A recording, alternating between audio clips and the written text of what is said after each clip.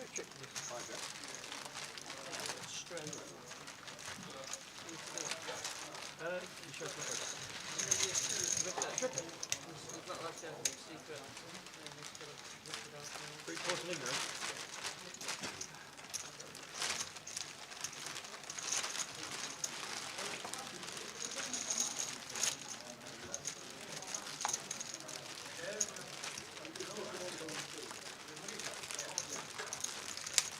I've done that now, that would be a nice souvenir. That would have been a nice souvenir.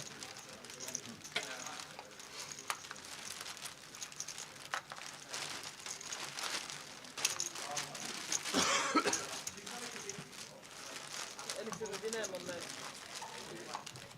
Hello? Do you have any idea?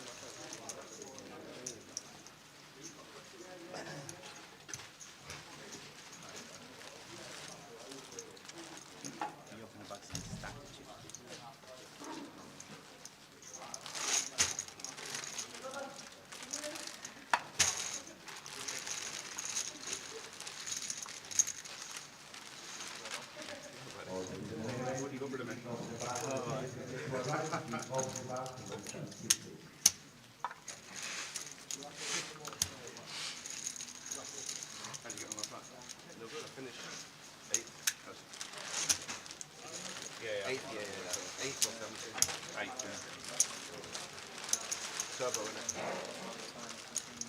Yeah, you'd get stuck early. You didn't, did you? I didn't. That's why I remember you on the table. Yeah, so go around that way, guys. I'm a turbo. I only had to fold about 45 minutes worth of hands. And 20-minute clock is annoying. Yeah.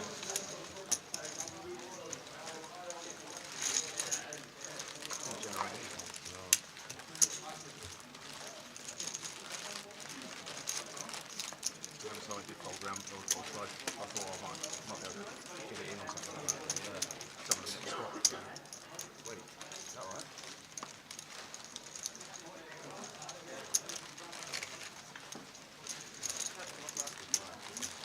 Hard to do wrong. No, as in like, I left the 500 chip in there. What table is this? 12. Especially with some David Blaine shit. Are you on 23? That one on the stage.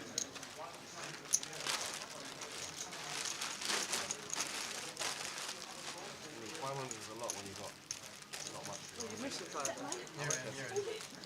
Don't worry, you just arrived late. I was stacking for it.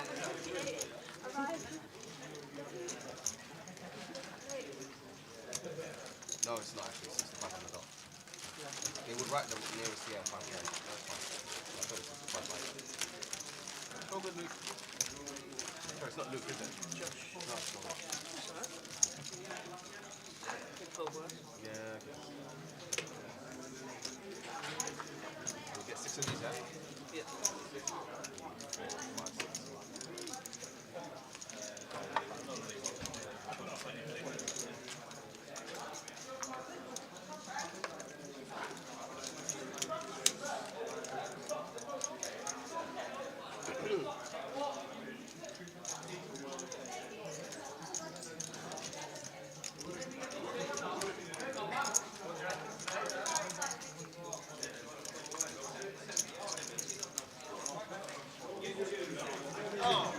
You too, man.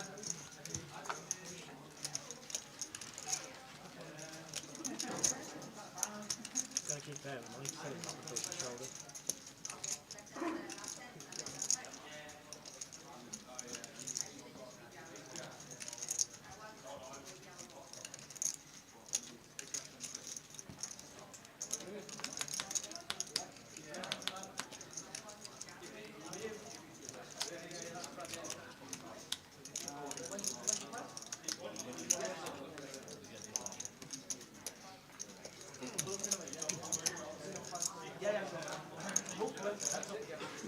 Sister? I'm older brother on the thing.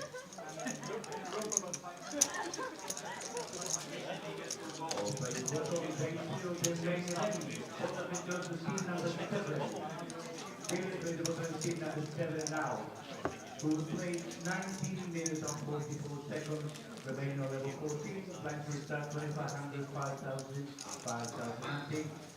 We're playing with short block today, 20 seconds free block, 30 seconds pause block. You'll have speed time back. Good afternoon, good morning in Canada, good morning in Costa Rica, good morning everywhere else. We are just about to start the final day of the 888 Poker Fest here in Manchester, and that is the final 50 names that you're rooting for. And we are just starting, run through the first feature table, Mr. J, as Leo is chip leader. First feature of the day, we're going to have James Heckle in 1, Alexandros Dranavisitos in 2, Matt Davenport in 3, Carl Cronin in 4, Abdul Ahmed in 5, Lee Alderwinkle in 6, Stephen Fitzpatrick in 7, and we got Cassandra Young in the 9 seat. Amazing story about James Dean. I'm guessing his dad were a movie buff. Because James Dean is one of the biggest movie stars in the entire world ever. Never heard of him, to be honest with you. Never heard of him. I know he's not big as Hugh Grant or Brad Pitt. I know them two. Anyway, seat 1, James Dean Heckle, Yeah. won $12 on Josh Manley's home game. Okay. He spun the $12 into a seat to this event in Manchester, Okay. and it's his first ever live game of poker. Right. Okay. There you go. Okay. And we're So we're all rooting for James in seat 1. gonna have an all-in and a call right off the bat as well. Here we go. Carl gonna have to call this off. Stephen shoving for 18 bigs from the small, facing MP. Here we go. Straight off the bat, we got a coin flip between Stephen Fitzpatrick and Kyle Cronin.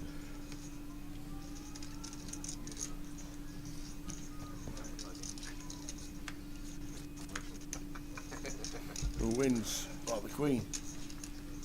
Queen is going to be doubling up to leave Stephen short now. Yeah, no runners, so 2 outs twice for Stephen.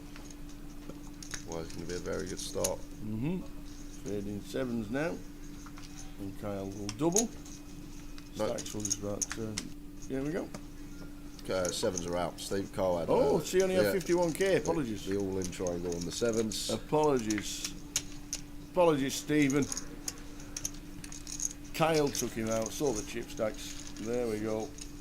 Just One out. Just catching up with the chat. How are we doing, everyone? How are we doing? Worst hands. Piano Cat. Ed Fest. Razvan. Lord Bar says go Cassandra. But plenty going on today, Tao. We have 5109 tickets to give away, I believe. Lime's just put it in the chat. Yeah. We have a $1,500 free roll, Yeah. and we got the final day. So, I might download 888. Get myself into it. gonna be a good day on stream.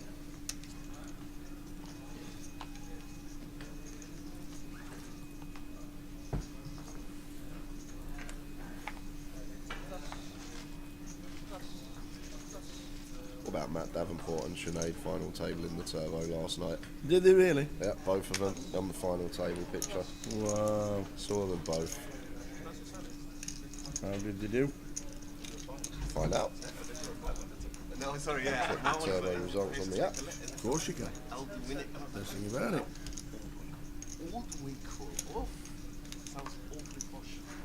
Matt comes 6th and Sinead comes 2nd. Very nice. More cashing. Macapack cashing as well. BR Wank. You Woo won it. You Woo won it. We'll be looking flop for Cassandra here. Looking top 2 pair. Oh, and gonna get some action from James. There you go. That's 5k.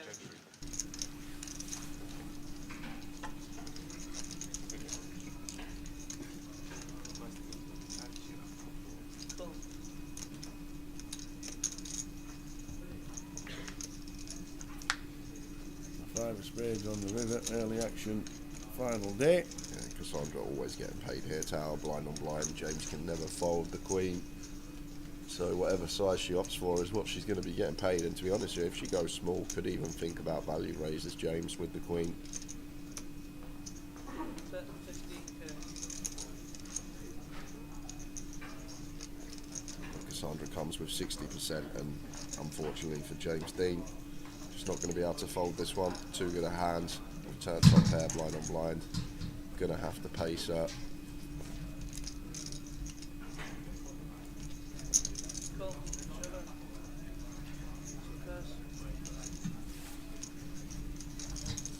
And the 2 pair going to be good for Cassandra.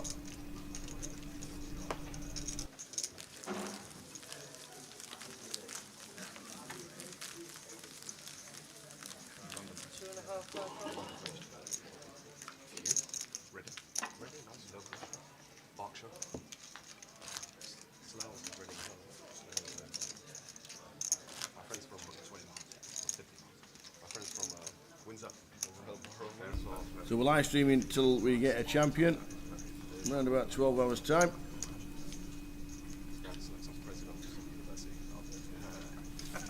Two and a half, 5 we started. How long did we start in?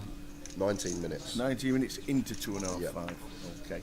So this session will be an hour and 40. So the first break will be around about 2 p.m. on the stream.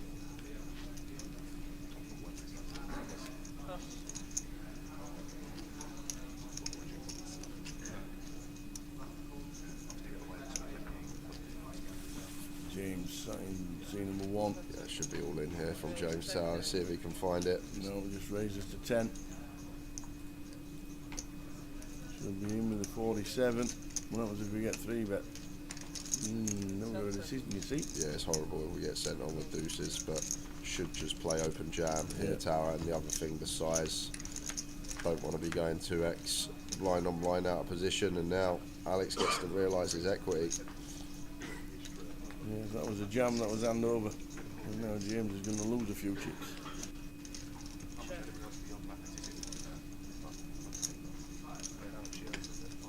Yeah, may not actually lose any here if Alex does just go for the aggressive route straight off the bat. That could potentially check as well, this top pair as Alex, but just firing out. And James with a quick fold with the deuces. Jams the 2s, he wins the hand. Should have jammed the 2s Tower. We'd probably jam deuces through 9s there, maybe deuces through 8s.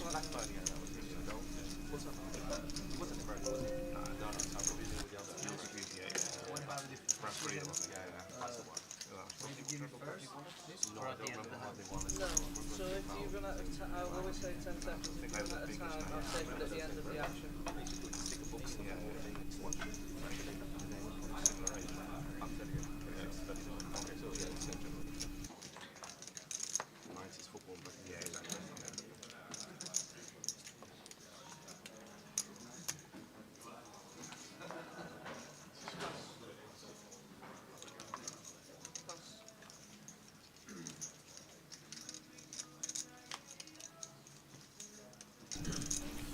Pocket 7s for Lee in the hijack. Raise 11k. Pass.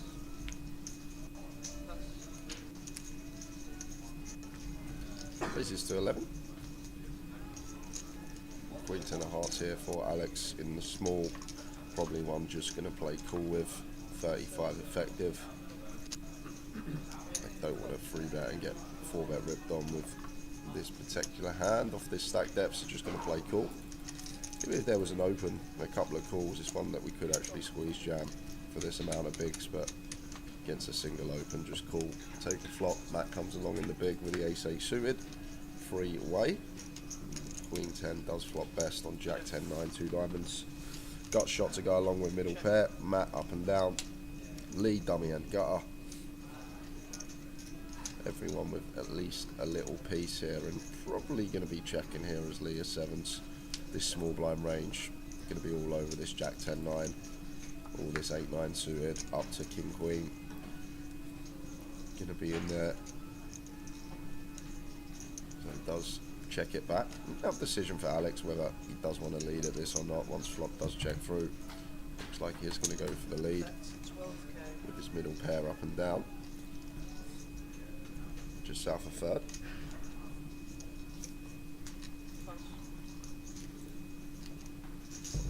Round to lead in 6 with the 7s.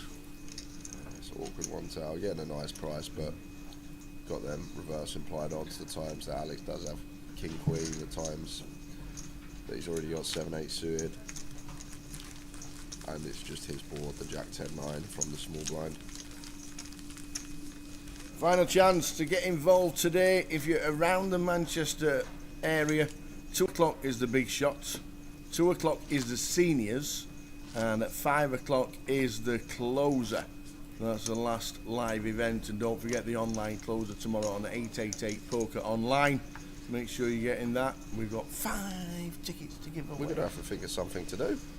Ooh, 5 tickets to give away. That's one for me, one for you, one for PK, one for Mikey, and get Andy one. Yeah, That's it. lovely. Sword. Thanks very much.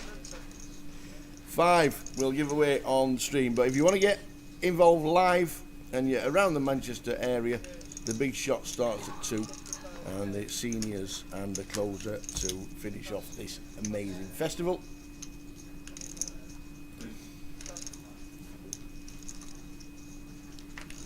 Abdul all but all in with the king queen from under the gun. Sends it in. For what is 13 bigs, one can definitely open as well as Abdul. Just going for the shove, does get it through. Picks up blinds and ante. Elden and Fred Blakey, our first viewer to come in the chat box on YouTube. Oi, oi, hey Fred.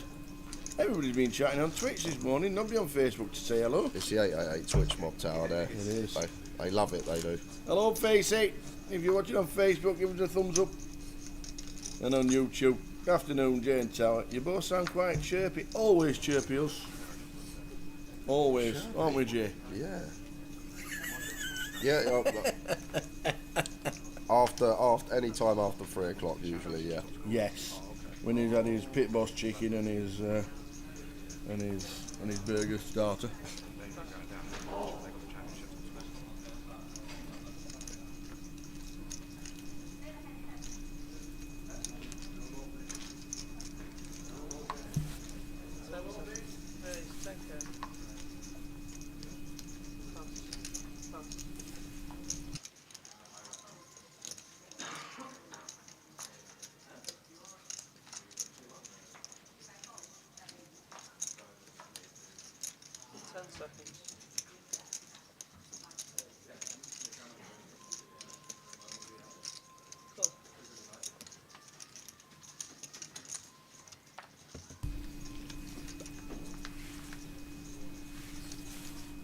989 flop. Up and down for Abdul. Starting seat number 5. I'm always on feature, he says earlier. He Why is. am I always on the feature? He I said literally it's is. just randomly. When it's not random, you see my name and you stick it on. Exactly that. First one is always random. The draw is just done on computer. And then we can pick and choose tables. Check.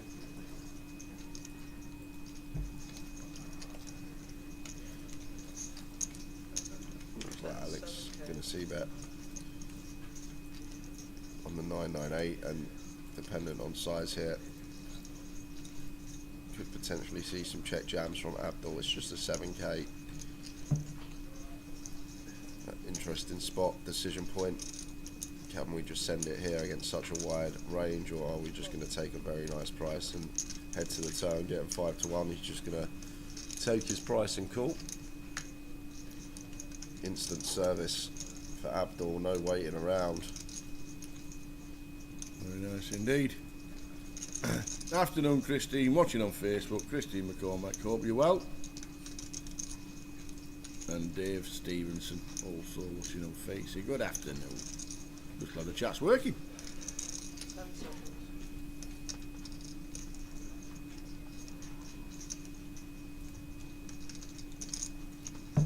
That's 16k. Plus. Turn leaders, Abdul.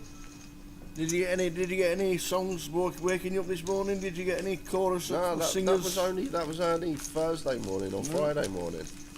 Nobody giving you any wham this morning. No. Wake me up Do before you know what go. though? I've had that song in my head all weekend because of it. I'm not joking, because of it. Ronan Keating has been in my head all weekend.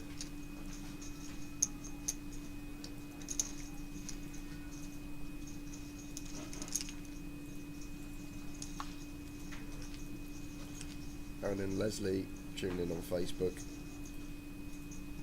RFT, good evening on Twitch. And how we doing, Red Boy? Hello. This is the final day. We are playing down to a winner. We are full day packed of action. We got giveaways, we got free rolls. Thankfully, we've got no trebles as it's a Sunday. Correct. You've got your golf bets to do it again. I might just quit. Just might. Miles in front. Just might quit while my head's out. That's it. You got yourself bought into the main event at World Series this week.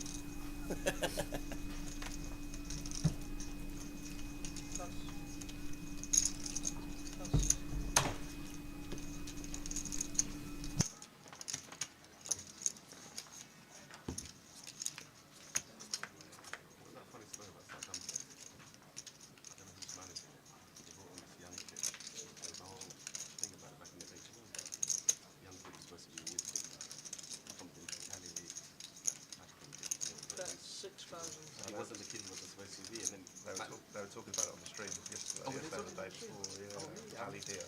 Ali Dia. What was the story of Ali Dia? I remember George Weah's cousin. And they said he was as good as George Weah. Yeah.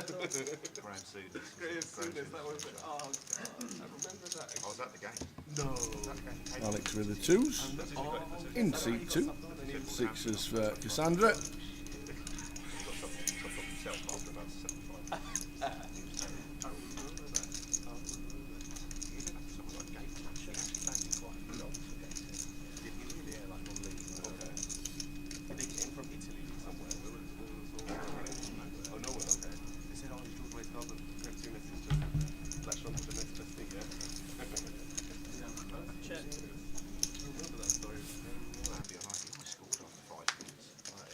What didn't he have like a howler of a game as well? Like he missed an open goal, like the way he was running or something. The way he was running, just yeah, it was just like this guy is not the guy that Harrison was thought to be.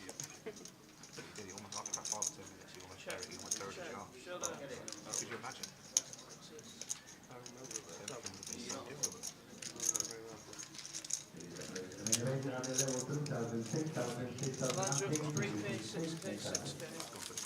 So just checks down. Cassandra takes it with the sixes. UKPL, this is what we got coming up. These are the dates. We are in Manchester. London is being moved. We've got a date change for that. We are going to be back here in Manchester for that leg. Cross out London and put in Manchester. Exactly that. For the big one. The 1K buying for the big one in Manchester. That should be a cracker. Yeah, and these are the date changes. There's the venue changes. So the UKPL and 888 Live change from London to Manchester and Reading South. Indeedy, indeedy.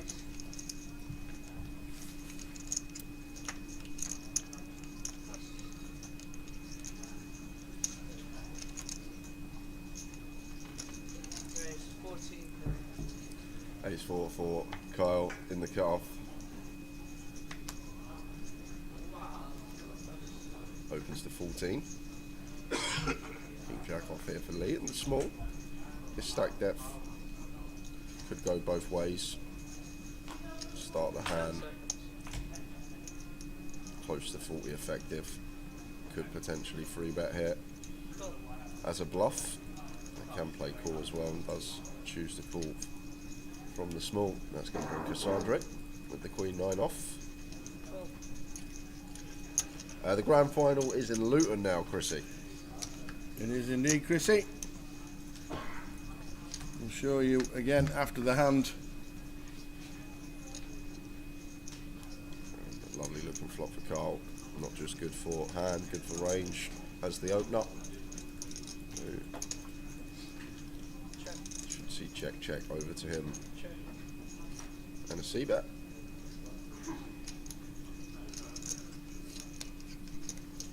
Set 16k. There goes for third pot. Like it. And he's going to have to call once with his second pair. We'll lose Cassandra from the hand and off to the turn.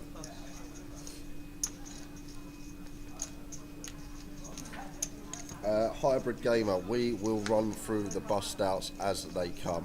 There's a tick up top right of the screen, Yeah. and that will drop down as the players bust out. When it does, we will let you know who has busted. We may also catch some outer table action. If the team are on the floor, we'll film some all-ins.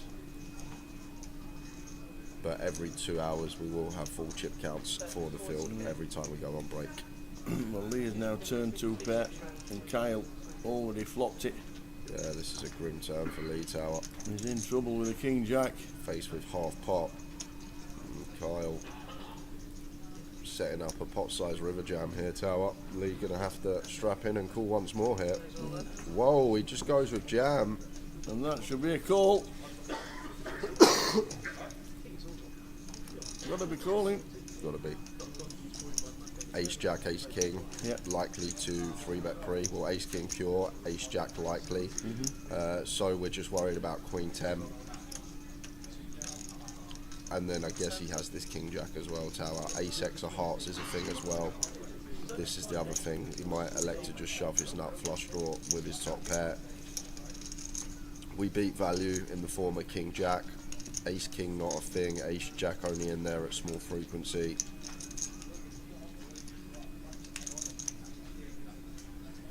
So is he actually thinking about folding here, Tal? Does he just think Lee's got Queen 10? Is it a monsters under the bed situation? Because this hand, if we're folding 2 pair, especially aces up, Lee could just plausibly jam anything with a 10 or a queen blocker in it.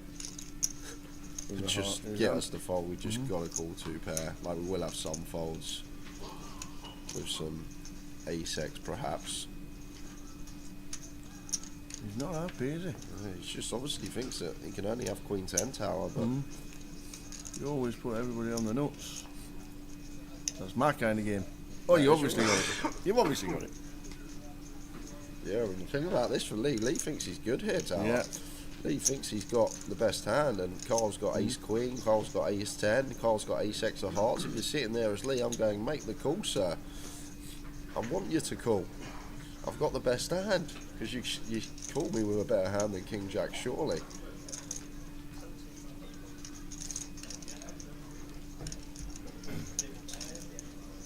He wouldn't just call pre-ace king, he'd 3-bet.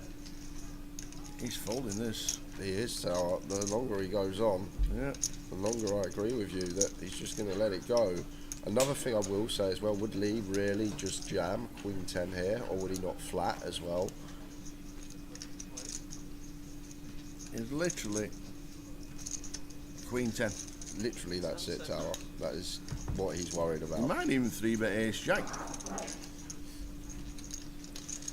3-bets the jack's pre, 3-bets the king's pre. Using all his time banks here. Not going to have any left after this hand.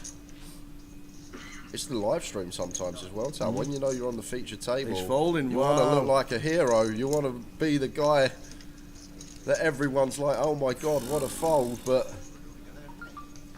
he was in front with the ace 4. He's got out the way. And Lee, when he watches that back, will not believe his luck, Tower. How on earth has he got a better hand to fold there?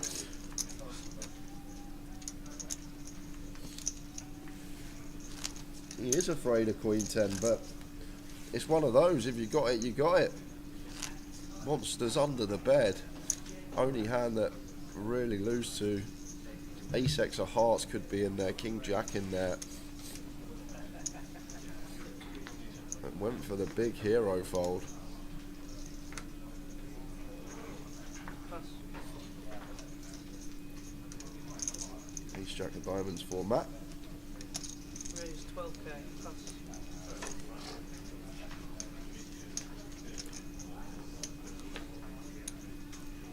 Yeah, I keep asking that. Is Zild James's online screen name? Because I'm guessing that's what people are rooting for. James's first ever live tournament.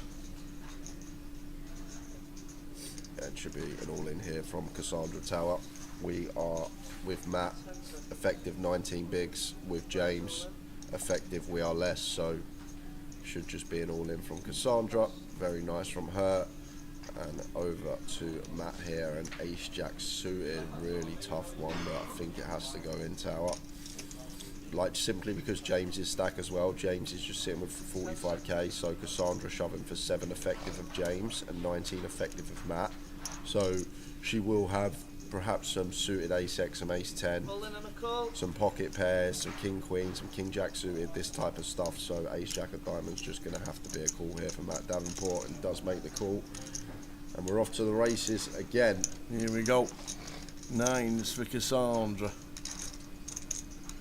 In seat number 9. Matt doesn't lose flips though, says Mr. Miso, you're right. But he needs to hit running diamonds, an ace or a jack.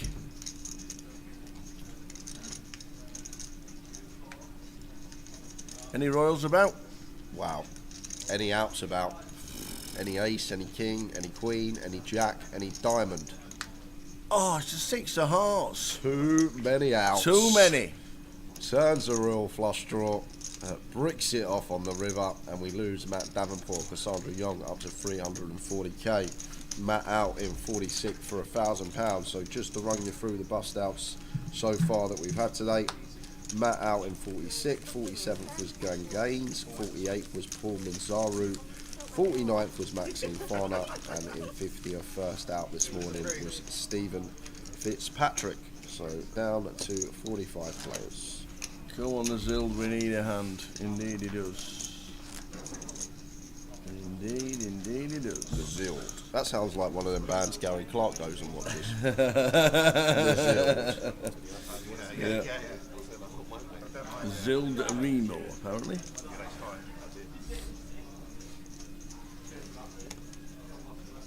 Raise 14k.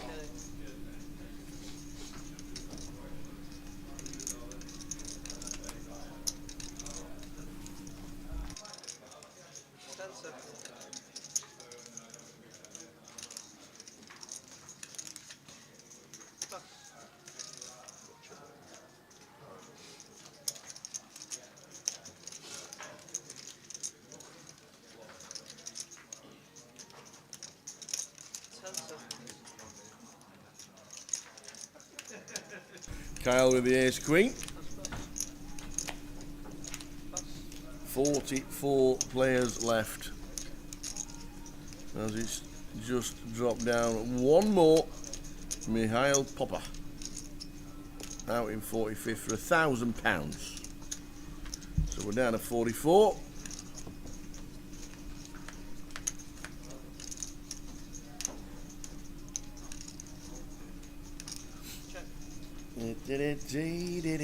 King 5, King flop.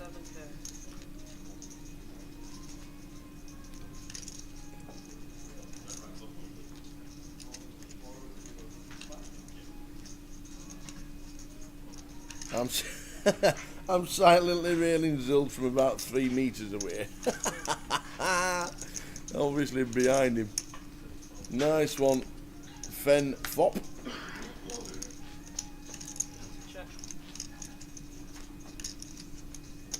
I think it's a brilliant, I think it's an absolute great story.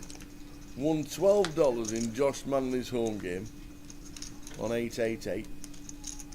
Spins it up into a seat to Manchester, cashes, and it's his first ever live tournament. It's just an amazing story. It's how they all start, you know.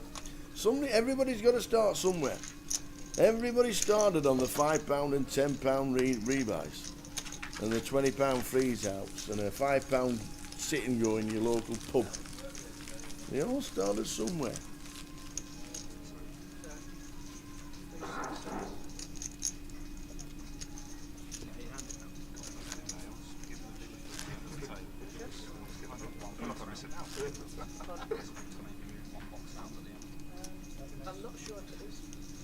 giving away 1,500 in cash prizes today as well in free rolls. Today's free roll. Stay tuned for the password. It will be announced live on the stream and it'll be in the chat. The 1,500 free roll today. Big one for you guys to get involved in, and this coming to the table if you've never seen him before is one of Britain's most consistent players, Leo Worthington-Lees. He is an excellent player, cashes all around the world, plays the big ones. Also, if you follow him on social, he does sell a bit of action every now and again. And if you do want to get involved and support the players, then have a sweat. That's how a lot of players do it. I know Leo does it now and again. And he does cash on a regular basis. He's a very good player.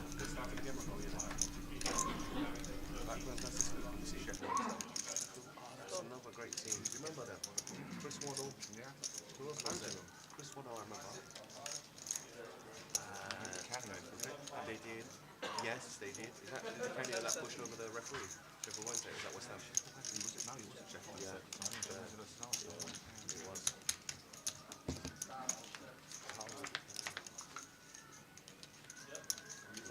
Preston in goal. Chris Woods in goal. I can't remember Chris Woods. Unsworth never played for them. He was Everton. Yeah, okay. Who was the other player? Flop a queen 3-4. Goes check, check. There's the queen. Game changer. You can't do that. When was the last time we ever see him?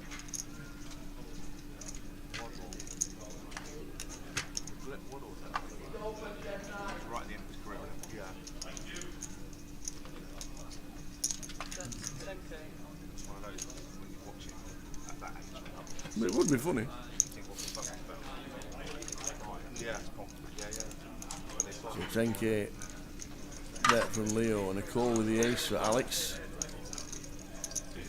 9 playing at the minute, but not Leo. Leo's ace 9 will be playing. Checkity check. Ace 9 plays, and it is good. Queens and kings, ace 9. So the final day of Manchester. Our next live event is Luton, but it starts on Wednesday the 24th. Starts next week. This is Card Room Direct and the UKPL in Grosvenor Poker down in Luton. Starts on Wednesday with a double cash out satellite, the main events all the way through.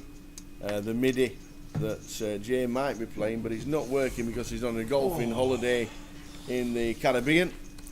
So off he goes golfing on when we live stream on Wednesday the 1st. Golfing in the Caribbean. We've got Sam. That's where you said you were going. No.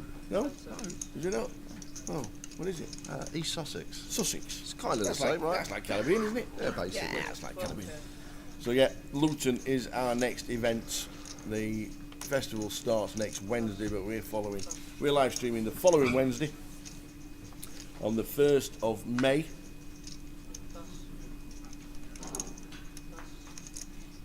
And if there are any of the 888ers that are going over to the Malta Poker Festival next week, we might see you there.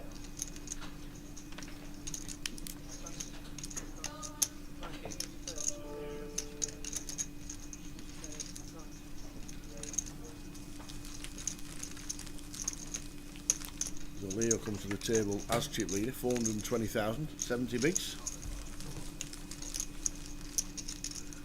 44 players left. Everybody's in the money. Everybody's cash for £1,000 minimum. So we'll whoever cashes now, whoever gets eliminated now does take home £1,000.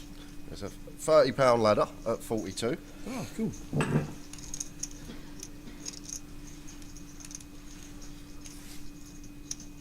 Matt Davenport last out on the feature.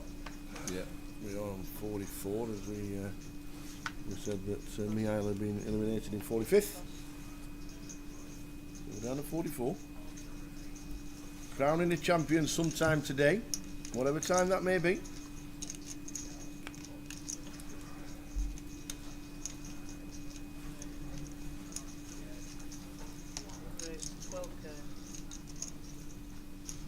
So Alex opens cut off. Leo Worthington lease. Chip lead up to start the day. Funny story, Leo busted the high roll up in third place. Late regged the main for 25 bigs and then bagged up chip lead a couple of hours later. So Unbelievable spin. great. An amazing spin. Let's open from Alex here in the cut off. Leo just flattened the Jack 9 suited. Don't have any other option here as Leo can't free bet this one tower because it's just such a great hand with position playability at this stack depth. If Alex was as deep as us, then can start throwing in some free bets at that stack depth, but here just playing flat brings Abdul in the big.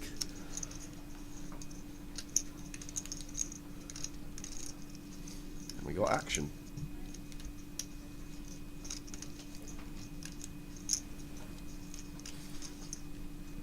Check. See if Alex can find a check.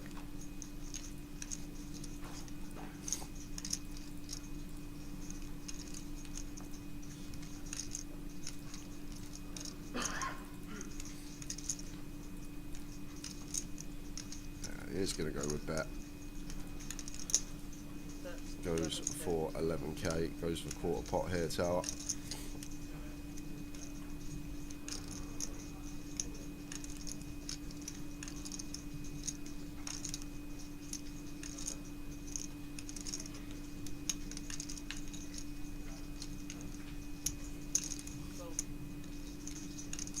Leo makes the call with his pair and the second up flush draw. And Abdul probably going to get out of the way now. We are getting a good price tower, but we have got the times both players have king 10 in range. We have got the times it rolls off a jack, reverse implied odds, and potentially out the door. So we are getting this great price as Abdul, but I think the 10-8 just got to go into the muck, even with a heart here. After betting a call, does choose to let it go. Come on, the Silderimo, says Adam. How are we doing, Adam? Come to join the party, and you're joining at a great time because Leo has just hit trip 9s against top pair decent kicker. Yeah, so no decision for Alex. Not a good card to see because Leo will have some 9x, and as well as that, we now chop with all the suited ace-x that he would pill, like this ace-10 down to ace-deuce suited. So now chopping with these hands, and Leo's still going to have the king 9 suited, the 10-9 suited, the jack 9 suited, the 8-9 suited, all going to be in here for him. Would call just south of quarter C bet. So like the check from Alex now.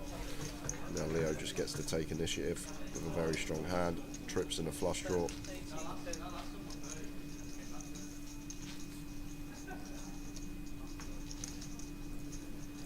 To call. Yeah, clear call for Alex. And notice here, really small size from Leo, just south of 30%, but what it does, it will set up a nice comfortable river jam, 103 in the middle. There'll be 88 in Alex's stack, so it gives us a nice little 80% jam on the river.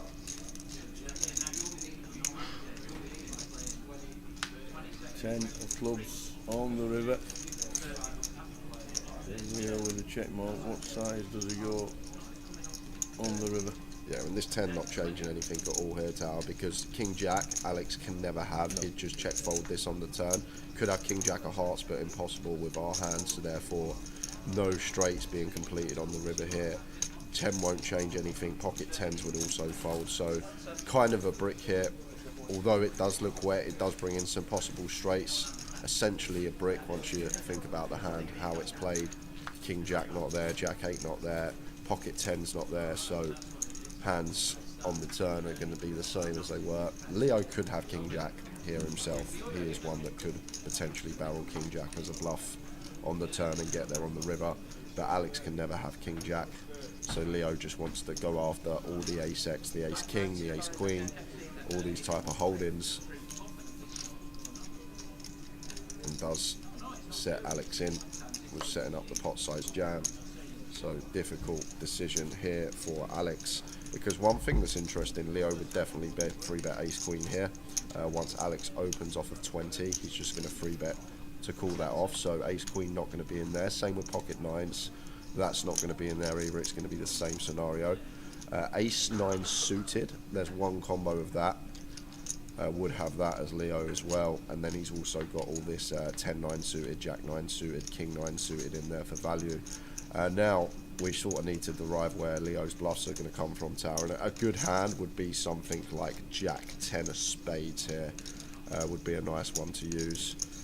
Flop the up and down, barrel the turn, and now use this hand on the river to go after it. So I think the bluffs are going to be the King 10, the Jack 10 for Leo, and then the value is going to be that suited 9x that we spoke about, and then once in a while the King Jack that wants to semi-bluff turn and gets there on the river. So difficult spot here for Alex, especially against a capable opponent with the ace Jack here. One thing he may be thinking to himself is, could Leo ever be doing this with an ace, trying to get him off of a chop? If Leo happened to have a suited ace-x, would he take this line trying to blast us off a chop pot? So a lot of things going to be going through Alex's mind, but makes a very good laydown. Nice fold, sir. Came to the right decision with the ace jack.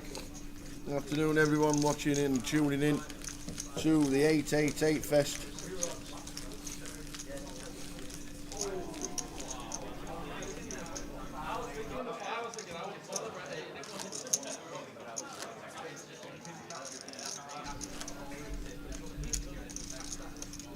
.42. Couple of players being eliminated as it drops down to 42. Who did we lose? 44th was B. How Wang.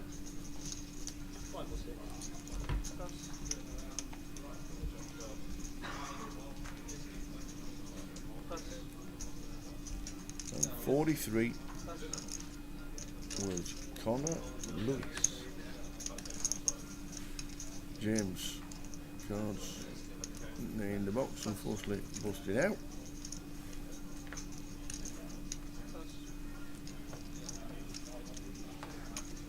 Raise 12k.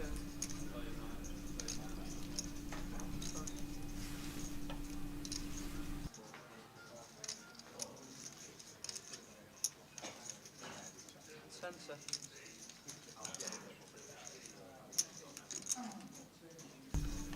Abdul with a jack 9. 9 the call. Oh, flicked it in the muck. Awkward one for Abdul when we're working with just shy of 15 bigs there, Tower, with the Jack 9 suited. Does just let it go. Lee going to have a clear defend with Jack 10 off in the big.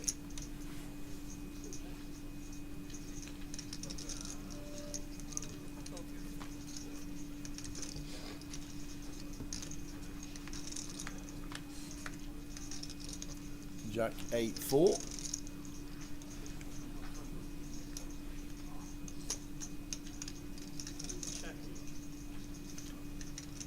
Top for Lee, bottom for Leo. Yeah, decides to check.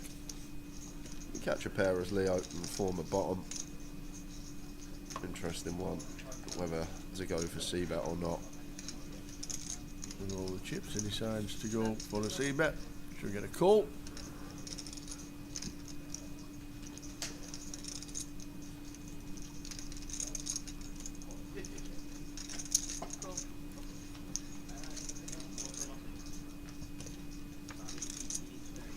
Seven of diamonds on the turn. So Leo does pick up gut shot now, and so does Lee. And one that very likely to go check here, Tower. Leo will be aware this 7, just so much interaction with the calling range on flop. All this 5, 6, 9, 10 in there, and the hands like 7, 9, the hands like 7, 5, 6, 7. They're not going to be folding versus another street, so all those reasons makes for a viable check with position. Does check it back and gets there. With a 5 for 2 pair. Leo with the chips, getting a bit of fortune as well.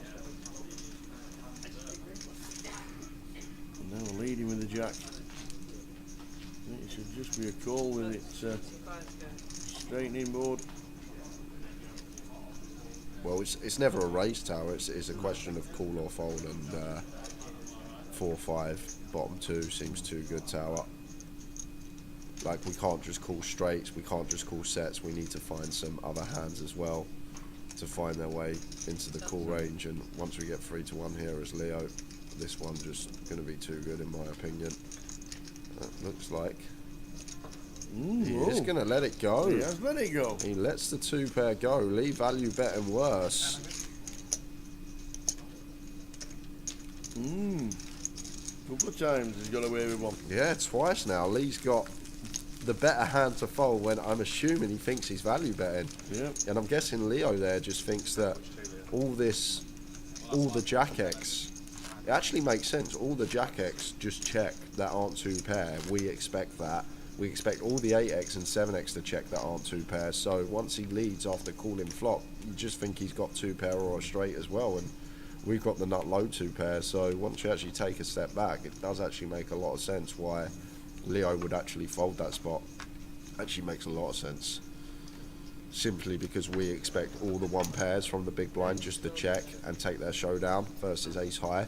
So once he bets, it's 2 pair plus. That's what we're going to assume. We have the nut low 2 pair, so we can't really find any bluffs with that run out. The way the board run out, Jack 8-4 rainbow, sort of all the straight cards coming in.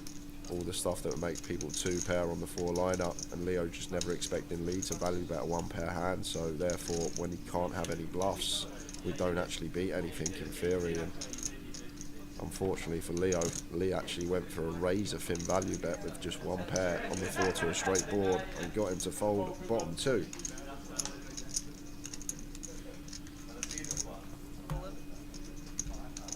Abdul says have some of that. With the 8s.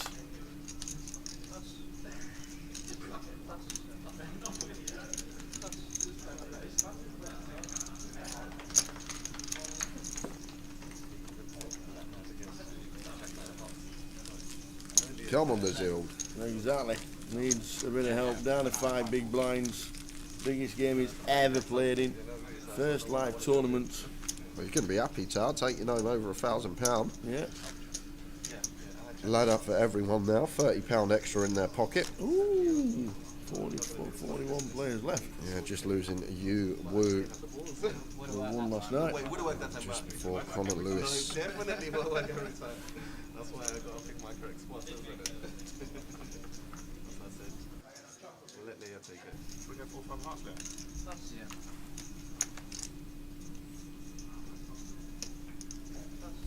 Come on, the Zild. Let's give him a hand. King 9 off into the muck. Ace King for Alex. Should be an open here, Tower. Off of 14 bigs from early position. Just want to open this hand. Want value. Want someone to do something behind. Want value from big blind to fem range.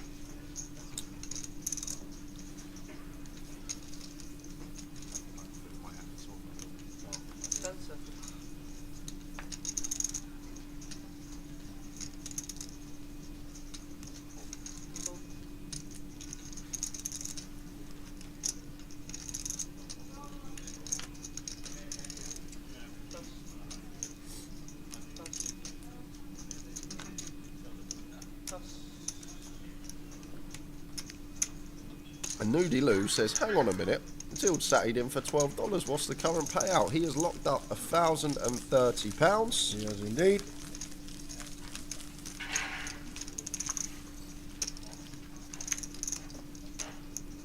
£1,030 minimum.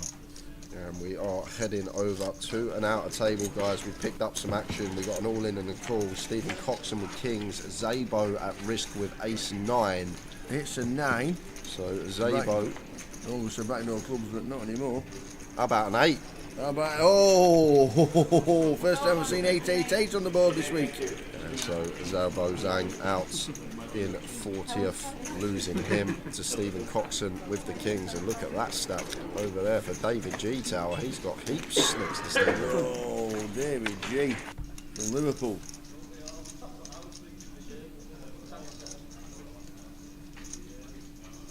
David G.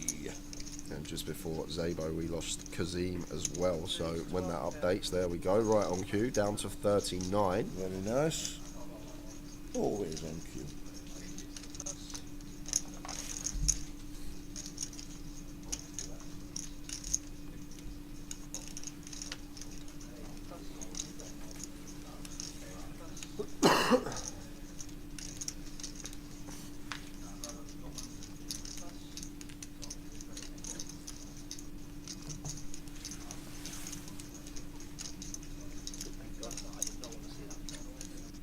Raise and take for Alex. No, absolutely not. 6-6, mate. We'll see what we can do. Happy Ray says, big blind special for Zildy, please. Let's give him the aces in the big. Give him one. Come on. Drop a hand. Drop a hand for the Zild. He's on the big. He has to put in the blinds. Oh, where's he look at going? this. This is great for him. This is actually great for him. I know we're losing Zild from the featured table, but it's great for him because now he don't have to post his big blind. Well, he might go plonk himself in the cut-off on the other table. That'd be nice. Don't think it works like that, but that'd be nice. So Zild just moving as he was posting his 12k. God. We're all rooting for him to get a big hand on the big blind, and now we're going to have to hope and listen for a spin.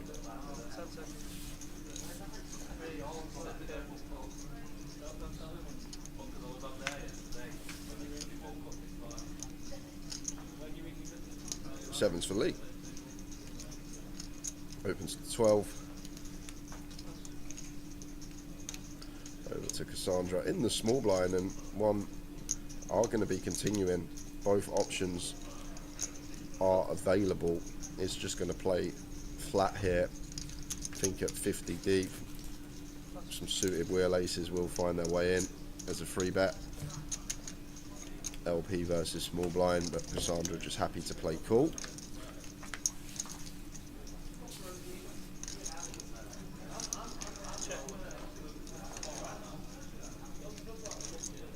And looks like going to be a range bet from Lee, just C bet and range on the ace high board.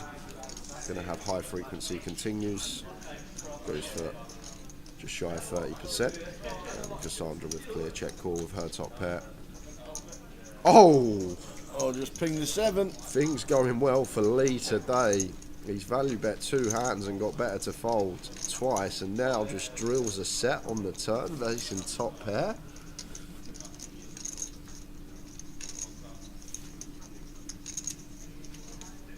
That's 32k. We'll see if we can get on at next session for you, Doc. We're going on break in 45 minutes. Yeah. We'll see if we can get one of the pros on, one of your 888 guys. Did Easty or Josh back? No. No.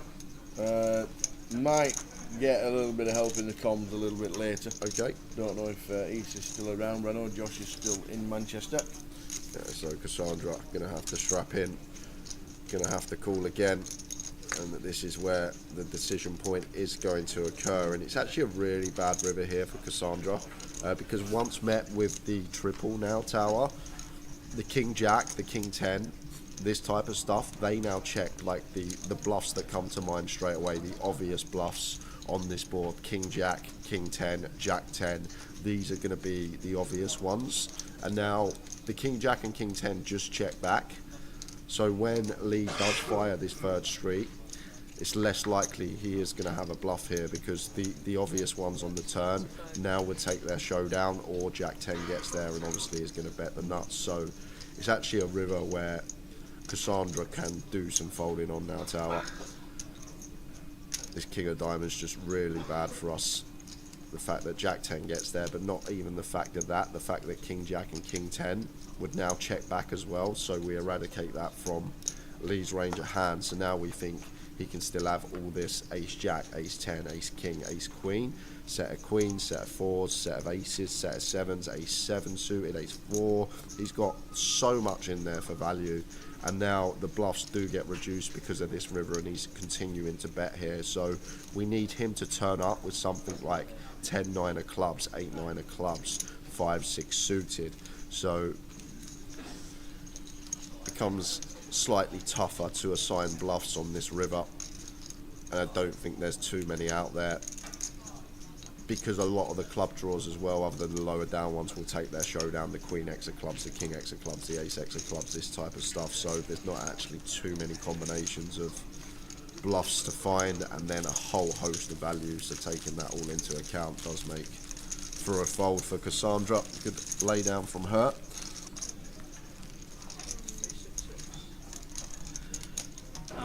Quickly off to the outer table. Dan Laidlaw, starting season 1. Yeah, he's all in against Adam Petrovic. Adam Petrovic, actually the player covered here with the Ace Queen suited, so Dan not at risk. We need a queen.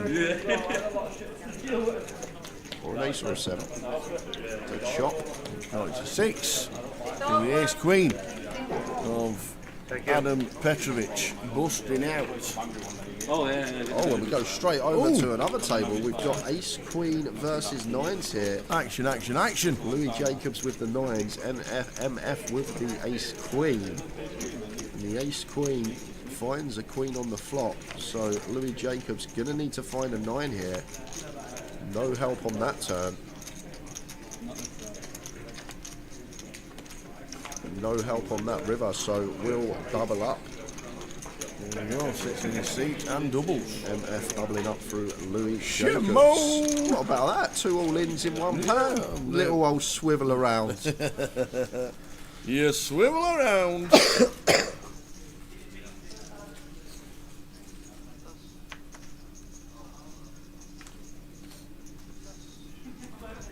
So 39th for Adam Petrovic and 1,030. Top right, it says 38 left.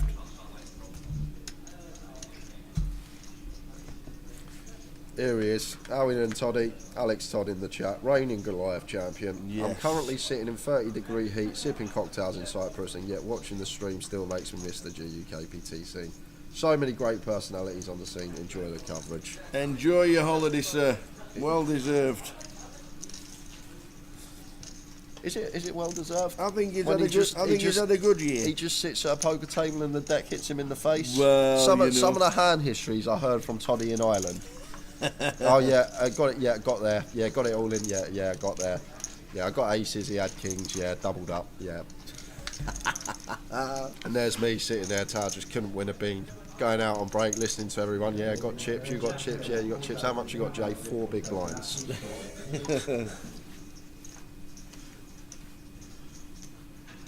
But you do need to up your game, Toddy, because one thing that we were chatting about off camera is that the next time you win a tournament and you've got the Arsenal jersey on, Jay's doing the interview.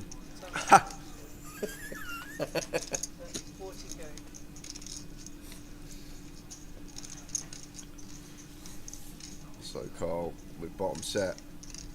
Leo top pair up and down. Not going to be able to go anywhere just yet. Going to have to call again. Getting some cold flops tower once again. Top pair versus a set.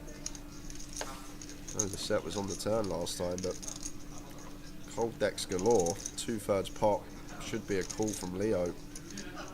Can't see any world in which we fold top pair with an up and down to go alongside it.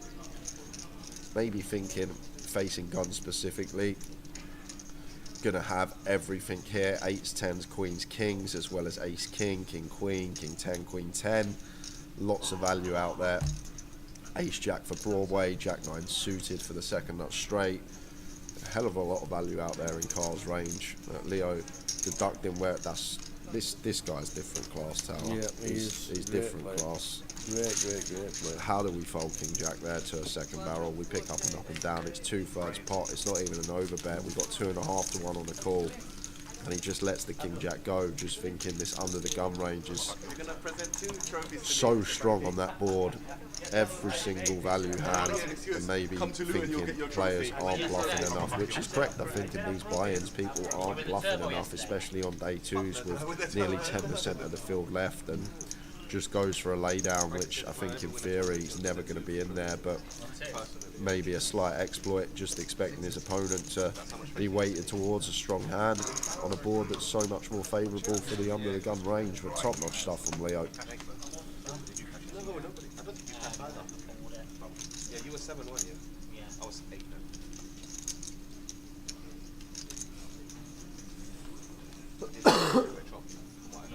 Yeah, I looked to see what I saw a 3-1 shot.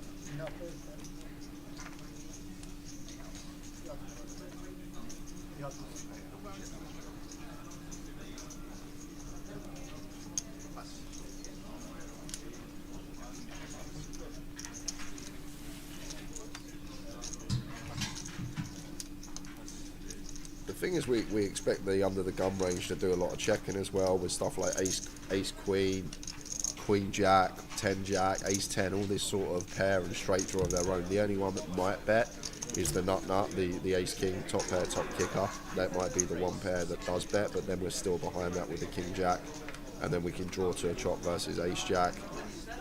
So I think Leo just assigning a range of hands that bets that turn to ace king plus for value, which is all going to be in there from that range, and then expecting like all this one pair straight draw type stuff to just check. So once our opponent bets, it's like, hold on a minute, our hand doesn't actually beat anything. Yeah, we are getting a price with our up and down, but people don't really tend to turn like 5s and 6s into a bluff at this buying level, like the hands that you'd probably choose from under the gun there to go bet with as a bluff would be something like 5s or 6s or 7s unblocking the flush draw.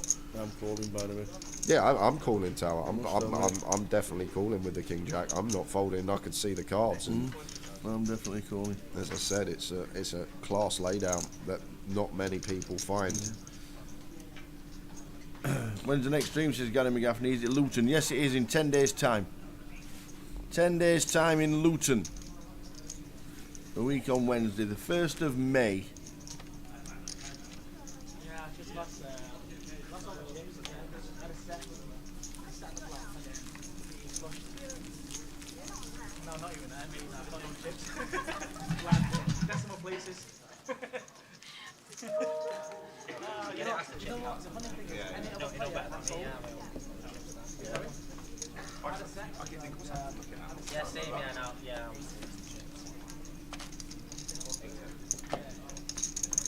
Any other player at full.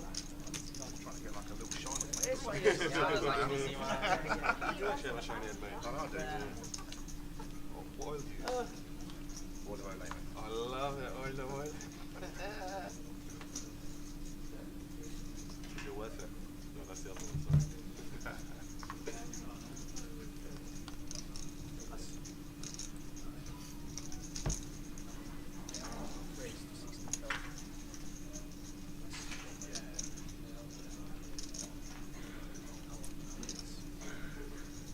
I said Dan Peacock I wouldn't fold, and in theory you wouldn't fold either, but we're playing a £500 comp here, and exploit is a thing.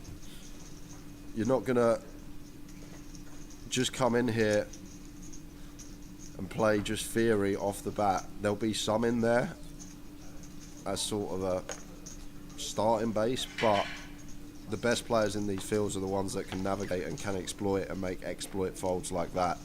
Like theoretically, if we're playing a 10k online, yeah, we never ever fold that hand against 2/3 on the turn, but we're playing a 500 pounder, and there's going to be a lot of exploiting going on from these good regulars, and these are what the best do. They can veer away from theory one hand and then go back to it another hand, and that's just an exploit lay down there from Leo. Doesn't expect people to be bluffing the 6s, the 5s, the 7s in this tournament ever, therefore doesn't expect his opponent to ever have a worse hand for value.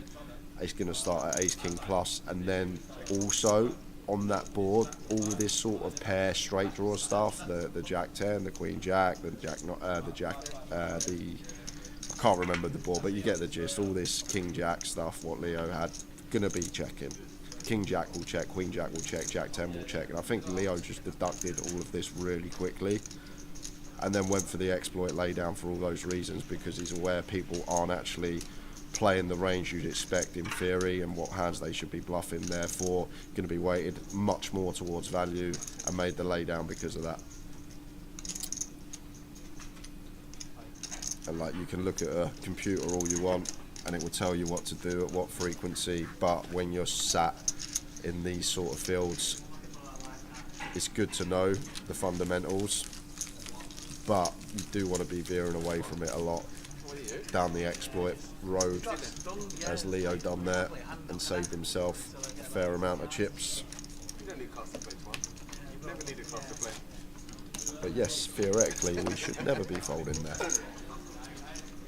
but we're only playing theoretically if our opponent, that's only working if our opponent's playing perfectly as well, which is never going to be the case in almost all tournaments, let alone this one. Buenos dias, Con Martinoni. Good afternoon to you. Hope things are good.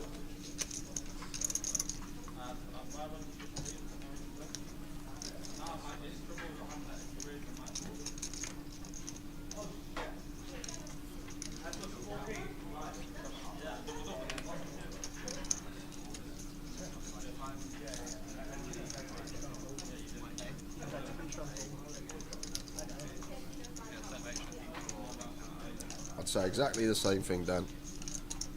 I'd say, in theory, we shouldn't fold, but in this moment, it's a great laydown. Now Abdul just sending. Whoa, when did the blinds go up? 4K, 8K?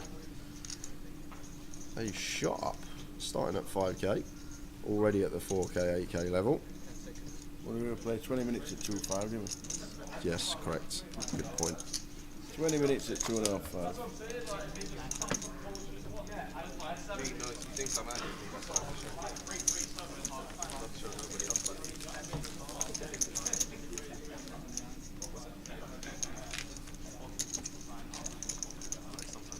Got excited on the first card. Oh, you really? King. It's a bit higher than a 9. We got to think of something to do for the giveaways as well, Tam, because we've got 5 tokens to give away. 5 tokens. That's a fair amount of time that's going to need to be used to give them away. We'll do one next session.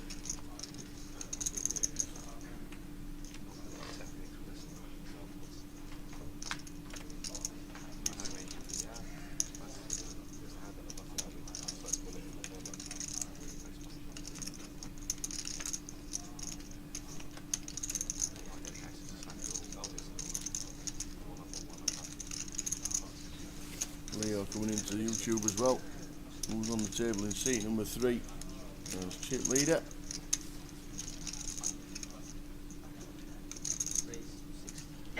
Jack 10 suited for Alex. Raises to 16.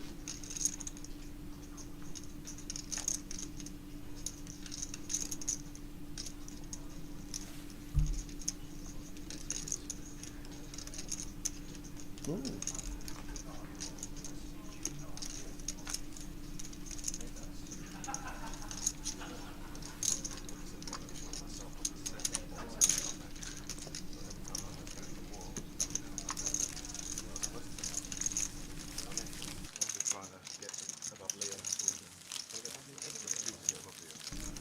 Off to an outer, another all in and a call. Deuces versus Jack 10. And the deuces need to fade a lot now. They do now.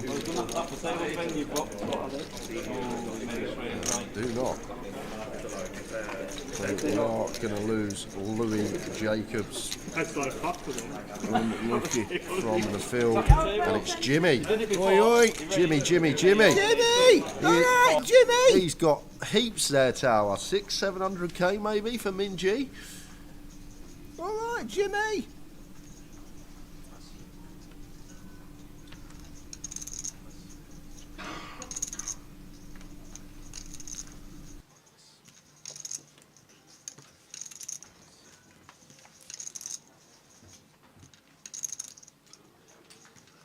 Do it, son. So Kyle with 2s. 2s doing good on the last table. King 6 suited for Abdul here.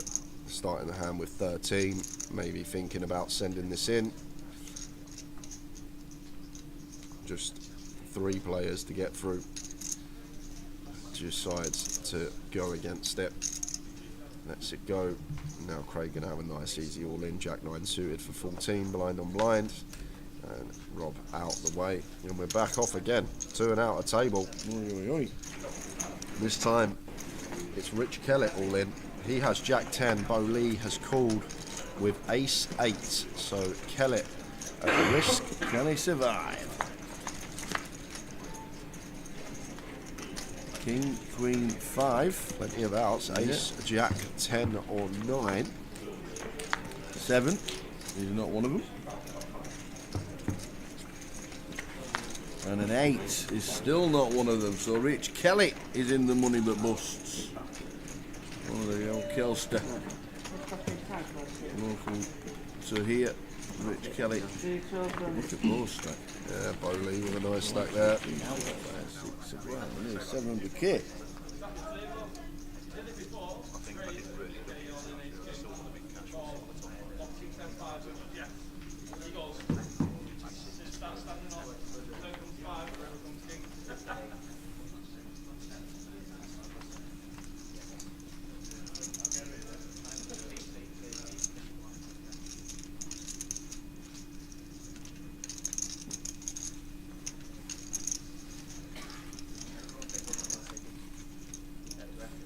Finally comes to the table.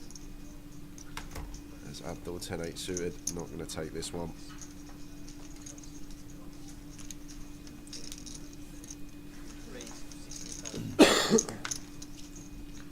Had to run an errand. What did I miss? Not a great lot. Zild's gone, but he's not gone. Yes.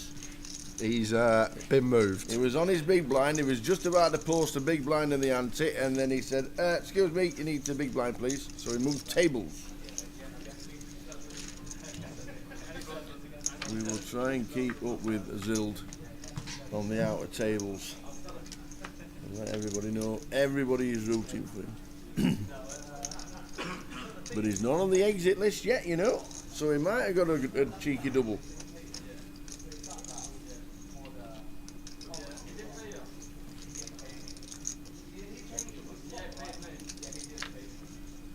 Craig and Cassandra here.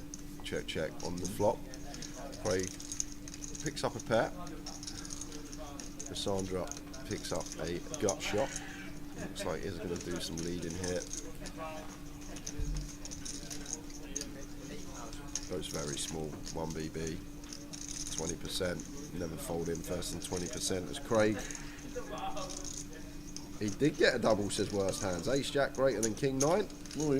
He's up to around 10 bigs. So let's root for the Zild. Come on, the Zild. He might actually come back to the feature because he might be on a table that's picked next. We don't actually know if he is or not, because that's another matter, because the break is in 25 minutes. So we'll just have to see.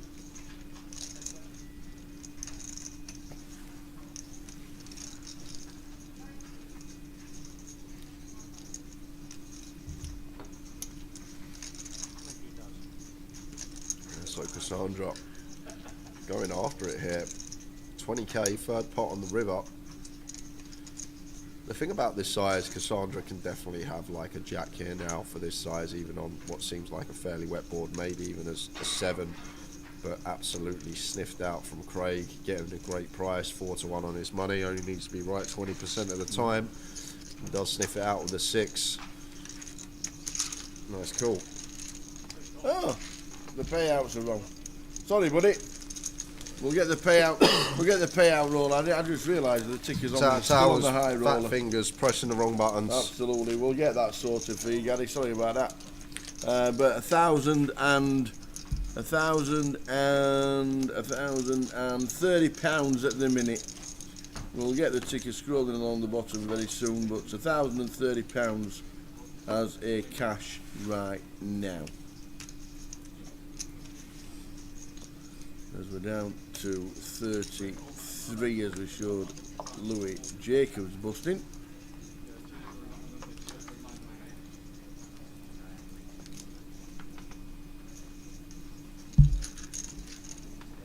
$328 good numbers in the main.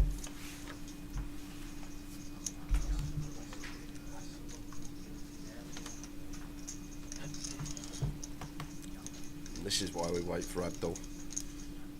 Thought he might have taken the suited king and the cut off, but gets his patience rewarded. Gets the ladies off of 13. Gonna go for open.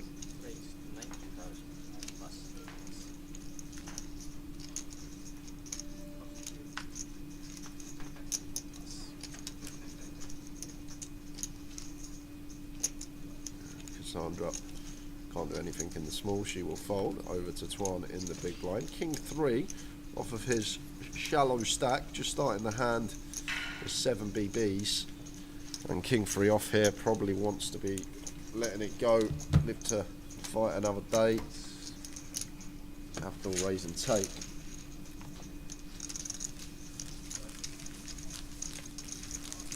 Yeah, when we come back after the break, guys, it will be about 2:15. We will let you know how you can get yourself into the $1,500 free roll today on 888 Poker. We will. We've also got 5 109 tickets to give away for tomorrow's UKPL closer on 888 Poker. So lots coming up for you guys. Plenty to give away. As you can see there, 21 minutes until the end of this session.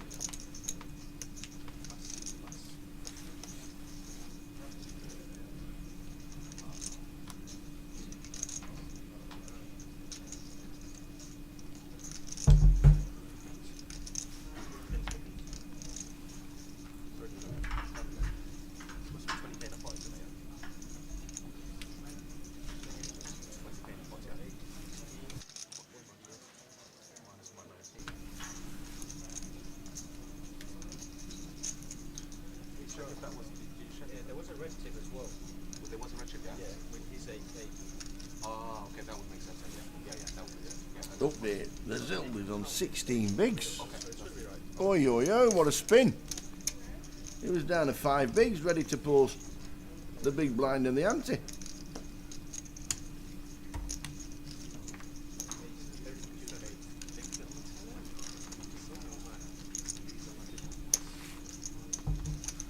Not for that. Sorry, but I really needed that. No, actually, yeah.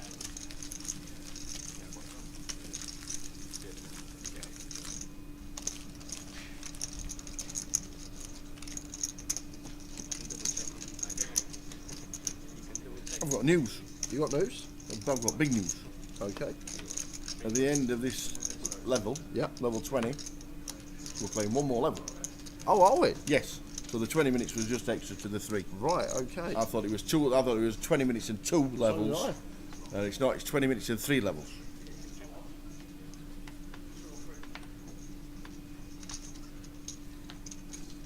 So we got another hour. So there we go.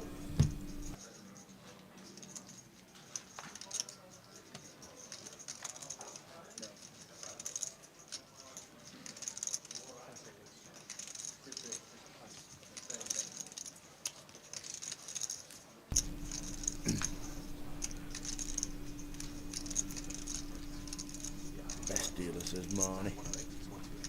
We get any out of table action, we do flick it into the live stream, which is brilliant, from the floor.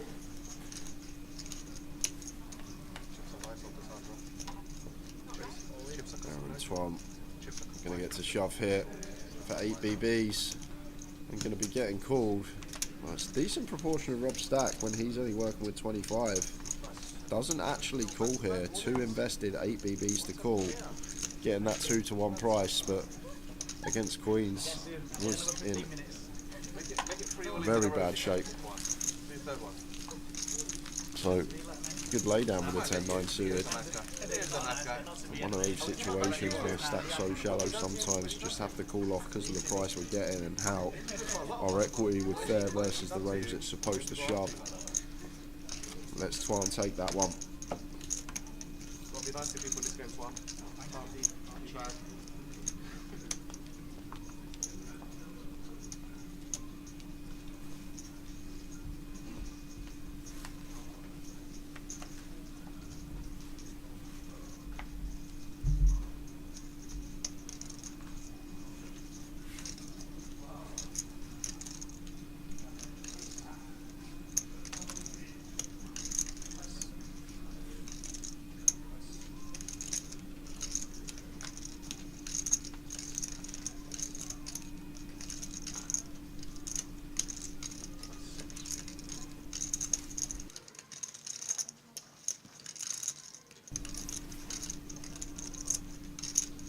How are we doing, Julie? Tuning in on Facebook. Good afternoon.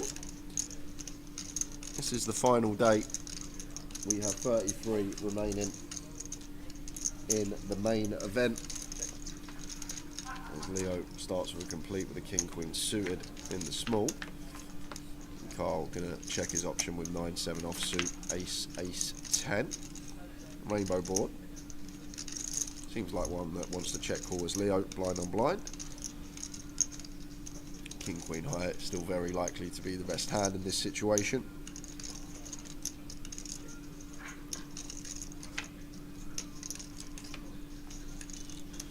So check, check. And I think this is one as Leo that's just always hunting for showdown. Not a high hand, one that we can happily check call on the turn. If met from a bet from Kyle. Let's go check, check again.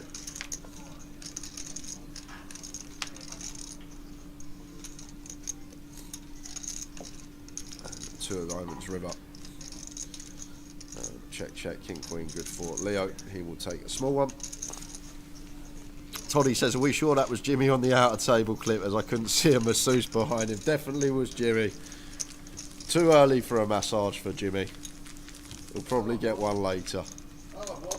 You'll have one, what, a massage? Oh, yes, please. My shoulders are killing Yeah, me. you won't be getting it from me, I'll tell you that much. Oh, my shoulders. Oof. Oof, my shoulders. God.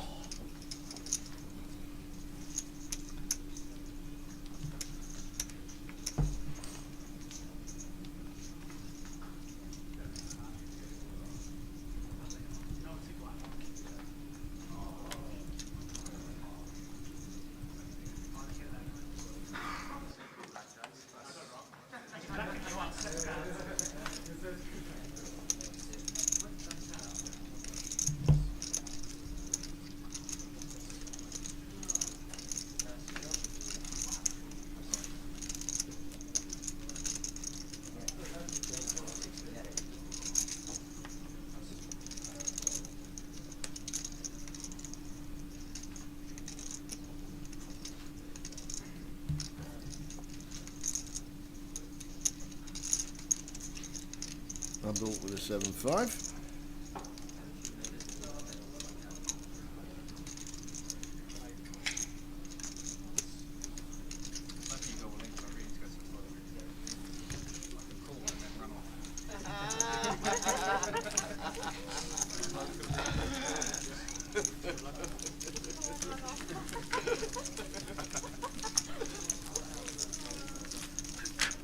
So, because guys, we're not going on a break as expected, Yeah. and we've got another, 55 minutes off the session. Oh, yeah. I believe the free roll starts at 3:30 GMT. 3:30, does it? That's our time, isn't it, GMT? It is. Yeah, so we have got an hour and 45 minutes to give the password out. What you need, one thing you will need, Yeah. if you'd like to be in the free roll, you will need Twitter, or X as it's called these Oh, days. okay. Oh. All on Twitter. Not all on Twitter, but Twitter will help. Yeah, okay.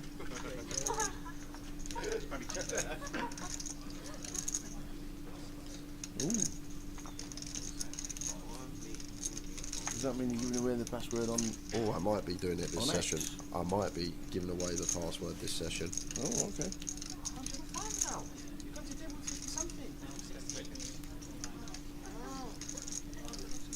Well, you can register at 2:30, so I'll probably give it out about 25 past 2. Like it. But you will need X, and you will need to be following 888 Poker on X/Twitter, whatever you call it these days. If you're down with the kids, X. If you're old like me, Twitter. It'll never be X for me. So, Not even a word. if you want to participate in some giveaways today, guys, you want to play the free roll, make sure you're following 88 Poker on Twitter/X. And at 25 past, I'm going to tell you the password, what's going to be going on, what we're potentially going to be doing for some 109 closer tickets for tomorrow.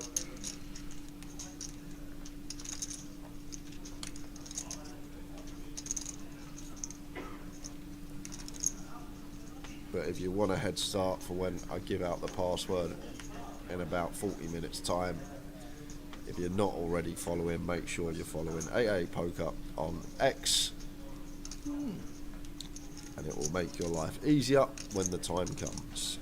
Good afternoon, Michael Robertson, watching from South Africa. Whereabouts in South Africa? I've been to Simonstown in South Africa, where Penguin Island is. That's amazing. Cleverest penguins in the world. That's Penguin Island.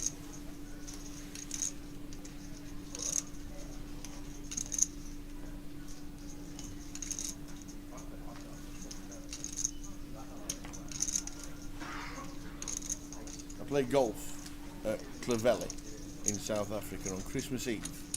We teed off at 4 p.m. Christmas Eve. Yeah. And the guy says, we normally offer caddies to go around with you. He says, but it's Christmas Eve and you're not teeing off till 4 o'clock. Yeah. Which means you won't be done till about 8:30. Yeah. And he says, so we're not offering the service, do you mind? No, it's all right. He says, well, what we'll do, he said, we'll give you a case of beer to wander around with and celebrate Christmas. We're like, okay. So we got the bottles open, walking on the course at Christmas, and by the time 6 p.m. came, we were just teeing off on 10. And by the time we were teeing off on 10, there was nobody else on the golf course. 0 people, not anybody. It was just brilliant. We were walking up the 18th at 8:30, Christmas Eve. It was like 25 degrees, absolutely beautiful it was, and we're just walking up, sun going down, and it was just, honestly, it was just amazing. Yeah, where we're situated, the comms booth for Manchester, we're in the void, and we've got a massive ventilation unit above us where we are sitting, so sometimes you can hear unfortunate noises. The vent getting to work, but it's just where the comms booth's situated in this location, that's all it is. Kung Pao nuts. I used to love Kung Pao chicken. Never heard of it. It's Chinese dish. Used to get it from the Chinese. Kung Pao dip. Comes with nuts. Cashew nuts normally. Yeah. Normally cashew nuts. So Rob and Leo, top pair for Leo, nut flush draw for Rob. Peeled the King 9 suited from the small. Cheers, Michael Robertson. Guys, we are 190 watching and yet only 7 likes. Come on, guys, smash that like on YouTube. Thank you very much, Michael, for the advertisement. Indeed. Same with AA Poker TV on Twitch. Takes 2 seconds to subscribe, follow, like, whatever it is these days. Love it. And Michael Robertson says he's currently live in Joburg, but the family have a holiday home in Cape Town. Yeah, it's about half an hour away. You're talking about a small coastal town. Simonstown is the home for our Navy. It is indeed. And it's a great place to be. I really enjoyed Simonstown. Really enjoyed it.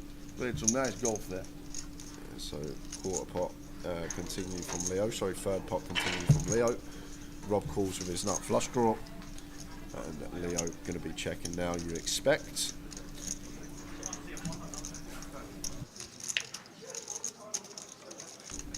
Ten of diamonds river. So Rob with the nuts, and expect him just to go after some value now. It's going to be an interesting one for Leo. Well, he goes with check and Leo doesn't take the bait, and went to turn the ace over. Rob flicks over the nut flush. Didn't get any value on the end. I'm not sure if Leo would have paid it off anyway. But we're heading straight over to an outer table, guys. Here we go again. We've got Kin Man, who is all in and at risk. So Kin Man with Queen Jack, and Lee has him covered with Ace 9. So here we go. No help there for the Queen Jack, no real runners either, so we're going to need to find a 6-outer on turn or river. No help there, down to a Queen or Jack, otherwise it's good night Kin. 10 of clubs means we lose. Kin Hang Man out in 32nd. Lee taking those chips from him. And just before we lost Kin, we lost Mark McDade in 33rd, so when that number updates shortly, it will be 31 left in the top right.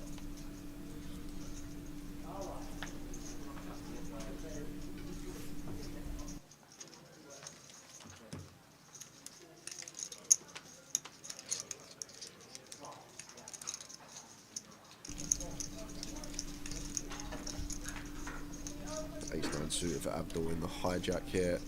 This one might have to go for 13 bigs. Like, we're going to have two options here with hands that we continue. We can have the polar opens, or we can just have this, the all-ins. So it's going to be aces, kings, queens, ace, king suited, ace, queen, and then like our stills, the suited kings, the offsuit ace, x, that will be the hands that we open off of this stack size from this position. And then we're going to have our shoves, so ace, king at some frequency, suited ace, x, king, queen, king, jack suited, jack 10 suited, pocket 8s, pocket 9s, 10s, this type of stuff. Maybe 10s falls into the more polar range, but you get the gist. When we're off this stack size, we'll have some raises and some all-ins, and Abdul going for the all-in, and Tuan flicks in a call. Didn't realise that Abdul has left some chips back, so just going to call 27.5k back. Michael Robinson says, I'm planning on coming to play one of your guys' events towards the end of the year. My son lives in Ireland, so definitely want to plan a trip to see him and come over and play some poker. Would be great to see you, Michael. Would be great. So here we go. Effectively an all-in. Cards aren't on their back yet because chips are still back, but this will be getting in on the flop anyway. We got pair flush draw for Abdul. We got 2 overs, gut shot for Tuan. So there's the all-in and the call. So Abdul out in front, fading kings, queens and jacks. But it can be the king, queen or jack of hearts. So offsuit, king, queen and jack needed for Tuan. Abdul looking to survive.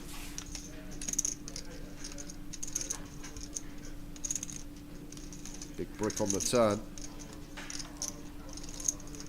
River card is a 7, so Abdul Qadir will double up, and that is going to leave Tuan short. Just the 3 bigs for Tuan, and heading straight over again. Out of table action. Here we go. Jake Buckley all in.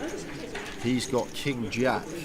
He's been called by MF GDPR with the ace queen. So it's king jack of diamonds for Jake Buckley. Player at risk here. He's going to need to hit. And oh, I thought he did. I saw the king and 2 queens next to it. So needs a king, doesn't find it. Another bust out. We lose Jake. Good run from him. 31st, £1,060, and that's going to leave us with 30 players, guys.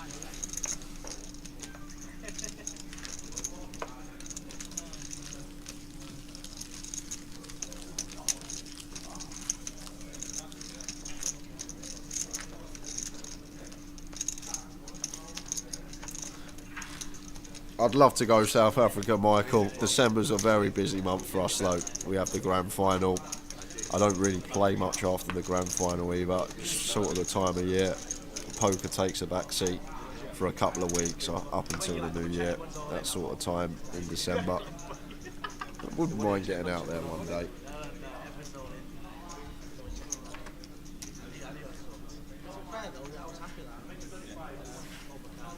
Absolutely, it's a great spot. Gut shot as well.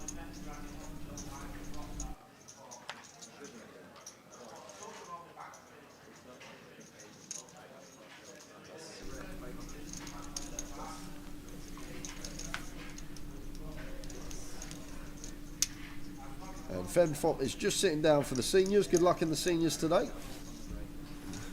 Yes, man of straw.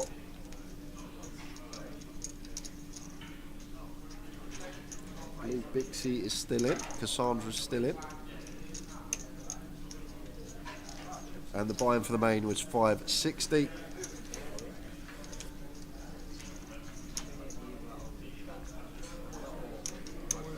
And Alex with the aces. Tuan with 6 deuce. Only short stack, just sets it in from the small ones right into the aces. So Tuan basically out the door. Gonna need a miracle. 15% though. One in 6.5 shots to crack 'em. The spade, some sort of sweat, gut shot, put it out there. Oh, how about flopping trip sixes? Sit back down, sir. Oh, no! Oh no! An ace on the turn. Stand back up, Twan. Oh, and he's come running quads. He flops trip sixes. He sits back down. He's ace on the turn. He stands back up. And Alex making quad aces. What a run out that was. Oh. Wow. Thank you very much, dealer. That was a fun one. You see the trips, you think, wow, we can spin this up now, and then just hopes and dreams crushed on the turn, and then an overkill river, death by quads for Twan.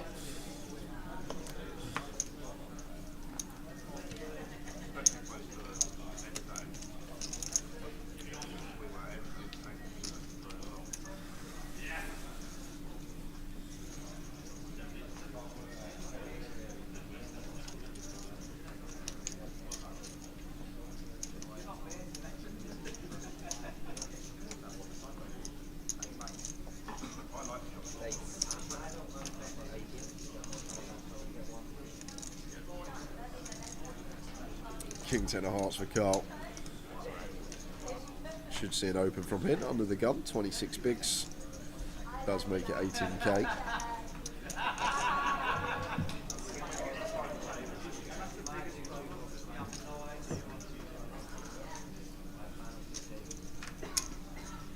All the way around to Leo in the big blind. He throws in a quick defend with the Jack 4 suited. Both players with hearts. Nothing going on there. Interesting one for Carl. One that we are going to have high frequency C-bets on. The ace king high board. Could just C-bet range here for sure. But it is actually a nice hand when there's no denying equity to overcards to potentially check back in terms of hand. So either or would be fine. Does just reach for chips. Leo snap folds. Wants to get on with things. One of the guys in the booth sounds like Make O Break. I have no idea who Make O Break is. But thank you, Kung Pao Nuts. I'm hoping it's a good thing.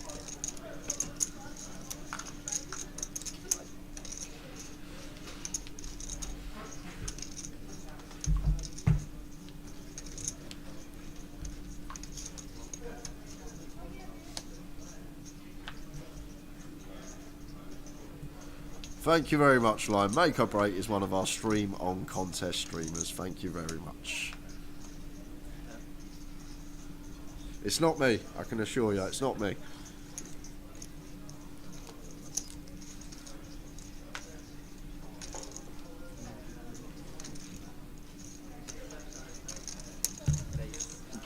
Miss anything? Yeah, you missed an unbelievable run out. Twan shoved the small with 6 deuce. He only had 3 bigs to be fair. 6-6 on the flop. He was up against aces. Nice. Ace on the turn. Oh. Ace on the river. Oh. And Alex with the only hand that's better than aces in an 8-8 comp pre-flop. The pocket 8s. And that's why he's sending all the chips into the middle. As he should be. 13 bigs.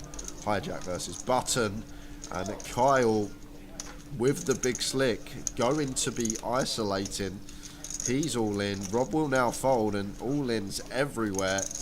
This one on the feature table and off to the races. Off we go, 8s against ace king. Who wins the flip?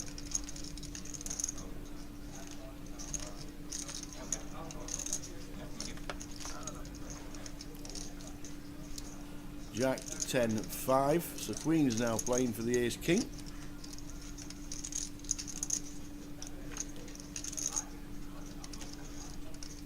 Or a king. One of them. That will do. Queens, kings and aces playing. So Alex needing to find an 8. And it's a 10, so the 8s are going to be eliminated.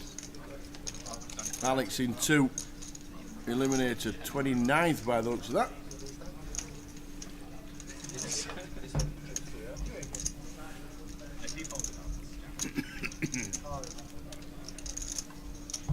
If the ticket is correct, so the quick butchers. There we go, Alex Dranovestis. I left that one for you, Thank Tower. you. I left that one for you to read out. 29th for £1,090. So there's 28 players left.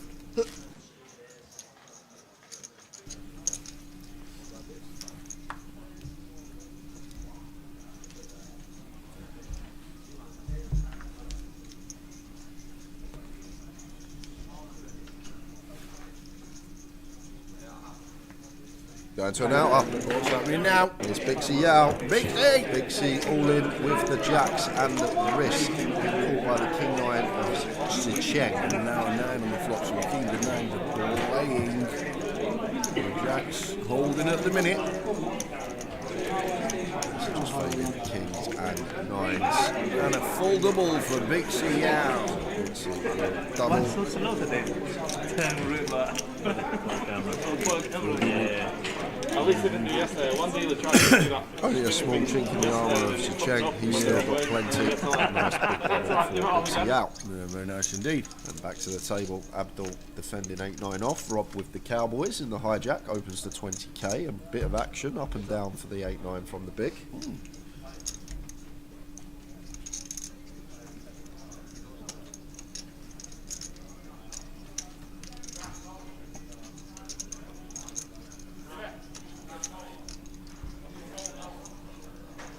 What time do you think last hand is Tower and Jay? I'm going with 10:45. I think that's a great shout, Whopper Supper. I reckon about 11. I said 11 this morning. It's a 10:45. I think it's a good shout as well.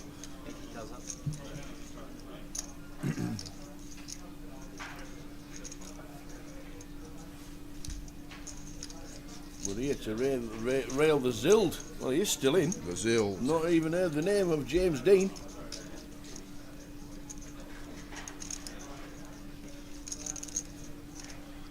That's 8-9 for Abdul. Just going to play check call with his up and down.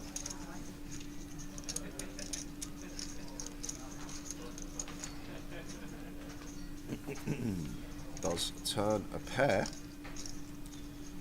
8 of spades. Like at some stack depths, could definitely do some checking here as Rob when we're deep up, but when we're at this stack depth, it's just one that I think we want to go bet with. Get the lot from the Jack X, like stuff like 10-9, 8-9, or we're going to have to call another street now, Jack 9, Queen 8, all this stuff that has straight draw to go along with the flush draw, so really like decision for Rob just to continue firing here, lots to get value from, draw heavy board, and set up a nice comfortable river jam. A difficult one now for Abdul.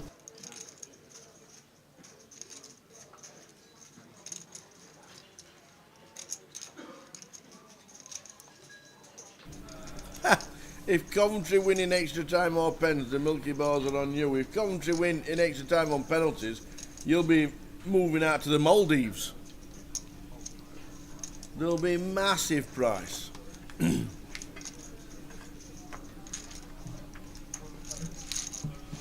Good luck to Coventry City. Obviously we do a lot of work down at the CBS Arena and we're there before the end of the year as well. We've got Goliath, plenty going on there. Tough ask against Man United. They will definitely be pulling out a full team in the semis. Looking like, to be fair, the Manchester derby for the final.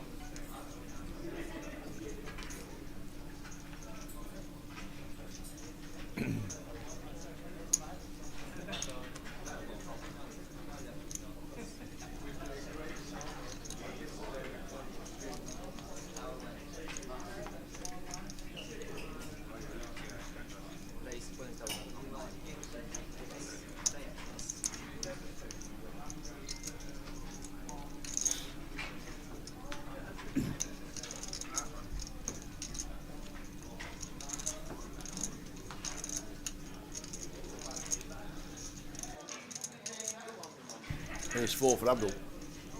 Abdul Kadir Ahmed, being on the scene and playing well. Final table, the few events that we've been doing, and this time puts the triangle in. Craig can't do anything, and Cassandra has got a bit of a... Wow, she's straight in with the ace queen. It's a good move from Cassandra.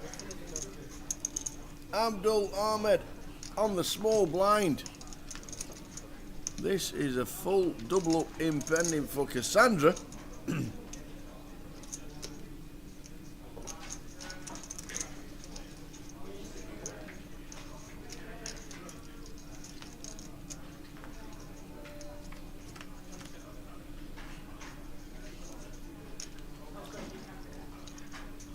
And that is nearly as clean as you can get.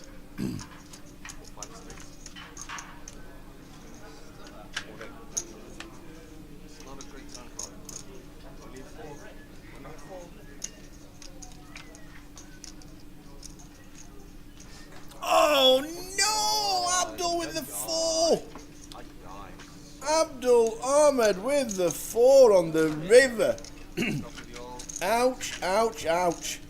And Cassandra is now checking. Oh, feel for Cassandra 1. Ouch. And still got a smile on her face. And look who's back in seat 2. Only the Zild, with more chips than he went with. Come on, the Zild. Wow, full double up for Abdul, as he was the person hauling. Cassandra is down to 1 big blind. No way.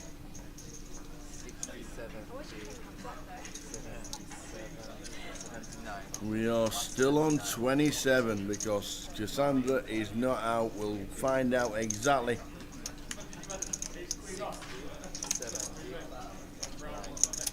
Whoa.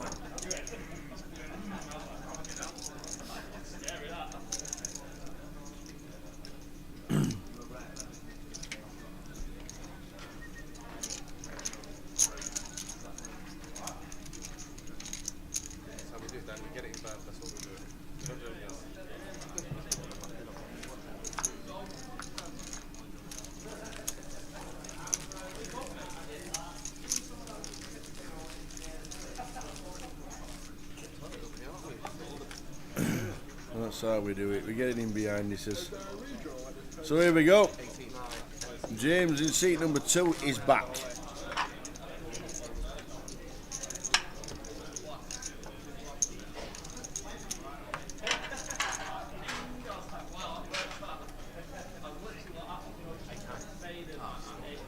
And Dan Laidlaw comes to the feature. We need to know if Dan Laidlaw was on the 1% club the other day. Everybody said it was him. We need to find out at the break, which is half an hour away. We need to find out. So the ace 5 is the spin on. Is the spin on? Yeah, I lost the ace queen to ace 4. So sorry. Is that rub down? No, absolutely not. No, look, when I walked away, she had like about as much as you got. Yeah, that's funny. So James, who comes to the table with 134,000 at 10k big blind. It was aces, but I don't want to be one anymore. So 14 big blinds. He was down to 5. He was just about to put his big blind and his ante in, and he got moved tables.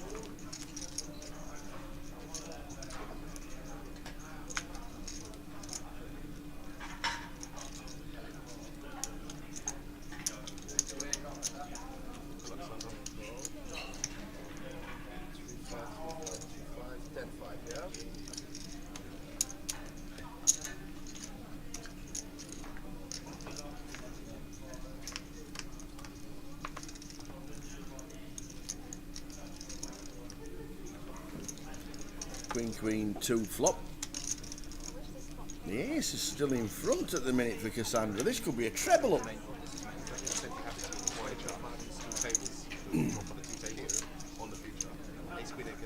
What can we win?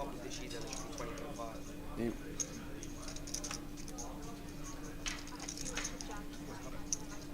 So Leo's bet with the king jack No, actually, you want me to do that? Actually, when you do that, to ISO. So Cassandra is in front. There is a side pot. So if Cassandra's all in for 3.5, what can she win? 3.5 under the gun. The blinds are 510, so she can win the ante of 10k. So she can win 21,000 maybe? 20,000, yeah, 20.5. I know, I didn't like that. So Cassandra should have 20.5. Is that right? We'll get Jay back in a minute, but I'm pretty sure that's right. Yeah. And then that's 2.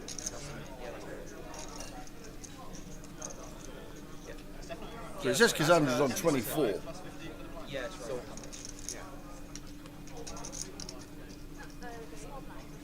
yeah, that's it. Yeah. But if she's all in for 3.5, can she not just win 3.5s and the ante? So that's 10.5 plus the ante of 10k, so it should be 24.5, shouldn't it? Is that right? That's the ante and the small blind, which is 15, which is 25. It's exactly that. Yeah, 25.5. that's 25.5. 24. I have. What? So can you not? Right, we'll get this worked out. 3.5. I thought if she was all in for 3.5 under the gun, she could win 3.5. 3.5 out of the small, 3.5 out of the big, plus the ante. You can't win the whole blinds, because you're only all in for 3.5. She can't win the whole small. She can't win the whole small blind. It's 24k. 24k is correct then. 24. You are, yeah. Ah, yes, we had a caller, correct. So it should be 24. Correct. We had one extra caller, didn't we? Because like I have a guy here, and then you go by the here, and it's like. Yeah, it's a tough one, that one, to work out. Because you have to work out what the blinds are, and the antes, and how many Cassandra's got. So the 24k is correct. No, absolutely not. There we go. Yeah, no, Sorted. it would have made it easy. It would have been about the same by now. Anyway, the spin's on. Whoop, whoop. Redrawing at 18. Oh, that's all that matters. Chip and a share. You can still win. It's a great story when you do. Yeah. The spin is on. Dan Charlton in Nottingham. 1 chip on the bubble of the FT, and then wins the circuit ring in Nottingham. 1 chip, yeah, 125k chip. 2 tables. I don't know how many big lines that It'll was. be a great story when you win. You're absolutely right, because she's now in the big blind of 10k and the ante. Went down 4.5 today. We're 22. Yeah, the last time I done went from 1 to 0. 1 and back.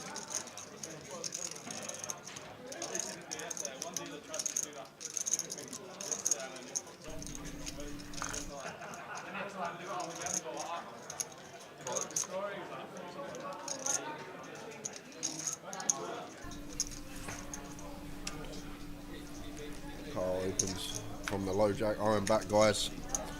Obi's all right for 5 minutes by himself. Cassandra's in again. Yeah, we had a situation where. What happened to Cassandra? Yeah, we had a ace 4 against ace king 4 on the river for Abdul, which left Cassandra with 3.5. Then she gets the 3.5 in under the gun, and then gets the big blind and the small blind and the ante because she won. Yep.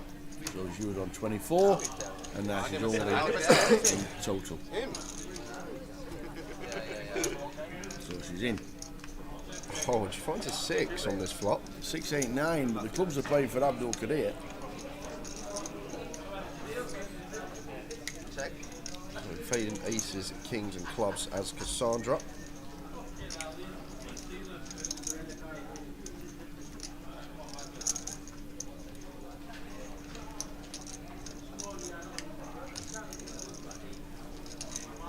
So if Cassandra wins this,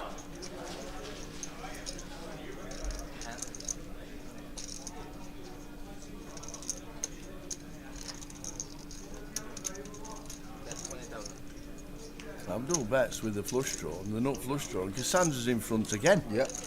Again. You got the 6, you're ahead. Queen for the This is going to be massive. Yeah, just fade in aces and clubs. You should do it. I'll make all right. Okay? Yeah, thank you. Sorry. Cheered her on. Not at all, mate. Not at all, mate. Not taken. Never take anything personal. Still in front. That's good. Take the joke. No. And stays in front. Cassandra's on the spin to 57. Let's go. Oi, oi, oi.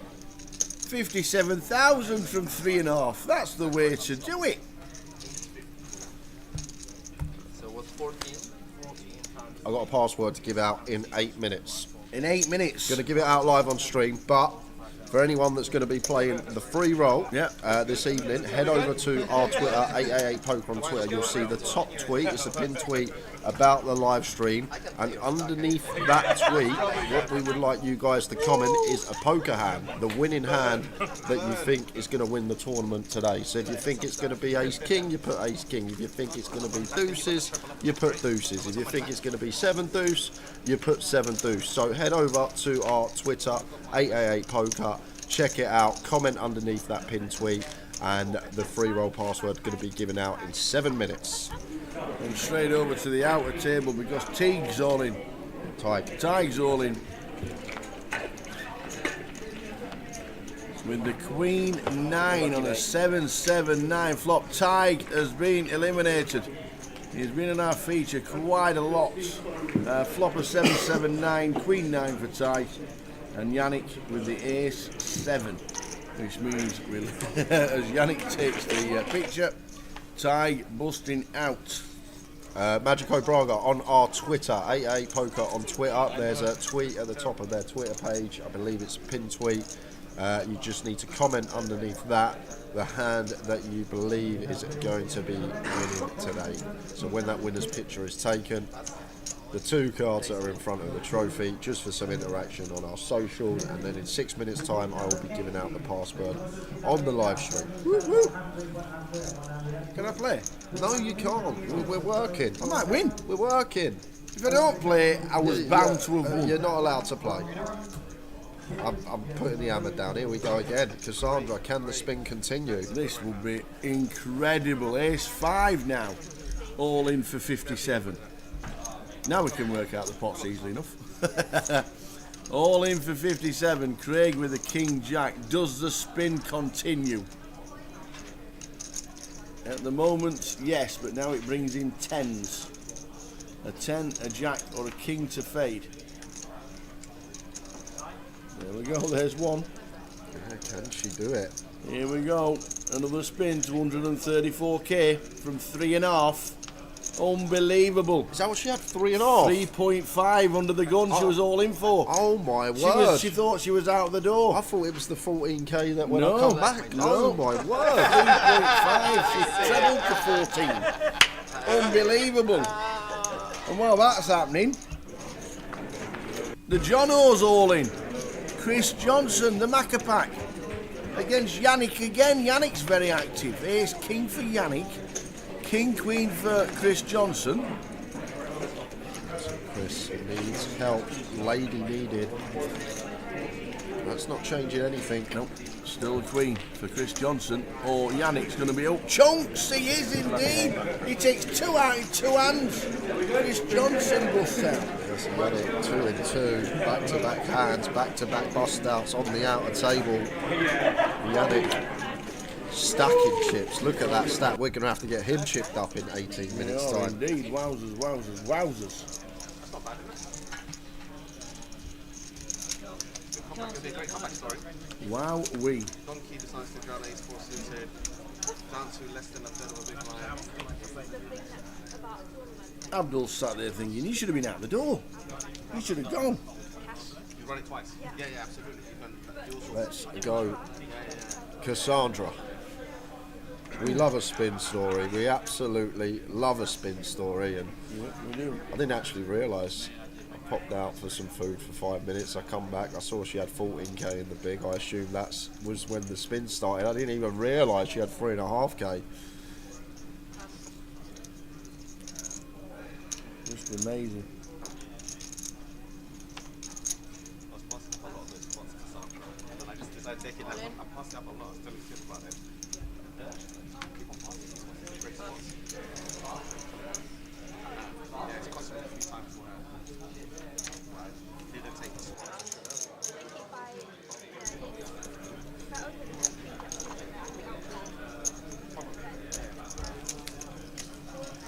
Almost close, yeah.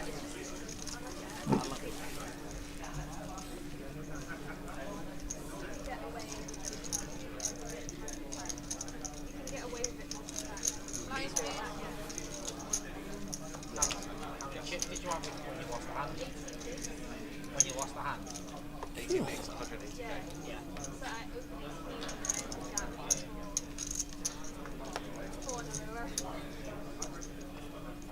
Weird, this game how it happened. you probably feel better now than you did when you had 18 no, I mix. never felt bad. It's the game,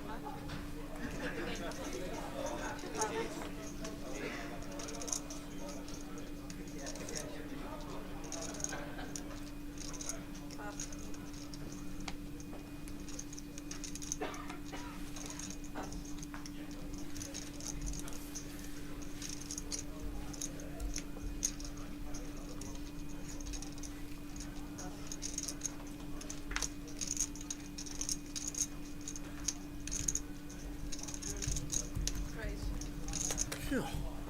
We'll calm down a little bit. Phew.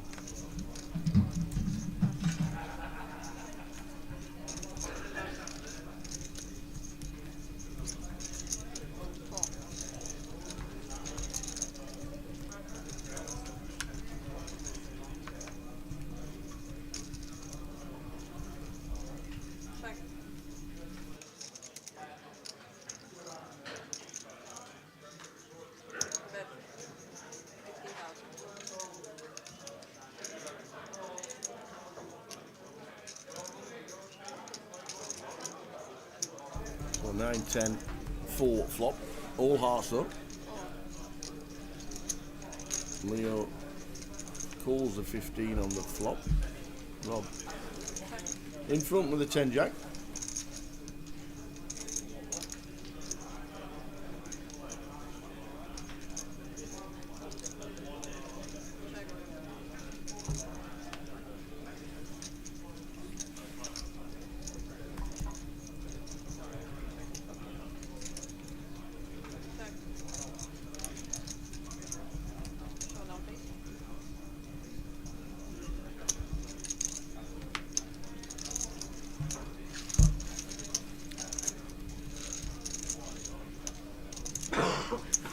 And end of hand, and it's 25 past hour. Is it? What does that mean? It means in 5 minutes' time, Yep. you can register for our 3:30 free roll, which is $1,500 added. $1,500. I'm not playing it. You're not allowed. You're not allowed. So, guys, I'm about to give the password out, but if you are participating in the free roll and you're going to play the free roll, make sure you head over to our Twitter, 888 Poker on Twitter. Have a guess for the winning hand under the top tweet. And if you are participating in the free roll and you happen to guess the winning hand, there might be a little Brucey bonus coming your way. So head over to Twitter, make sure you guess. And I'm about to release the password. Lime Ricky is ready with the command. And the password for the $1,500 free roll that you can enter in 5 minutes' time is... Tower is the greatest! No, it's not Tower is the greatest. Is it not? It is UKPL 888 man. UKPL 888 man, and that's all in capitals. We're going to get Lime to put the command in the chat, and then you lot can get yourself in at 2:30. 4 minutes, registration will be open. That starts at 3:30, but make sure you head to Twitter. It takes 2 seconds. Sorry, X, I keep calling it Twitter, I keep forgetting, X or Twitter, whatever you want to call it. It takes 2 seconds to have a guess. Guess the winning hand that the champion will win with today. And if you participate in the free roll and you guess the winning hand, there may be a little bonus coming your way. Good luck, everyone. Get in. My one is terrible as well. UKPL 888 man. 4 minutes, reg will open. My prison photo was a lot better than that. Look at that one. Yeah, I don't. You get back there after this. 10-minute walk down the road. Yeah, I'm on day release, mate. Oh, God.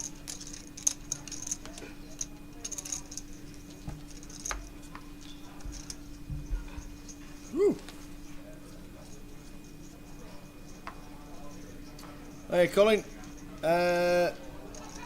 We should have remembered how to command that, the Facebook Live thing. Oh, I forgot. Someone said, didn't they? If you scroll down to the bottom left and remove the chat, I think the live disappears, or you can watch it on landscape. But we can't do anything about it, but somebody found out a way of getting rid of it. Because the live's there because it's a Facebook thing. Oh no, the GMT. That's us, right? We're great morning time, right? No, we're +1 now. Oh, we're +1 Because we moved forward. We put the clocks forward. We know when you were asleep, See- and then you woke see, up. I- and then you woke up and didn't realise. I don't realise these things, guys. You I don't- actually don't realise. We were at the these things. Irish Open, you see. I got an email saying 3:30 GMT, which I assumed is just No, we're our +1 time. now. Right, apologies, guys. Bit of an error. The free roll is at 4:30 our time. I thought it was 3:30. That means you've got an hour until you can register. But I've given the password out early. It's out there now. Write it down. Gives people more time to get in. So registration open in an hour. My bad. I didn't realise the time zones. GMT. I always thought we were just GMT. GMT, no, we're +1 now. We're what? Just always +1 for good. Until October. And then we'll be back to normal. Yeah. So stupid.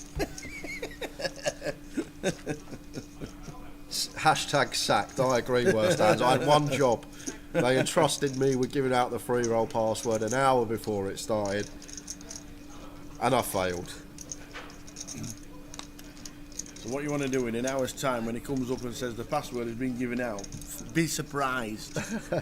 Be surprised. Yeah, we're in British summertime now. It's just ridiculous, Tal. Just Just leave the clocks as they are. just leave it. Just leave them. Just leave them alone. Apologies, guys. If you're excited for it in an hour's time, you're going to have to wait an extra hour. Build up. And then we'll give away the password for the free roll at 3:30, and then just be surprised. Yeah, be surprised. Just act like I haven't given it out. Wow, is that the password?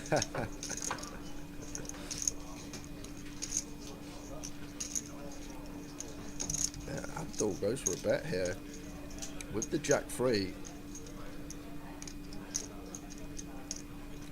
I haven't had a bet today yet, Bob. I might have a little butcher's on break on the golf.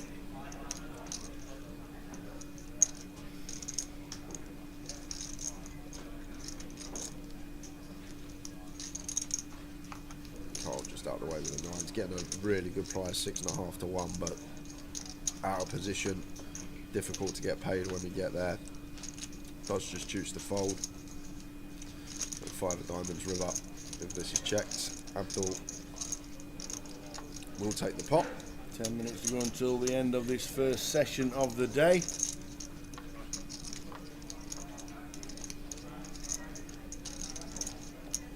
And don't forget, as well as the free roll, we will have some 109 tickets to give away today, and we'll let you know after the break how you can potentially win one of those, because when we return from the first break, we will do a giveaway for a 109 token.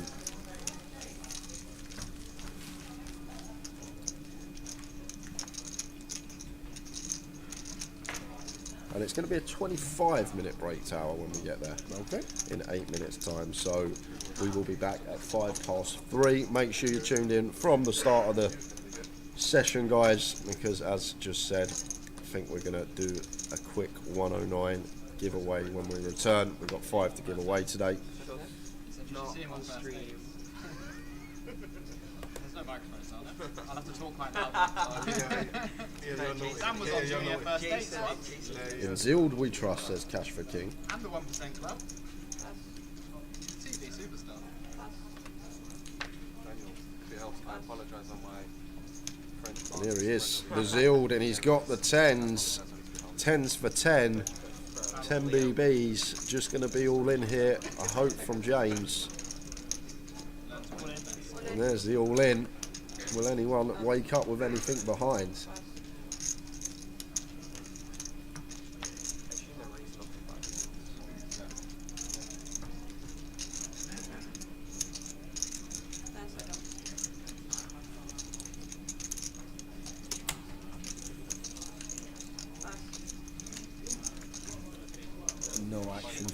Leads with the king 5, gets it through. Nicks the blinds and the antes. And up to 13 bigs. We are racing off the 500%. Yeah, we are going to be racing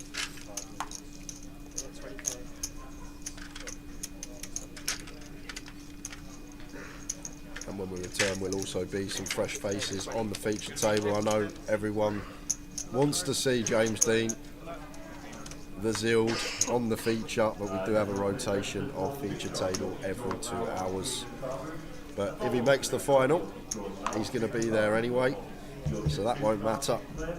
I'm sure we'll keep you updated. We will cover any all-in and calls on outer tables anyway, so when his chips do all go over the line, we will catch it on film.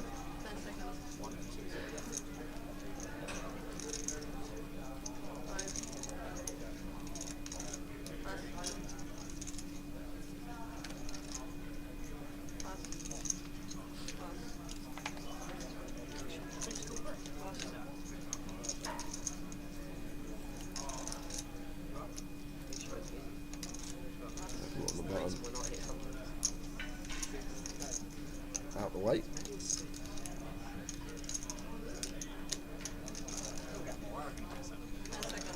£10 suited for Matt should be an all in here. Tower for 6.5. In we go. With the suited connector for 7. It's going to be getting it through. Rock can't call 9-4 off.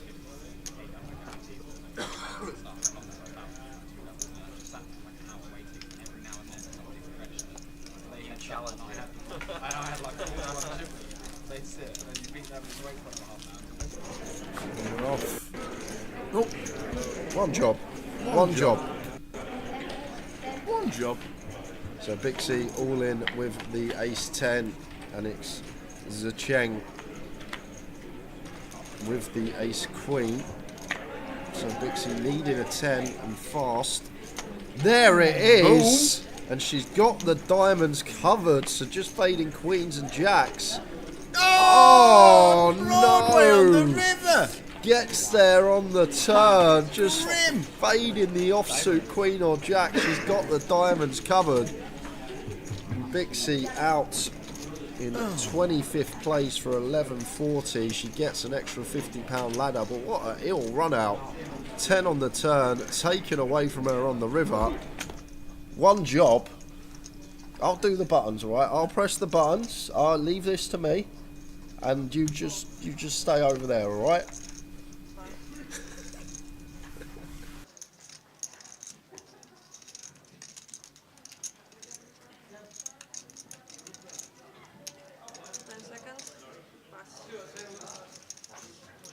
How long we got till the break? I need a break now. 5 minutes. Been told off. 5 minutes.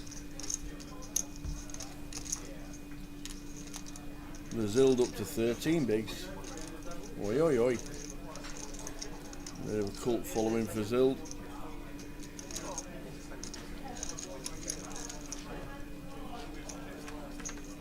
$12 he won on Josh Manley's home game. He spun it up to a seat in this.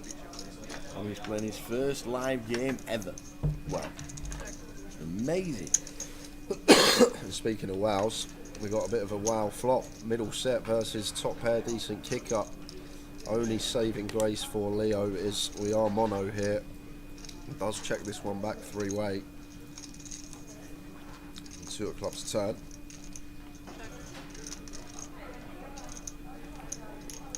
Dan with the set of 6s now. Going to be firing the lacy bet. Just checking to Leo in position player here. We'll do a fair amount of checking, gun versus +2. So want to be doing it with our strong hands as well. So finding this one with 6s. Now is going to fire for what looks like third pot.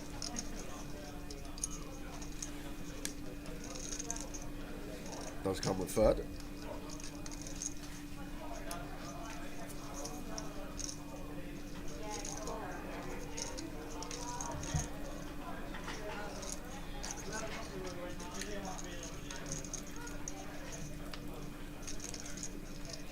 Jack of spades river, and just going to be another street of value here for Dan, and Leo going to have to call off here. Tower very difficult to fold now. once we choose to check this one back on the flop. I guess Ace Jack does get there for Dan. He will still have Ace King. But going to be too tough to fold this for Leo. But then again, I've seen him make a great fold already this session. But I can't see how we ever get to fold here. It does pay it off. And Dan's going to show the set. Represent almost. Probably two of the best left in the field there going at it. Big Sam! Sam Achipong pushed out on the feature to Will McMurray yesterday. Oh, did you see it? Oh, thought the table was going. Oh. Should be the last hand. So, final hand of the session, guys. We will be returning at 3:05. Extended break for the players, maybe for those to get some food that haven't eaten. So 25-minute break. When we come back at 3:05, at 3:30, I'm going to be giving out the free roll password for the free roll at 4:30. Can't wait for that. So make sure you stay tuned for that one. 3:30, an hour before it starts, I will be giving out the password. If I guess it, can I play it? No. Oh, come on, let me guess. No. Oh. The final hand taking us into a 25-minute break. Kyle with the freeze, just going to get out of here. Calm it down, Abdul. Make sure this is the last hand. I need to stretch my legs.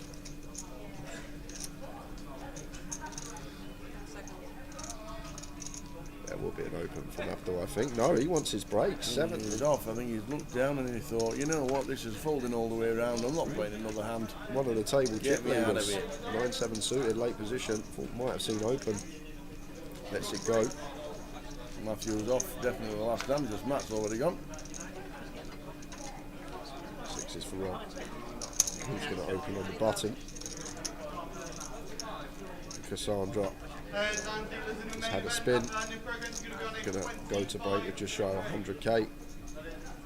Over to Dan, Jack 9 off, one that will be defended.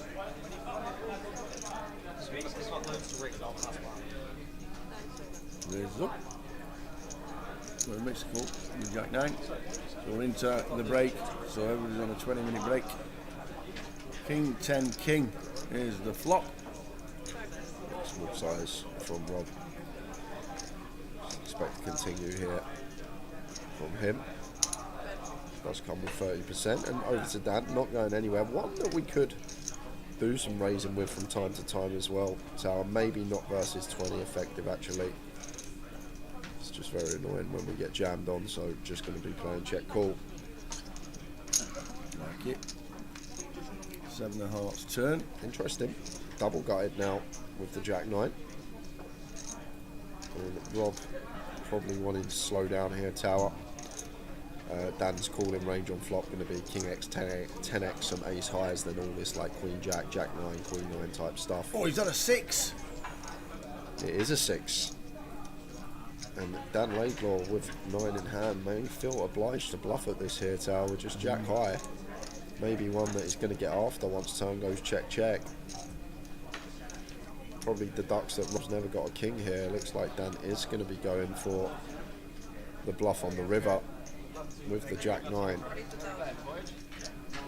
85 in the middle. Looks like half. 42, 43. Yeah, half pot from Dan, 42k. And 42. Rob going to have a nice easy all in. And end of hand, we will take our 25-minute break. Back at 5 past, guys. I've got a 109 ticket to give away for tomorrow's closer. And we're also giving out the password for the free roll. So make sure you tune in. Snap fold from Dan. If I guess the password, I've got the afternoon off. See you 20. There are aggressive poker players out there that would move all in here with 9-8 suited. Oh, he did. Wow. Oh, snap. He hasn't really been doing that, and he's run into a monster, and this tournament could be over.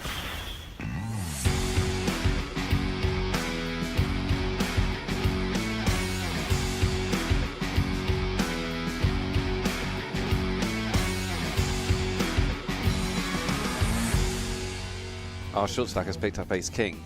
Yep. This is an incredible situation for them. Exactly what they're thinking about. Ah, they've just got more interesting. But Duarte already folded queens.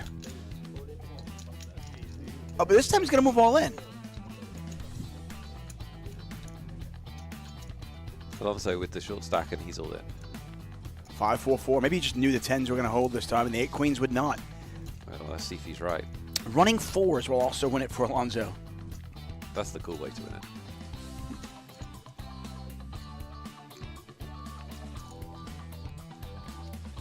Bang. Yeah. Alonso now drawing dead, and he will be our first elimination. Out in 9th place. Grane, after winning a hand with 5-4, picks up 2 blackjacks. What a hand this is. 6-handed. Extremely powerful. Yeah, Lechner might have thought about a 3-bet there if he was deeper, but I think Lechner might want to just calm. Oh dear, this is brutal. amazing for Maru. Yeah, you say brutal. Yeah. Maru's getting there. Brutal for who? Brutal, not brutal for me. I mean, thank you very much. Jackson the cutoff, and you're not. It's 6-handed. This is just, come on. It's a cooler. Yeah, absolute cooler. Not over yet, guys. Listen, you know what? When Rambo was in the forest and all those marshals were around him, we thought it was over. They thought it was over then, but it wasn't, okay? Rambo finds a way out. What did he do with his pocket jacks, Rambo? Flop a jack? No. I still have faith. Rambo gets out. I like the queens. Rambo gets out. I'm going to take the underdog. I think the queens are going to win. No flush. Rambo versus the world. Oh, it's Rambo! It's Rambo! Watch this. It's Rambo! He's not Rambo. He's Rambo! That is so sick. It really doesn't get. This game doesn't really get more brutal than this. I had all the faith in the world that Rambo was going to pull it out. If any of you have watched First Blood, you knew Rambo was going to win that one. So this is how quickly things can change. Lechner got down to about 15, 16 big blinds. He's back up to 29 with some successful shoves. Shove over opening raise is a very, very good way to accumulate chips. He's done a real... Oh, we could get a race here, though. This could be it. This could be it. This could be a moment. I mean, it actually should be. I think you have to call this with sevens, simply because Bertoldi can shove the small pairs. He can shove small pairs. You're actually dominating him. You know, you don't love flipping, but I think to your point from earlier, you can't control every situation. You have to be willing to gamble a little bit, and that's the case here. He has to call. He does call. We're going to race. We're going to race for Bertoldi's tournament life. Yep. Big pot for both players. Over 2 million in it. We've got the qualifier versus the olive oil tycoon. Bertoldi, if he gets chips, he's dangerous. Won a big tournament recently in Uruguay, but he could be out if he can't improve here. The dealer's about to give the flop. It's exciting. And here it is. 10, 6, 4, 2 clubs out there. Nothing so far. Yeah, nothing going on. For Bertoldi's ace or queen.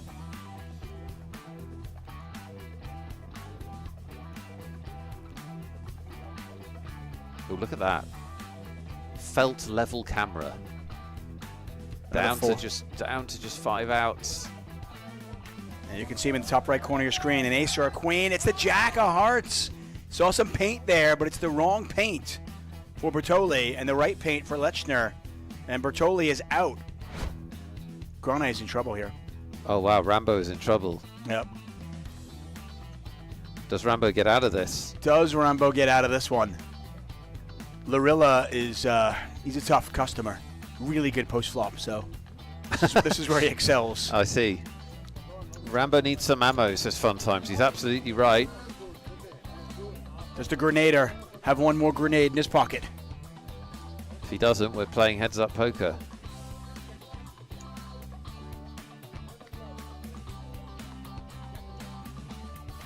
Oh, wow. Almost over. Running cards required. Yeah, even Rambo might struggle to get out of this one. Help on the turn. Oh, wait a second. There's always a sweat. Wait a second. There's always a sweat. Rambo, in his last dying effort, can he find the Jack? He cannot. Rambo has entertained us. That's not his real name. Granier is his real name. He's our last Spanish player, our longest Spanish player standing. Kings is a good hand. That's a good hand. Leshner's got a pretty good hand, too. I mean, there is a world. There are aggressive poker players out there that would move all in here with 9-8 suited. Oh, he did. Wow. Oh, snap. He hasn't really been doing that, and he's run into a monster, and this tournament could be over. Oh, that's incredibly unlucky for Leshner. I mean, that's incredibly unlucky. I love the play. Yeah, there's nothing wrong with it. 23 big, shoving There's with 9-8 nothing wrong suited. with it. Just don't do it when he's got kings. Yeah, it's just bad luck. Really bad luck. And this, we could be 5 cards away from the end. Let's see if it holds It's up. not over yet. Oh, what a flop. There's always a sweat. How is this possible? Always a sweat. By the way, if you see the flop, the funny thing is if he just calls. It goes in. Yeah. Well, no, I think he might even win it with the ace out there. Maybe. Oh, 33% of the time, he will hit a spade. Oh, now. It can't be the 5 of spades. Now it can't be the 5 of spades. Lorilla with a set of kings. Is this it? Leshner Army praying for one of the 7 outs. The river. It's the 10 of clubs and a full house ends it. A battle to the end. Today is the first day of the main event of the World Series of Poker. I feel focused, I feel great. I'm not nervous. I'll do the cold plunge before my workout. Which way to my table? I feel good. I had a great meal. I'm just trying to soak it all in, you know, and enjoy it. Maybe over there? Hey guys, we are already in the room. So there's nobody here at the moment, but this is gonna be full in like 20 minutes.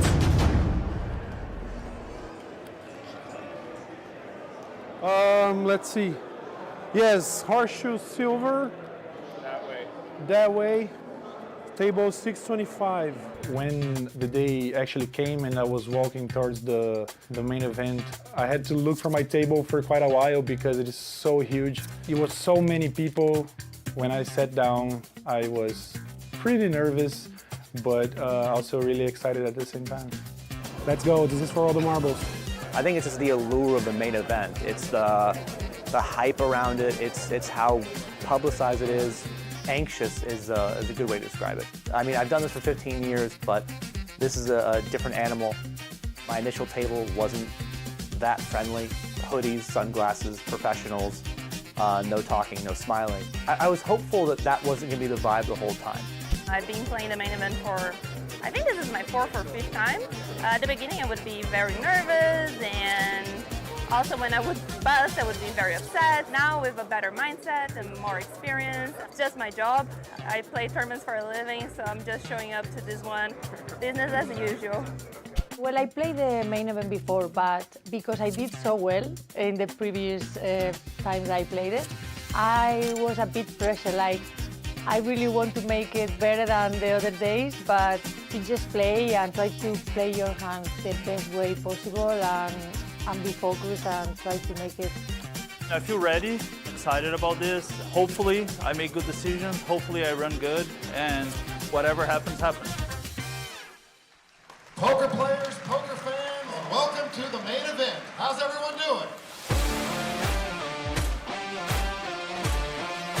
I wish you all the good fortune that I've had, all the run good that I've had, all the luck that I've had. So everyone, shuffle up and deal. My table draw was difficult, especially for day one. I had many good players, I think only 2 recreational players. On my left, I had Nick Schulman, and he's a great player. Yeah, it was a very unlucky draw. I sit down, and they announce, you know, the shuffle up and deal. I get the big blind. I think I made some like corny joke about so unlucky, whatever it was, just to see how loose my table was, to see how friendly everybody was. Didn't get a great reaction, but whatever.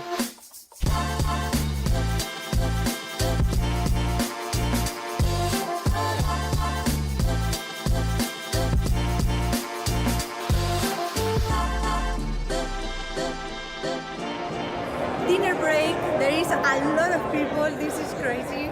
I'm currently with 102,000 chips, so doing pretty good. First 4 hours of playing, I didn't win any pots. That got me pretty nervous. I was thinking to myself, no, this is not happening, man. Then I actually had a set of 8s, which is iconic because I had 888. That's when I won my first pot. It wasn't a big pot, but I felt like, okay, so now let's get this going. First level was very bad. I lost half of my stack already, but I'm going back to second level and just play my game, make good decisions. I just want to keep fighting, so let's go. I managed to get back to starting stack again from 70 to 100. And I was feeling like the chip leader because my start was so brutal. And then things started going south again. My day one was a roller coaster. I lost a lot of chips, then it was back to starting stack, then it was down again, back and forth the whole day. Then I changed tables on the last level of the night, got in good with all my remaining chips, and lost. It's the first time I bust on day one. Of course, I made mistakes, but in the most important parts was just like, yeah, things didn't go that well. I had expectations, and when we have expectations and we don't meet them, we kind of feel frustrated. After playing good poker, making good decisions, busting the main event on day one, it doesn't affect me too much. If you focus on the things you can control, I think you get at least more resistant to this kind of stuff. Losing, busting tournaments, having losing sessions and streaks are part of the game. You gotta keep your expectations low. You need to hope for the best, but you shouldn't be dreaming with the bracelet yet.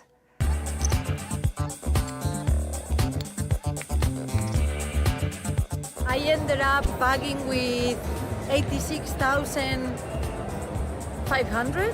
I managed to finish day one with around 104, I think. So yeah, 888 got me going.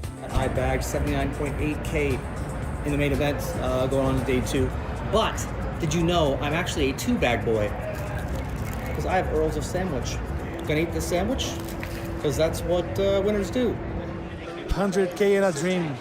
We'll see how Saturday goes.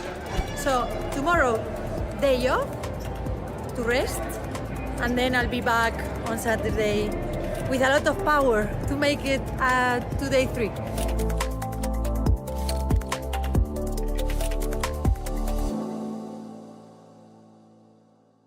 Mystery bounty tournaments are a new sensation that combine the best of bounty tournaments with the surprise factor of not knowing the bounties ahead of time. This exciting new format is a lot of fun to play, but there are a few things you need to know if you want to maximize your chances of a big payday.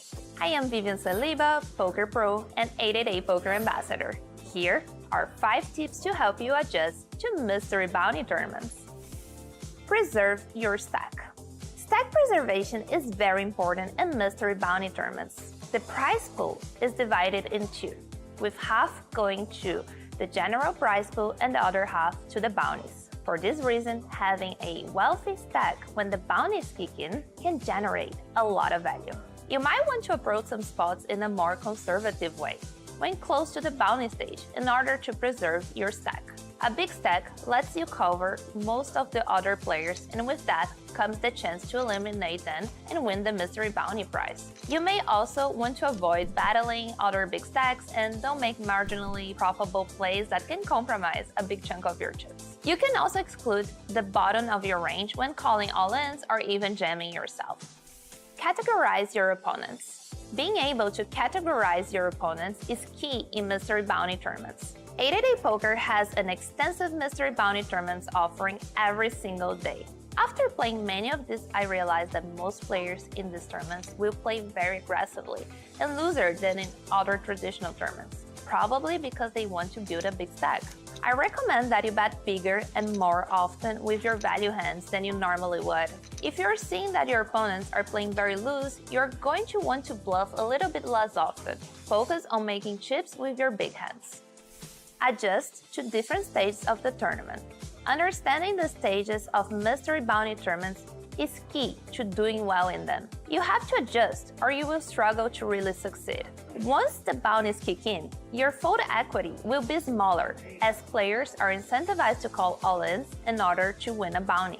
You will often see players calling you down with hands they never would in other tournaments. For this reason, I would go all-in with a tighter range than I usually would in traditional tournaments. Cut out some suited connectors and instead give priority to high cards and pairs.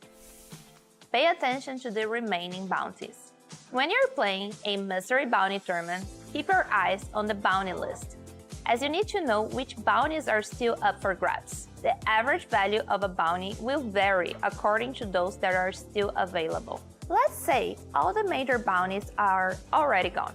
In this situation, the chips will probably have a higher value than a bounty. But if all the big bounties are still in, and there aren't so many players left, it's likely the bounty value will be higher than the chips. So don't focus too much on making a pay jump. Knowing which has more value, the bounty or the chips in play, will help you adjust and aim for the biggest payday. Don't forget about the prize pool. Don't forget when you're playing mystery bounty tournaments, they do still have a prize pool. It's not always just about winning the bounty in a hand. Don't overvalue knocking out an opponent just for the bounty. I've seen so many blunders from people compromising their entire stack just to win a bounty and forgetting about the general prize pool. Most of the times, you still will need a strong hand to call all-ins. Don't just gamble for the sake of it. You have to evaluate risk and reward. If you bust out with a bad hand trying to take a bounty, you miss out on the rest of the tournament. Mystery bounty events are incredibly fun and can add a new layer of excitement to the game. And don't forget, always play responsibly. You've probably heard that aggression is important in poker, but do you know when and how to play aggressively? My name is Alexandre Mantovani, also known as Cavalito, and today I'm going to share 5 tips to help you introduce more aggression into your poker game. Identify which boards are better for your range. When we raise and get called, there are some boards we can be very aggressive on. Let's assume that we open raise from early position and get called by the big blind. Any board that has 1 or more high cards, jack or higher, is usually a good board for us, and in the vast majority of them, we can bet our entire range. Picture a king, queen, deuce rainbow flop, for example. We have a lot of very strong hands in our range that our opponent simply does not have. We can have kings, queens, aces, and ace-king, which probably all of them our opponent would 3-bet pre-flop. So even if we have a part of our range that doesn't connect with this board, like ace-8 suited for example, we can still bet, and our opponent will have a hard time with a lot of hands they have, even folding better hands than ours, like pocket nines for example. Explore capped ranges. Another opportunity to be more aggressive is when your opponents have capped ranges. This time we open from the hijack and our opponent defends the big blind. We see a jack 10-5 flush draw flop and our opponent just calls our continuation bet.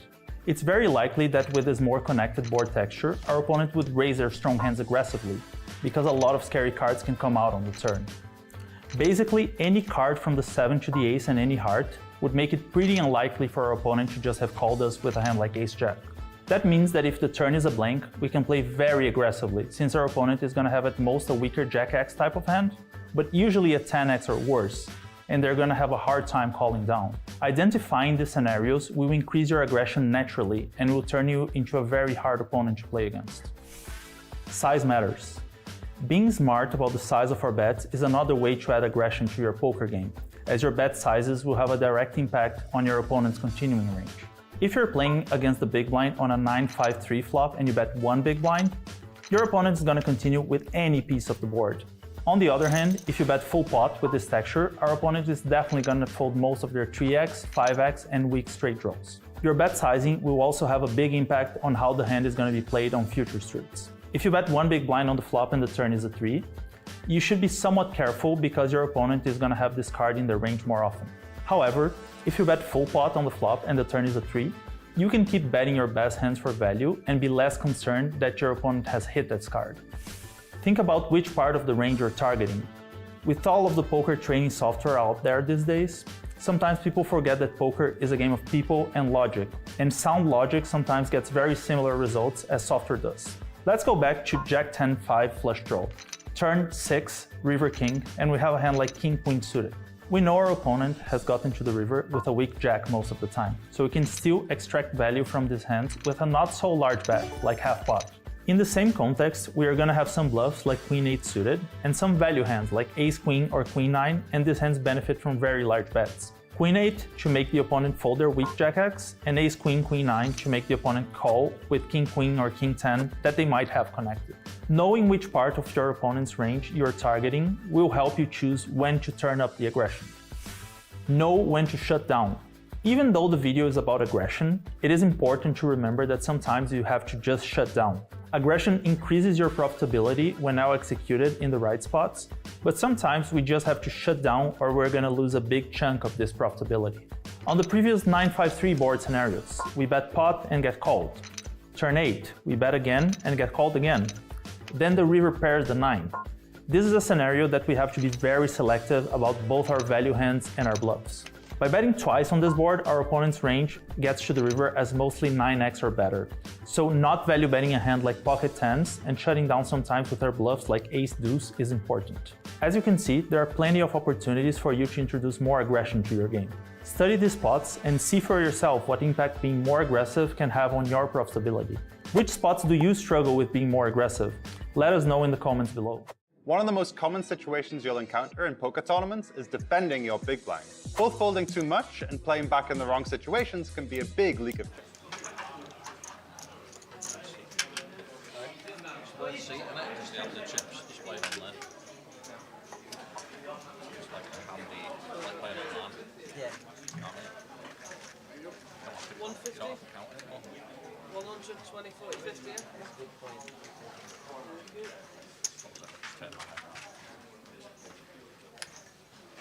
Confirm this for me, guys. 200k there, yeah? 200, yeah? No worries. Is this you? This you? I wish. 500k here, guys. 1, 2, 3, 4, 480, 500, yeah?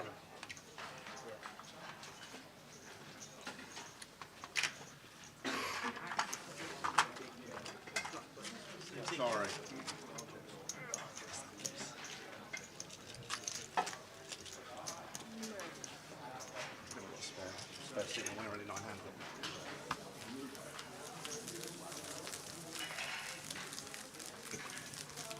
Okay guys, we are going to get restarted. There will be a full redraw at 18 players, so when we go down to 2 tables, you guys are going to restart 6,000, 12,000, 12,000 big blind and 2 sentiment. Dealers, please begin to deal. What the blinds roll back, they see. Off we go for the next session with 24 players left. David G, 1.1 mil, and Yannick, who was taking 2 out on the trot, didn't he? Yeah, Yannick was all in on the bubble yesterday, if you recall. Ace 9 versus 6-7 on 9-8-8. He was all in for tournament life on the bubble. Now second in chips. There's the chip counts, guys. And Josh Radley from Blackpool doing well. Alex still in. And James Heckle. Come on, Heckle. Come on, Heckle. James Dean. Come on, Heckle. Come on, the Zild. The Zild is still in. On one of the outer tables. James, 25k. And for the first time today at 3:30, we'll be giving away the password for the live stream $1,500 free roll. Whoop, whoop. Wonder what the password could be.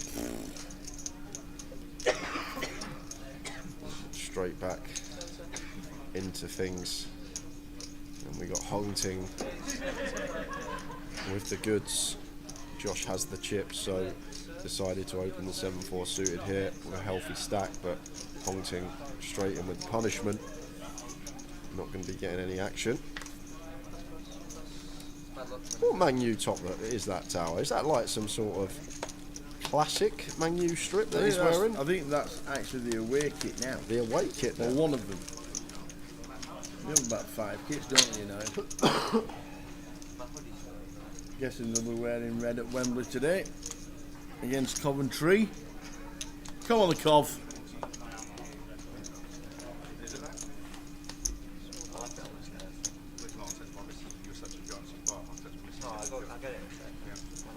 And in about 10 minutes time, we'll give people a chance to get back in. I'm going to do a spot prize giveaway. We've got a 109 And if you follow the UKPLs and you've watched our streams before, you will have a great chance of winning yourself a 109 token. Like it. 24. Yeah, it's 24k.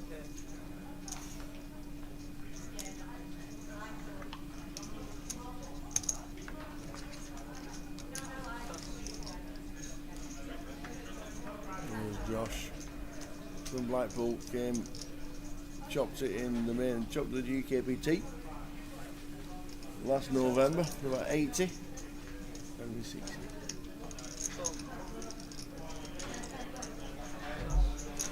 The hoodie is on, the hat is on.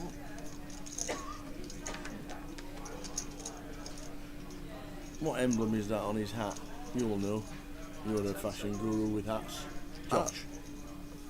Josh in seat number 6. I'll have a look in a second when it pans to him.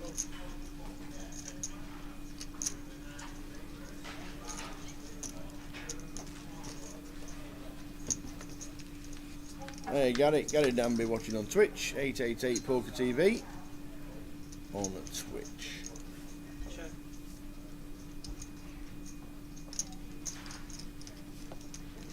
With the chips going to continue. 25k.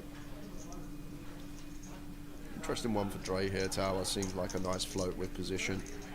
The ace 10 of spades does make the call, and now Jamie, nice spot to just check rip here, Tower, with our top pair. Lots in there now, 140k in the middle. Just shoving and getting this through would be close to a double up. Or is he going to play call? He is going to go with call.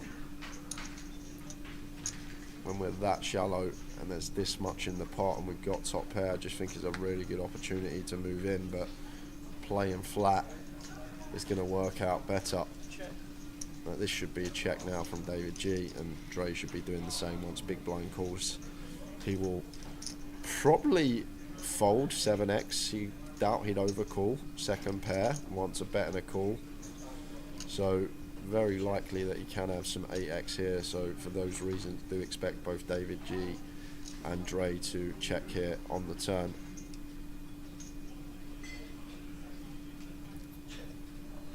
The turn is the river is the 8 of the king of spades.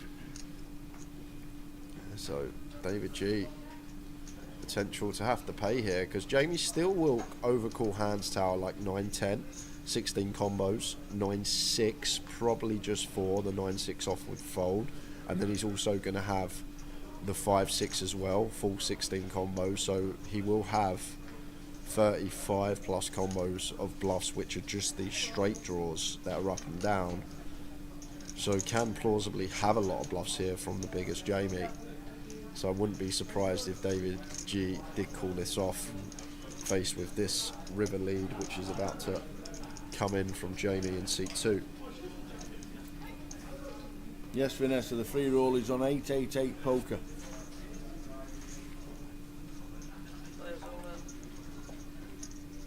It starts at 4:30 our time. So decides to go for the lot, Jamie, thinking that this king could definitely hit either David G or Dre. More likely David G, like David G going to have ace king, king queen, king jack, king 10, king 9 suited king X that will open as well, whereas Dre can only really have the king 9 and king 10 suited with the backdoor flush draw that floats flops, so king much more likely to connect with Dave than it is Dre. So Jamie trying to get the maximum here from the king X, and tough spot for Dave G, because as I said, Tower, pretty easy to assign a lot of combinations of bluffs when you've got all this 10-9, 5-6, 9-6 type stuff from the big blind. But then you've also got the flip side of that. You've got Jamie, who's going to defend any suited 8. He'd also defend like 6-8 off upwards, so will have a fair amount of 8x. Makes a call so as well. Tough spot for Dave G, but going to see the jack 8. And one thing that David G may have been thinking there as well, Tower, off of Jamie's stack depth, we probably make an assumption that the 8x is going to jam flop with top pair. So probably was the deciding factor in the call for David G. Very important street, the flop with Jamie with his stack. If he did have an 8, I think I'd also make the assumption that a lot of 8x just wants to check shove after a c-bet and a call. So maybe that was the defining factor in why Dave calls this off, thinks that his opponent's more weighted towards this 10-9, 9-6, 5-6 type holdings.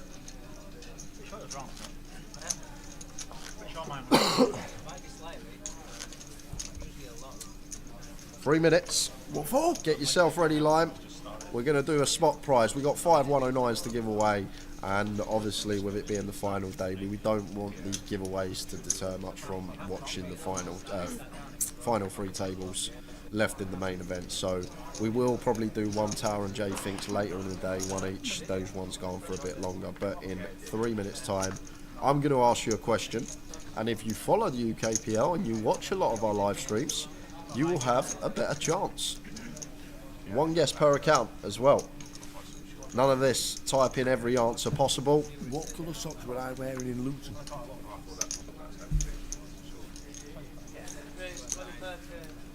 Question on its way. Jay's spot prizes.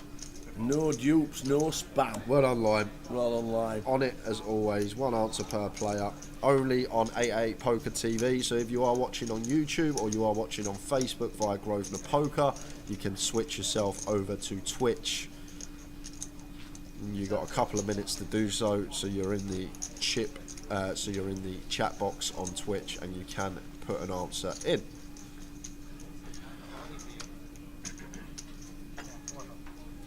So Hongting in the hijack opens the ace-10.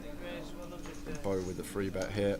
Very nice from Bo. Good size choice. Nice big 4x out of position.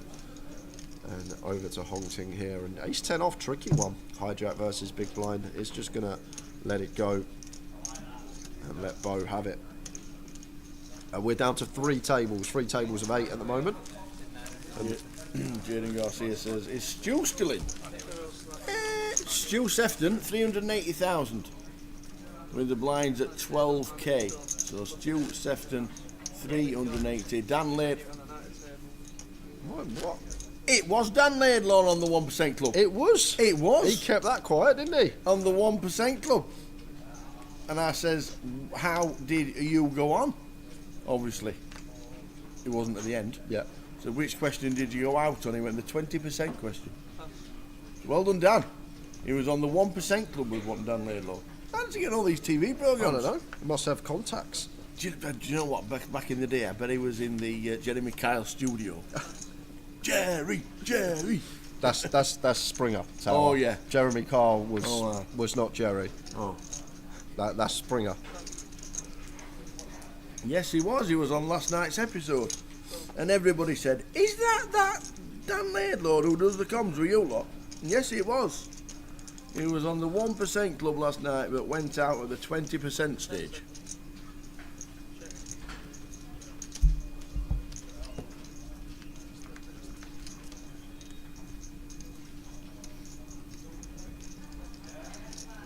So I don't know what the question was for the 20% question. I might watch it later on the old ITV X malarkey. Alright, so hand is over, guys. So quick way to win yourself a 109 token. It's going to be fastest finger first. So the person that comes in with the correct answer first in the Twitch chat box will win themselves the first $109 token for the closer, which is on Monday. So Tower, you can participate if you want as well. All I would like to know, guys. He knows I won't get it, that's why. All I would like to know, I don't need suits, I just need the hand. And what I would like to know is our high roller champion Andy Hume Stato won the high roller on Friday, but what was his winning hand? What hand did Stato win the high roller with? First guess in is in the chat. Look at this. How good are these people? Has anybody got it? Yes, straight away. The first guess in. Do you know what? I thought that would take a while. I thought that would take at least a minute. Cristiano 7. Let's have a look at the times. Cristiano 7 was in first. Razvan, a 10th of a second behind him. But Cristiano 7, easy as that. $109 token. Get in contact with Lime Ricky. She will give you the details of how you will be playing our closer tomorrow night on 888 Poker. We got 4 more 109s to give away today, guys. So we will do other avenues for the giveaway. We'll do a longer one. We'll do a tower and myself Finks. We may even do a Lime Finks as well. And then we'll give one away at the conclusion. She nailed it last time. She did. What was it? Canada's Nailed longest it. road? Longest road. Yeah. And she was like a mile out. 3 bits of tarmac out. It was like 3 bits of unbelievable. tarmac out. So, guys, Well there's going to be more 109s coming up, but well done to Cristiano. Cristiano 7, I'm guessing he's a Man U fan. Could be a Real Madrid fan. Or even just Portuguese. I'm surprised how many of you got it. Great memory, guys. Those that everyone that said A6, plenty of you said A6 watching the high roller. Unfortunately, first in by a 10th of a second, just pipping Razvan, was Cristiano.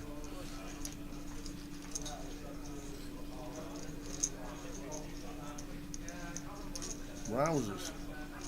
Super guessy. This is the thing. This is what I always say. If you watch the more you watch the streams, when we do these little spot prizes, the bigger chance you got. Yeah, but how do they always get I it? don't know. I was actually really surprised because I remember we done Michael Caine when we were in Luton.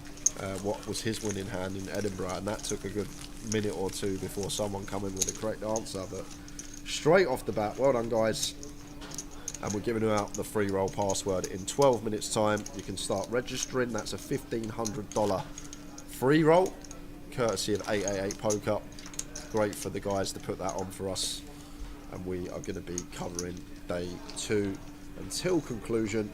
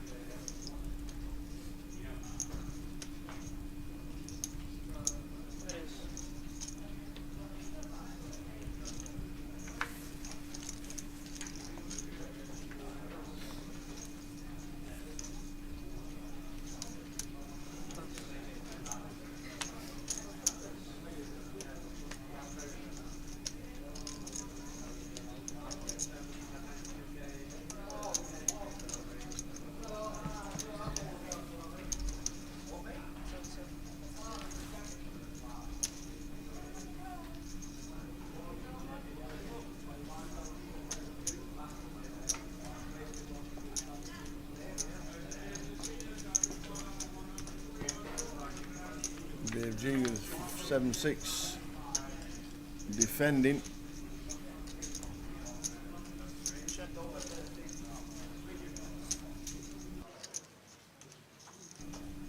Yannick, unbeknown to us what Yannick has in seat number 1. Now he's got the glasses and the hoodie up.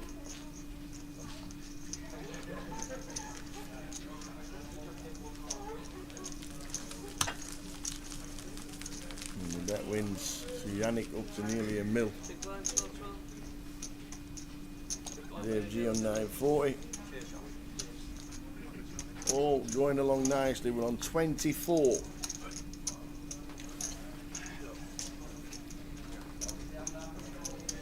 We don't have the Vic schedule yet, but we do have the Luton schedule for the next UKPT, which is this.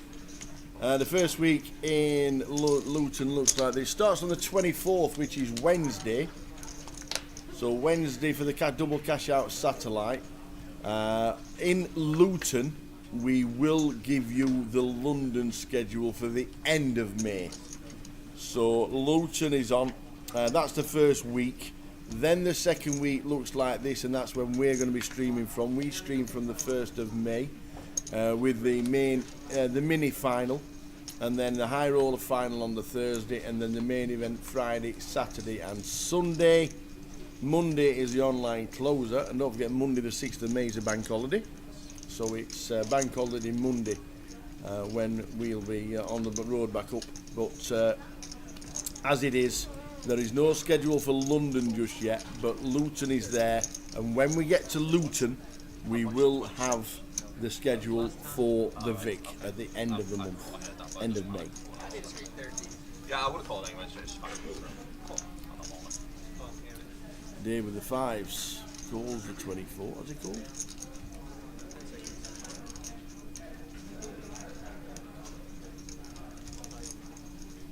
Yes, cool.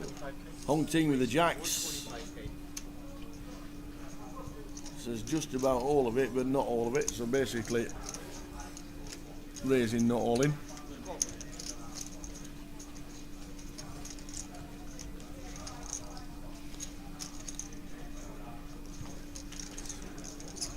So 3.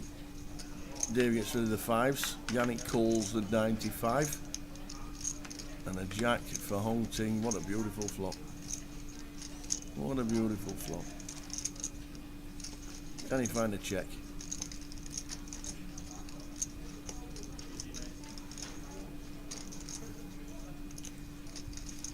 Nope. Looks like a bet of 70. Unless we're getting floaty, this should be end of hand.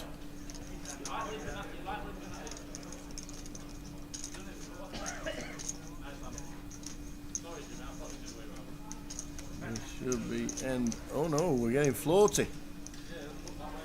Oh, we're getting raisy floaty.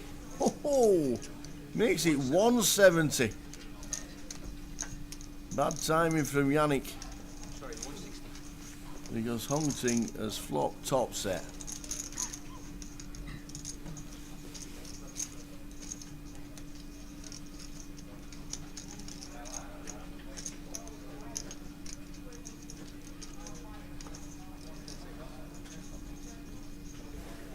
Sure if he's can only be jamming with his stack size, can only put in the lot in.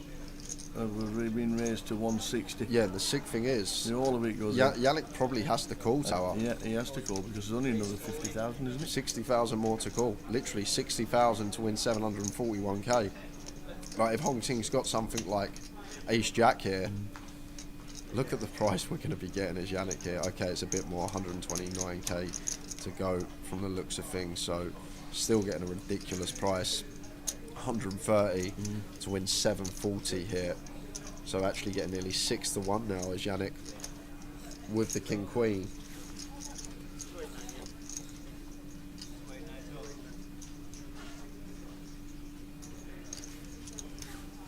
Tim won't believe his luck.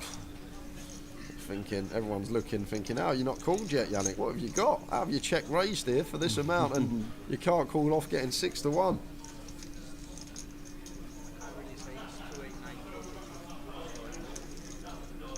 And Liam Poker says, what other stops are there for the UKPL? We will show you after this hand. Yep, we will. We'll see what Yannick does tower, but look at the price he's getting here. It's insane. 6 to 1. Does call it off, and Hong Ting going to see great news here. So just fading the backdoor straight draw, that's it. Doesn't want to see a 10, 9 or ace on the turn. So we'll have this locked up about 80% of the time on the turn. It's the ace, it's the 10, it's the 9 that will bring in a sweat. And the king will seal the deal. That'll do. So Hong Ting will get a huge double up to 870. There we go. And there are the dates. Manchester is now, and London is Manchester. 15th till the 25th of August is Manchester because of the dates change, because of the Vic is having a refurb, it's been confirmed.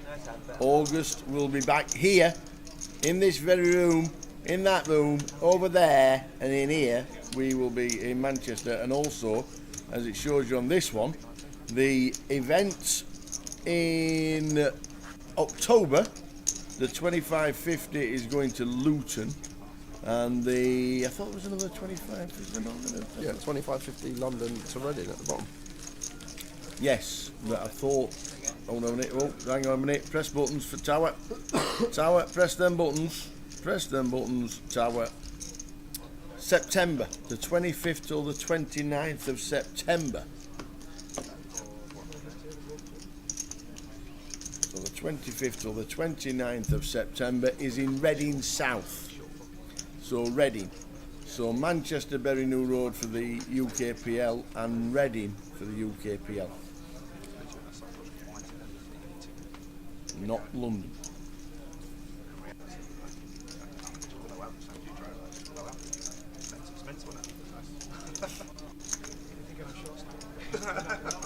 Yeah. Just comparison between on this table.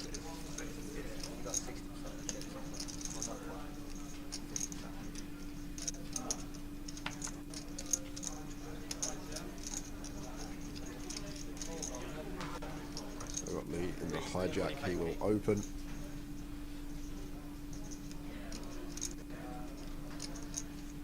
Unfortunately, no hole cards showing for Lee. Strange.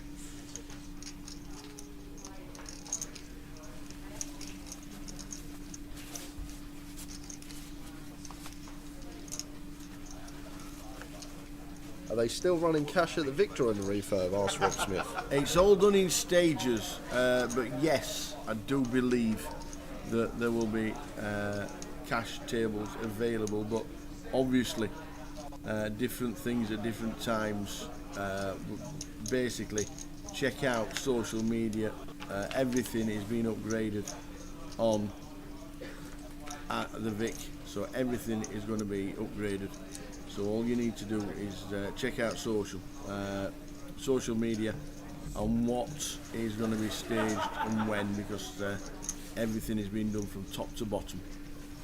So they will be running cash, and they will let you know how many tables are open at a certain time, but they're hoping to do it on minimal disruption. Yeah, and C-bet and fold, and we got our first all in the call after break, and it's Alex Montgomery and Razvan. Razvan shoves his short stack under the gun. Alex calls sixes in the big blind, and there's a 6 in the window, so basically seals the deal. Razvan going to need some runners, and that will do it. Tower. Yep. Drawing dead on the turn. We lose Razvan Mora out in 24th. He exits the field. Alex Montgomery busts him. Well done, Razvan. So we're on 22. Yeah, and there was actually a bust out at the same time. Matthew Archer bust in on table 13 at an identical time, so we only actually got to catch the one all in. But Matt Archer and Razvan out 23rd and 24th respectively. 22 remaining in this main event field.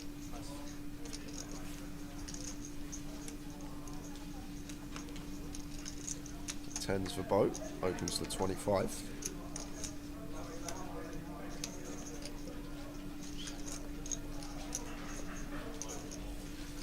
Yannick will defend in the big blind.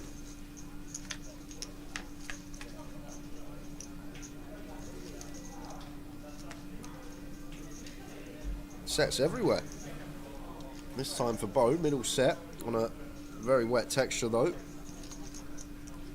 The Jack 10-7 mono.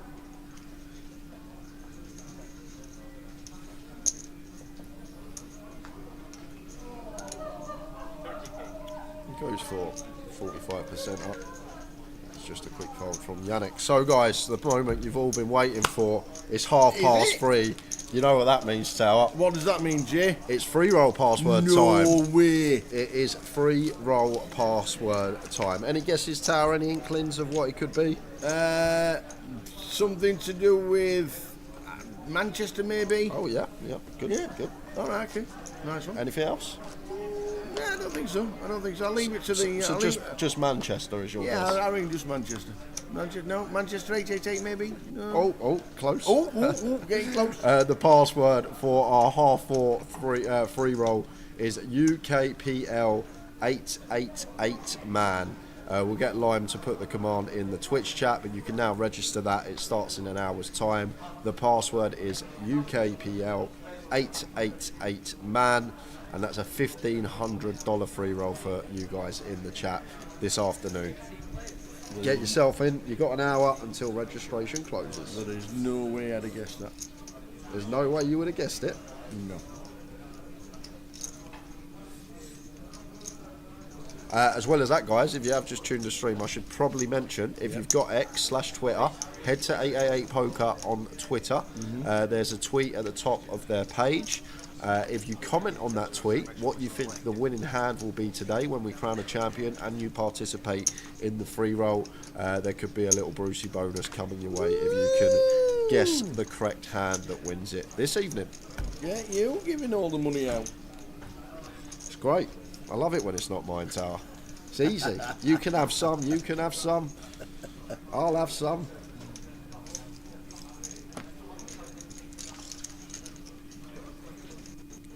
Dave G, raise and take with the 10-9.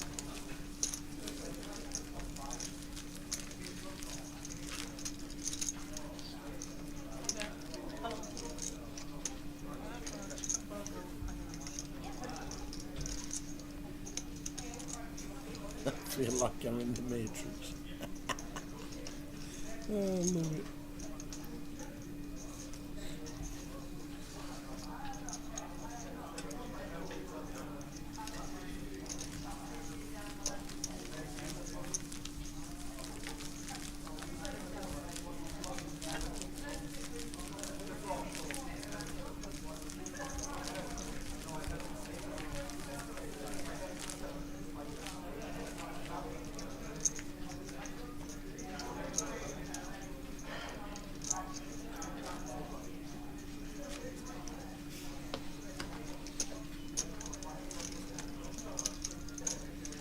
Yep, no suits game change up. So just the winning hand is in. If someone's all in with 4-5, you put 4-5. It's the hand that will be taken for the winner's pitch up. No specific suits. Yeah, not like I think he'll win with a flush with King Queen suited. Just put a hand in. King Queen, Ace King, Aces, 7-4, whatever you want. Comment under the Twitter page. Interact. Enjoy the walk, Doc. Doc Matush is on his way back for a walk in the sunshine. Nice. In the sunshine. We'll be back later. We'll still be here because it's going to be a late one.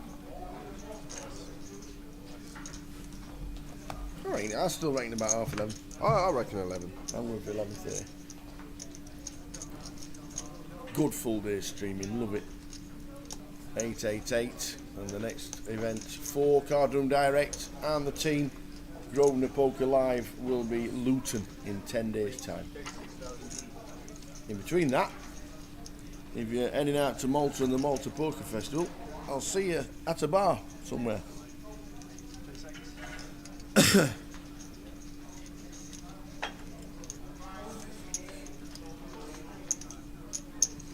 Yeah, just looking on 888's Twitter page, we've got plenty of guesses so far. Already? Annette Quintas is in, Gilly's in with a guess, the old Gully Math, Darren Harris is in, Rotaroo Razvan's had a guess, Elite Gardens, Damien, Poker, Winston, Mo Max, everyone's having a guess on Twitter. It's free to do, guys, it takes 30 seconds and you never know, you might get the right hand and get yourself something sent your way. But you need to head to X, to the 888 Poker Twitter page to get your guess in. It's not via YouTube or Twitch, it will be on Twitter/X. So blind on blind here, Jamie going to go for the 26k. Bo going to call with his pair of deuces. 5 of spades on the turn. Jamie shakes the lead with a 5.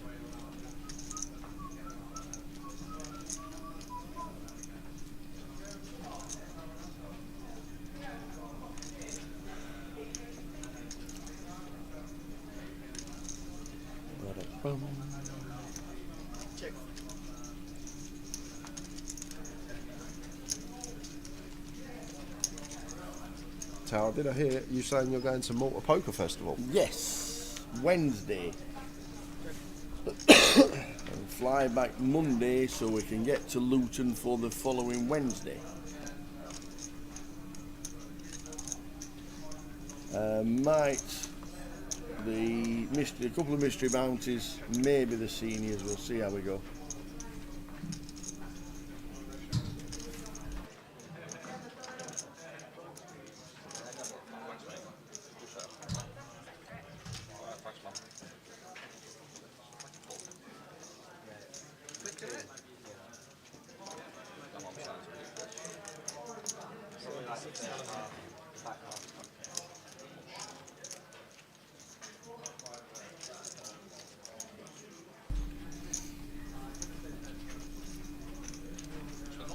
So the 9 of diamonds on the river. Jamie gets to check him out with a 5 and Jack 5, raising the small blind as you do with the old Jack 5 of diamonds. See, that'd have been a full for me 2 months ago. Not anymore. Whoa, not anymore. Learning. And Bo calls with deuces. Are you sure? Whoa, turning 5th pair into a bluff and getting called by worse. Looks like a genius value bet there from Jamie Tower. That is not a value bet. He's bluffing, and Bo, non-believer, calls with the ducks. 5th pair, good. And straight over to an outer table because we have got a huge pot going on. It's all in and a call. It's ace king versus 10s. It's Jimmy with the ace king. It's 10s for Stu Sefton to the flop. Oh, and there's a couple of kings. Oh, 10 on the turn. 10 on the turn. Wow. For Stu Sefton, he sees the 2 kings on the flop. Sit back down, sir. 2 out and drilled off on the turn. And that's going to be around an 800k pot tower. That leaves Jimmy short. But Stu Sefton wins the flip the hard way. Would have been pretty sick. Picture for the missus. She's going to send me. I'm still in love. And on that note, we are going to get one of the 888 team in the booth. Oh, don't tell me East is coming. No, don't. I've got good news. We got the good guy coming in. Come on then. Who is it? We got Josh coming in. Who is it? We got the one we like coming in. Yes. So it's all right. It's all right. No fighting about football teams, you two, when you're out there. Josh going to help us out today with the final day. He's going to jump in with Tower for 45 minutes this session, and then I am going to be jumping in for the final 45 minutes of the session. We'll bring him in. I will see you in 45. We're going to swap chairs, and in comes the good-looking one.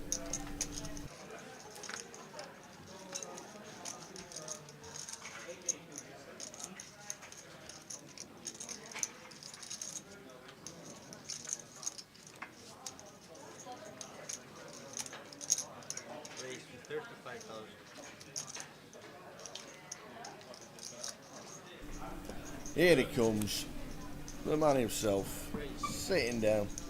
Ta-da! Oh my goodness. Flipping out, you need to sit back a bit. It's like, oh, I tell you what, it's like... There you go, that's slightly better. How are we doing? All right. How's it going in here? Yes, very. It's been a great day so far. It has been a great day, it really has. Josh Manley with us till the end of this session. So good to have Josh on board. How's the streaming been going for you, sir? Brilliant, yeah. Having a great time at the moment, yeah. Things have been going well. Results have been going pretty well. I've been enjoying it. And, of course, an absolute honour to be in here. And what about the story of the Zild? Oh, wow, amazing. James, yeah. First time he's ever played live, but he's coming to play this because he won $12 in your home game. That's right, yeah. He won $12. He came 3rd or 4th in my home game, got $12. Yeah. Played an $8 sub-satellite and won that to a $55 satellite to this. Yeah. Like a couple of days before it starts. And then here he is. He's made it to the final 22. First time playing live, and he's locked up at this moment in time £1,220. Yeah, fantastic. And he came up to me this morning. He says, "Is there anything that I shouldn't or should be doing on the live stream table if I ever get picked for the table?" I said, "No." I said, "Put your cards in the box for 2 seconds, then you can do what you want with them and just play your normal game and enjoy it." He went, "Right, okay, nothing else?" I went, "No, nothing else." And of course, first session on the feature. Gets a little bit of luck. He's down to 5 bigs. Mm-hmm. He's on the big blind. He's just about to put his blinds in, and somebody shouts, "Big blind, please." So he moves tables, so he doesn't end up in the big blind. Amazing. So 3 hands later, he then gets a double to 10 bigs, and then at the break, he was on 13, 14 big blinds. So he's still grinding away. Wow, and yeah, for someone who said he's never played a live tournament before, he doesn't look out of place. I think he's holding his own really well. Yeah. He is expecting the computer to put his blinds in and expecting to... Yeah. Why do I have to pick these cards up? I've never done this before. But no, what a story. That is really good. When do you run your home games? Well, at the moment it's every Thursday, but I've actually stopped streaming on Thursdays, which is kind of silly, so I'm probably going to move it to a Monday very soon. Right, cool. Excellent. So home games back for Josh Manley probably on a Monday. So check 888 out for getting involved with Josh. And you never know, you could do exactly what James does and turn it at this moment in time into £1,220. And that's minimum. Yeah, that's minimum. That's fantastic. Even just getting the cash, win your min cash and make day 2 and get a bag. It was guaranteed 1,000. Yeah, amazing. I am, I'm quietly confident for a final table for him. Would be good. Yeah. It really, really would be good. Question: when will Josh learn how to play live? Thanks, Worst Hands. I appreciate the question. I'm on a bit of a dry spell with live tournaments lately. It's 1 bullet, 2 bullets? Two. And no luck? 2 full days of playing and no luck, sadly. But we'll get there. What did we get up to in the heady heights of chips? Did you get plenty? I think I peaked at 100,000 on one of the days. Oh, okay. Yeah, but then just a couple of sad hands, and then that's all it takes. Yeah. But I'm not going to dwell on it. No. So look on forward to to the next one. Exactly. On to the next. Yeah, we'll hopefully follow Zild's progress in the outer tables as we are down to 22 as it says top right. Yeah, please, thank you. 22 players left, 9 on the final table. There'll be a redraw at 18. So, what are your plans live? I don't really have any live plans at the moment. I'm definitely going to be doing the Sheffield UKPL. Okay. Not Sheffield, sorry. Sheffield? Leeds, sorry. I don't know why I said Sheffield. Is that a new one? No. Leeds, I'll definitely be doing Leeds. Aside from that, I don't really know at the moment. I've not really looked at the calendar. What's Reading South is changing from London. Yes. And we're back in Manchester for the big one, the 1,000 buy-in in August. So I'll not be in London, that'll be in Manchester. I'll absolutely be at both of those, for sure. Reading's a card room which is quite close to my heart. I used to go there a lot when I was sort of cutting my teeth learning to play, because it wasn't too far from my house. So I'd love to go there again, especially for one of these. Yeah, well, we have got one of these at Reading South. We'll be changing, I think it's end of September is when we got the Reading South UKPL. All venues will be changed for the next live stream that we do. Only got the news on Thursday regarding changes, because obviously the Vic got signed off for the refurb. That's good news though, isn't it? It is. It is, like Jim said when he came into our chat with us, he said it's an old building, it needs a really good spruce, and basically doing it from top to bottom, inside and out. So it does sound like it's a big job. I'm excited to see what happens. Yeah. One thing for sure is, obviously, at this moment in time, no idea when it's going to the full reopen, and I'm guessing they'll have some kind of party or a festival for reopening. But once it's fully reopened, it should look amazing. So how long are they expecting? I don't know. It's obviously without delays. Hopefully, I would guess mid first 6 months of the year. So leg one's already confirmed as a GKPT for next year at Coventry. Right. So it's definitely not going to be January, because we normally have leg one in January. Okay. So it won't be for that. So Coventry will have 2 big ones to start the year next year, because they'll have the Coventry and then they'll have the UK Open, which is usually February. So it's all the things always work out on time. You never know, things might get held up. But I think obviously they're not going to be fully closed all the way through. There will be cash games available. But have you ever been to Vegas? Yeah, twice. And watched them work around a card room or a casino, and the curtains just suddenly move the day after. Yeah. When you walk through the same area the day after, the curtains are moved, and they just do it little bit by little bit. So brilliant how they do it in Vegas. Just do it so seamlessly. They do. Yeah, and I'm guessing the Vic will be doing exactly the same. So, but all information will be on social media as well regarding reopening times and everything fully furnished and what have you. But we've got plenty to go on, and we'll be going to plenty of different venues before we get back to the Vic after the last event, which is the last week in May at the Vic, and that is confirmed as the last event.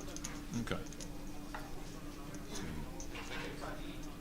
Did you do 888 Madrid? I did not go to Madrid this year. Oh, no. okay. I went the year before. Everybody raves on about Madrid and Barcelona being amazing stops. Yeah. Never been, to be fair. Yeah, well, Madrid is. I love Madrid because it's probably my favourite European city to visit. Right, okay. I love it. But the casinos are right in the centre. It's really, really nice. Yeah. And the staff there are so good as well. Always really good tournaments. And Barcelona's like the 10th till the 20th of May, something like that? Something like that, yeah. But that's like our flagship event. Oh, right, cool. Yeah. Yeah. The big one. You never been to that Barcelona casino? I haven't, on no. the beach? No. No. Oh, okay. I didn't realise, and I don't know why, it's something I never even thought about. I didn't realise that Barcelona was even on the coast. I just thought Barcelona was in the middle of the country and a little bit like Madrid, and they just had a massive football team. I had no idea that it was actually on the coast, and it's supposed to be amazing. City by the Sea is beautiful. Yeah, lots going on. Great place to visit. Yeah.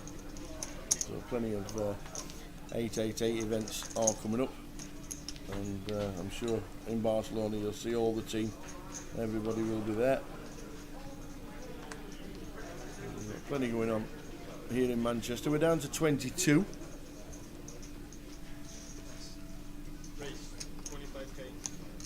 Here's 4 for Bo. Number raising up. Sorry, that's to be 32. Good active players, Bo. Do you know many players in this table? Any regulars here? Josh dropped in the hat in seat 6. He chopped Blackpool's UKPT main event last year. Okay. David G won a GUKPT Grosvenor Passport in years gone by, about 2018 maybe. Okay. Most of them are regulars. Drain 9 is back on the scene. He had a 3 or 4 year hiatus from the game, but he's now back. So yeah, there's plenty of regs. Yannick seems to have been in C1. Seems to have been on the feast table more than the dealers this week. every table seems to be on a Yannick's on it. Dre with a bit of a spot here. This is raising a 3-bet. WPT champ Dre as well. Good for all,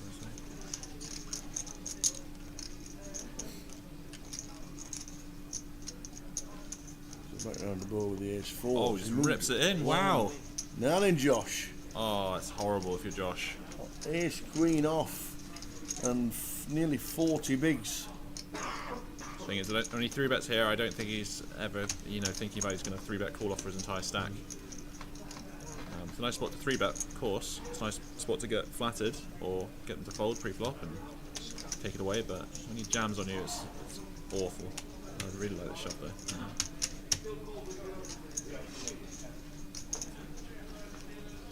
Tough spot. Tough spot. Ace queen off for Josh. All in to call. You sat with near 40 bigs.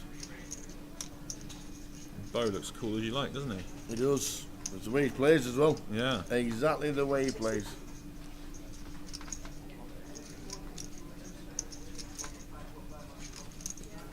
How much was it? 650k.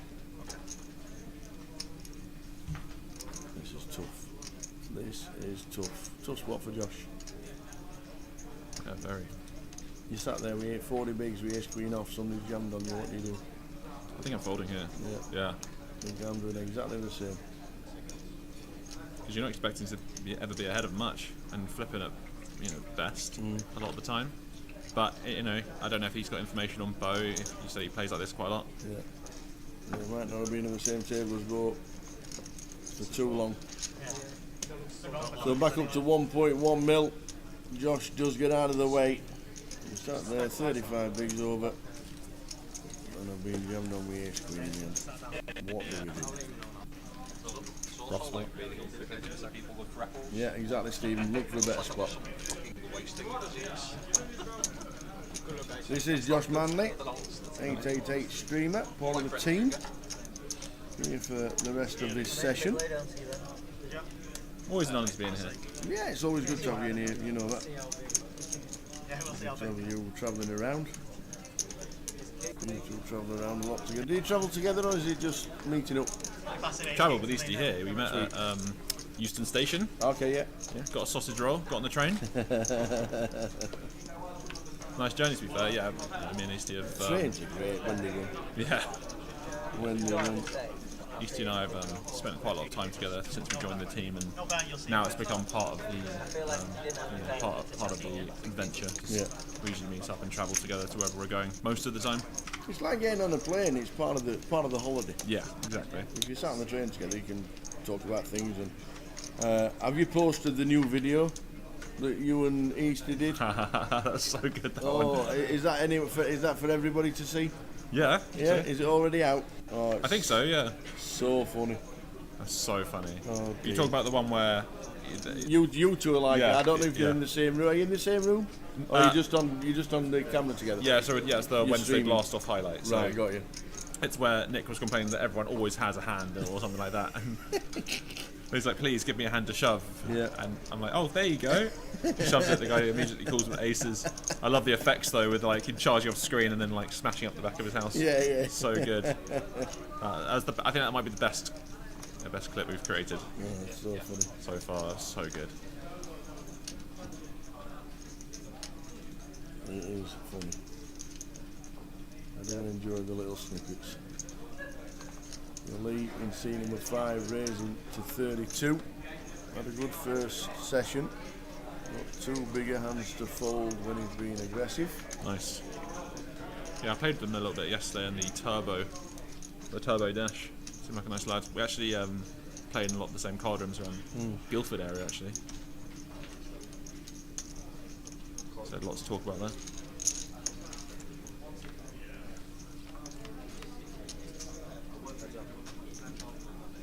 Flop time, King 6. What a flop for Jim. But not a flop you're too afraid of with 9s either. No. That's likely that your opponent's got a king. So leaders bet at 25. Yep, that's 25. That's an 88. Question is, will Jamie raise him here, or is he going to lay a trap?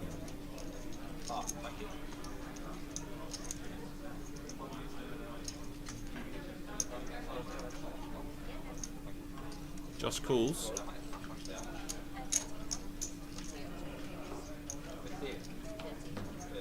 Bit of a nothing card on the turn as well.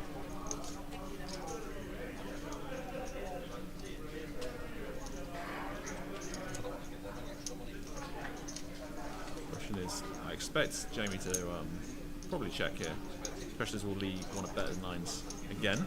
And feels like quite a nice spot to bet with your 9s because they're going to need a bit of protection versus diamonds. Like we haven't got a diamond and obviously all the overcards. So I'm actually fond of a bet here, but I'm not sure if that's the right play. I think that's just what I would do, and then just check back the river. Yeah, he's going to go for it.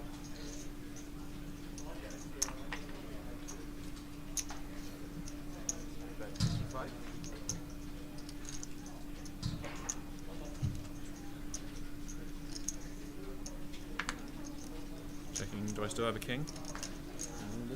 Have they changed? Is it now 2 kings? So bet at 55 from Lee.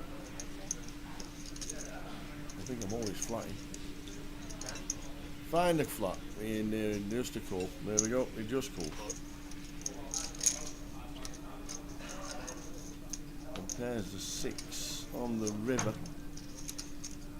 Oh, Jamie. Let me find the check.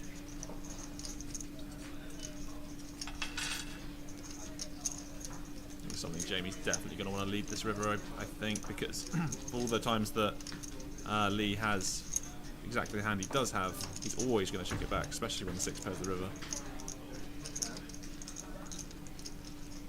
Yeah. Tough decision now. 179. Yeah, that's 179. 9's in a tricky spot.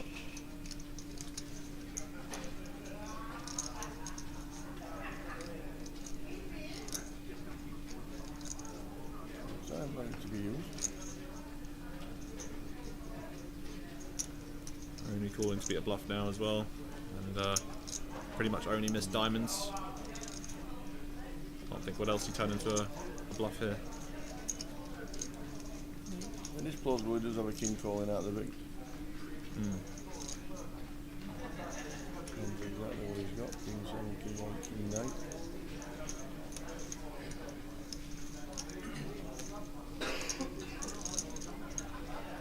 And he does pay him off. Does pay him off. So Jamie gets the good news and Lee taps the table and drops down to 130,000. Very tough spot. You can't blame him for calling there. We're down to 20 on the board as Alex Montgomery busts in 21st for £1,220. Minji and Jimmy was out in 22nd for 1,220. So we saw Matt Archer in 23rd. So we're on 20. Alex Montgomery busting out. Good run from Alex in his own club, £1,220.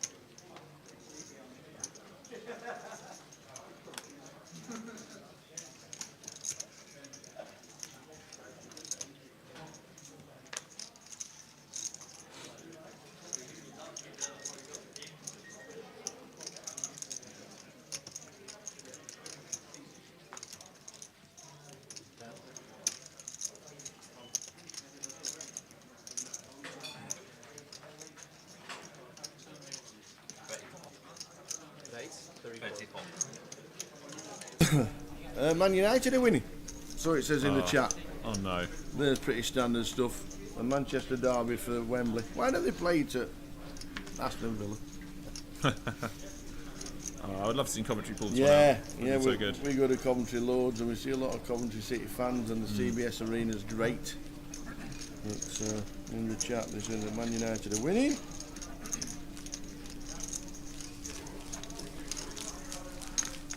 Nothing personal, worse hands.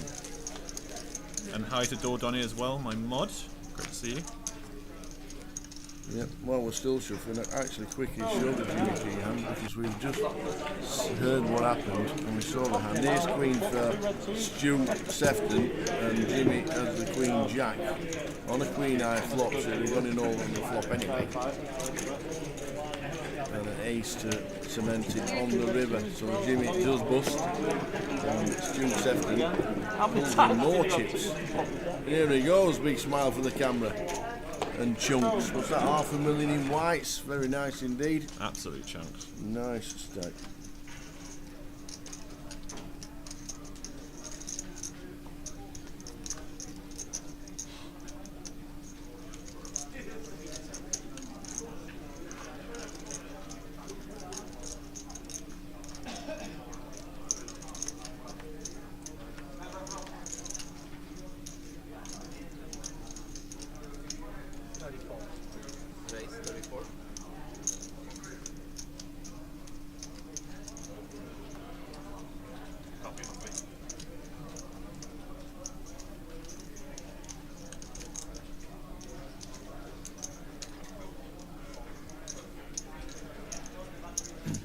Down to 20. Alex Montgomery busting out in 21st. We just saw Jimmy G busting out in 22nd. Matt Archer, and we saw Razza and Mora in 24th. When we get to 18, it'll be a two-table redraw. The chat might want to correct me on this, but I do believe that that Razvan player won a state poker Bucharest. Oh wow! I think. I might be getting mixed up here, but I definitely know Is that that player. Is that why he's here, or did he win? He didn't win a seat for here as well, did he? I don't know. To be fair, he might have done. They might have just said, "Come along." Yeah, maybe. Come along for the ride. We're off to Manchester. I've noticed a few players who do just follow every A-State event everywhere I go, no matter where I am. Yeah. And they just show up. I'm like, oh, I saw you in Spain, or I saw you in Romania. So. Brilliant. Yeah. Manchester's easy. Yeah. Fly over, taxi from the airport or a train. Surprised how quick it was for me to get here from Brighton. It's really 4 hours. It's nothing. Sit down, relax, listen to Eastie's bad beats. We just pay cards the whole way, really.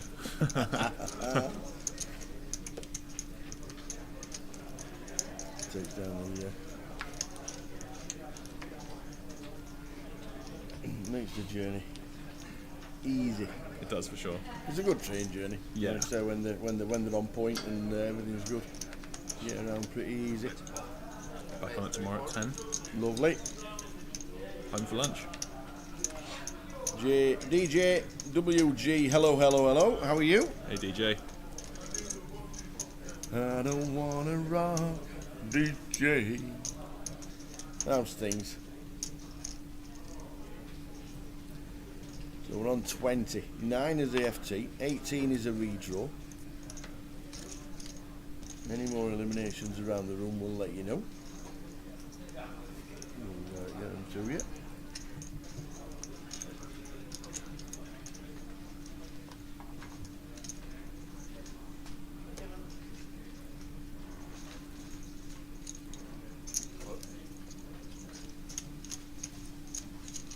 Going to a flop Queen 10 off Dave versus 7-8 suited of Josh. 6-eye flop, 6-3-2, 2 spades.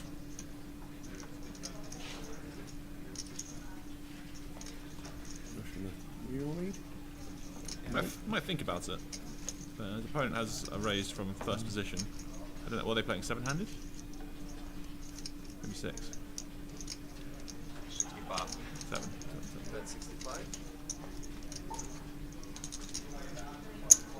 Josh just checked.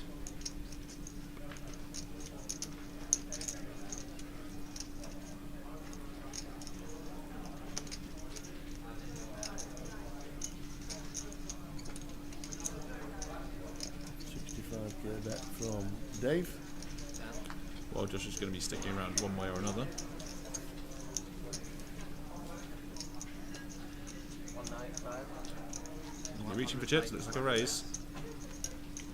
Yeah, there it comes. Snap fold from Dave. Doesn't even think about it. DJ WG says, any updates on Kyle? That would be Kyle Cronin or Cronin. I actually don't know if it's his surname, but I believe he's still out in the field.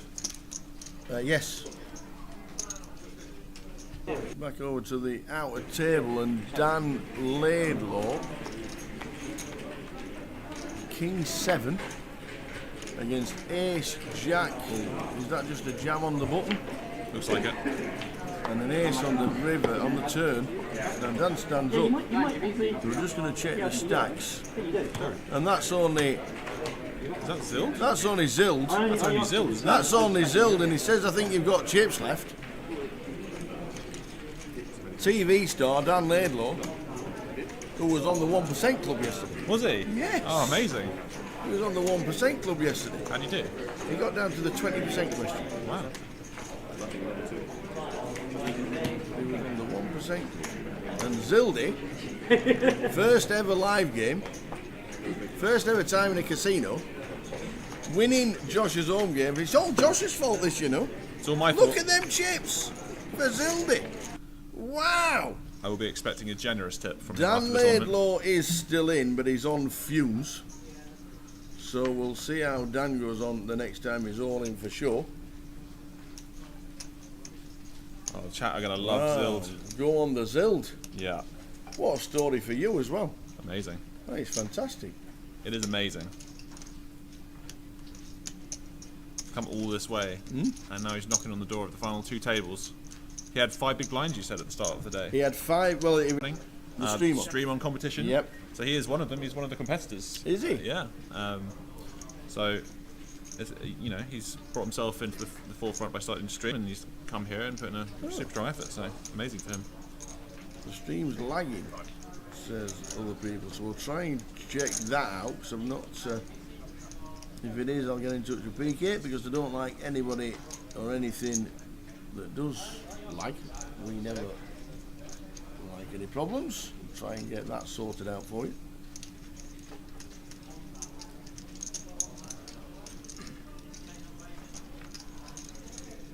Is it 888? Is it on YouTube?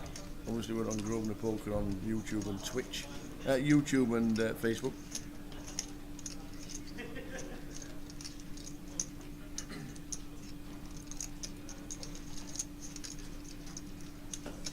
I think Dave might be about to bluff this hand, by the way.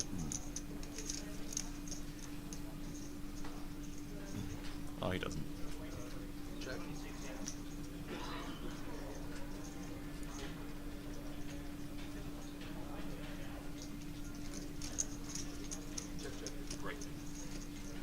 It seems okay on YouTube, so I've just checked without signing in to Twitch, which I'm not, without seeing the adverts and what have you. So quickly, we just sound a little bit lower than normal, but it seems okay on YouTube, so hopefully that will have sorted itself out. Facebook and Twitch freezes now and again. Weird. Yeah, we got everything seems to be okay, but hopefully it's not lagging anymore. We just sound a little bit lower than we normally do, so we'll have to remember that. And at this moment in time, we are still on 20 players.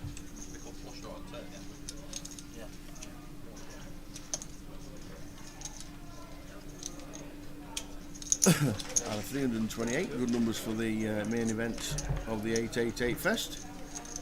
Very good. Yeah, really, really good.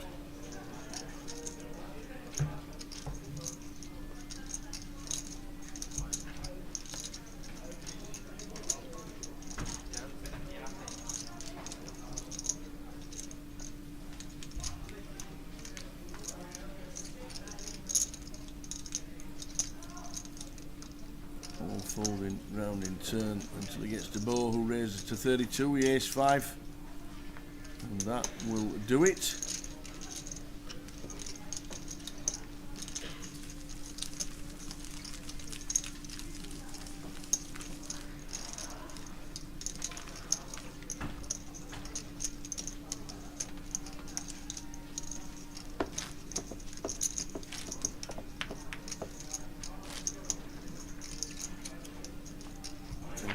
Quickly over to the outer table, where Dan's final few chips are in the middle with Queen 10. Nothing changes. We need a Queen or a 10 for Dan Laidlaw. Or 9. Or a 9 for the straight, and it's a 5. So the rest of the chips go in. And if you're looking in between, the Zild has got about 500,000 chips. My goodness. So 500k for Zild as Dan Laidlaw busts in 20th for £1,220. Props to Dan Laidlaw though. He's he's always in the running in these things. It seems like he's always running deep in every single tournament that I ever see on stream. There he is again, making another deep run.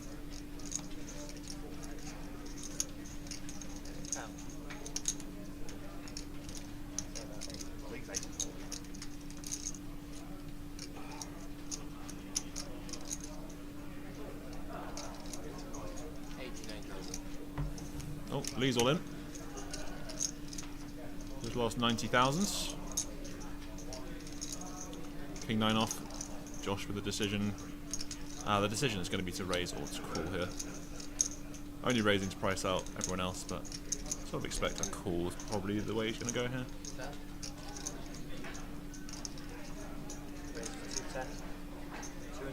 Maybe I'm wrong. Looks like I'm very wrong. So Lee is all in on the feature. He has had an up and down day. He's got 2 big hands to fold. He's probably thinks after getting the news that he got all these hands to fold, he feels like he's free rolling to this point. But Lee with the King 9, Josh with the Ace 10. 40% for Lee. No, very much alive. Ace, Jack 8, and now we've got all spades playing. All sorts going on here. Yeah. All spades, backdoor straight draws. Turns the 3 of diamonds, so we're down to a spade. Oh, we are going to be losing Lee Aldwinkle. The river is a 10, so 2 pair for Josh, who moves up to 800k. Lee Aldwinkle busting out in 19th for 1,320. So it's all going on. We're down to 19, which also means we could well be on a redraw. Last two tables spot on. We'll see what happens on the outer tables. There we go. Oh, straight out. There it is. We might get a Zild back on the feature. We might. We're on the two table lottery for the feature table. Do we run good and get the Zild back on the feature? Or do we not? Here's the Zild on the way. We're down to 18. We're having a redraw.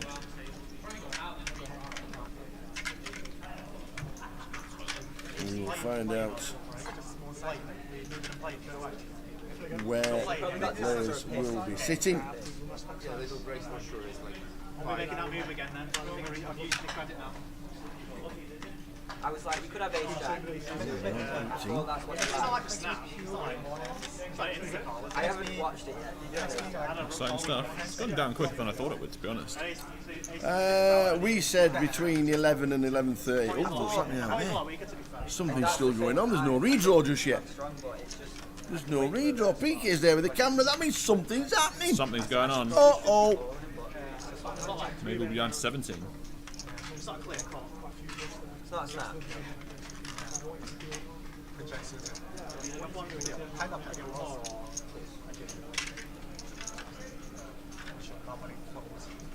Whoa, whoa, whoa. What has happened there? Waiting for the redraw to get drawn out.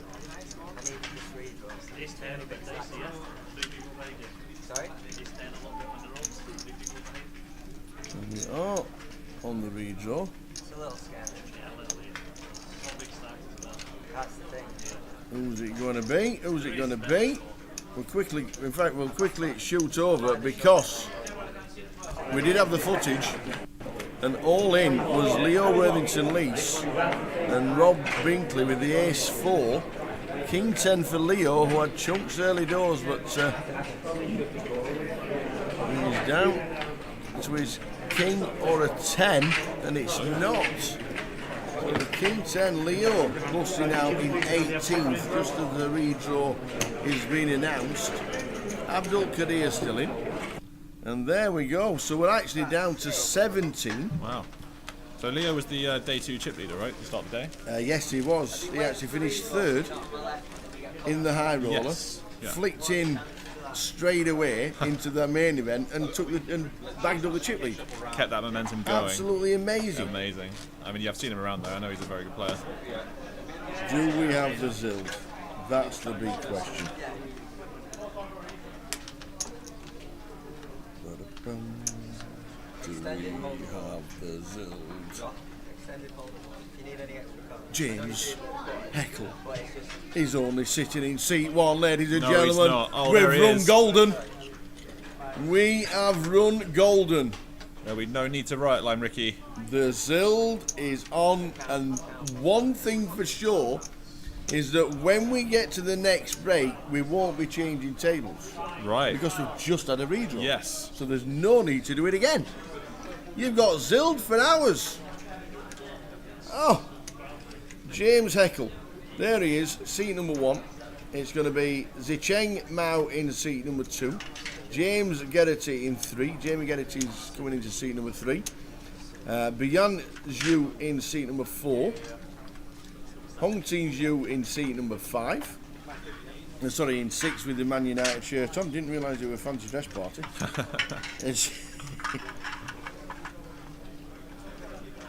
MF is going to be on the feature as that's Martin in seat number 7. In 8 is Josh with a hat on, Josh Radley. And in 9 is that David G? It is David G. So David G is in seat number 9. So 5 is always blocked when we're 8-handed. So 1, 2, 3, 4, 6, 7, 8, 9. There's only one sponsor pro left, and he's here. Hello. Here he is, Mr. Josh Manley. No, nobody at the table. There was just you, Ian, and Easty this week, wasn't there? That's right. So three of them were here, and Josh has gladly come up to give a bit of his free time up to do some comms. Jay will be on his way very shortly with the remaining. I'll get myself a coffee while when we swap around. But Josh is in the comms. Well, we've just got a redraw. We're down to 17 because it would have been 18. Two tables and 9. Let's go. So we have 17 players. So 17 players, and we are going back very shortly. Craig Timms coming into seat 5. There's me saying it was a 16-man draw. It's not, it's 18. But Leo Worthington Lease out just as we were doing the redraw. So he's out in 18th, which means we're on 17. And bang on time, the man himself. Jay, do you think he's eating on the break? That in what normally happens is we have a break. If he gets an extra break, he has food. He could end. Sometimes he eats 7 times a day. Wow, it's a true story. It's a true story. It is. It's a true story. But Jay is on his way back, and we're going to finish off with Mr. Josh Manley for the remainder of this session.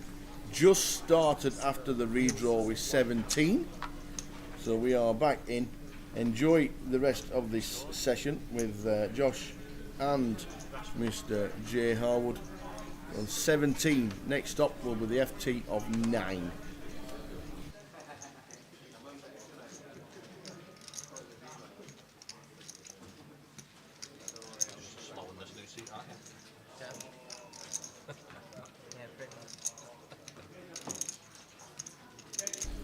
I'm back. All good, Josh? All good, yeah. Is your mate all right? I was out there on my break. He's sitting in front of the telly watching the Coventry Man U game, but he looks very upset, like he's playing some 10-0 online. He's like sitting there, yeah, bit mopey. He's a bit mopey today. Yeah, just leaving him to it. So just leaving him. He's sitting there by himself. I didn't even bother him. I saw him. I thought I'd leave him alone. Is he by himself now? As well? Doesn't look like he wants company. He's watching the Man U Coventry game. Oh dear. You know what he's like. Yeah. Yeah. He said he'd like to come in later though. He said to tell you that.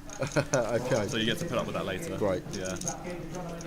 How's the action been? It's been decent. We lost a couple of players. What is that? Zild with Zild 800k? Yes, in seat 1. He left the feature with 30k. Yep. What's happened? He went on a bit of a tear up. He knocked out Dan Laidlaw, or almost took him out completely. Yeah. And he's been winning pots after pot. And I said it at the start of the day. He's gonna make the final table. Let's go, James Dean. The story is incredible as well. How he got here. I know, yeah. Tal was saying about the story. Everyone was mentioning it in the chat.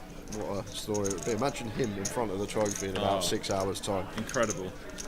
Possible. Definitely possible. How are we doing, everybody, by the way? I'm not ignoring you. People are saying hi to me. How are you doing? And, of course, Piano Cat, meow meow. Hope you're well.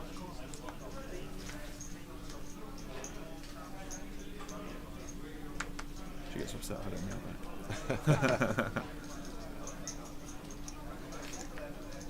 Yeah, we've already given away 109 ticket today. We've got 4 more to give away. This is probably going to finish about 11, so we've got plenty of time throughout the day. Good luck to everyone if you're in the free roll in 10 minutes as well. That's kicking off $1,500 free roll on 888 poker. Josh going to open ace 10 in the hijack. And James ace jack suited here. Expect to see a call. Yeah, nice one to just flat versus LP, keep all this dominated, hands in, all the suited ace. He's reaching for chips here though, look at that. I'm going to go for 3-bet as James. It looks like a big 3-bet too. It looks meaty. It does look meaty, but it'll get the job done. It will. This is huge. He's not messing around.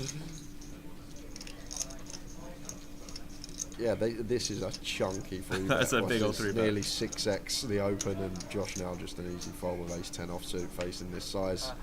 Shows the ace. Zild gets it done. You meant show the other one?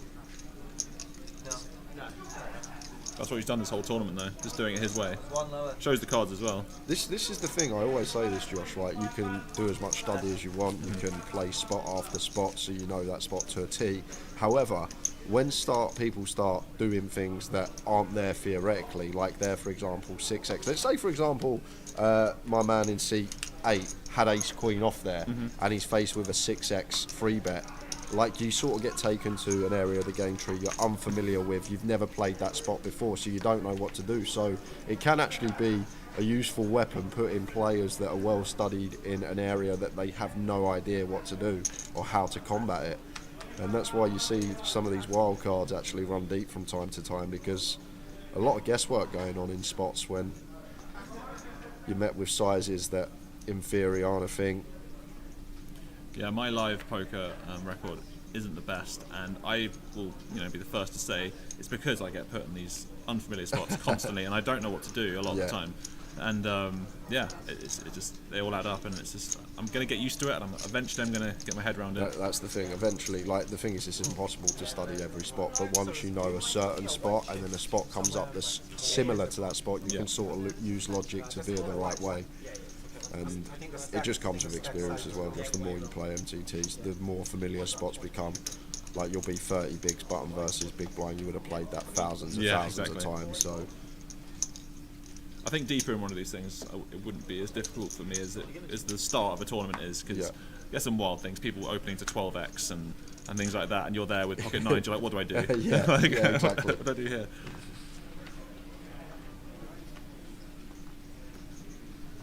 How was your main event? Obviously, didn't make day 2, but was it just one of them days, not good distribution, get unlucky, play bad? It happens sometimes, we all play bad. Yeah, bit of everything. Bit of everything, yeah. I mean, the day one, I don't remember what happened to me on day one now. It's a bit of a blur. I think I didn't get anything going and just busted out after.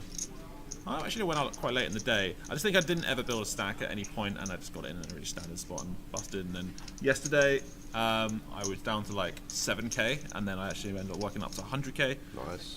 So that felt really, really good. And then 2 pretty nasty hands back to back. First one was queens. I think it was 3-bet pot, and I lost to 7-4. As you do. That was pretty rough. And yeah, that was pretty rough on like a 10-high board as well, which is even rougher. And then what happened next? Oh no, and then then that took me out to like almost all of my chips, and then final hand I had like 15 bigs in the big blind, ace 7 suited, and then it was raised from the hijack. Everybody had called, and I was like, I'm gonna squeeze. I got called by a small blind with pocket 8s, the ace 8 nuts. Of course I'm not beating that. Yeah, of course you're not. What's the next trip you off to? You going Vegas in a couple of months? You're going to do Vegas, or you're not sure? I'm not sure about Vegas, to be honest. I'd like to, but I've got so much limited time this year. I don't know if I'm really going to be able to do it. I mean, I'd love to go play the main again. I played it the last 2 years in a row. If I don't do it this year, I will absolutely do it next year, but I'm just not sure about it right now. If I'm going to be able to. Do love Vegas though, and I love playing some of the lower buy-ins out there as well. Oh, that's great. Yeah. The fields are dreamy. Well, yeah, actually, I say you don't have a good live success. I don't in the UK. I actually seem to cash well in Spain and in Vegas, just not the main event. But the 250 dailies at Resorts World. 250 dailies at Resorts. I love them so much. Like, up top's like 20k. I final table like 4 times last year. Nice. Yeah, it was brilliant. Didn't win though. That was sad. Difficult to win some silverware out of Vegas when the fields are that size, unless you're playing like some Raz or some super low ball or Deuce to 7 where the fields are smaller. I said to myself I want to learn how to play better in cash games before I get back there as well, because I'd love to grind out some cash at the World Series, because I know people do very well. Yeah, it's good hotspot for cash. Bloop says, poker like golf, get lessons and play more and you will get better. I agree, sir. Exactly. Not with me on the golf course. I've been playing 3 years now and I'm still exactly the same as I was, but I enjoy it. And I'm joined by Josh Manley, Ben, who's the man in the booth with a sexy voice. Well, he might actually be talking about me, but I'm assuming you mean Josh. Helping us out, might get Easty in later if he picks himself up, because he just looked at. I looked. Is that Easty? Just didn't look like he was having a good day. Multiple factors probably. I think one of them, United are winning. Second one, Mo Salah's not playing for later for Liverpool. Okay. He's out. So a cumulative things, and he's just being used to. What do you think of this from old Zild? Time banking with the kings pre-flop, thinking going to throw in a little time bank, a little curveball for the table. Look, it's not easy being as intelligent as Zild here. He's thinking of the exact move he wants to do. There it is. The 3x. Please, a sit caller. Give someone queens. That's just going to raise and take it. Oh my word! How No way! Have you found this shout, Josh? Oh my goodness! Says give someone queens, and Michael has the queens. Where has he called this one from? Oh, we could be going for a million chips here. Over a million it would be, yeah, for Zild with the blinds and ante, and there's the all-in from Michael with the queens. I think he's going to get a call. Is it on Zild? It's not. No, now okay. it's on Zild. And Zild says, cool. Yeah, here it is. Here we go.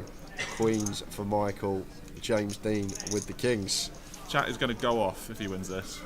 How did you call this, Josh? I don't know, but the sit caller, there it is. There it is. Don't do it to the Zild dealer.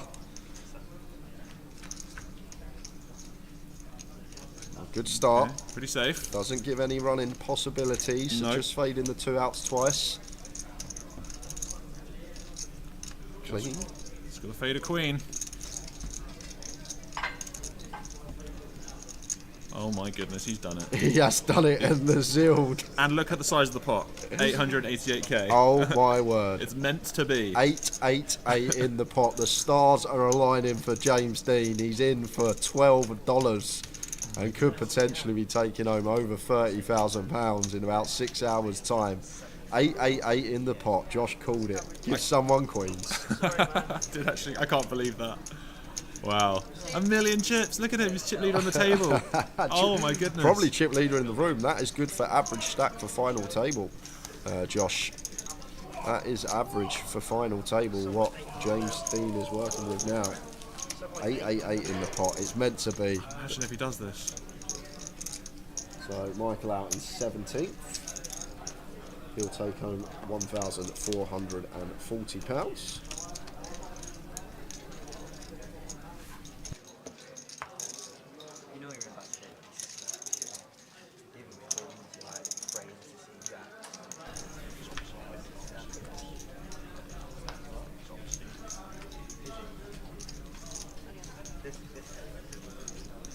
And the free roll is starting. Good luck everyone in the free roll, says Piano Cat. Meow.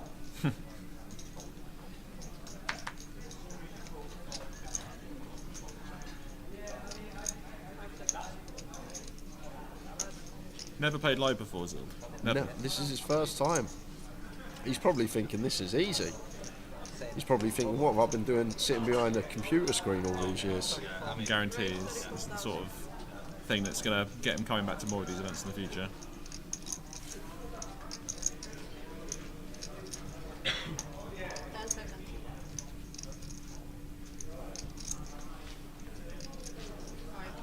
Josh picking up the ace king in the small blind. Firing in a 3-bet, I think. Yeah. There it is.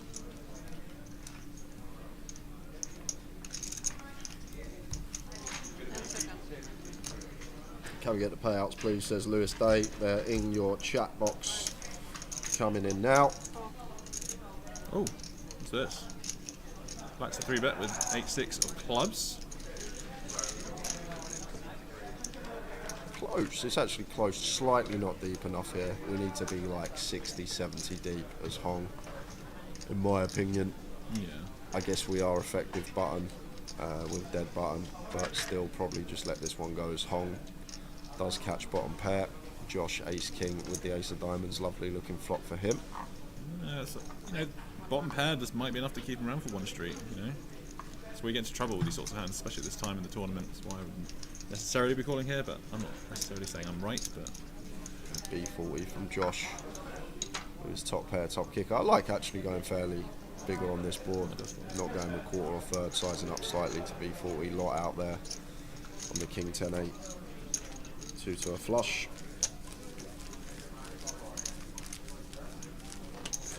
Josh, next time I get kings, can you give someone else queens too, please? Don't know how I did that. Yeah, that was magic. mental. Yeah.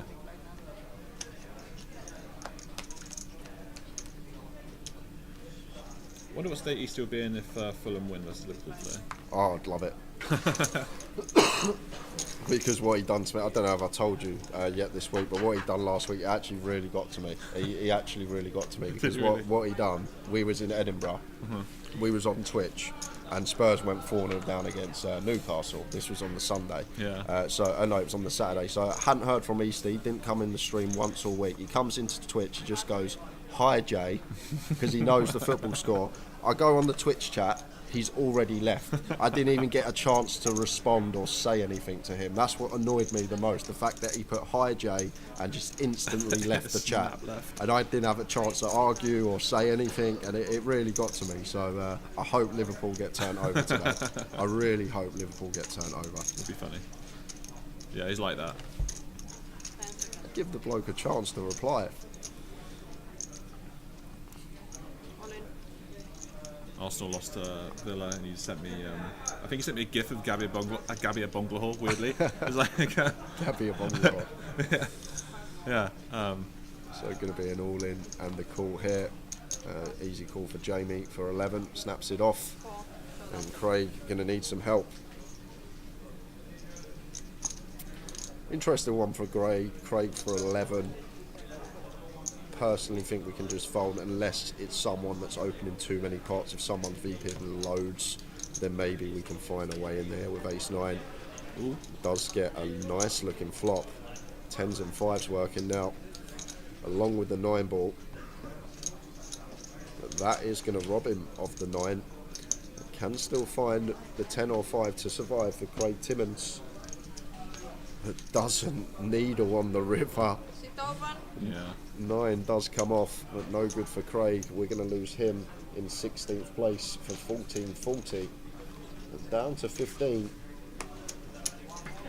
Going quick. Who do you support, Josh? Football? You don't want to know. I don't want to know. Arsenal. Oh. I think I've asked that before. It's probably why my brain decided to just forget it. Yeah, I don't like to bring it up when I'm in here, but I'm not like Easty. I'm not, all about the needles. Yeah. I get enough of that. I could do without. To be fair, it's annoying as a Spurs fan to see like what Arteta's built over the last few years, and just thinking like Spurs have been terrible with managers over the last 6 years.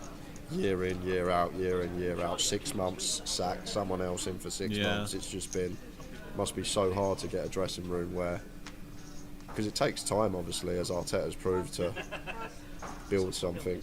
A lot of the time, I mean, looking at Arsenal over the last few years, it's basically what we've been doing. It's been terrible, and it takes years and years and years to build that up again. He's created a good dynamic, and everyone kind of wants it and wants to be there. Some very good players now, so hopeful we can continue to challenge in years to come. But I just don't think we're going to win the league now. I think that's over. It's over. City are going to win every game. It's over. They've got to play us. Are you confident? No. I'm not saying it. I'm not saying that we're a better team than City. But look at City's record against Spurs over the last 10 years. We are their bogey team. But are Spurs going to do us a favour?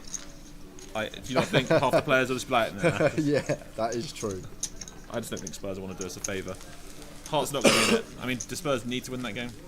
Yeah, we do. Yeah. For 4th, because it's looking like 5th isn't going to get Champions League now. That's right, actually. So 4th is actually very important.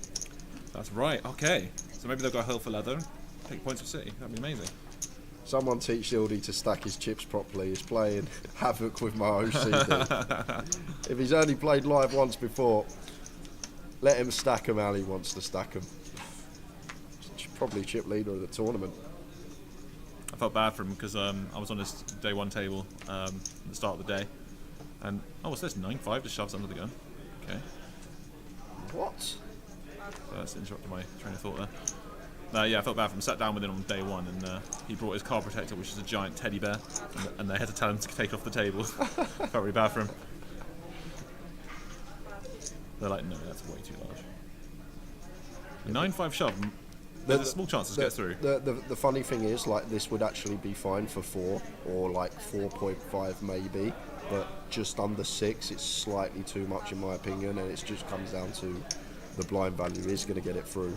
But when we shove under the gun, Josh, and we're drastically short, we get to win someone else's big blind, someone else's ante. Whereas if we wait for one hand and have to call any two in the big blind, we then only get to win our own big blind and ante back, plus obviously the all-in and call. So that is why when we get to like 4 bigs under the gun, it's close to any 2 cards that we want to be shoving, unless there's like insane ICM implications, like in a satellite, or someone was with 1 big on the bubble. But like 4 bigs under the gun, very close to any 2 cards. Is that right? I actually didn't know that, to be honest. No, okay. I would have folded there. And simply, I think 6 is too much. I think 6 is actually too much. I would have probably folded 9-5 for 6, but if he had 4, I think it would have been perfectly fine. And it just comes down to, we actually get to win someone else's big blind and ante, whereas next hand we'd have to call off any 2 in the big and win back our big blind and ante. We just get an extra 1.5 big blinds the times that we do get the double up. That makes a lot of sense.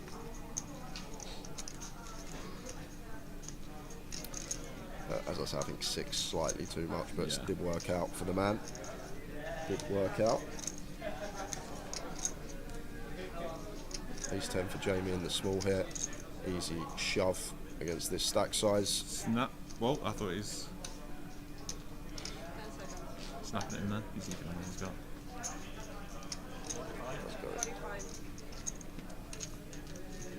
Yeah, does go for the all-in. Do yarn out the way. Yeah, I think I've seen you on a poker TV. My namesake.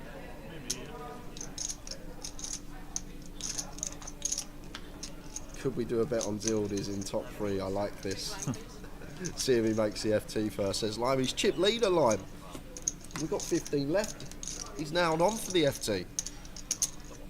He's going to get there, and he's going to get there with the monster chip lead as well, I believe. All you got to say is when he gets aces, just say, "I'll give someone kings," and magically kings will appear in someone's hand. That's right. But to be fair, I mean, anything can happen on this table because there's only one short stack, and everyone else is kind of similar stack, right? I think there's like 50, 60 bigs, like everyone else had. It's very close. Yeah. Super deep.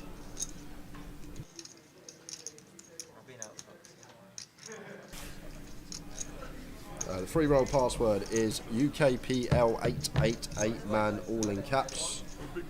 Should be in the commands on Twitch. Zicheng opens the 45 from cut-off.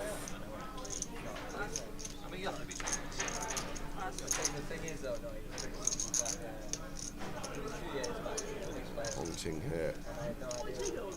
Fairly close one. Jack 8 we defend, Jack 6 off we fold. This seems like that sort of limbo area. Cheng does have us covered, is going to get in the mix.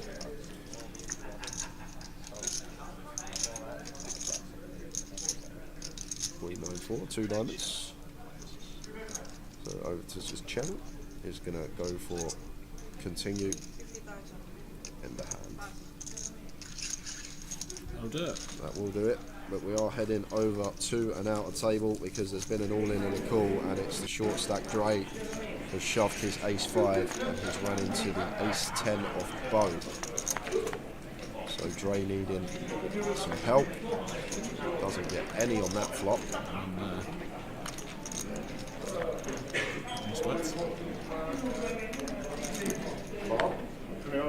Some chop outs. Chop sweat. So 7-5 or deuce to survive for Dre. It's the queen of diamonds, so another one exits on Dre. Olympus out in 15 for 15.80. Leaves us with 14, 2 tables of 7. Not going to the final table. At this rate, anyway.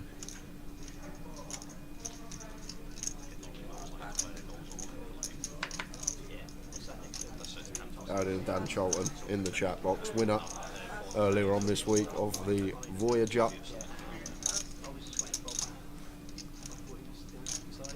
Blind on blind here, Hong Ting, 35 effective. Probably just one that starts with complete. Big blind covering stack. And Queen 8 suited. Nice check here for Josh.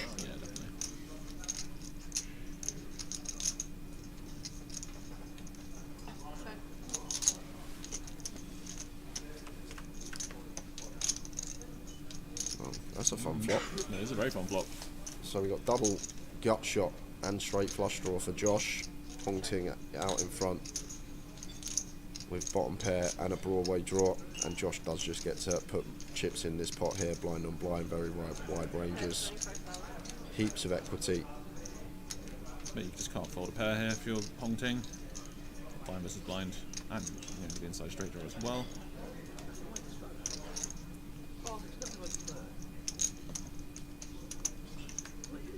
So check call on the flop. Now decision point here for Josh. One of these boards, like, hard to have any two pairs, ace jack, ace 10. Going to raise at decent frequency pre as well as king queen, plus the sets as well. So Josh is going to choose to double barrel here. But difficult to find too much value. I guess king queen will check some of the time with stack depth blind on blind, but probably will veer more towards raising. But probably jack 10. And then some like ace-x, suited ace-x that check back, going to be the value here for Josh. And then we'll have all this stuff like queen 9, 8, 9, 9, 7, some club draws in there as his bluffs. It's boring. It is boring, isn't it? I wanted a brick. I wanted like the 4 of diamonds on the river. I know that Josh would probably take that spot to bluff. So not much to say about this one. Going to be getting chopped up. So we just go bet, raise, call.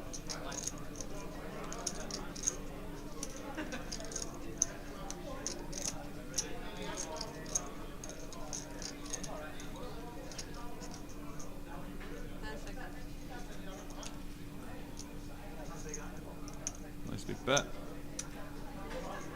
Yeah, I think probably we're going to have 2 sizings on this river split for like our straights and our bluffs, and then obviously some 2 pair could potentially go smaller, but I think when we want a straight we want to do exactly this as Josh, go this size, basically say we have a straight or we don't, make it polar.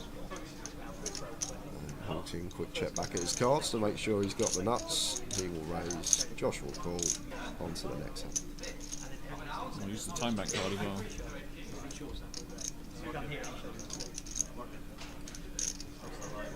Will they get more time bank cards in the final table? Yes, replenished at final. Okay.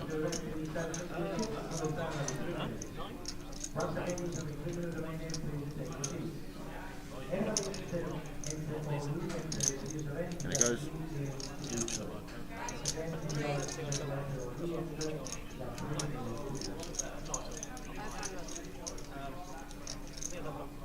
Yeah, I don't know what there is to think about it, Josh. You just snap it off with the nuts. You're not free betting because it's a situation of our opponents either got a bluff or a queen, so free bet doesn't even achieve anything. But you always get that one person at the table, I know, when you call in this spot, you can't just call the nuts, you need to raise it.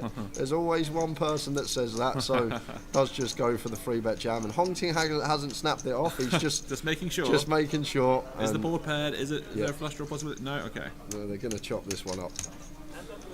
Boring. Much ado about nothing. I'd love to see a brick on that ripper. Yeah, just to see how it proceeded, because I think Ponting would have potentially had a very good catcher. Very good, yeah. Because you don't, if it was a brick, like, do we really expect like suited ace-x, like the others do suited upwards, to go for 3 streaks of value? So value range for opponent then would actually become very condensed, maybe to just jack 10. Or maybe he did elect to check back like an ace 10 or king queen. So it would have been a really interesting spot, but unfortunately we'll never get to know. Mr. Chips Poker standing right in the way of the camera. Mr. Chips? Is that Mr. Chips? Mr. Chips, yeah. Getting his head nicely in the way. Thank you, mate. What's Mr. Chips' name? Is it Josh? Mark. Oh, it's Mark, okay. From the back, he looks like someone I know who's called Josh. But I haven't seen him turn around yet. So he also cashed this event. And also part of the Stream On Challenge as well. Along with Zild.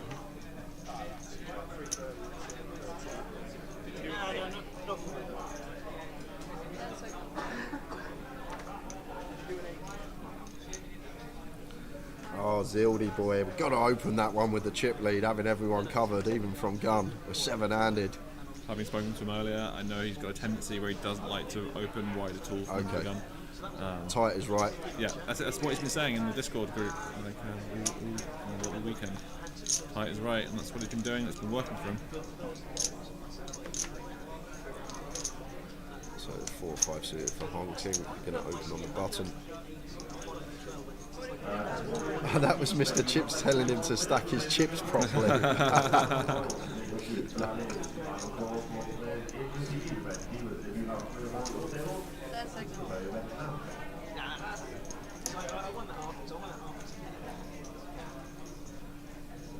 Queen 8 off here for Dana's covering stack, should see defend. Off to the streets.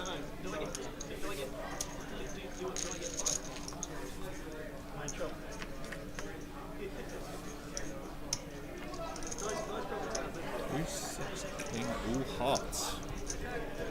Gut shot for Hong Ting. Flush draw for Dave. Expect to see us sort of 30k bet here or something. Yeah, it should be small. 1-0 ball as the opener. Small size, quarter third around there should be fine.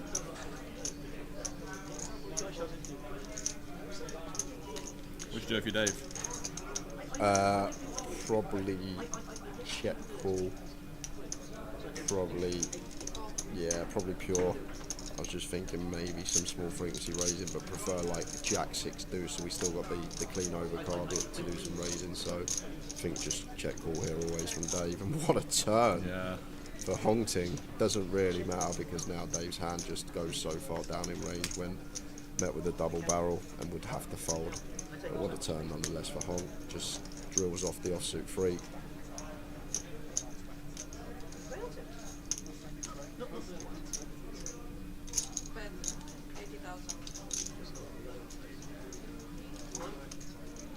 $80k.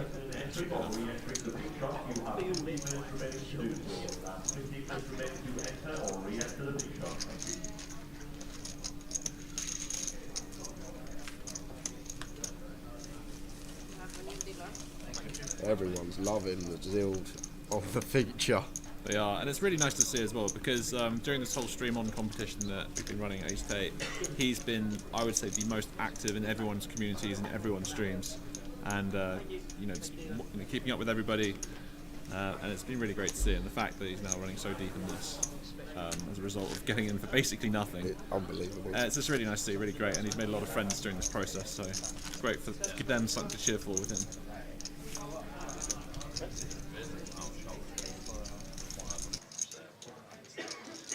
Palace beating West Ham 5-1, says John Brown on Facebook. Anyone would have picked that score. How was the Tower treble yesterday? That's the most stupidest question you could ask on a Sunday. That is, whenever someone comes in the chat and asks how the treble get on, it's just, there's always one answer. Bad? Yeah, very bad. He's had a few wins though. He has. But if you look at how many winners he's had and how many times he's done the treble, Josh, it's not the best percentage success rate.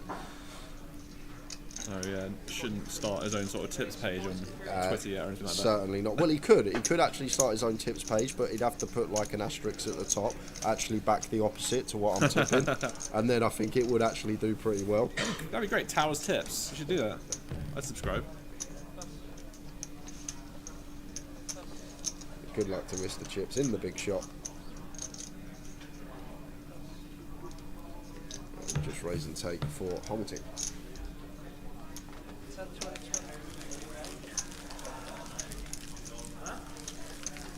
So 20 minutes to go, and then it will be break time. I'll go join miserable Eastie watching Liverpool, I suspect.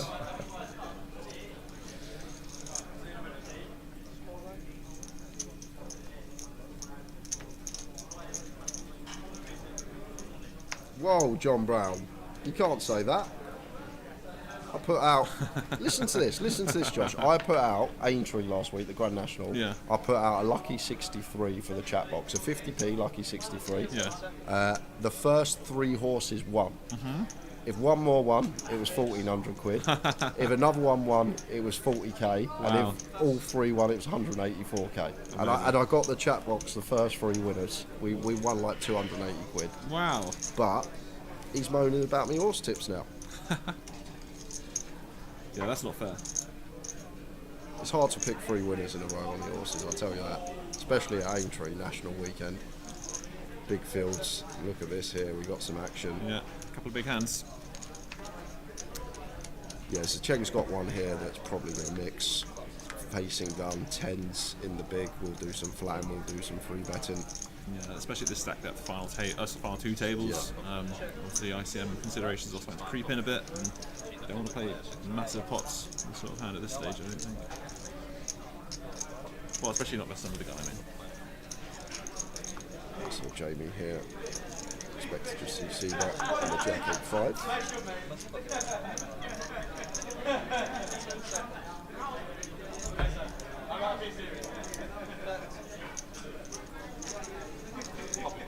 Also 32k, so just shy of 30%, and Zicheng just with clear call.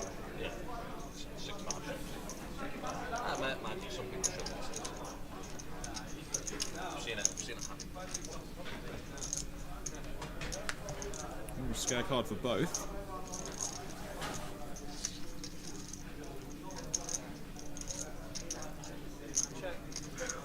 More of a scare card for Zicheng though, like Jamie will be aware when we open gun, like ace high not going to call versus our c-bet, so the only avenue they get there with this ace on the turn is turned aces up or ace x of hearts. So although yes, an overcard rolls off, doesn't look good for our hand, theoretically very difficult for Zicheng to actually have an ace here. But one that still may check Josh, because as well as that, you've now got the fact that it's difficult to get another street from an 8, a 5, a jack when the ace rolls off, so we take this approach, check back and potentially go for some value on rivers. That makes a lot of sense. Part the river as well. Check or small bet if you're Jamie here.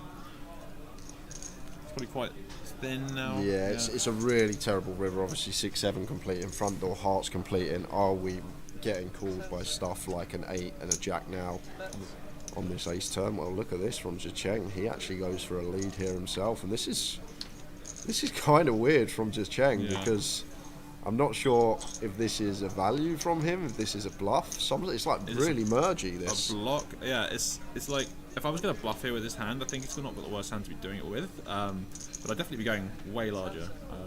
Really polarizing it here. Yeah, and Jamie going to see that he's made a good call up to 1.3 million. Zicheng with not an orthodox bet on the river. Would have had some ideas in his head why he was opting to lead, but it's one of those that we never get called by worse, only really get called by better hands. I guess we sometimes might fold out a jack, but doubtful because we don't really have many ace-x. We do have the 6-7 and the flush advantage from big blind, but interesting river lead from him. And straight over to an outer table. Oh wow. So we have got Bo with 6-5 against the aces. Oh no! What? Oh, not against Kyle. Oh my word. So Bo shoved small blind, and that does give Kyle some outs. Can find a 9 or an ace now, but what a flop. Oh my goodness. So it folds round to Bo Lee in the small blind. He shoved. Carl calls off his 300k in the big with aces. And Bo flops a straight. It's just not fair, That's this not game. fair. That's so sad. Carl's a good friend of mine. He's actually helped me with my getting loads in the last year. So sad to see him go out there in that fashion. That weren't nice. Oh, Kyle. Oh, so bad. So sad to see that. Also a streamer as well, Mr. Anderson on Twitch. Okay. Yeah. So Kyle Cronin out in 14th for £1,580. And look at this from Bouillon again. Same scenario, just under 6 bigs, Queen 4 off this time. So I think what this might be here, Josh, like Bouillon's aware when we're this short, we're meant to shove under the gun a lot wider. But once again, I think when we have 6, we still have some room for some folds, but David G this time calls off with the King 9 suited, and Bouillon potentially out the door, but 2 live cards. Oh, finds it. Comeback is on, maybe. Or have I spoken too soon? So just fading kings at the moment.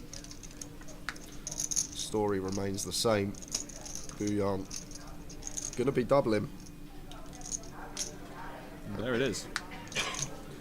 Deuce on the river, doubles to 276, only a small percentage of David G stack.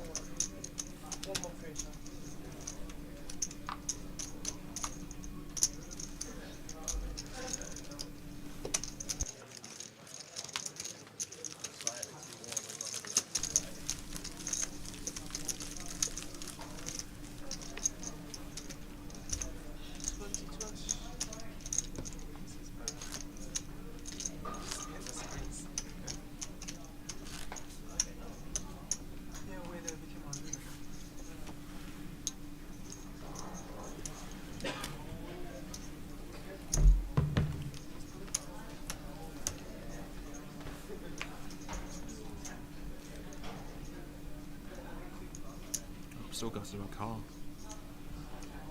Yeah, that's ill. That is seriously some ill stuff.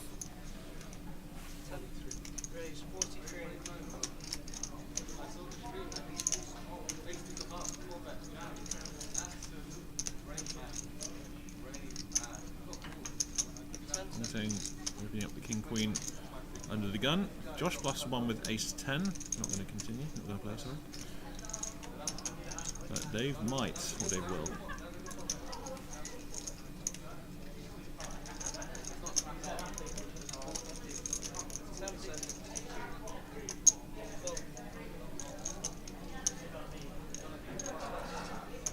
That's it, David G does play cool. See a lot more cooling with these like suited broadways in tournaments, like in cash when we get 100 plus deep, yeah, a lot more free betting, but like the idea off of like less than 40 effective, it's just disastrous when we free bet and get 4-bet ripped on and we have to fold a hand with such great playability. So that's why you do genuinely just see the suited variety of these Broadway type holdings playing flat at a higher frequency versus opens rather than going for a free bet at this stack depth. And Jamie here with one ace-3 suited. Not going to call. I'm quite surprised by that, actually, honestly. Yeah, that's chip leader as well. Lets it go.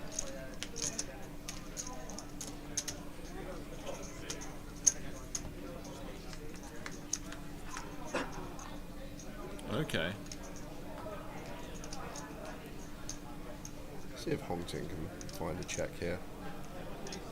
Looks like one that we just, yeah, this is nice from Hongting. Very well studied, obviously. This man do a lot of checking in this spot. Gun, open, player 2 to our left calls. Want to be doing a lot of checking over to them in heads-up situations into the in-position player. And then we can play the hand from there. If Dave does elect to c-bet, we can start playing some check raises. If we want, we can play check call.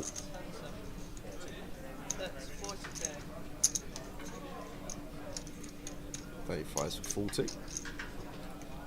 40 into 136. I mean, would you prefer a check raise here with Hongting's hands? I think it's an okay one to use. Dave can still obviously have all this ace-x of hearts, but maybe does start folding some of them facing gun from hijack. Is just going to play check call, but definitely can have some check raises, and this isn't the worst hand to do it with. We're still going to have jacks, 10s for value, aces and kings with a heart as well going to be in there. And then obviously we can use stuff like this as some of our bluffs to balance it out. So 10 on the turn, and probably one that Dave is going to be doing some shutting down on. That goes instantly for Snap chips. reach, yeah. He's just counting his stack, I think. I thought he was about to put on a massive bet for a second. Yeah, not the best turn card. Like Hongting's pure check-in ace 10, king 10, queen 10 suited, 10 9 suited on this flop. So, and we tend to check back a lot of our 10x as well. He's going to go for the second barrel. Still will obviously have some ace jack. Wants to perhaps go for another street, but probably again, the question is ace jack might even start doing some checking here at this stack depth. Stay firing another barrel. So this is really interesting for Hong because I'm not going to expect David G.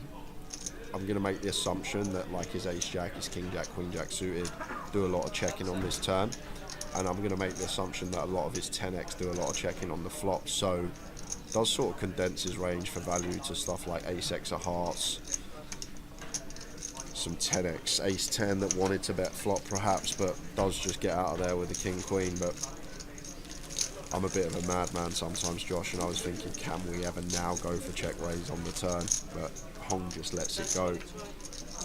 I just think that double barrel from Dave is really condensing his value range once he bets flop, and we expect a lot of the 10x to check flop.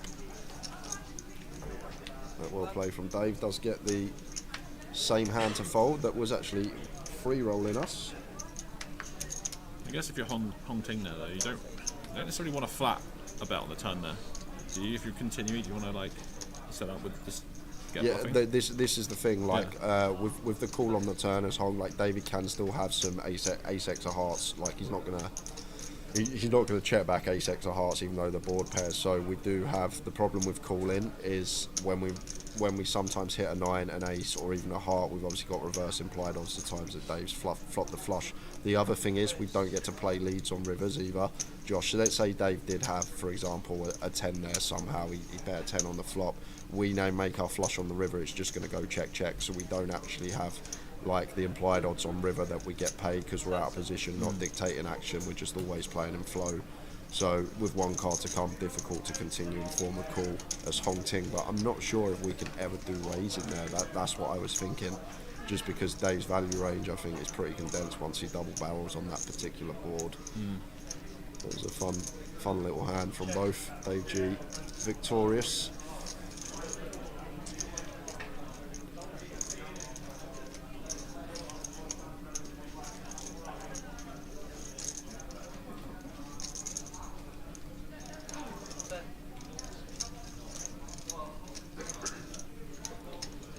Queen 10 for Jamie, 31k, 30%er. Hong Ting should be check calling, as he does, still ahead of all this stuff that chip leader will open, like 5-6 suited, 8-9 suited, all this stuff in here. And with ace of diamonds, can have some ideas to bluff on some runouts. 4 hearts turn. And probably where we're going to start checking now is Jamie. You've got second pair up and down to go alongside it. Yeah, I like a check.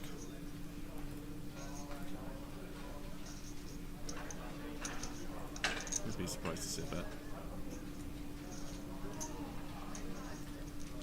Well, it sounds crazy, but if we are going to bet, probably want to target the King X and start turning this into a bluff with actually really good removal from 2 pairs and straights, and then unblocking the diamond draws as well. So I think decision point for Jamie. It sounds pretty mental, but maybe we want to use Jack 10 actually. Maybe we want to use the third pair, but we can actually do some like over betting on the turn with Jack 10 to fold out like some Queen X, some King X, set up a triple as well. Removal to ace 10, 10, 9, but I think Queen 10 maybe just too good with second pair to go for the over bet on the turn as a bluff to fold out a small proportion of Hong Ting's range. Yeah, that would be pretty wild to see, to be fair, for me. It was the Bowie effect, Andy Wilson, that introduced me to that. Okay. Yeah, we had a similar spot, a board like that, where basically Jack 10 on the turn was third pair, and the gut shot, and he was like, we should overbet here to set up an overbet river jam, just to put all like the 1 pairs in the absolute bin. Okay, that's pretty sick, but yeah. Love the sound of that. Was he here earlier in the week? Yeah, it was from this week. Oh, it was from this week. I actually learnt that. He was in the booth with me this week doing some comms. Oh, nice. What a great guest. Yeah. Great guest, one of the best. Yeah. And there's some things that Bowie goes on about, and like I'm listening to him, and I'm like, what on earth are you talking about, Andy? And then he'll explain it, and the way that he actually explains it and breaks it down, your brain's like, oh my god, like it just clicks. It's like, you're right, you're exactly right in what you're saying, and now it makes a lot of sense. Jacks for Zild, a fan favourite. Did Bowie play the high roller? Is that right? Yeah, he played the high roller. We didn't flick in the main, I guess. Small fry. It's not a 10k.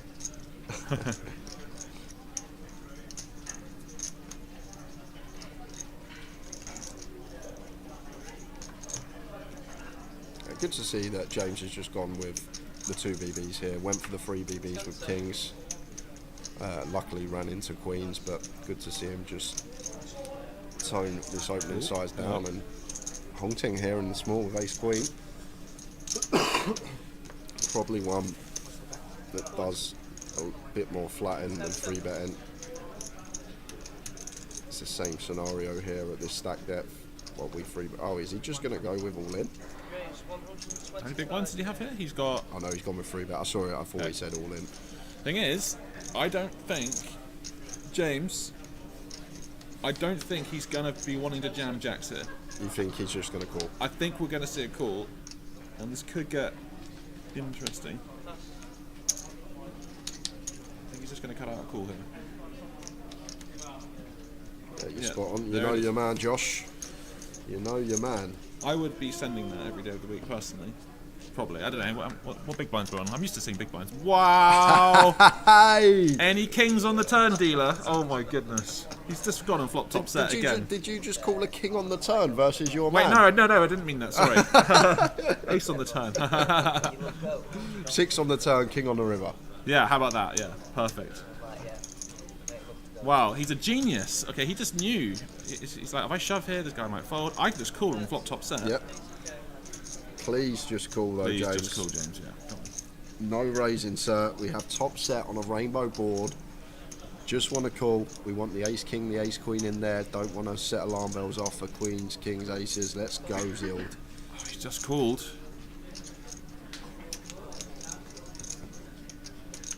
Is there another 10? Now you want the king on the river. Now you want the king on the river, but I don't. I'm in the commentary booth. I shouldn't be. I shouldn't have favourites. But it's fine. But go on, Zild. So 10 on the turn, not the best card to continue barreling for Honk. Be amazing if he checks back here. He can't lose. But I'd love a little if you could find like a little quarter here. Yeah, teeny bet, check. Either would be great. He's got it locked up and he knows it. 110 or check. Because we still get to shove river for a pot size jam. Come on, Zild, find the quarter or find the check, sir. Do not go big. 150k. Seems to be fairly large. That's large enough, isn't it? Yeah. It's too big. 150. Goes for third. I think we don't really want to go no more than quarter here. We want to give the ace king, ace queen a really nice price to take one off to the river. But they're up to 1.2 million now. That is, I think, the 11th or 12th time I've seen him flop top set, and I'm here for it.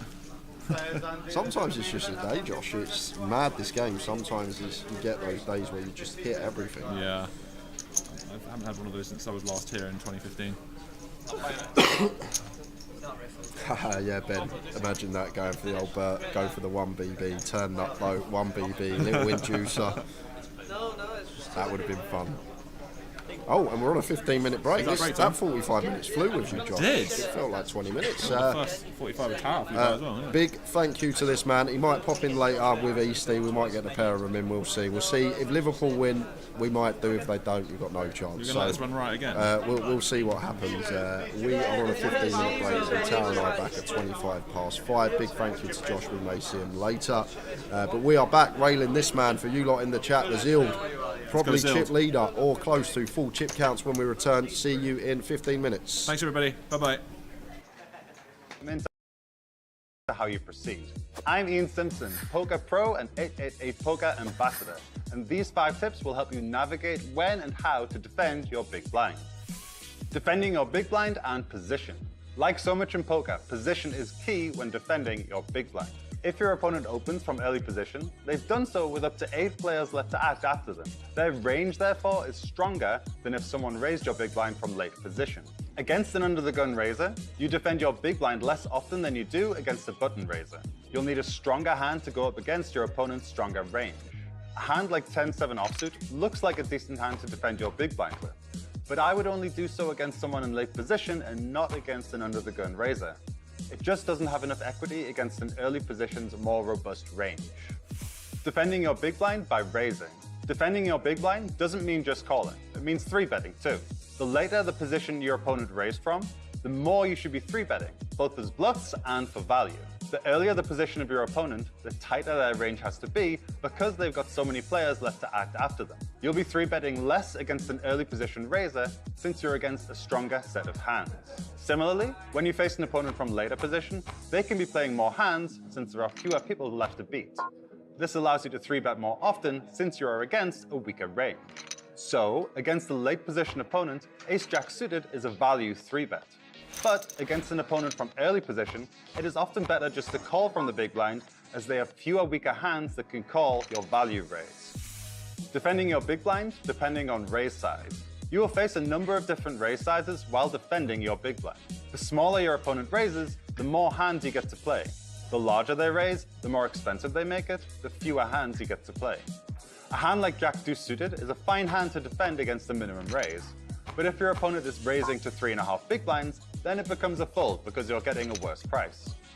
You should also 3-bet less often against the larger raise sizes, as you will be up against a stronger range of hands in that situation.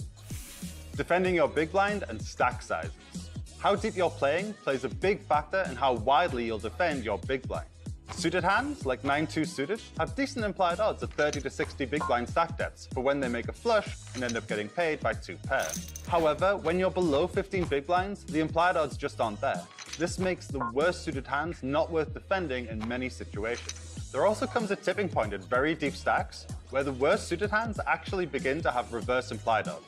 This is because if your flush gets into a situation where 200 big blinds are going into the middle, your opponent will often have your flush dominated. They won't be paying you off with 2 pairs and the like as they would be when stacks are shallower. Defending your big blind and ICM. ICM, or the independent chip model, is an important concept in tournament poker. Without going into too much detail, the model demonstrates how important survivability is in tournament poker. It's a disaster to bust just before the payouts in a tournament. Some middling stacks are often forced to play tight and wait for short stacks to bust to avoid being eliminated before them. This means that we have to defend our big blind much tighter. Without ICM considerations, a hand like Ace-Deuce offsuit would make a fine hand to defend the big blind with, by either raising or calling. However, if you're approaching the money bubble, you might be better off just folding a nebulous hand like this while you wait for short stacks to bust out. So there you have it, 5 factors that influence how you should defend your big blind. The real challenge comes from combining all 5 of these aspects to come up with a game plan for all the situations you will find yourself in. There are aggressive poker players out there that would move all in here with 9-8 suited. Oh, he did. Wow. Oh, wow. Snap. He hasn't really been doing that, and he's run into a monster, and this tournament could be over.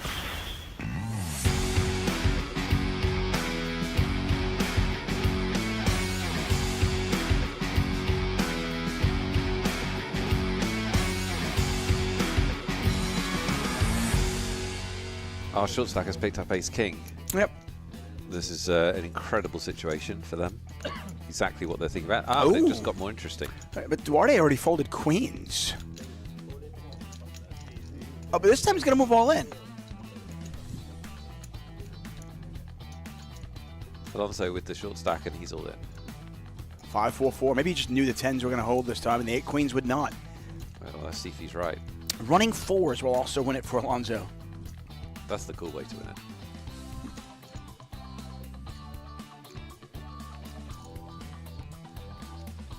Bang.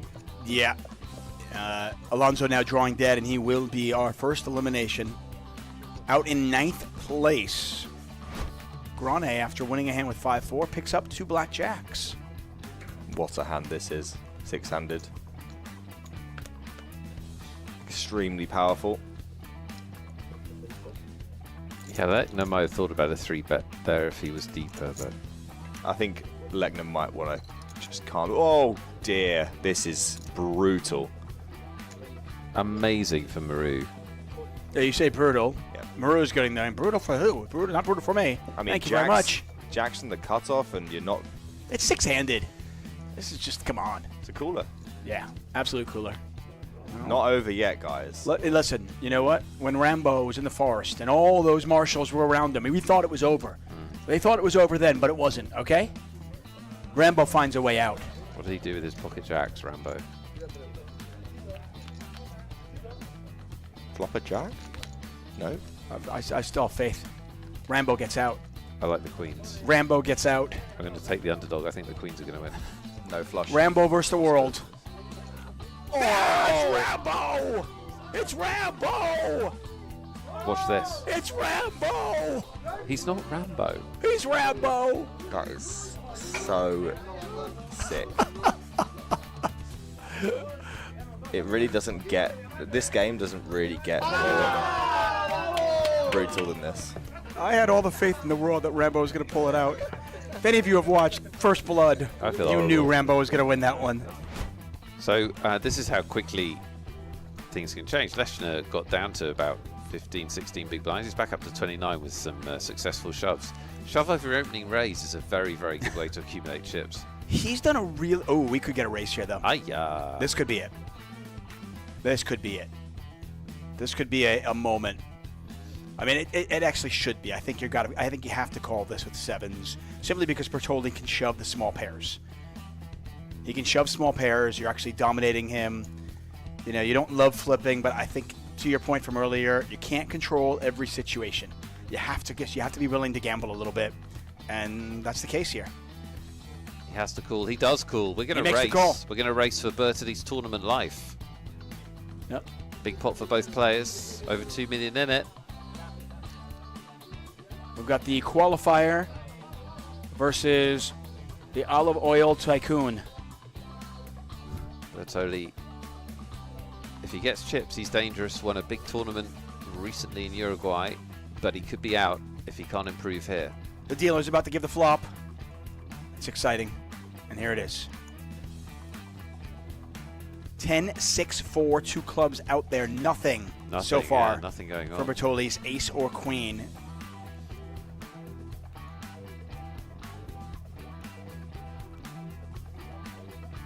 Oh, look at that. Felt level camera. Down to just 5 outs. And you can see him in the top right corner of your screen. An ace or a queen. It's the jack of hearts.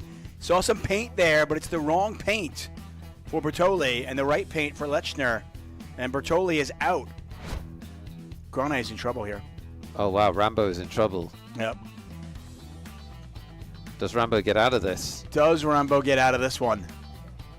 Larilla is, he's a tough customer. Really good post-flop, so this is where he excels. I see. Rambo needs some ammo, says Fun Times. He's absolutely right. Does the Grenader have one more grenade in his pocket? If he doesn't, we're playing heads-up poker.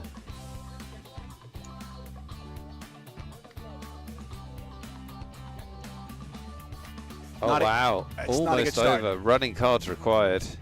Yeah, even Rambo might struggle to get out of this one. Help on the turn. Oh, wait a second. There's always a sweat. Wait a second. There's always a sweat. Rambo, in his last dying effort, can he find the jack? He cannot. Rambo has entertained us. That's not his real name. Grenier is his real name. He's our last Spanish player, our longest Spanish player standing. Kings is a good hand. That's a good hand. Leshner's got a pretty good hand, too. I mean, there is a world. There are aggressive poker players out there that would move all in here with 9-8 suited. Oh, he did. Wow. Oh, wow. Snap. He hasn't really been doing that, and he's run into a monster, and this tournament could be over. Oh, that's incredibly unlucky for Leshner. I mean, That's incredibly unlucky. I love the play. Yeah, there's nothing wrong with it. 23 big, shoving There's with nothing 9-8 wrong suited. with it. Just don't do it when he's got kings. Yeah, just it's just bad luck. Really bad luck. And this, we could be 5 cards away from the end. Let's see if it holds It's up. not over yet. Oh, what a flop. There's always a sweat. How is this possible? Always a sweat. By the way, if you see the flop, the funny thing is if he just calls. It goes in.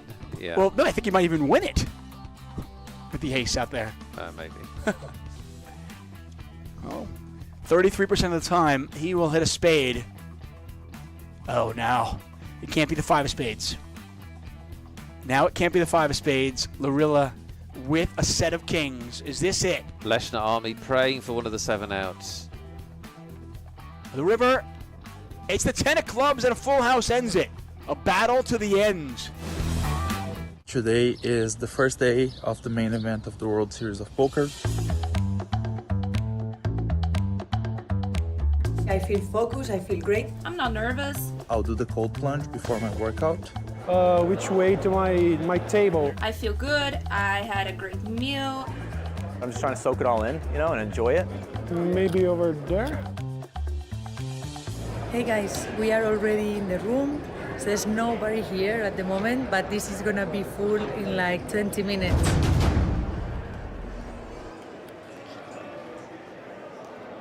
Let's see. Yes, horseshoe silver. That way. That way. Table 625.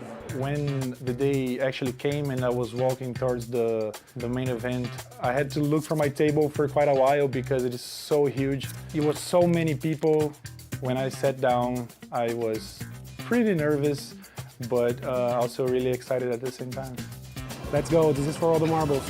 I think it's just the allure of the main event. It's the hype around it. It's how publicized it is. Anxious is a good way to describe it. I mean, I've done this for 15 years, but this is a different animal. My initial table wasn't that friendly. Hoodies, sunglasses, professionals, no talking, no smiling. I was hopeful that that wasn't going to be the vibe the whole time. I've been playing the main event for, I think this is my 4th or 5th time. At the beginning I would be very nervous, and also when I would bust I would be very upset. Now with a better mindset and more experience, it's just my job. I play tournaments for a living, so I'm just showing up to this one, business as usual. Well, I played the main event before, but because I did so well in the previous times I played it, I was a bit pressure, like I really want to make it better than the other days, but you just play and try to play your hand the best way possible and be focused and try to make it. I feel ready, excited about this. Hopefully I make good decisions, hopefully I run good, and whatever happens, happens. Poker players, poker fans, welcome to the main event. How's everyone doing? I wish you all the good fortune that I've had, all the run good that I've had, all the luck that I've had. So everyone, shuffle up and deal.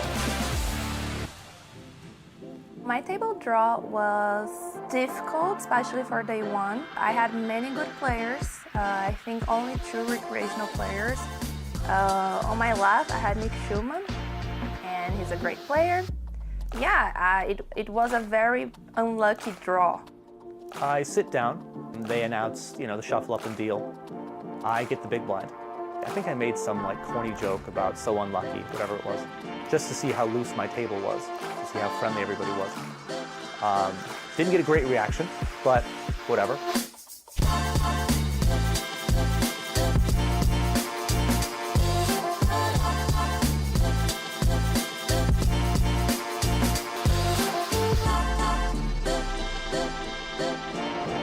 Dinner break, there is a lot of people, this is crazy. I'm currently with 102,000 chips, so doing pretty good. First 4 hours. 25,000, 25,000 big blind ante. 10, 25, 25, better luck, dealers, please begin to deal.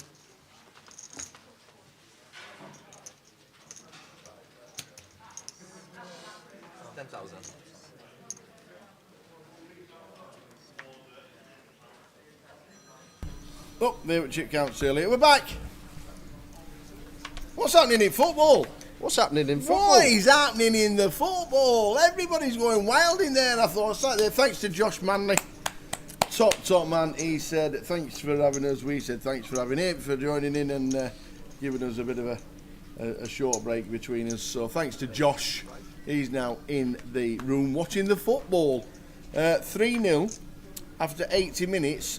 Coventry 3-3 was 1,000 to 1. Oh, what I had Man U at 1 to 1,000. I had £1,000 on them to nick £1. Well, there you go. There you go. Well done. See what your bank balance looks like in 10 minutes' time.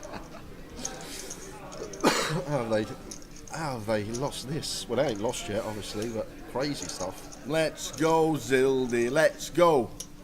He's still in. Seat 1. Amazing. How good is this? Great. Oh, look at this. The teas are coming as well. Yeah. Perfect. I was actually just about to go get them. Lucy's read my mind. Thank you very much, Luce. Unbelievable. And as well this session, guys, obviously we will probably get to the final table. I reckon about an hour and a half, maybe slightly less. So what we are going to do, we've got 4 more 109 tokens to give away. We're going to do a J and Tower Finks. This session leading up to the final, we'll then have 2 tokens to give away on the final. We'll probably do a Lime Finks for our lovely moderator. Yes. And then the final token we will give out probably when we're 4 or 3 handed. So stay tuned this session. You got a chance to win yourself another 109 token.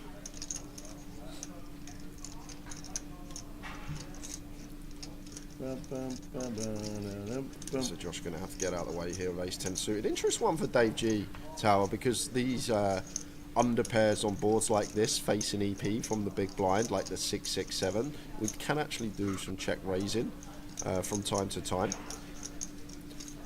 We'll just play cool some of the time. It can do exactly this, what Dave's going to go for, and the function of this is basically to just flush out this linear range of high cards, the ace king, the queen jack, the king queen, the ace 10.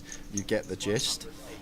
So we just win the pot instantly here versus those hands, and that's the function of these raises with these underpairs on the low paired boards from the big blind versus EP. And now back to Zicheng. An interesting one here for him with pocket 4s, because we got a hand that does have removal to some of the plausible bluffs that Dave will choose. 4 of clubs could be a card that would be in his hand that he'd use to choose some bluffs. So I think we want to fold here as a Cheng with these 4s. Like prefer, and we were going to continue to call like red deuces, just no interaction with the bluff range. But looks like he is going to come along nonetheless. And these 2 chopping it up. Yep, sorry, I mean ticket. I'm so used to saying token because on the Grosvenor streams they're called tokens. Yes. So that's why it's ingrained in my brain, but yes, a ticket.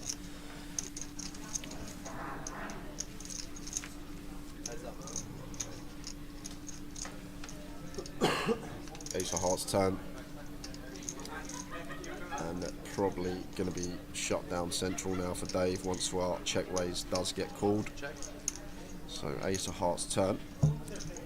An interesting one for Zicheng here, because card that should be better for our range. Dave's not going to raise any ace highs on the flop, so Dave never connecting with this card unless he has ace 6 or ace 7.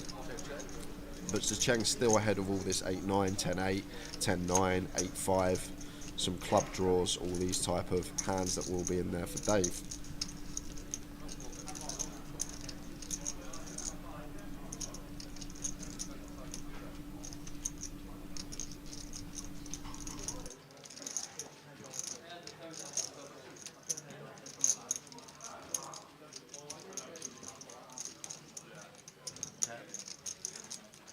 So now 3 on the river, and Dave G is going to turn the 4s into a bluff here, Tower, trying to fold out some 8s, 9s, 10s all the way up through kings, just making assumption here that Zicheng's not going to call ace king, ace queen, ace jack, ace 10 facing our check raise. These hands would go into the muck. He might call ace king, ace of clubs, but other than that, all these sort of ace highs are going to fold. So Dave thinking that Zicheng's going to be weighted towards these pocket pairs, the 8s through kings, after he calls the check raise and checks back the ace x. So now trying to get him to fold this part of his range. And Zicheng asking for a count, because thinking that Dave can still have 8-9, 9-10, 10-8, 8-5, some missed club draws, meaning that the 4s would still be good. But I guess it's actually good now that we have the 4s though, Tower. On the flop, not so, because we block some bluffs, but now on the river, they actually have some merit, because Dave will have 4-5 pure at 16 combos. With 2 4s in our hand, we half those combos. So a lot less likely that he has got to the river with 4-5 here. So Zicheng potentially thinking about a big hero call here, Tower. Simply for that reason, we block the 4-5, but he decides against it. Does eventually get out of the way. Nice move from David G. Interesting thoughts. I bet he'll never, with an underpair as well. I bet he'll never think he was getting his opponent off a chop. No. So Jamie on 1.4 million. And look at James on 46 blinds. What's that about? James Dean Heckle. 46 bigs. Remember all that time ago he was putting 2 big blinds in when he had 5 big blinds, and Frankie went, "Oi, come here, big blind please." Saved his game and totally turned it around. What a player, the Zild. Sat in seat 1 and he was just about to put 2 blinds in out of 5. Yeah, that was crazy, wasn't it? That move, Towers, changed everything for him. Talk about the butterfly effect. If Zild doesn't get moved from the big blind to another table, things could have gone a different way. Leo's not still in. Leo busted about 2 hours ago. Top kick up.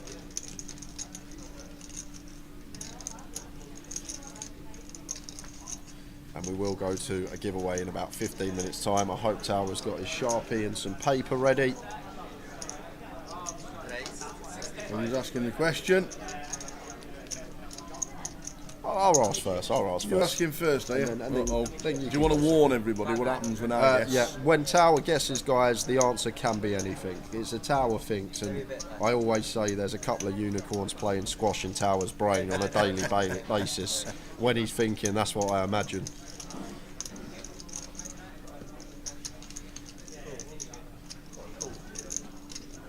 Josh, Jack deuce suited, raise to 65. James defends the ace-8 in the big.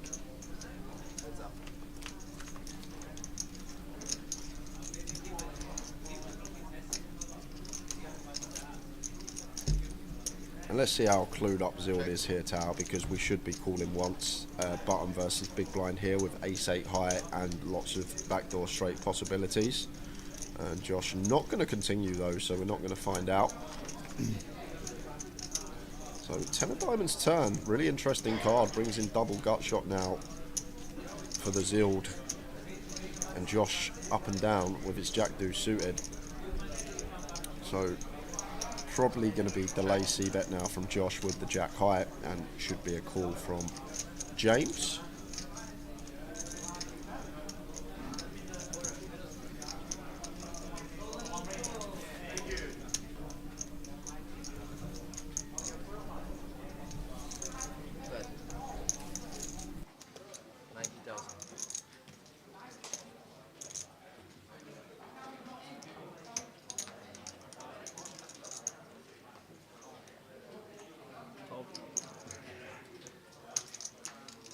Wow, James just folded. Just went with fold. Actually, was looking at the chat. I missed the size that Josh went with. But would have liked to see call there with a double gut shot and ace higher facing button. Could still definitely have the best hand. And we've got equity with the overcard and double gutted. But just taking the tighter approach. Josh Manley pointed that out when he was in the booth with me, mentioning that James said he's going to take the tight approach. Tight is right. Preserving them chips.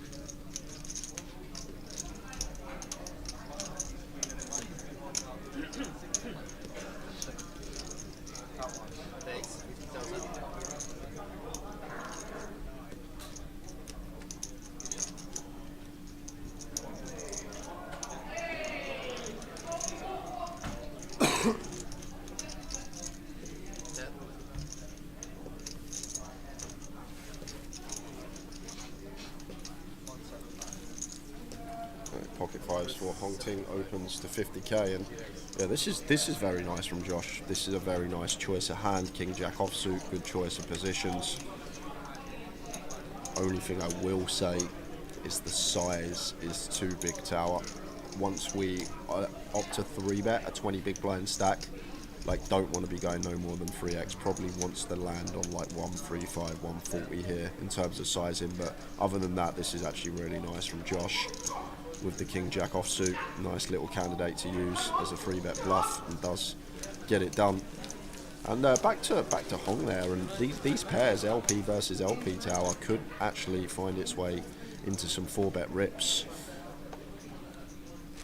But just went with the fold, let him have it, and we're off to an outer table. And it's Cassandra Young, down to 3.5k, so 510. Cassandra with the jacks, she's all in and at risk, and it's Abdul Ahmed with the 5. So the last lady standing in the tournament. Can she fade? 10, 10, 6, good at the minute. 3.5k at blinds 5,000, 10,000 today. And still in. And still in for she doubles again. Always smiling. Sat next to Stu and Abdul. Roses. So we're on 13.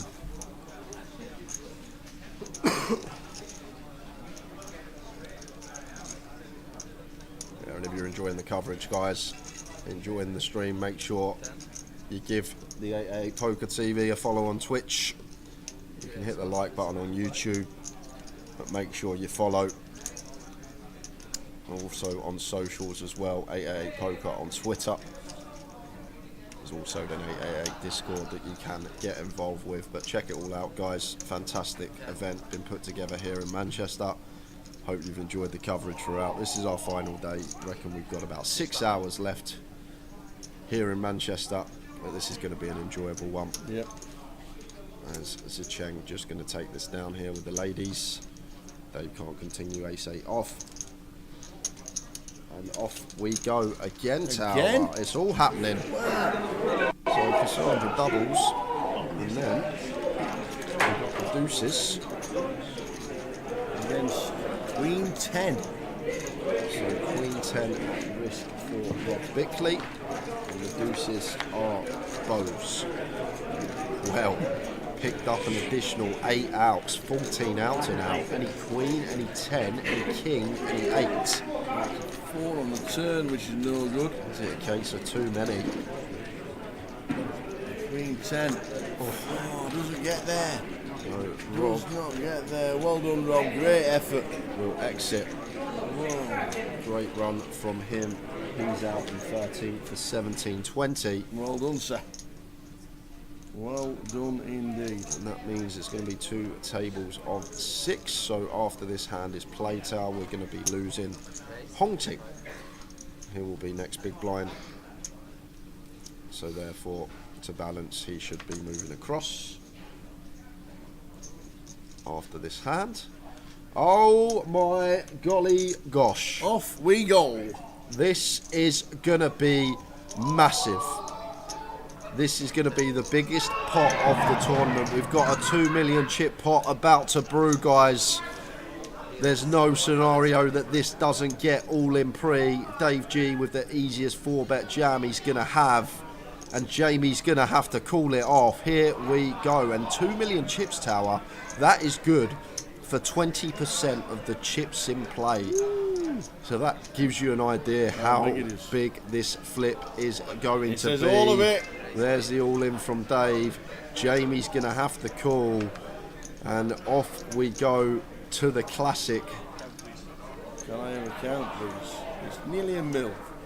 Come from queens for 40. Dave will shove jacks. Dave will shove 10s. Dave will shove ace-queen suited, perhaps. This hand has to find call.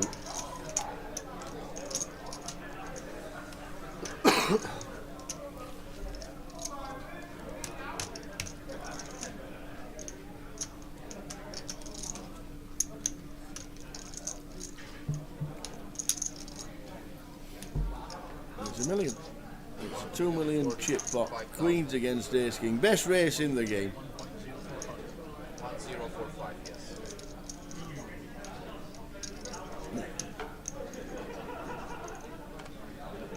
They must be thinking he's in front. Not that he's in front. Not ace queen, but it could be like 8s, 9s or 10s. Yeah, like Dave don't mind the call now. As soon as we fade the snap, we know it's not aces or kings. That's the main thing to us. Now, either way as Dave, it's like, okay. If we have to win a flip versus jacks, we have to win a flip against jacks. If he folds ace king, it's the same hand as we've got, he folds ace king. So Dave actually should be feeling pretty comfortable right now, Tower, but we just can't fold this as Jamie for 40, hijack versus small. If he does, then maybe it's just a function of being this close to the final table, Tower, and we're playing for 30,000 chips. But Queen, sir, you got the third best starting hand. What do you think, chat? Should have already called. Should we go one? I'm thinking he's going to fold, Tower. The way he postures, I am thinking he's going to fold. Should have already called in my eyes, but I'm sat here and I'm not very good. I would call, but the way he's posturing, I actually think he's going to fold. He's going to fold. Looks like he's going to fold. What do you think, chat box? Is he going to call? Is he going to fold? Call or fold? Oh, makes the call. No time to get your guess in, because he does eventually come to what I believe is the correct decision. And Dave's like, what? Yeah. What you thinking about, sir? Yeah. Off we go. Dave didn't realise it was strong. Tens or jacks maybe. Queens, I think, is just one of those tap the table and say good luck. And this is for over 20% of the chips in play, Tower. Average stack for 5 left in the middle here. Huge flip for both players. Here we go, the classic of classics. Jack 5, the Queen of Spades is covered with the Ace of Spades, and so still, more outs. Still flipping, Tower. Still flipping. Ace, King or Spade needed for Dave G. Black card, but of the club variety, so Dave G gonna need to find it. Ace, King or Spade. Here we go. It's a 4 of clubs, so Queens. Whoa, I'm not sure if Dave thought he was going to be like bigger than that, but it's a flip anyway. Yeah. If it had been jacks or tens, still the same, but Dave G, what a good effort from Mr. David G, finishing in 12th. Yeah. What did he take home for 12th, young man? 12th, £1,890 for Dave G. And a quarter of the chips in play now. We've got 10 million play, and that man in seat 3, Jamie, is sat there with a quarter of the chips. Jamie Geraghty with 25% of the chips in play, and we've got 11 left. Right. I mean, if you are folding, you might as well just not do that. What a pot. I think especially against him. And on that note, Tower, yes, should we go to a giveaway next hand? Are we going to give away next hand? Does it calm down? Yeah, Shall we have take breather? I'll give everyone a chance to prepare. We got 2 minutes. Prepare to get in this head. So after So, the problem is, when it comes like that, I feel like Prepare to get inside this noggin. like it's dead. Somehow like river the berry.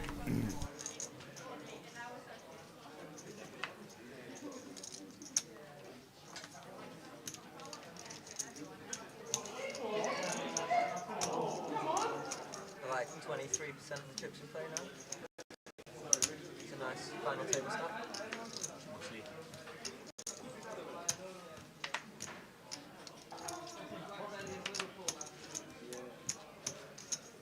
Good call. It's a tough one. Ooh. Well played, David G. Great effort. King Jack 4 is a Cheng, opens in cut off as he should do. Jamie in a beautiful situation now, Tower. Like, Jamie's stack's got to be worth close, but I would say 5 figures for sure. Like, in terms of equity within the prize pool, probably worth about 5 figures now, if not more. So Bouillon is all in from the small blind here, and Hongting with 6s. And this is really annoying for Hongting, because if this was blind on blind, we fist pump call, but we still got Zicheng behind to worry about. But personally, Tower, I'm all in anyway here as Hongting, simply because Zicheng, if he opened cut off, we'd shove this hand anyway from the big blind. So if we ISO, we're just going to flush out a really wide range of Cheng with a dead 2 BBs and get it heads up versus Bouillon for what is just 5 big blinds. Which is 7 big blinds. So I probably would have ran the 6s there as Hong Ting gets the Cheng out the pot and run it versus Bouillon. Bouillon saw him get lucky to stay alive just before we went on break. He's going to need to get lucky to stay alive again. 3 out are needed. Very unlikely. 1 in the muck.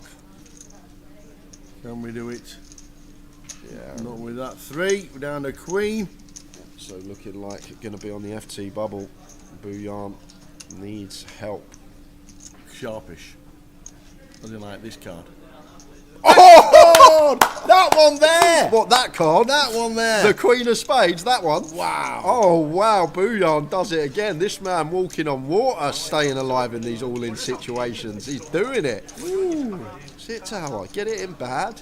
Get there. Didn't realise that was a thing. Just get it in bad. Where has that lady come from? Was 1 in the muck as well. 2 out up.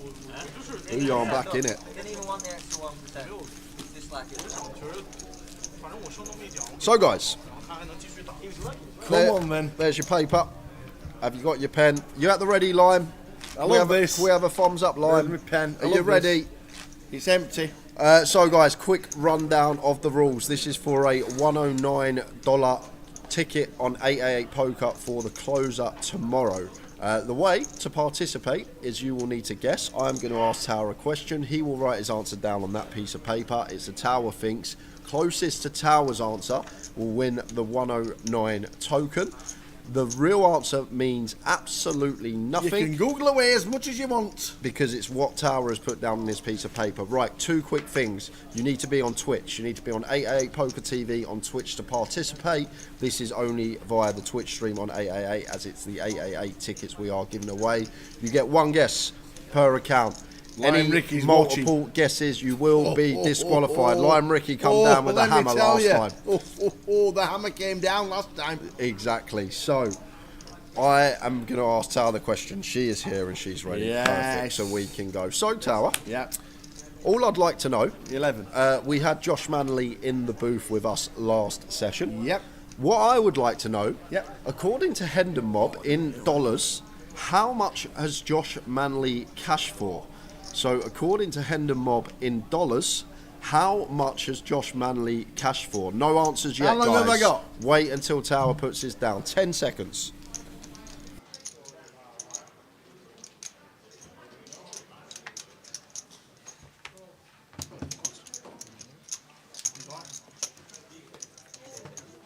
Tower's guess is in. Go, go, go, everyone. According to Hendon Mob, in dollars, how much has Josh Manley cashed for? 1 guess per account. You will be disqualified if you guess twice, and we'll give you around 5-10 minutes. In 5 minutes, I will give the correct answer.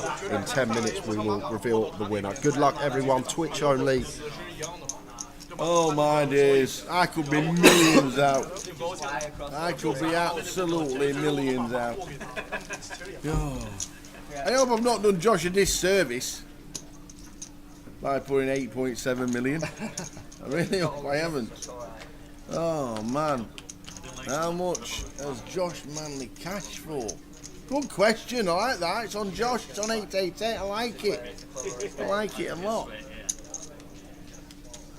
Never been flat at 2 of diamonds. God, I hope he's cash for loads. It makes you take a second look. I'm not saying anything. I'm saying nothing.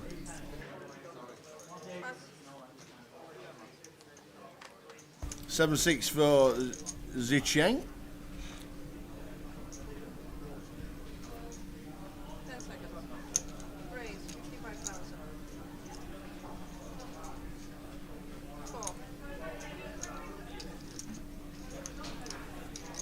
Someone put, I'm sure you asked this one last year in London. Well, if I did, it doesn't matter It because makes Tower absolutely no difference. Tower can't remember what he had for breakfast. Correct. Absolutely no idea. So yeah, whether it was asked last week, if it was asked last week in Edinburgh, I still wouldn't get the answer correct. That's the best thing about it. So how much does Tower think Josh Manley has cashed for in dollars? Yep. According to Hendon Mob. Yes. A nice flop for Bouillon. Does flop the top pair. Let's see if Jamie does go for C-bet here or whether he just goes for the shutdown give up.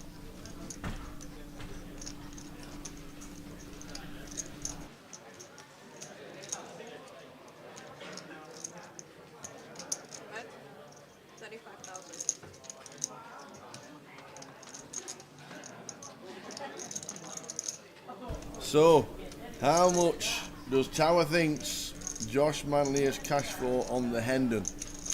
That's live tournaments. Yeah, Bouillon going for raise here with the ace-9 Tower. Not the biggest fan of this. Should just call. Look at Jamie's equity here, 2%. We want to keep hands in with this little equity. If he continues the king-queen, the queen-jack, drawing nigh on dead, we want all these hands in there to continue barreling. So loses his custom up, shows the ace though, keeps him honest, and Bouillon back in it, up over 20 now. James still on 40 bigs. Zildy. Zildy. James Heckle. What a dream story this is. Josh Manley telling us a story. He cashed for $12 in his home game. He span it into a 55 ticket. The 55 ticket got him to Manchester, and he's now in the final 11 of the main event. What dreams are made of. In Zild we trust. The Legend of Zildy. I used to play that game, The Legend of Zildy. It's a little man, the green man with his sword, wasn't it? I think it was Zelda, but I know. Oh, yeah, that's the one. I think it was, but it was very close. The Legend of Zildy. Oh, don't tell me that. Raise 50,000. Pass. Pass. So it's not the correct answer you want, guys. I Correct. see some people are putting the correct answer in the chat box. If you think Tower's going to get the correct answer, sure, put it in. But yeah, absolutely. if you know this bloke's track record, he's never come within 10,000 of the correct answer in his entire Tower Thinks history. Ever. If you watch us on a regular basis, then you will know Jay's the mathematician and Jay's the one that thinks about it. I'm the one that tries to think some people are better than they are. So still 5 minutes to guess. If you haven't guessed yet, one guess per account. I will be checking. Lime Ricky will be as well. And She's already on it. I'm sure Lime Ricky will be as well. So you got 5 minutes still, but time for me to give away the correct answer. Yep. And Josh, I think I'm close here. I think I'm close. Josh Manley, don't give any away, no tells. I won't get any tells away. Josh Manley has cashed for $12,680 according to Hendon Mob. $12,680 according to Hendon Mob, but that doesn't mean anything because it's what Tower thinks. And Is that all? You've got till 6 o'clock to get your guess in. Oh. Flipping heck.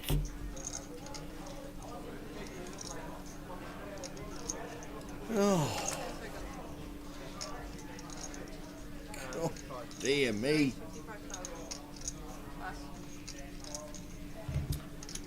Oh, man. Are you sure?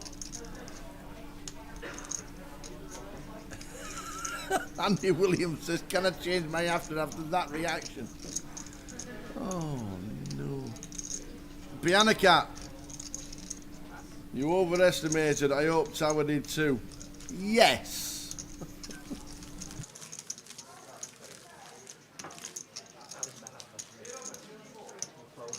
Oh, man. See, look at that. Duncan, $1.15 million. Now you're talking, kid. Oh, dear. So, unfortunately, Josh has cashed for 12,000. And what does Tower think he's cashed for? That's the answer you guys need to get close to.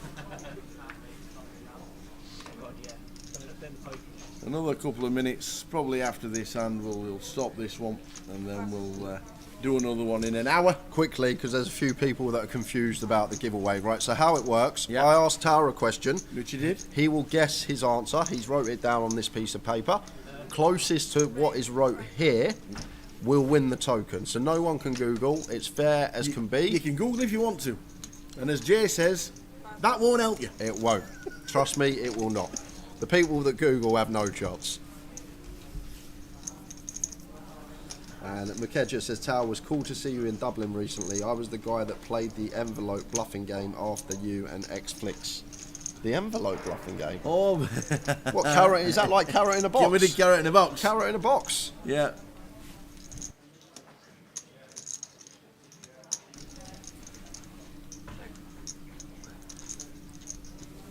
Makedja. It was good, carrot in the box. Did it with Felix, who's never lost. I says, what do we do? He says, well, there's a silver pass in the envelope. Yeah. If you get it twice on the trot, then we'll put you in a draw to win a silver pass. Nice. I thought, all right, we'll try this. Guess who won 2-0?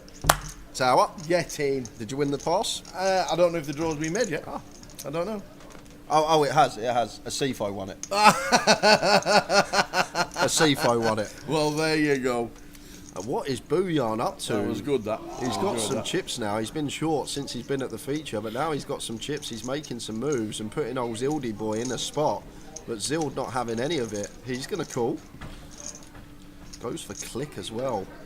So 2 of hearts on the turn. Out of line stuff going on here from Booyan. Is he going to continue barreling? Does shut it down. Zild going to love to see that check.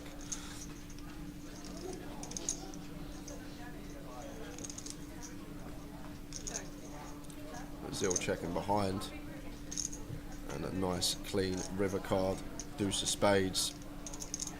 And just the give up here from Booyan, and Zild going to struggle to get value from worse here tower, so probably just going to see a check from him, and Zild going to take a nice pot.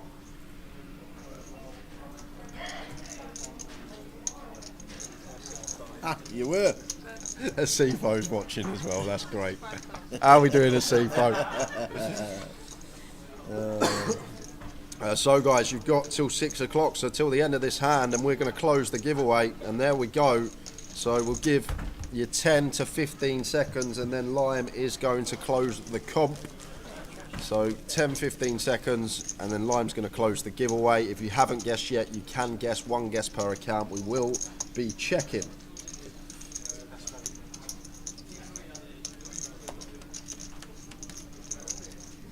Ten, 9, 8, 7, 6, 5, 4, 3, 2, 1. Close that comp, Lime. Close that comp. So as soon as Lime closes it in the chat box, no guesses after that. And after this hand, we are going to reveal Tower's answer and the winner.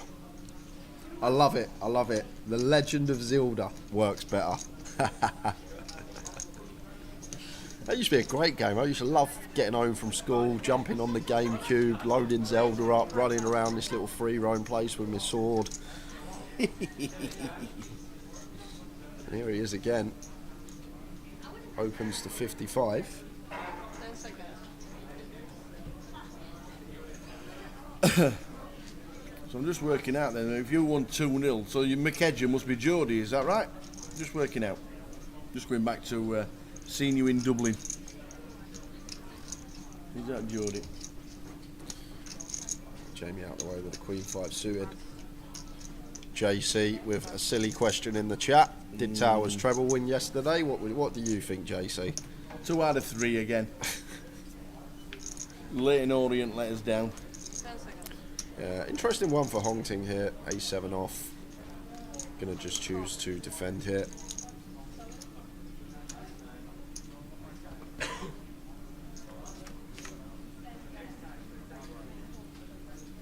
And top pair for Hongting, and gonna perhaps get a street here because a board that you do expect James to be c-betting on here. Tower ace high, good for Rangers opener.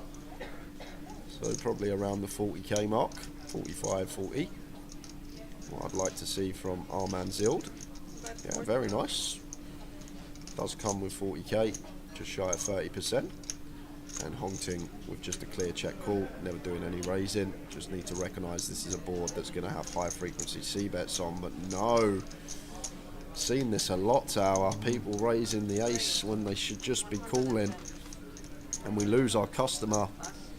We just call potential for Zild to send in some more barrels, potential for Zild to catch a king or a queen. It just gets him out of there. Neil Dunn, best ever tower guest who when did disqualify the guy and then brought him back on the wheel with only 1% of his chance to win. That was great, Neil Dunn. I remember that. We're all saying, we're bringing him back, we're bringing him back. They're all going, no, you can't bring him back. He's double guest, you can't bring him back. That was at the grand final. That was so, guys. Giveaway's closed, but we do need to give someone a 109 token. Yeah. The question was, how much has Josh Manley cashed for, according to Hendon Mob, in dollars? Over to you, Tower. How did you do it? Well, I thought he was good. Don't say that. You can't say that. Well, I did. What do you mean? What's that? Hold on a sec. What is that even supposed to mean? I thought he was good. Just because someone's you cashed for $12,000, you're only just a little bit better than me. How many you cashed for? About 6. So I thought Josh Manley was played more live than obviously what he's. He obviously played a lot live and never cashed. So I thought it was a lot more. I thought it was not a lot more. I didn't think it was over $250,000.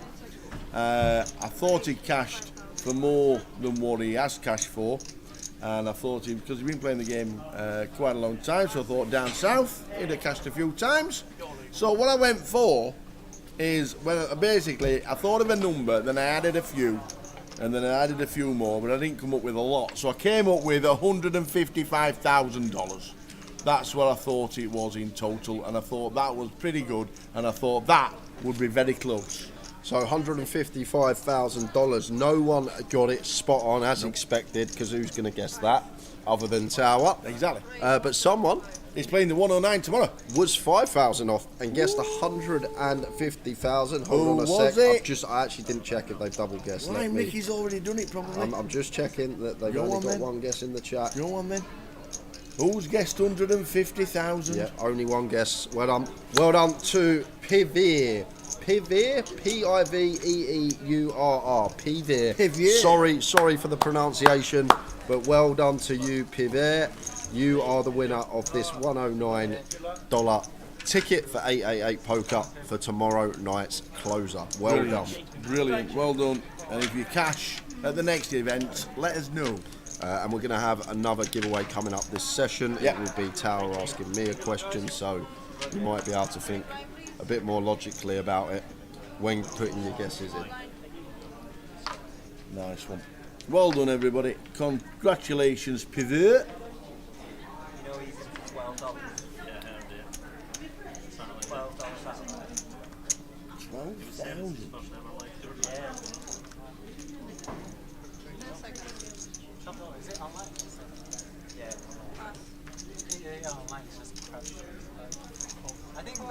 And people wonder why Tower's treble never comes up. Ha ha ha, says Andy Williams. You're spot on, Andy. This is the guy that you listen to his tips every Saturday. And you got to remember, Josh plays a lot of online, Tower. Yes, I thought because he'd been playing the game and he'd been playing quite a while, I thought he played a lot of live tournaments down south and obviously cast a few. But because he lives in Brighton, so he's got the Grosvenor Casino that used to have tournaments, then he's got the Rendezvous, and then he can drive up to Reading and everywhere else, and Luton and Thanet, all that malarkey. But not to be. Here we go. Bouillon limping the sevens here, Tower. Would have just gone for open, but now we get this raise from Josh. We have pocket sevens, we have just over 15 big blinds, we're in late position. Okay. I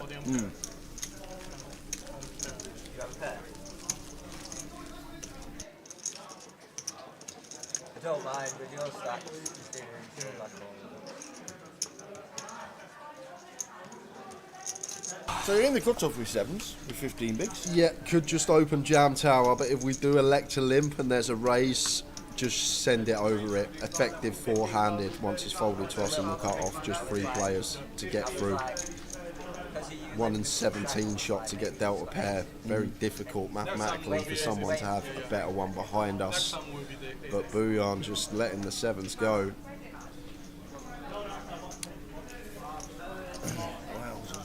Wowzers. going to cut this hand short quick because we are heading over to an outer table. What Just has want to happened? catch the action while it's happening. And here we are. Yannick. And it's Yannick Seabrook with the Queen Jack. And he's run into Bowley's Kings. Bowley. He's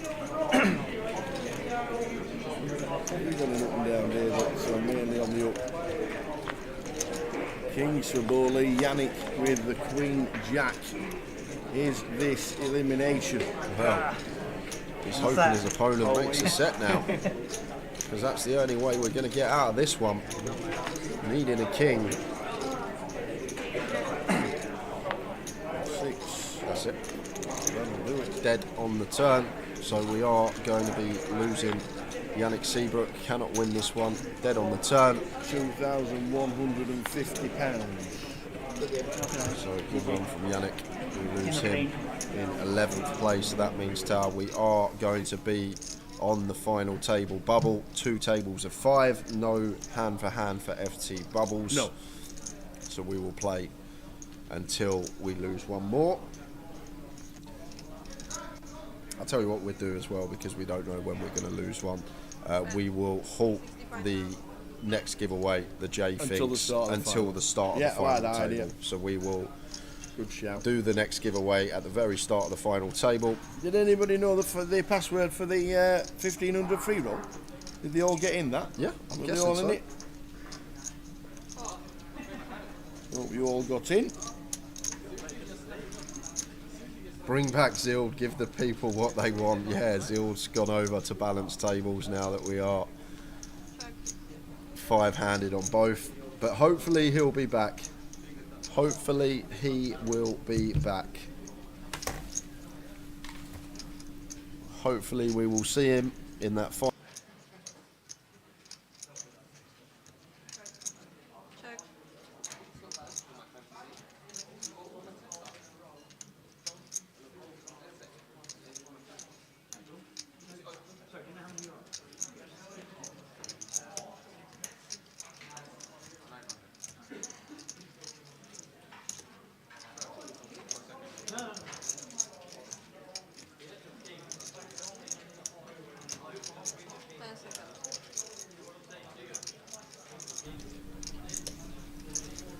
King on the river. So Josh Rivers the best of it, and Jamie going for what he thinks is value here with his jack, but Josh going to have pretty clear call now after river in top pair. May even be thinking about going for some value, but I think we'll have some better hands, maybe the king queen when our kicker plays. 10 seconds. That does just play cool. I'm going to take this one from Jamie. I got lucky. Josh with the king. Yeah. Takes it down. Oh, it's offside. Oh no, oh no. No way. Oh man. Oh, imagine. Jumping for joy. And then it's offside. VAR. VAR. Oh wow. Yeah, you save yourself. I was going to bet 125, so you save yourself. Still, you're taking Man United to penalties after being 3-0 down.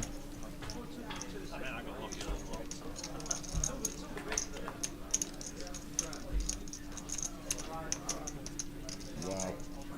How lucky. How lucky are Man United. Being outplayed by a championship side. I'd change teams if I were a fan.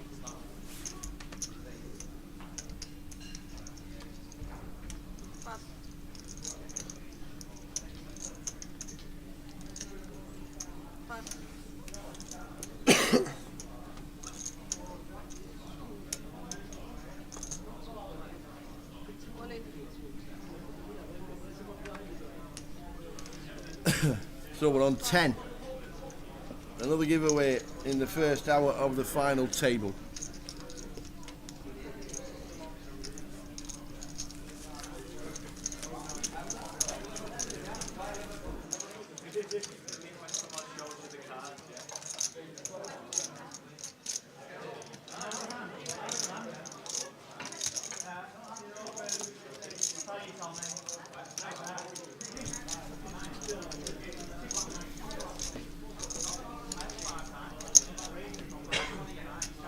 on 10. Next stop will be the FT, whenever that will be.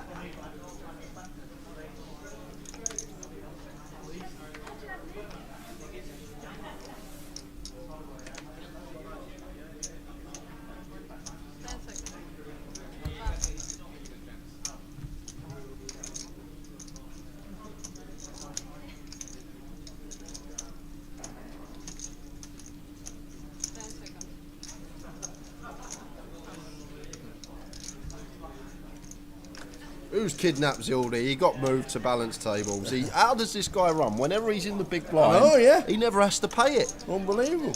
Whenever Zild's in the big, come on mate, come over here. Miss your big blind, come over here in the cut-off, onto the different table. So we're on 10. Whenever the next stop in play will be the final table, and then there'll be a break, probably 15-20 minutes to get everything set for the final. Usually about 20 minutes.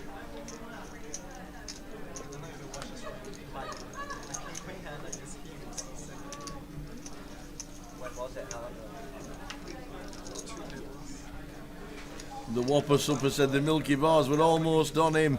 Oh, imagine that, man. Oh dear. Someone asking who we have got on the outer table.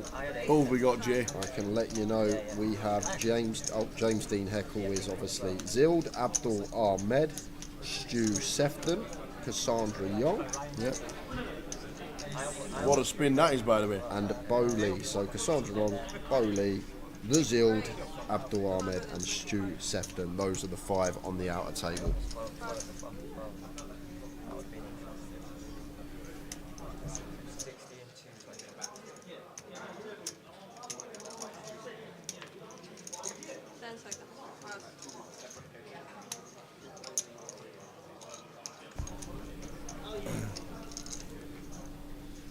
Yeah, this is nice from Jamie. Would have personally. Oh well, Zicheng's stack. He's just essentially saying, if you want to run it, sir, we'll run it. Zicheng just going to have to fold here after opening from under the gun, but nice little hand to use. Effective hijack versus cut off 5-handed under the gun. All in. Whoa! Whoa! How's that ended up all in? Zicheng wants to run it with the King 10. Is he feeling all right? Oh, must have known. 10 on the flop, so Zicheng likely to be doubling here, just fading aces at the moment. And the same scenario, so gonna be doubling. Will be, unless Barry comes off on the river. And it's not, it's a 6 of hearts, so Jamie sees his ace 5 beaten by Zicheng. Yeah, surprised to see that tower. ICM is real with 10 players left, 2 tables of 5, just puts it in with the King 10 offsuit and gets rewarded. No justice in this game.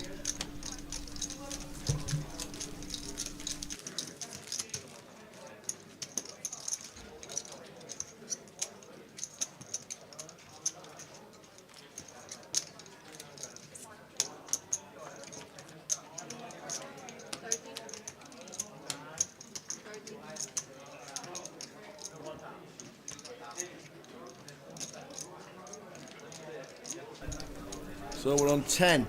Final table is 9. When we lose one more from the outer table, we'll get the footage, or if it's on the feature, you'll see it. Whichever way, you will see it.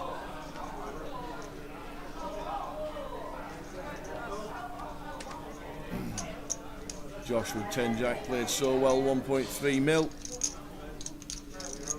Playing very good poker.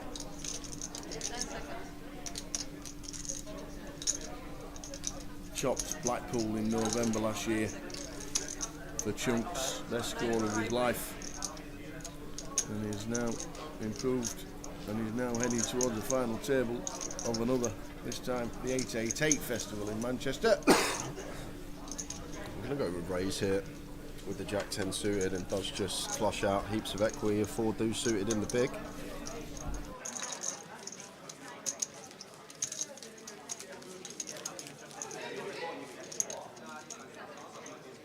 Nice face. 27 bigs, 19 bigs and 10 bigs. Is it on our table when it hams, or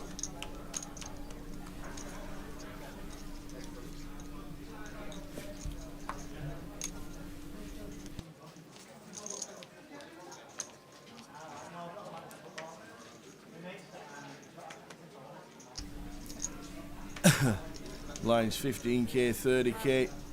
We have a short stack of 10 bigs on our table.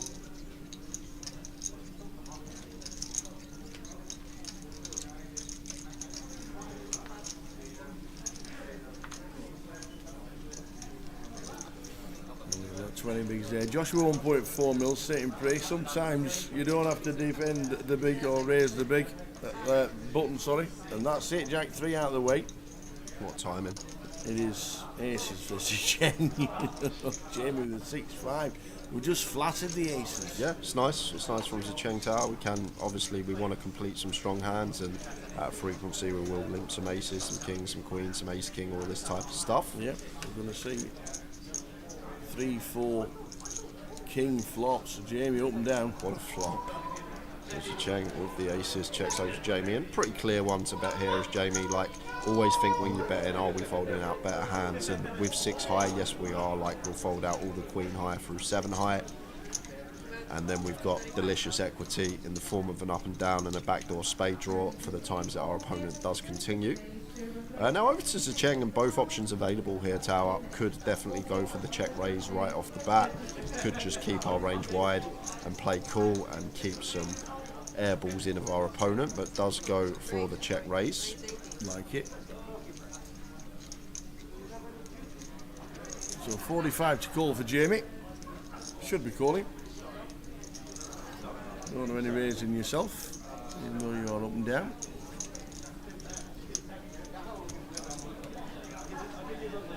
Yeah, clear call for Jamie. Spot on tower with position.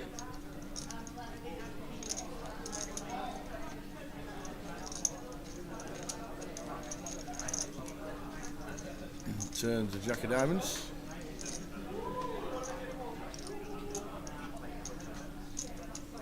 Zicheng now wants to choose a size that sets up a nice comfortable river jam tower, and probably wants to go big here. Something like 160, 2/3 pot seems nice. Go slightly smaller. The thing about 130 here, is going to be 510 in the pot and 600 our stack going to the river, so then we have to shove for 120%. So I would have preferred slight bit more juice on this here from Zicheng Tower, like 160, 170, 2/3 pot, which would have set up a nice comfortable like 3/4, 80% pot jam on the river. And then the call. And Jamie is going to call again with the 6-5. Oh, and hit it! Wow! Zicheng, how do we get out of this one? We don't. How dry is that board? We don't get out of this one. It looks like a clean river, and Jamie can't believe his luck. He's sitting there, there's half a milli in the middle, and he's got the absolute nutter butters. And this is Zicheng just going to jam and go for the lot. Checks. He goes for check. He checks. So trying to pick off some potential bluffs, but if Jamie says the words, I'm all in, Zicheng never check folding here, Tower. So if Jamie can find the jam, I'm betting the lot here. He's going to get the lot. If he can find the all in here, he will get the lot, because Zicheng always call him regardless of size that we choose. And Jamie does go for the lot, says the words, I'm all in. That is the driest of dry boards as well. Literally 5-6. Literally. Wow. Sometimes you get rewarded for playing the boots. Sometimes you get unlucky. A lot of result-orientated players in the chat. Yeah. Like, it's fine to limp here with the aces blind line. We'd never limp from button through under the gun, but in the small blind it's a completely different dynamic. Loads of mixing going on blind, so can credibly just complete the aces in the small to go for the complete free bet. So it's actually fine from the Cheng. And to be honest with you guys, if this doesn't come an offsuit 7 on the river, if this comes like an offsuit 8 and Zicheng checks still, and Jamie goes all in as a bluff and he calls with aces, suddenly it looks like he's a genius for limping aces. And I think it's just a case of the result of this hand is making it look like he's played it bad from limping aces, but his complete is perfectly fine pre-flop, theoretically. The hand is over in 30 seconds, whether he calls or he doesn't. No more time banks for Zicheng. What does he come to in 10 seconds? I don't think we can fold tower. I think I've already tapped the table and said good luck. Yeah, like once we check river as well, like Jamie could, if he opted to check something. He's like made the call to see the bad news. Oh, Zicheng! What a dry board. He has to turn over the aces. And everybody at the table sees that he slow played the aces. Sometimes it works, and sometimes it doesn't. And that time for Zicheng, it didn't. It didn't. So we're on a 20-minute break. We'll see you for the final table of the main event. Just a quick one. We didn't have time to do my thinks this session, so make sure you are back straight away because we will be starting the final table with the giveaway. So it will be about 6:45. I say we'll start at about 5 to give everyone 10 minutes. I to get reckon back in. so. Yeah, 7 p.m. probably for the giveaway. Final table should have started by then. Yep. One thing, Zild's on the final table. Zild is on the First final. time in a casino, first time live. Only Zild's on the FT. You have to come back. See you in 20. See you in 20. We're going to move That got me pretty nervous. I was thinking to myself, no, this is not happening, man. Then I actually had a set of 8s, which is iconic because I had 888. That's when I won my first pot. It wasn't a big pot, but I felt like, okay, so now let's get this going. First level was very bad. I lost half of my stack already, but I'm going back to second level and just play my game, make good decisions. I just want to keep fighting, so let's go. I managed to get back to starting stack again from 70 to 100. And I was feeling like the chip leader because my start was so brutal. And then things started going south again. Well, my day one was a roller coaster. I lost a lot of chips, then it was back to starting stack, then it was down again, back and forth the whole day. Then I changed tables on the last level of the night, got in good with all my remaining chips, and lost. It's the first time I bust on day one. Of course, I made mistakes, but in the most important parts was just like, yeah, things didn't go that well. I had expectations, and when we have expectations and we don't meet them, we kind of feel frustrated. After playing good poker, making good decisions, busting the main event on day one, it doesn't affect me too much. If you focus on the things you can control, I think you get at least more resistant to this kind of stuff. Losing, busting tournaments, having losing sessions and streaks are part of the game. You gotta keep your expectations low. You need to hope for the best, but you shouldn't be dreaming with the bracelet yet.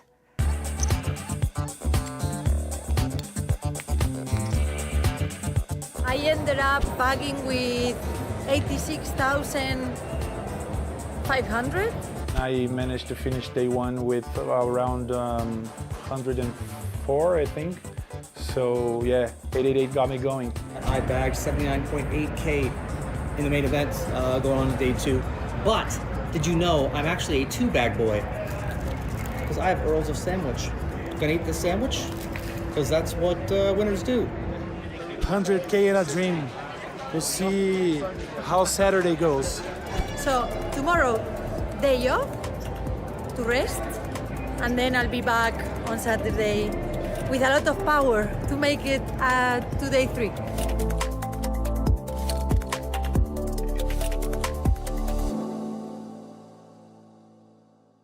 Mr. Mystery bounty tournaments are a new sensation that combine the best of bounty tournaments with the surprise factor of not knowing the bounties ahead of time. This exciting new format is a lot of fun to play, but there are a few things you need to know if you want to maximize your chances of a big payday.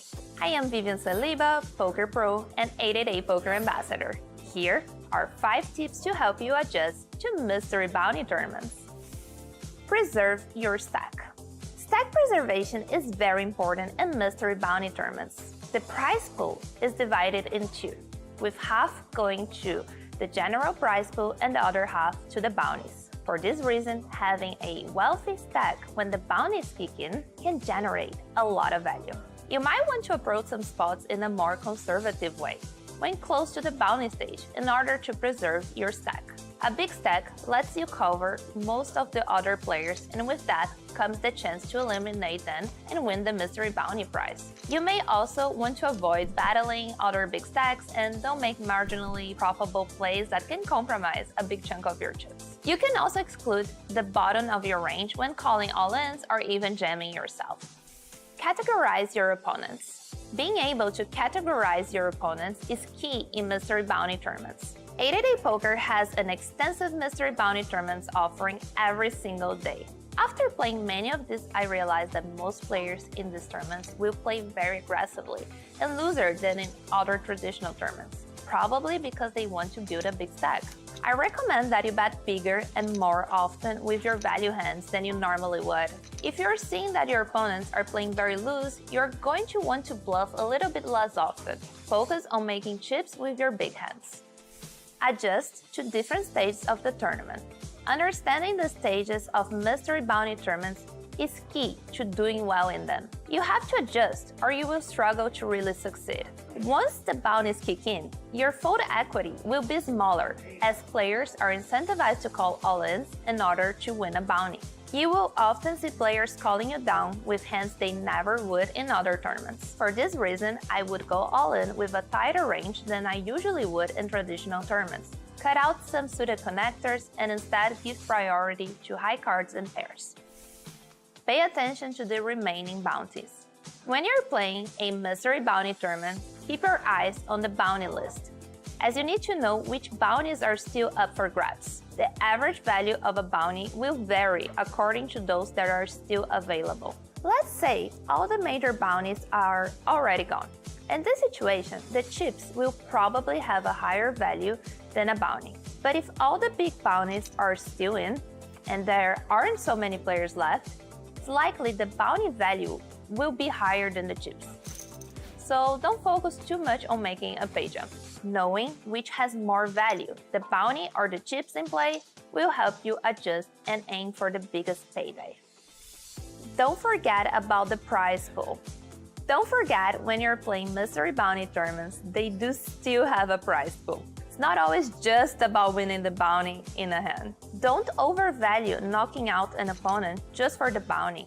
I've seen so many blunders from people compromising their entire stack just to win a bounty and forgetting about the general prize pool. Most of the times, you still will need a strong hand to call all-ins. Don't just gamble for the sake of it. You have to evaluate risk and reward. If you bust out with a bad hand trying to take a bounty, you miss out on the rest of the tournament. Mystery bounty events are incredibly fun and can add a new layer of excitement to the game. And don't forget, always play responsibly. You've probably heard that aggression is important in poker, but do you know when and how to play aggressively? My name is Alexandre Mantovani, also known as Cavalito, and today I'm going to share 5 tips to help you introduce more aggression into your poker game. Identify which boards are better for your range. When we raise and get called, there are some boards we can be very aggressive on. Let's assume that we open raise from early position and get called by the big blind. Any board that has 1 or more high cards, jack or higher, is usually a good board for us, and in the vast majority of them, we can bet our entire range. Picture a king, queen, deuce rainbow flop, for example. We have a lot of very strong hands in our range that our opponent simply does not have. We can have kings, queens, aces, and ace-king, which probably all of them our opponent would 3-bet pre-flop. So even if we have a part of our range that doesn't connect with this board, like ace-8 suited for example, we can still bet, and our opponent will have a hard time with a lot of hands they have, even folding better hands than ours, like pocket nines for example. Explore capped ranges. Another opportunity to be more aggressive is when your opponents have capped ranges. This time, we open from the hijack and our opponent defends the big blind. We see a Jack 10-5 flush draw flop and our opponent just calls our continuation bet. It's very likely that with this more connected board texture, our opponent would raise their strong hands aggressively, because a lot of scary cards can come out on the turn. Basically, any card from the 7 to the ace and any heart would make it pretty unlikely for our opponent to just have called us with a hand like ace-jack. That means that if the turn is a blank, we can play very aggressively, since our opponent is going to have at most a weaker Jack-X type of hand, but usually a 10x or worse, and they're going to have a hard time calling down. Identifying these scenarios will increase your aggression naturally and will turn you into a very hard opponent to play against. Size matters. Being smart about the size of our bets is another way to add aggression to your poker game, as your bet sizes will have a direct impact on your opponent's continuing range. If you're playing against the big blind on a 9-5-3 flop and you bet one big blind, your opponent is going to continue with any piece of the board.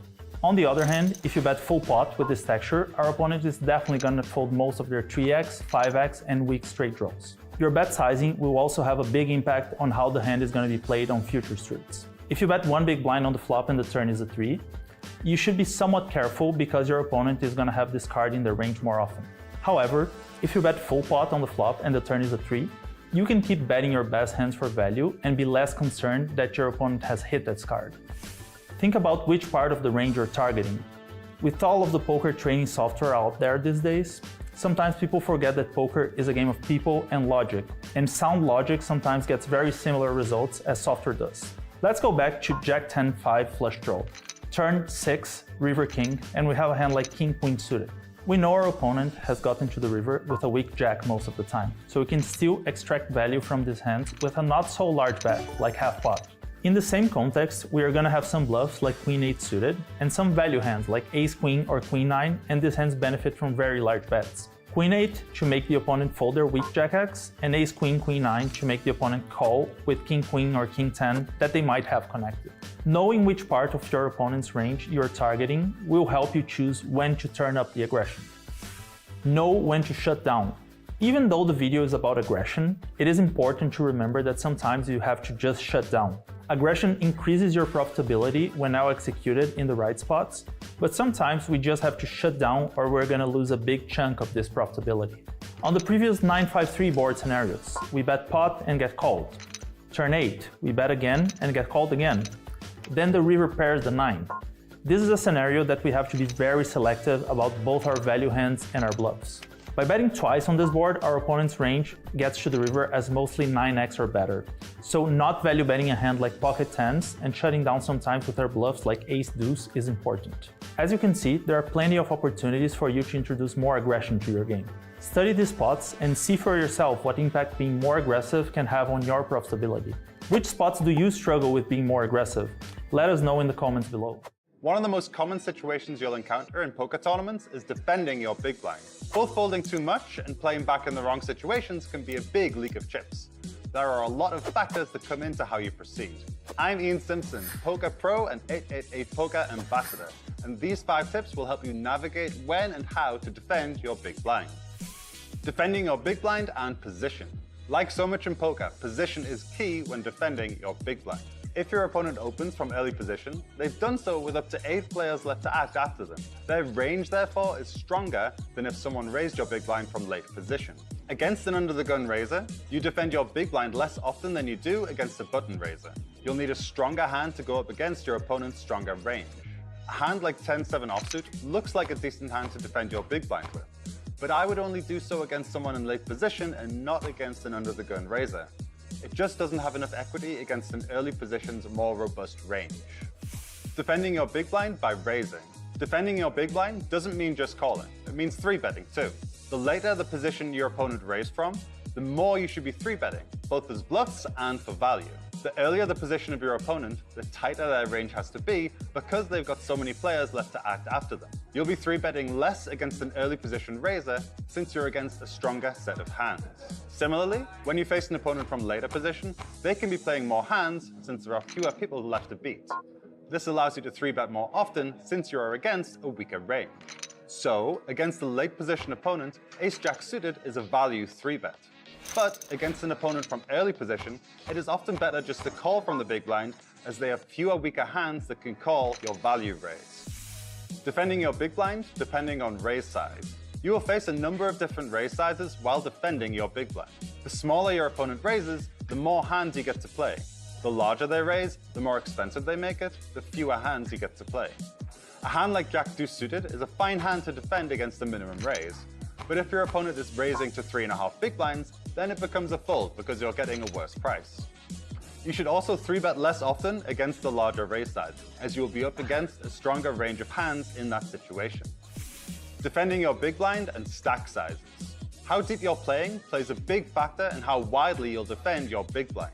Suited hands, like 9-2 suited, have decent implied odds at 30 to 60 big blind stack depths for when they make a flush and end up getting paid by 2 pairs. However, when you're below 15 big blinds, the implied odds just aren't there. This makes the worst suited hands not worth defending in many situations. There also comes a tipping point at very deep stacks, where the worst suited hands actually begin to have reverse implied odds.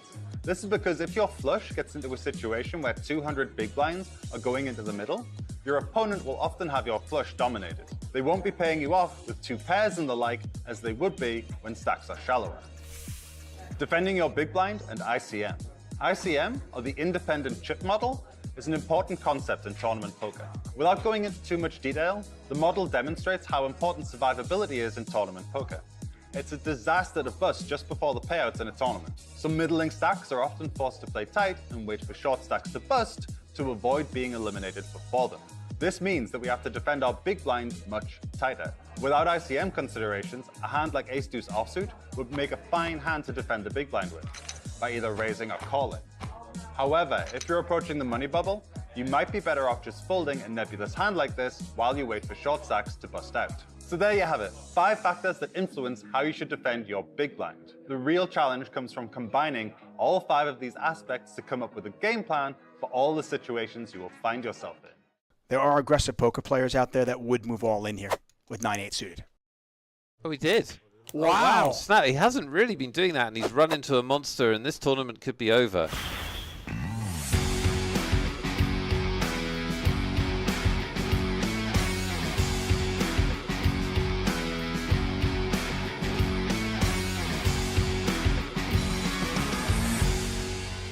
Our short stack has picked up ace-king.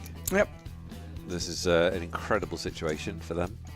Exactly what they're thinking about. Ah, it just got more interesting. But Duarte already folded queens. Oh, but this time he's going to move all in. Alonso with the short stack, and he's all in. 5-4-4. Maybe he just knew the 10s were going to hold this time, and the 8 queens would not. Well, let's see if he's right. Running 4s will also win it for Alonso. That's the cool way to win it.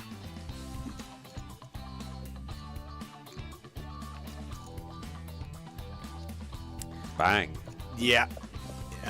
Alonso now drawing dead, and he will be our first elimination. Out in 9th place. Grane, after winning a hand with 5-4, picks up 2 blackjacks. What a hand this is. 6-handed. Extremely powerful.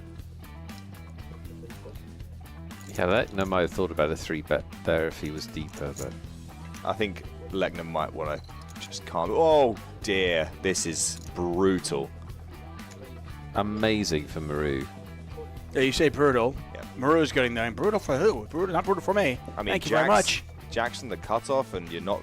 It's 6-handed. This is just, come on. It's a cooler. Yeah, absolute cooler. Not over yet, guys. Listen, you know what? When Rambo was in the forest and all those marshals were around him, we thought it was over. They thought it was over then, but it wasn't, okay? Rambo finds a way out. What did he do with his pocket jacks, Rambo? Flop a jack? No. I still have faith. Rambo gets out. I like the queens. Rambo gets out. I'm going to take the underdog. I think the queens are going to win. No flush. Rambo versus the world. Oh, it's Rambo! It's Rambo! Watch this. It's Rambo! He's not Rambo. He's Rambo! That is so sick. It really doesn't get. This game doesn't really get more brutal than this. I had all the faith in the world that Rambo was going to pull it out. any of you have watched First Blood, I feel you horrible. knew Rambo was going to win that one. So this is how quickly things can change. Leshner got down to about 15, 16 big blinds. He's back up to 29 with some successful shoves. Shove over your opening raise is a very, very good way to accumulate chips. He's done a real... Oh, we could get a race here, though. Aiyah. This could be it. This could be it. This could be a moment. I mean, it actually should be. I think you have to call this with sevens, simply because Bertolli can shove the small pairs. He can shove small pairs. You're actually dominating him. You know, you don't love flipping, but I think to your point from earlier, you can't control every situation. You have to be willing to gamble a little bit, and that's the case here. He has to call. He does call. We're going He to makes the call. race. We're going to race for Bertolli's tournament life. Yep. Big pot for both players. Over 2 million in it. We've got the qualifier versus the olive oil tycoon. Bertolli, if he gets chips, he's dangerous. Won a big tournament recently in Uruguay, but he could be out if he can't improve here. The dealer's about to give the flop. It's exciting. And here it is. 10, 6, 4, 2 clubs out there. Nothing so far. Yeah, nothing going on. For Bertolli's ace or queen.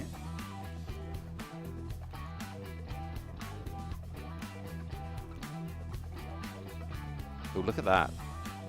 Felt level camera. Down to just 5 outs.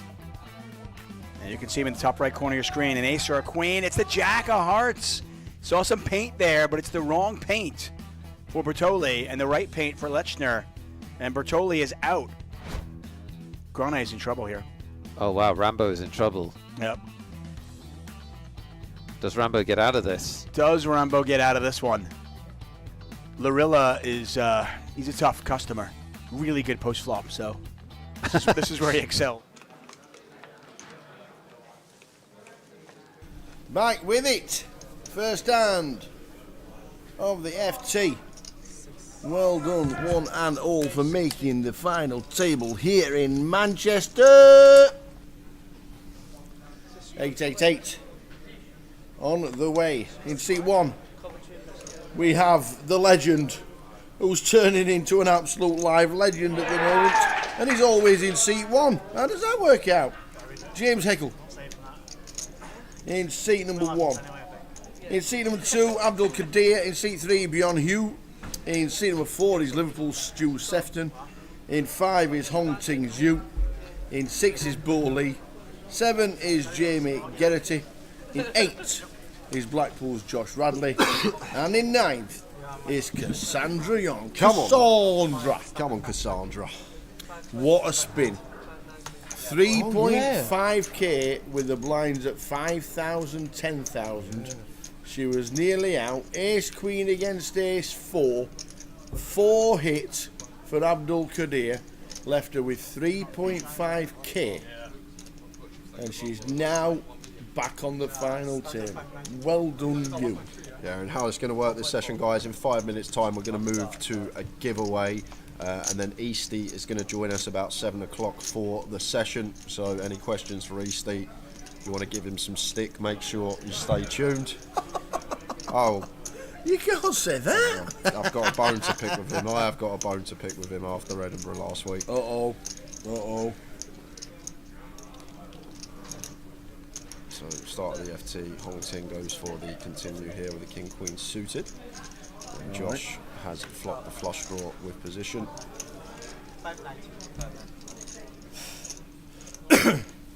He is on his way. The Easty. Have you got a question ready? I have. You have? I have got a question ready. Okay. 10 seconds.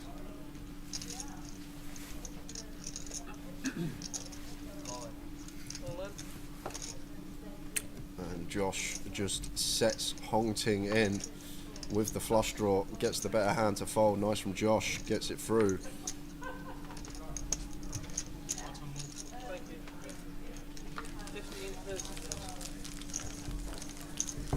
Very deep, this one. I reckon about a 4.5 hour final table, let's say tower. Yeah, I still think half 11's good. We said that. We said that. It will be a full session. We said that. Always is on the 888s. Great watch. This is ace. We've got a first-time newbie in C1. Like real newbie. Proper, I need to make myself a member. Yeah. Newbie. Never played a live tournament. Asked what to do if there were anything I need to do on a feature table if I get to it.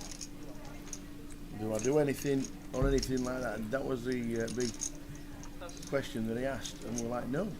Put your cards in the box for 2 seconds. After that, enjoy it. That literally was it. And he's enjoying it. He's living the dream. Absolute loving it, he is. Should be getting out of the way here with the Queen 7 suited.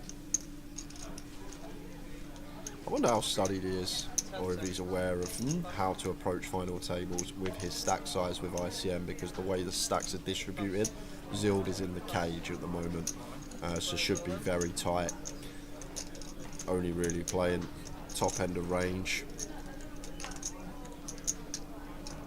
And Stuart sets in Hongting here.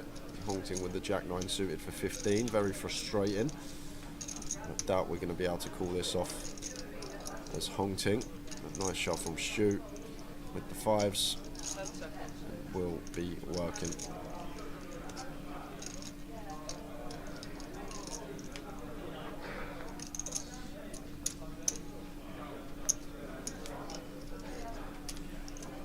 So you've had your little golf bets all week? Yep. Who's going to win it, or does it matter? Scheffler, ain't it, really? Well, to be honest, yeah, my bloke and BH, the one I had at 66s to start, he was tied 14th, I think, going into today. Nice one, good luck. Started today, I think, 8 under. He is now +2. Eh? He's +9 for today. No way! He's +9 for today, and it's funny because I've done a 2-ball bet, and the guy I've got him up against, him, is -4, so he's 15 up. He's 15 up. He's 15 up. All right, guys. So at the end of this hand, we're going to move to a giveaway. We got another 109 token, 109 ticket to give away for the 888 close-up tomorrow night. That does not very often. That does not happen very often. -4 plays +9. I love it. King Queen for Jamie. Chip leader at the table. Should see an open from him. Oh, Jamie.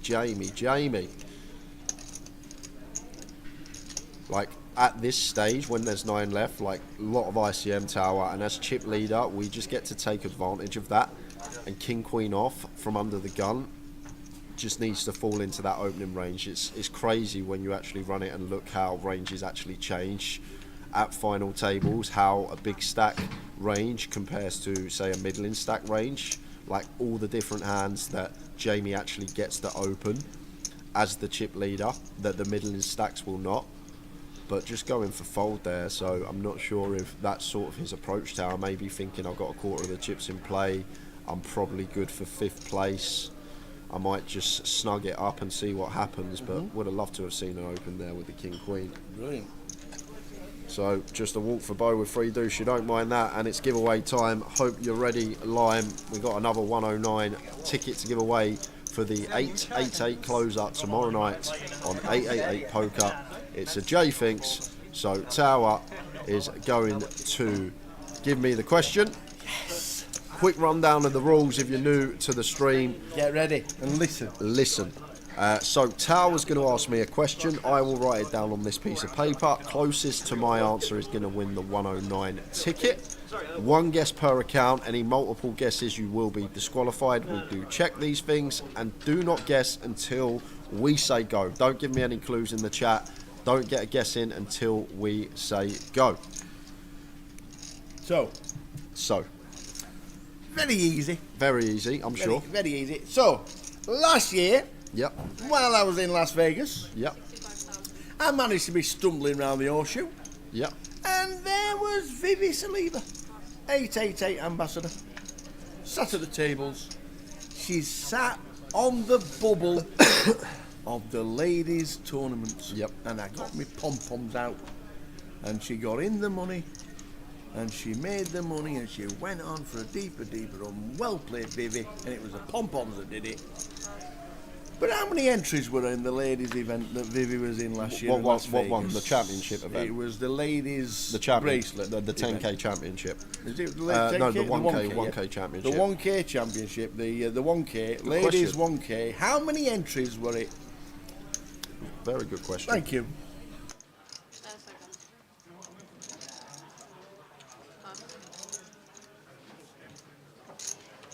So, how many entries were in the ladies' event in Las Vegas last year as I saw Vivi cashing in the money? Twitch only, guys. Twitch only. Go, go, go! Good luck. The question is, in the ladies' bracelet event at the WSOP last year, how many runners were in it? That's it. Well done. One and all for tuning in. Don't forget it's on Twitch only.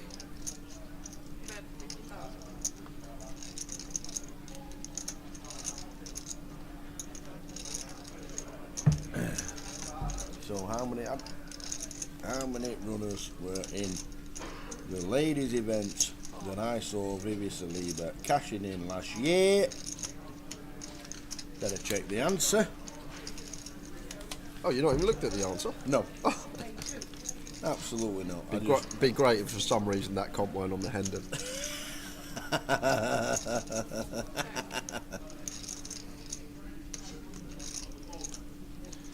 So, Stu with the check mark on the turn because it means both fives are in the muck. Looks like going to go for another bet here with his 7. And surely going to be the end of Josh now. Can't see Josh ever continuing here.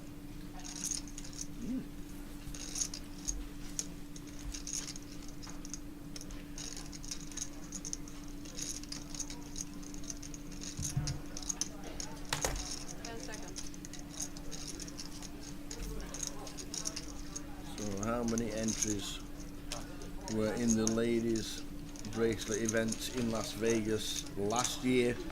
As I was walking round, Vivi was on the bubble, managed to survive. How many entries were there? And it's not the correct answer. It's the answer Jay thinks. So you can Google it if you want to try and get some idea of how Jay thinks.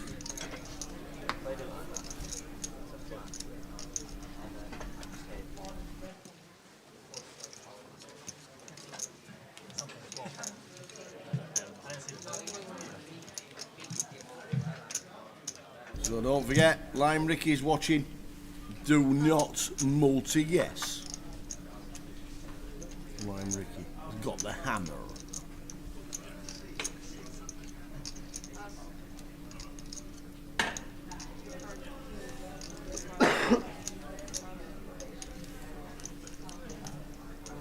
And after this hand towel will give us the correct answer.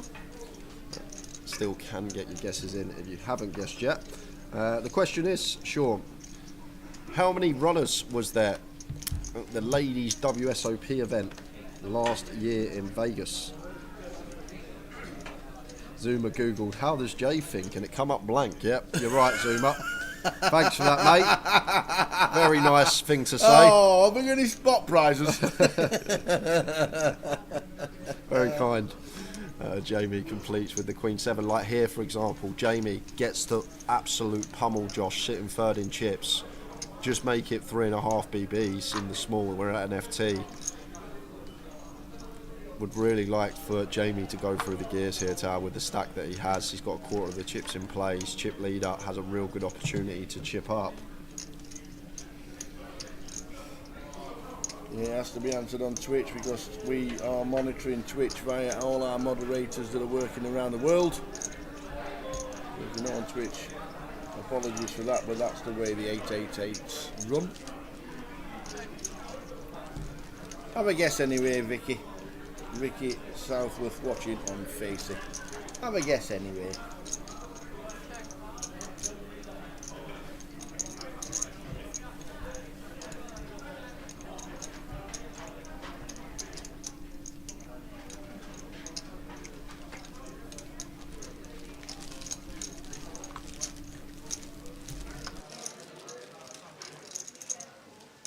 we go. Yeah, we'll get prizes coming up for you after this hand. No problem at all, Fuhrman. There's the payouts anyway, but we'll put them nicely up on the screen after this hand plays out. 4 of hearts on the turn. And looks like Josh with the Jack of Hearts is going to take initiative here, goes for a bet, and Jamie with Queen of Hearts in hand do expect to see call. Facing half pot.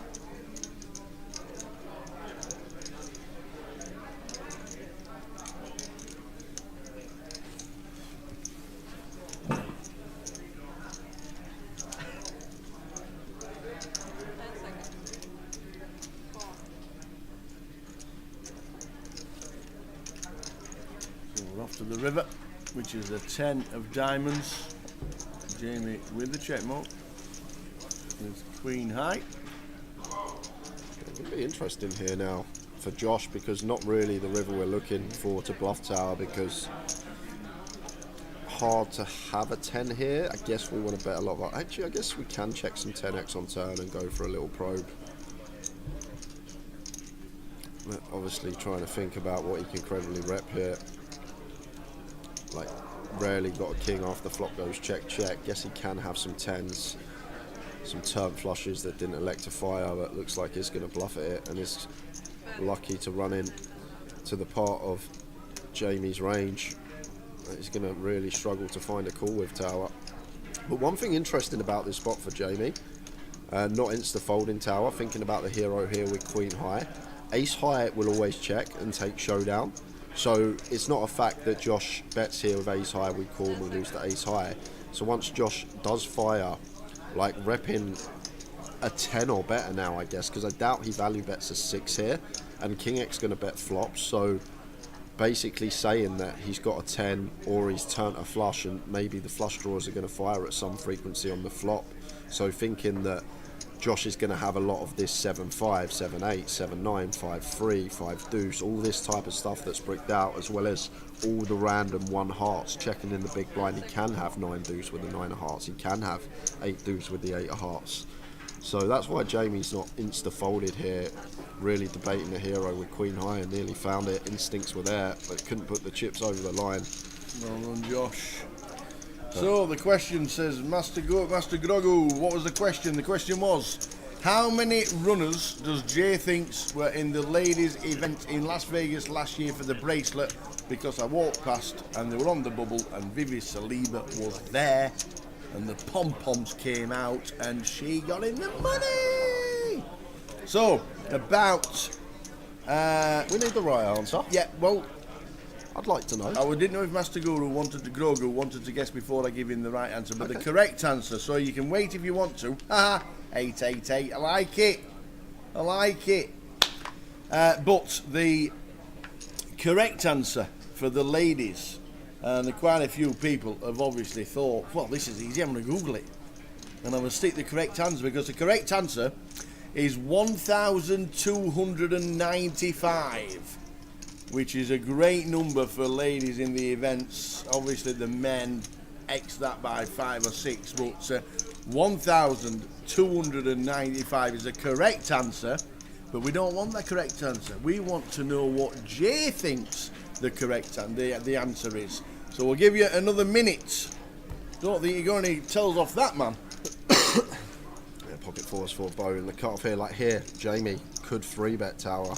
With the 8-9 suited, I'd really like to see him go up the gears as chip leader. And looks like he's found it. He has found it. 8-9 suited. Nicely done from Jamie. Making it 1-5-5. And now Bo is up against the one opponent that we don't want to be tangling with. The only person at the table that has us covered. Looks like he's going to come to the party with a pair, cut-off versus button.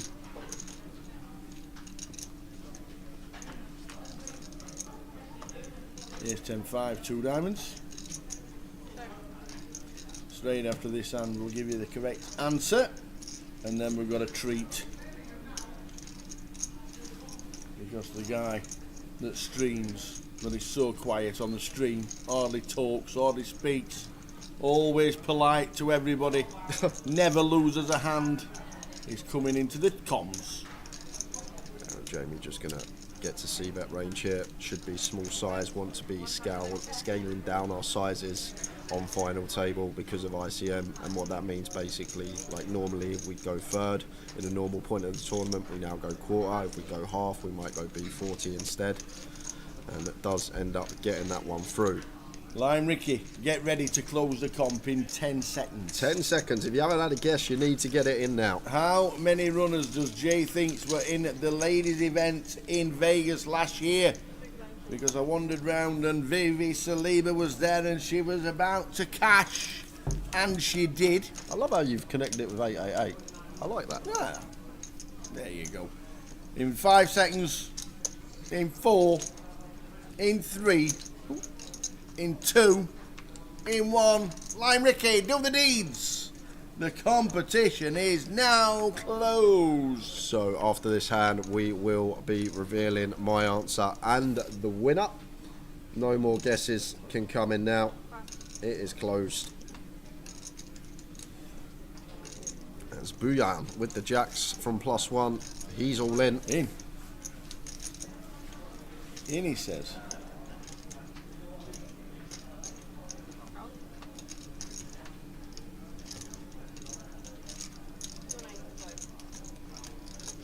In he says. Yeah, Shu shouldn't call sixes here, Tower. It's a +1 shove, 10 bigs, final table as well. Not going to be able to call off with sixes from this position. Would probably become closer from the big, but we still got the whole table behind us as Stu here. This needs to go into the muck. Good to see him fold.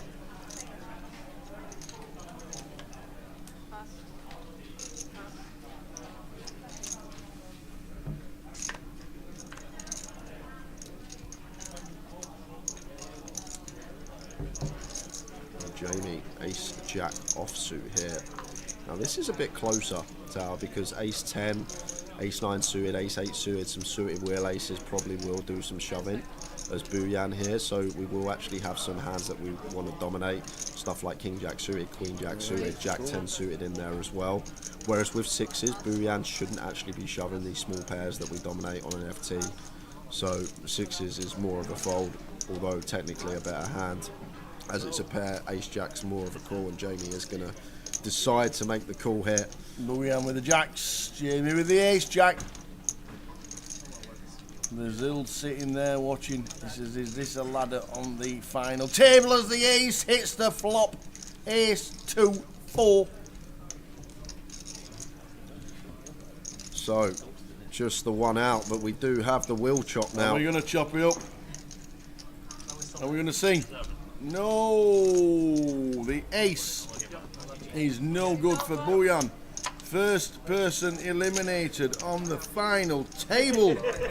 Oh man. Oh man. £3,270. Well done in 9th, Mr. Buyan. A ladder, it's not so much a ladder, the guy's got 40 bigs just about. He's playing amazingly well. Is the Zild. So we have just the man to come in and keep everybody calm. You not want to finish the giveaway first? Oh yeah, forgot about that. I thought we'd done it. Yes, comp is closed. We'll go back to the competition. We'll get that guy in very shortly. We will. It'll be in 2 minutes. We just got 1,295 ladies played the 1K in Vegas last year. As we said, we wandered past, and there was Vivi, and she cashed. So Jay, you're always clever at these. How did you come up with your answer? Well, last year I remember the ladies, like when you're in Vegas, you're always scrolling on the WSOP, like looking at results and stuff like that. And I'm pretty sure it was like 130, 140k up top in the ladies. I could be wrong, give or take, but it was definitely over 100k. The WSOP, they have a payout structure of 15%, which usually means in the fields of big magnitude, it's usually around 10% to the winner. So obviously with the number of runners of 140k up top, that would mean there's been 1,400 runners. So I went with around that park 1,400 runners for that reason. That's why you need to be. And I went with 1,426. Good effort, sir. So Good effort. Me, 1,426. I'd have stuck down 14,000 and thought that was close. Yeah, so that's what I went for, 1,426, and someone was 6 off. Way! Who's that? Was 6 off, and that was Pedro Lili. That was Pedro Lili. That was it. Can you spell it, please? Pedro Lili. So well done to Pedro Lili. You are the winner. What? What's so funny about that? I'm just reading his name. Look, see, he's in the chat. Pedro Lili. There he is. Pedro, well done to you. You are the winner of the $109 ticket for 888 Closer tomorrow night. We still have 2 more to give away, guys. Well We've still got about 5 hours left, so plenty of time to give those away. Yep. Well done to Pedro. And now we are going to get Easty in for the rest of the session with us. You gave it away. I was going to have a build-up. Oh. Of a nice guy, nice-natured, calmly playing poker. Josh was already done comms with us today. Oh, yeah. Josh was in earlier, Tower. So Easty's coming in. He's going to give us a session till the first break of the final table. So incoming Easty.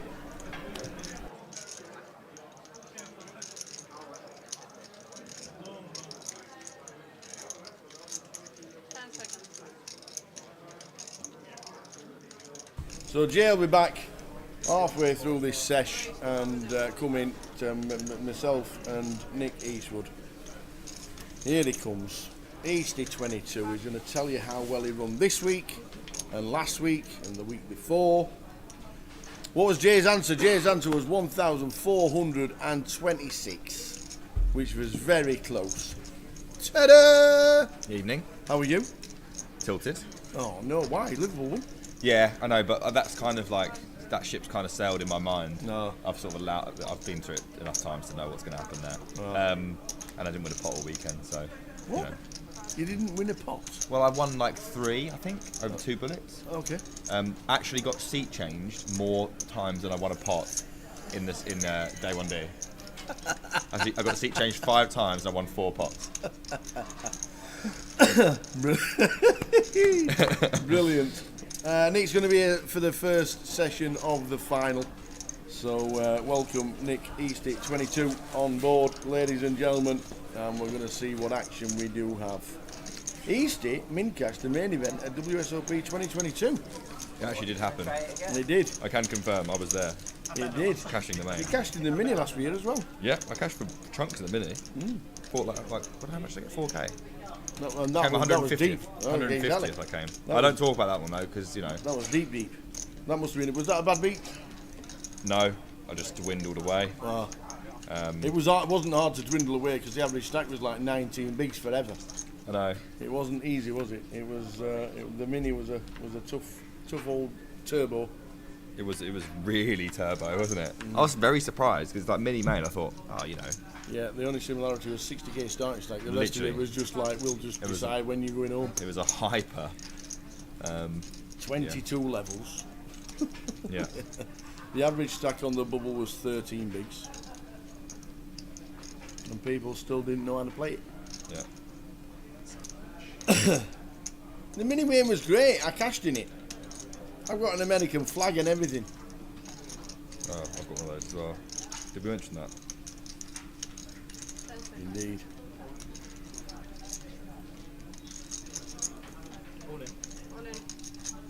So, James, Zildy, is all in with Ace Jack. He's all in. He is How much indeed. how many big blinds is that? I'm catching up here. That's chunks. Yeah, That's 40K, absolutely 22 big loads. 22 big shove. Okay, takes it down. Yep, indeed, with the blinds at 20k, 40k. First time in a live game, third time in a casino. Cashed in Josh Manley's home game for $12. Span it up to 55. Went into this satellite for $55. Won a seat. And he's now on the final table. And he is now guaranteed, with 8 players left, at least £3,830. Amazing. Already overtaken all of my UK stock cashes in one tournament. Did they tax me on it? No, not mine. Mine was min cash. Poker's 5k. Poker's 5k and slots is 1200 now for tax purposes in America. Is it? Yep. Anything over 1200 you get taxed on now if you're playing slot machines. We're back. We had frozen apparently on Twitch, but we're back. Just can't get the staff around here.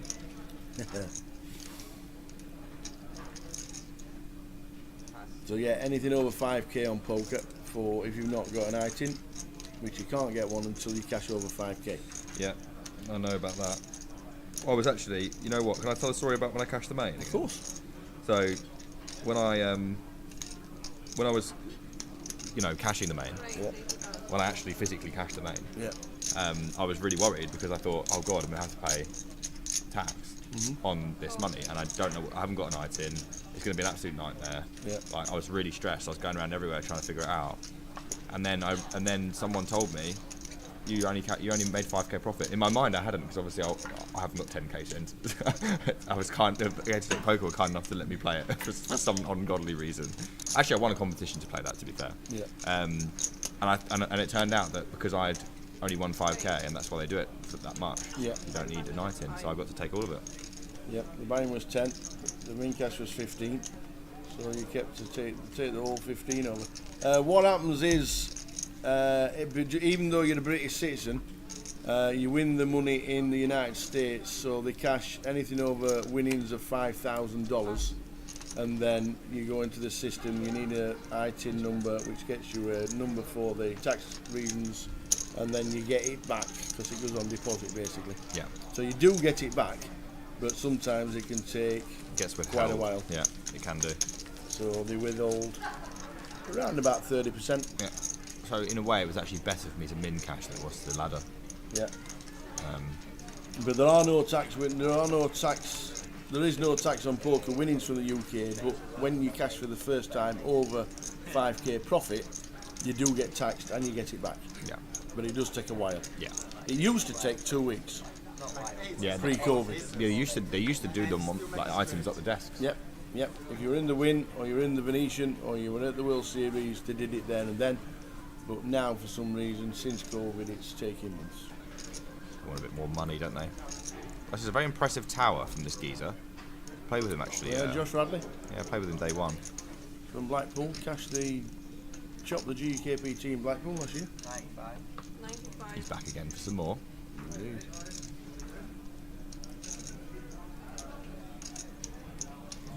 Cuts out some raising chips from that rather large mountain he has before him.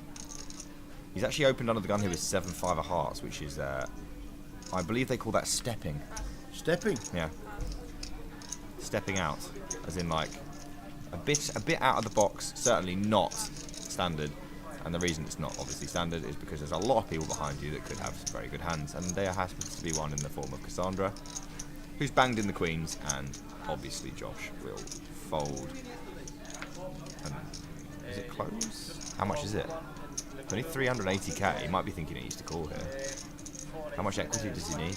25, 50. He's not quite getting the right odds if Cassandra has an overpair. But against Ace King, he's definitely getting the right price. But overall, against every hand, correctly assumes that he's probably not getting the right odds and lets it go. Maybe think twice about the 7-5 suited when he does find himself under the gun in that spot again. But he's obviously trying to be aggressive, pick on the ladderers.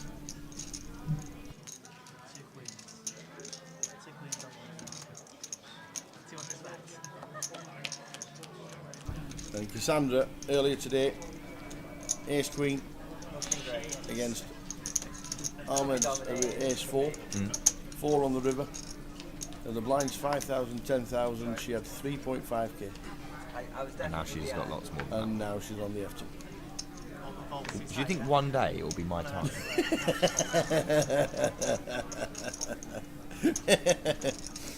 Yep, 3.5k. She wins a 3-way battle with her 3.5k, makes it up to 14. She then gets it in, makes it up to 57. She doubles again. Then she moves tables and doubles again. Well, that's quite the story. If she can spin even further, certainly in a decent position. Has chips, which is a much better position than most are in. Did you like my stay on the feature table yesterday, Tower? Yes. Do you find that interesting? I was rather frustrated. I didn't get to play the game. Josh with the King 9, 1.6 milli. I've been thinking about some pressure. Obviously, it'll be at least defending, but it's certainly a hand that you can get a little frisky with against this kind of stack. When there's obviously other players around with lots of short stacks or shorter stacks than the player you're playing against, then it can be a cool little play. Does decide to just call this time, which is obviously fine, and he's going to go ahead and check.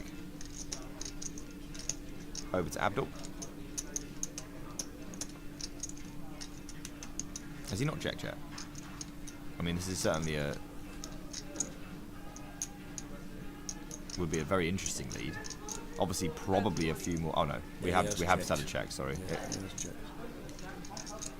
didn't have the check on my screen, guys. We've got 40k and caught up. It's quite a small bet. This kind of board texture. Certainly won't be going anywhere with backdoor, everything, and 2 overcards. Calls. And really don't want to raise, because if you get jammed on, you have to fold this. It's hope. You know, you don't want to fold your hope. You want to realise your equity with this type of hand. This is not the best turn for either. And Josh checks again.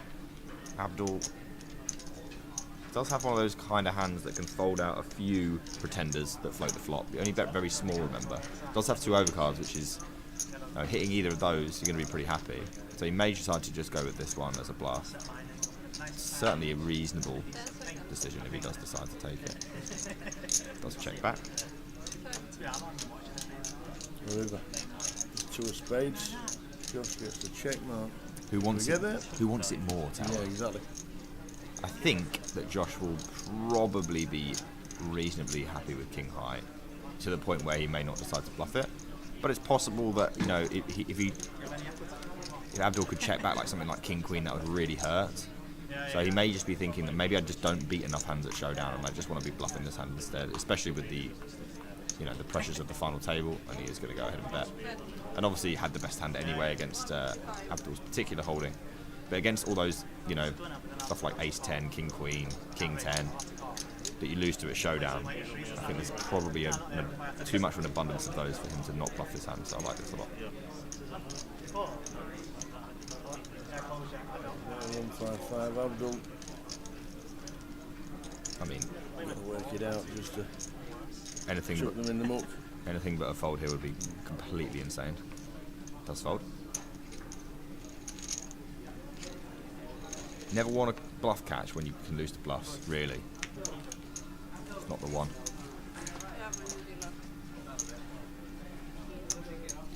James still knocking about with 990k.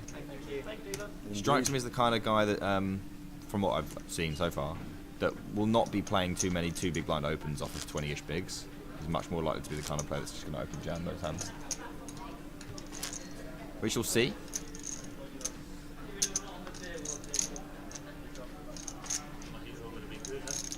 An incredible run, regardless.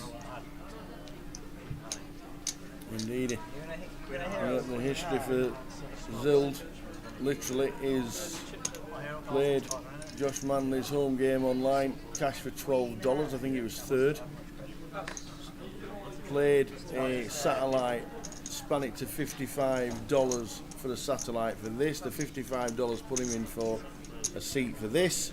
He won the seat, and he's had to make himself a member of the casino to get in. The first time he's played live, he was down to 5 big blinds. He was on the big blind. He was just about to put the big blind in the ante in, and the floor staff said, "Big blind, please, we need to balance the tables." So he didn't put the blind in the ante in, put them back in his stack, took them to the outer table. 3rd hand, doubled up. And he's taking it from there. Stories you love to hear, Easty. You know how I am. I don't like to see other people happy. 140k from Hong Ting, which is basically just, I'm going to make it this much. I'm definitely calling off, unless loads of random stuff happens and I can fold and maybe ladder on the odd occasion.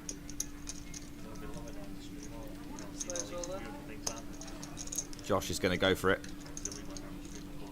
and Hong Ting will be pretty happy with the situation that he finds himself in here, considering he's opened that 10-9 of diamonds. Obviously only got, what is this? Is this like 6 bigs or something? 5 bigs? Maths? 6 bigs? 40k? 6, yeah. Yep, 6 bigs. So yeah, this is very standard and very good. So and off we go. We'll be delighted that there's no diamond out there as well. Oof. Well, any 8's playing now. Any 8, any 9, any 10 to survive. Hunting Jew will be out. Any 8, any 9, any 10. Oh, more outs now. 3 or 7 will also be enough. Really? You can't win by counterfeiting, can you? I believe that you can. It's happened to me a few times. Any 3, any 7, any 8, any 9, any 10. Too many outs. Too many. The 2s somehow survive. And Hunting Jew has just been eliminated on the FT for £3,830. Well played. And Cassandra's got to be thinking, I'm free rolling this. And James is loving life. We're down to 7, which means we've now locked up £4,350. That's pretty decent. Yeah. And he's not done yet. What a payday. 9th, Bullion Shoe. 8th, Hunting Shoe. Unless I think you've got a small pair, then I still might have an 8. It just depends on my read.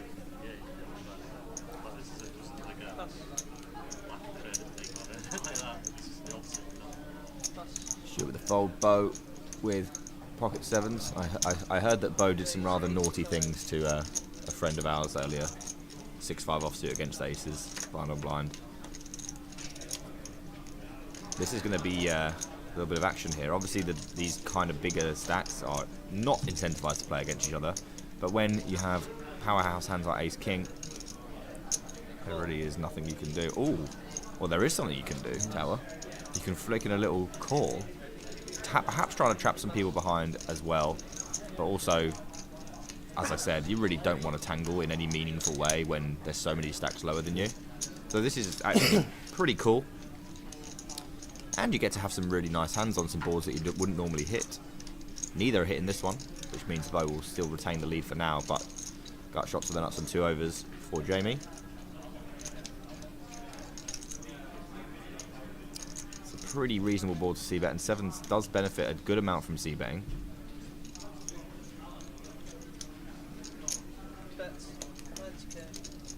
You can get folds from hands that are better than yours, such as pocket 8s. And you can also get worse hands like ace king to continue. Jamie will have to continue, and I imagine that will come in the form of a call.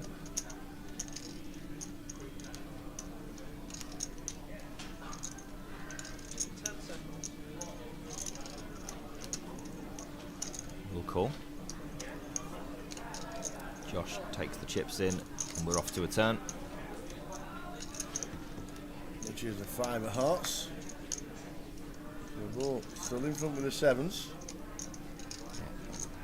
A situation where probably going to want to use some very large bets and some checks. This hand not really falling into the large bet category, but I've seen some more ridiculous things before, and Bo is going to barrel. I think he announced a barrel, didn't he? He announced the bet.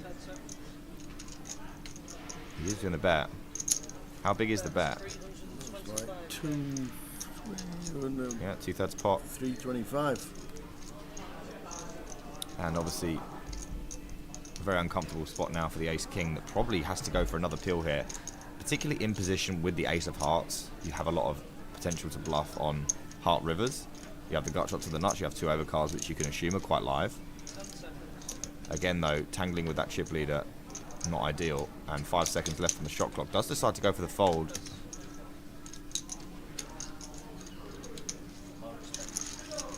Certainly a tighter played hand, but understandably so. Jamie, Bo and Josh sitting pretty. James and the guys 20 bigs and less. £30,610 up top when we get there. £23,040 if you play the last hand and lose it.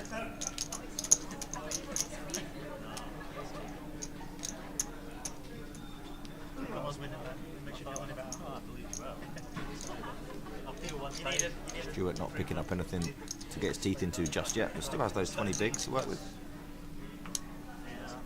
And laddering in the background is never going to be something that will upset him. Jamie with a real super average hand is going to open as the chip leader here. I am surprised as the player with slightly more chips he didn't decide to 3-bet the ace king. Had he 3-bet the hand, he certainly would have won the pot eventually.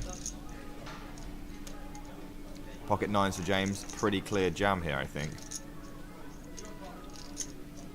Zildy, is he going to go for it?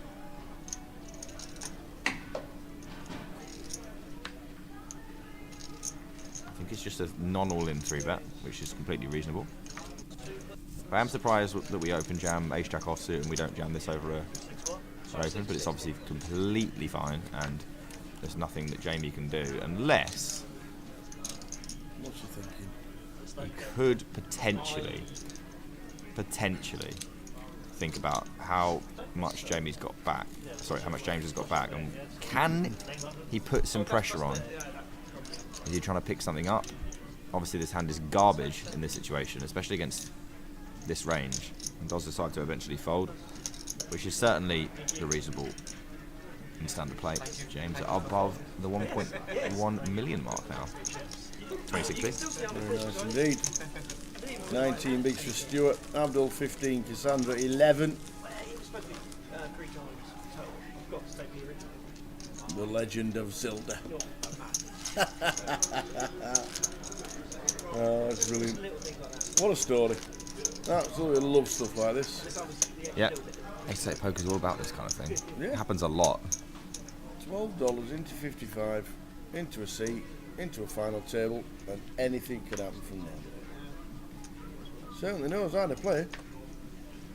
I know he said on the rail that his approach is tight is right. I mean, tight can certainly. I mean, and he's not done anything out of the ordinary. We understand that, but he's on the FT. Yeah, sometimes if things just go your way and you play a solid strategy, yep, things can go very well for you. All in from Cassandra, very standard. Yep. James in seat 1 is Zild. Ooh. Obviously his name online. Now, this is a pretty interesting situation. Ace-9 certainly ahead of the range that Cassandra will be jamming here. With 2 players behind, though, and with a probable near bottom of range situation, I expect him to let this go. And he will. Following that trend of being just waiting for the best spots. Absolutely, yeah. Yeah, don't want to be calling off for Ace-9. In this situation, it would have been a very reasonable one. And Stu Sefton says, "Yep, tap the table. That'll do." Mikey, you do that. I've got his mic in the car. I've pinned it, haven't I? Shit card anyway. Move back, please. The shout at Mikey.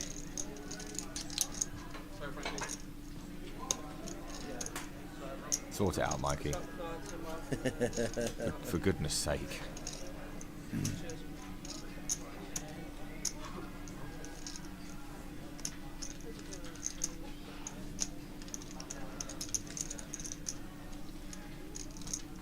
Josh is going to wash this one for us and get us up back underway. 7 left in the UKPL Manchester main event. 328 runners.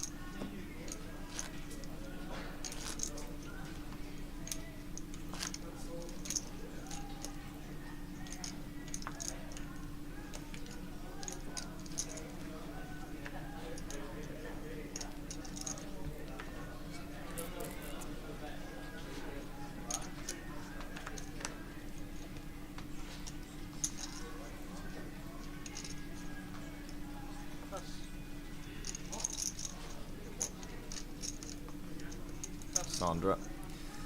Fresh new blinds and antes from the last hand. We'll let go a 6 offsuit, not quite strong enough. Jack 9 off James, who will fold. And Abdul with a pretty underwhelming 10-9 off on the button. So we will go blind versus blind, which is super interesting, unless you have 5 deuce offsuit and have to fold. Ace shown in the big blind for Bo, Ace 9 offsuit. Would have been calling off any jam, would have been jamming over limps, would have been jamming over opens. All the good stuff. All the good stuff. Easy 22 with us. Down to 7 out of 328.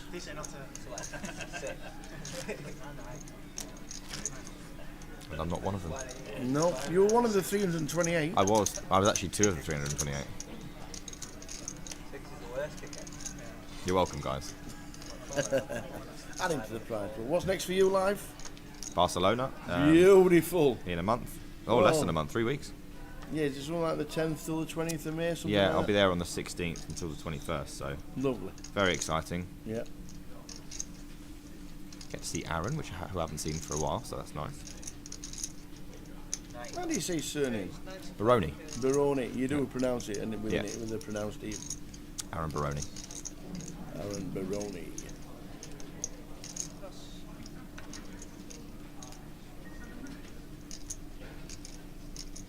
Something's taken off outside.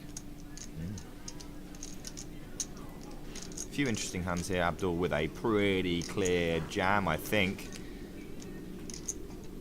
But obviously there are considerations. All in geezer for 580k. And Josh will probably just call this off. He's not going to be thrilled, but he'll be happy enough when he sees what he's up against.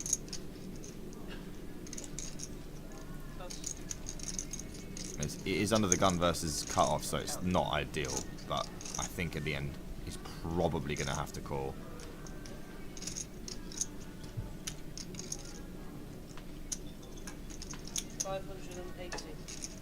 And James will be hoping for a call, that's for sure. Ladders available. Absolutely.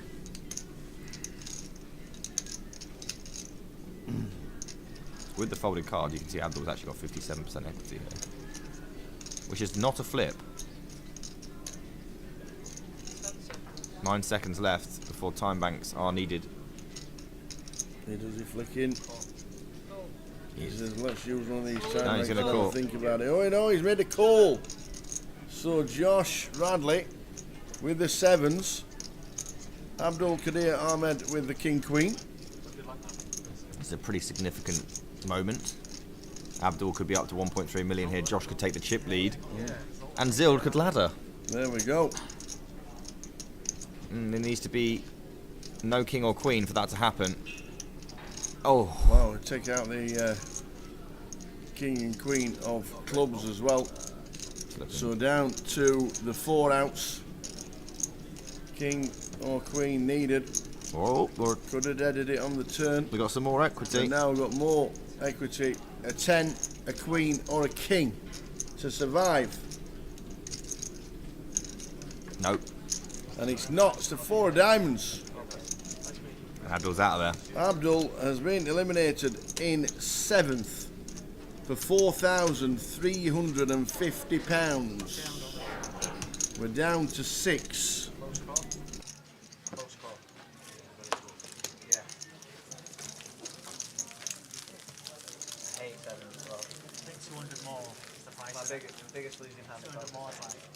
Well done, Abdul.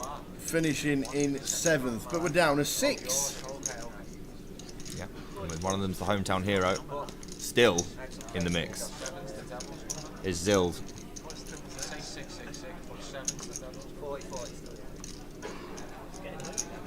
Now this may be an occasion for Josh to begin exerting himself upon the field. The remaining players.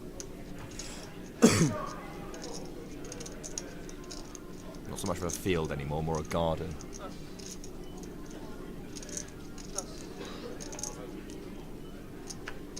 Sandra folds it under the gun. A few more folds as we go to blind versus blind. Everyone's favourite game. And Jamie It's going to look down at the old 10-3 off, which is absolutely rubbish. But the best thing about bind versus bind is that sometimes when you have absolute rubbish, it becomes raises. Because it can be the best rubbish. Yeah, because you don't care when you get raised. Oh, shows him an ace. So yeah, the story with James Heckle in seat number 1 is that he won $12 on Josh Manley's home game on 888, spun it to a 55 ticket for satellite for this main event, qualified to this event, made himself a member of the casino, first live game, and now he's on the FT. And as you can see there are 6 players left. I'd like to correct some fake news appearing in the chat. I've lost 5.5k at 10 and L. I actually won $820. I mean, it's not $1,000, which is what I need. But just a bit of fake news going around. I'd just like to quell some. You lost what? What were you playing? I've not lost anything. You've not lost anything. This is how this stuff happens. You hear something like that, you think it's true. It's harmful to the brand, you know. If I did lose 5.5k at 10 now, I would probably not be here today. I would have probably retired.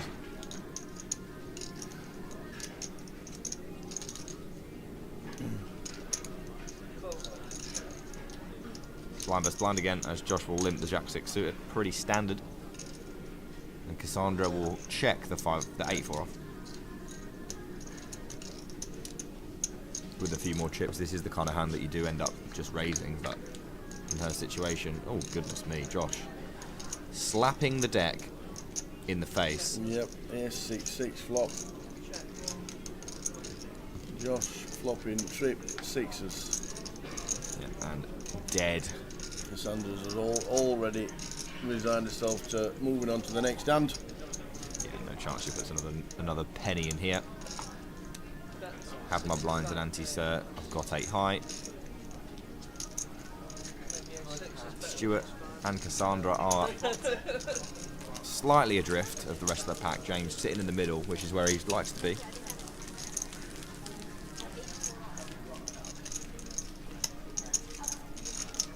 There we go. There's the payouts. As you can see there, Abdul in 7th, Hongting in 8th, and Buyan in 9th. 6 players left, 5,530 locked. I almost jumped 3 and then I was like... That's a little bit of cheddar. Oh, there you go. No worries. So, straight after this hand, Jay is going to sit with Easty. Easty's going to run through his hand history for the last month.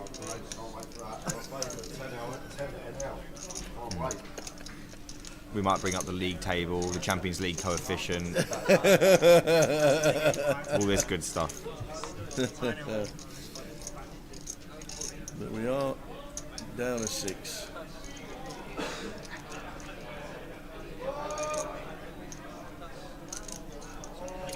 James asking questions, Jacked and offsuit here. And obviously a very clear defend.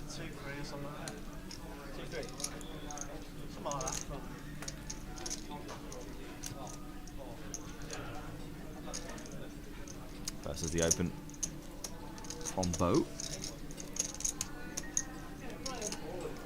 Thinking about something or other. He's actually just going to fold. Keeping to the remit. No risks. Plenty of reward. Well, 30,000 up for grabs. 23,000 for second. Jake going to take over the second half of this session.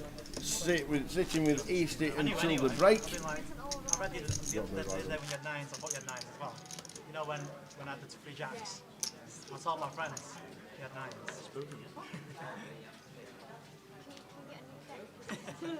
I'm the one marking the little trashy card.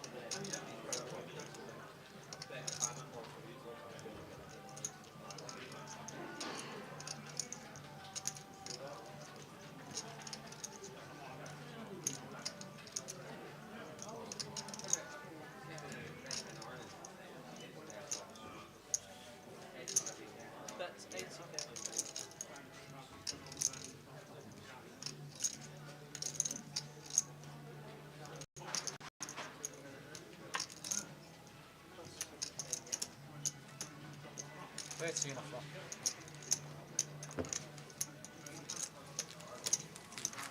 Jamie? Yeah. They give you a black hoodie. What's that? They give you a black hoodie. Yeah. What's the difference? No idea. Not specifically yours or? No, I don't have no idea, no. Might as well tell you. Was that one specifically for you? Find It out. was on my, yeah, I don't know. Well, yeah. Okay. So that's just messaged me going, they were on the sign chair, wasn't they? They just randomly put them on the chairs, I think. What? Did you get a blue one, like? Yeah, I thought everybody got a blue one. If they might have some extra if you ask. No, I was just wondering if there's a meaning to it or. Can I be greedy and have both? Not mine if you want. You gave me the black one anyway, so. Raise 85k. You won't wear that. No offence. Actually, probably might do.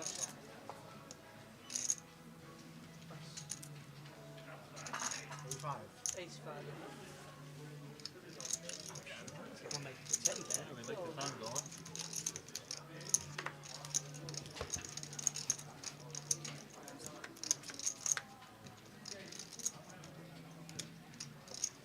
Check. Hold the check. Double check. Check, check.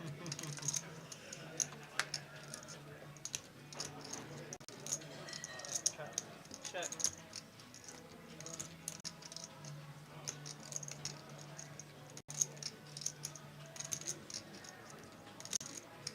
Check.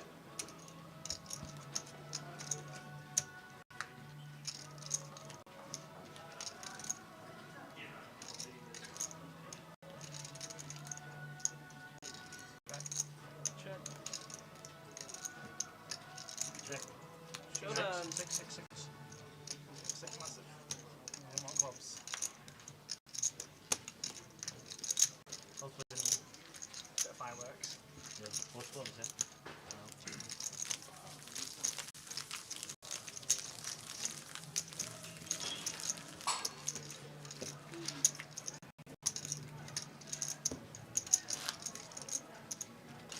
Once I checked a few times,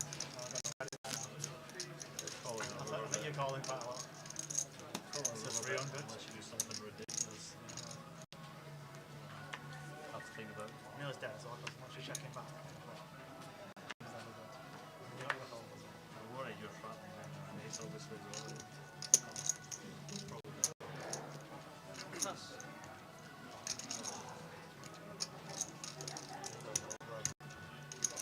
Yeah, I know.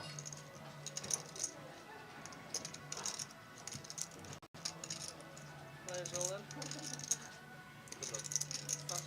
Keep robbing me move. Sorry. I tried not to do it on your I'm back. joking. Was it one? It's funny. Sorry. Has to be on someone's back. Play your cards, lovely. Play your cards. I apologise, it's been a fresh in that, isn't it? Sorry, I've got aces. We're all like, okay. It's better than it being your big one. All in on a call. Thank you. Nice. Good luck, Sandra. Good luck.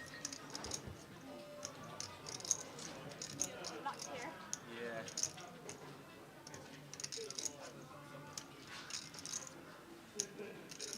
King Jack. King Jack. Plays itself. King Jack.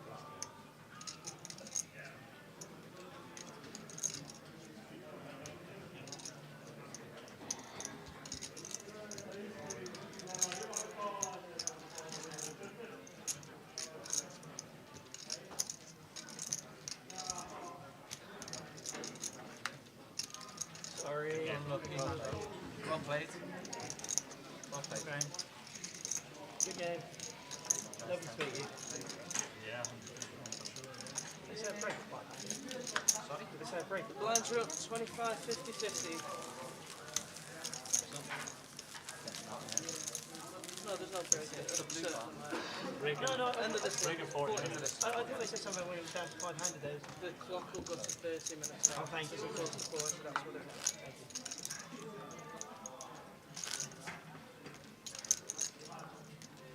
Are we 25 now, yeah? Yeah.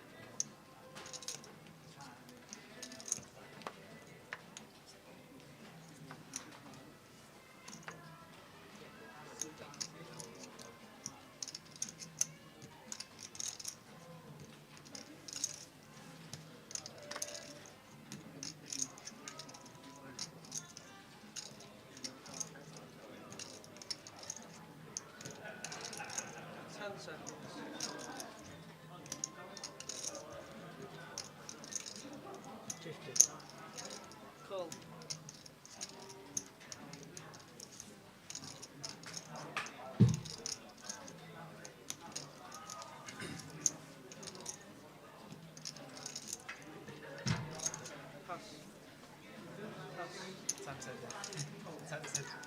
Yeah, a little. Start the next level will be 30-minute blinds, yeah? They're already going to 30-minute blinds.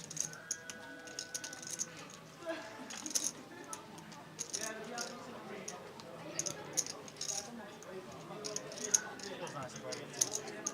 Feels nice to play that. Back to races yesterday, just laughed it off. Yeah. 10 seconds.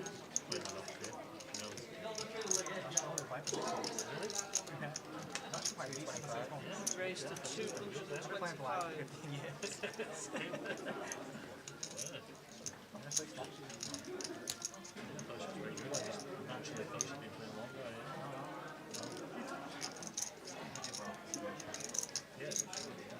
I've been playing for 6 months. Oh no, personally. No reason not to believe him.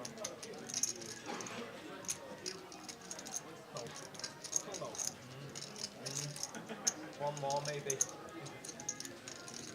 How big? That looks huge, I think. Never. We'll see it anyway. Praying for me to nick us a bit. There's one of the card distribution down in this corner.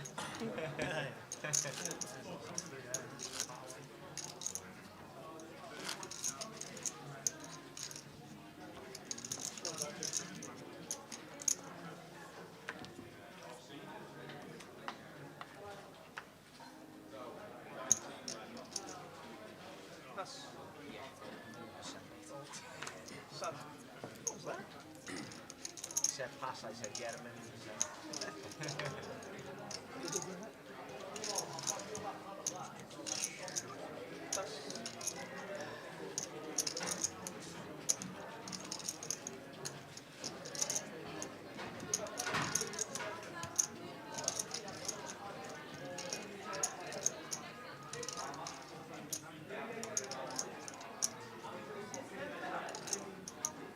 Range 175.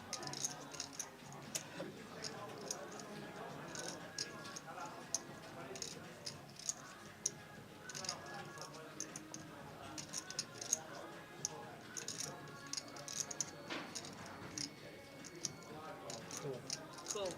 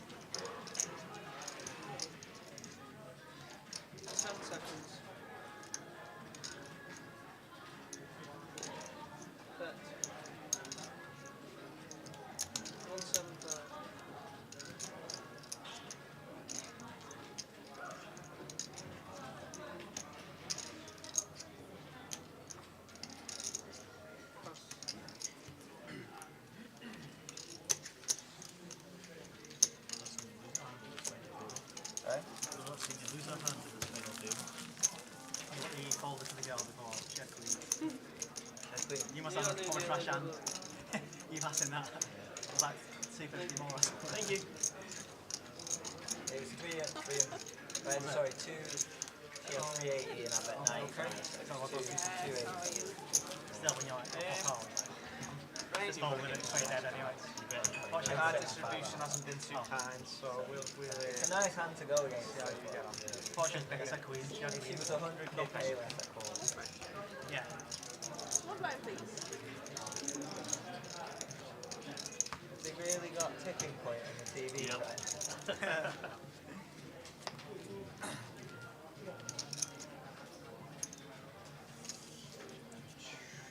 Right?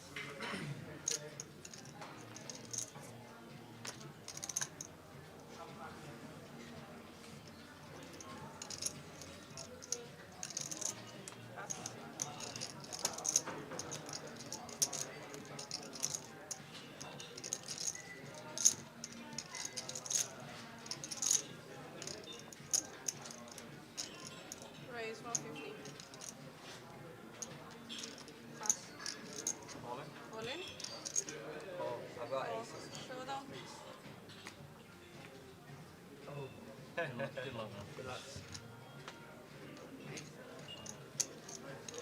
And then three.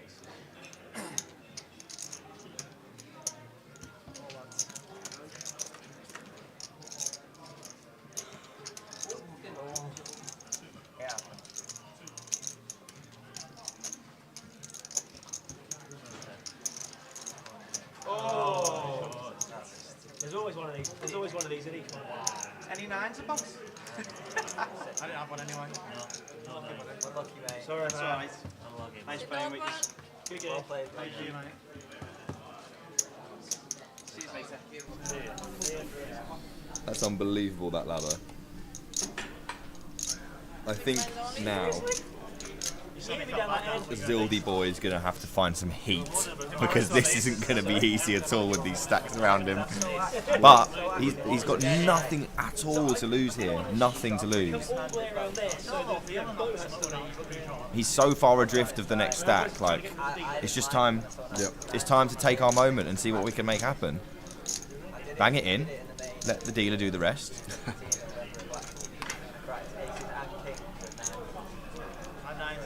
We're at a point now, 5 figures, 11.5k for Zild.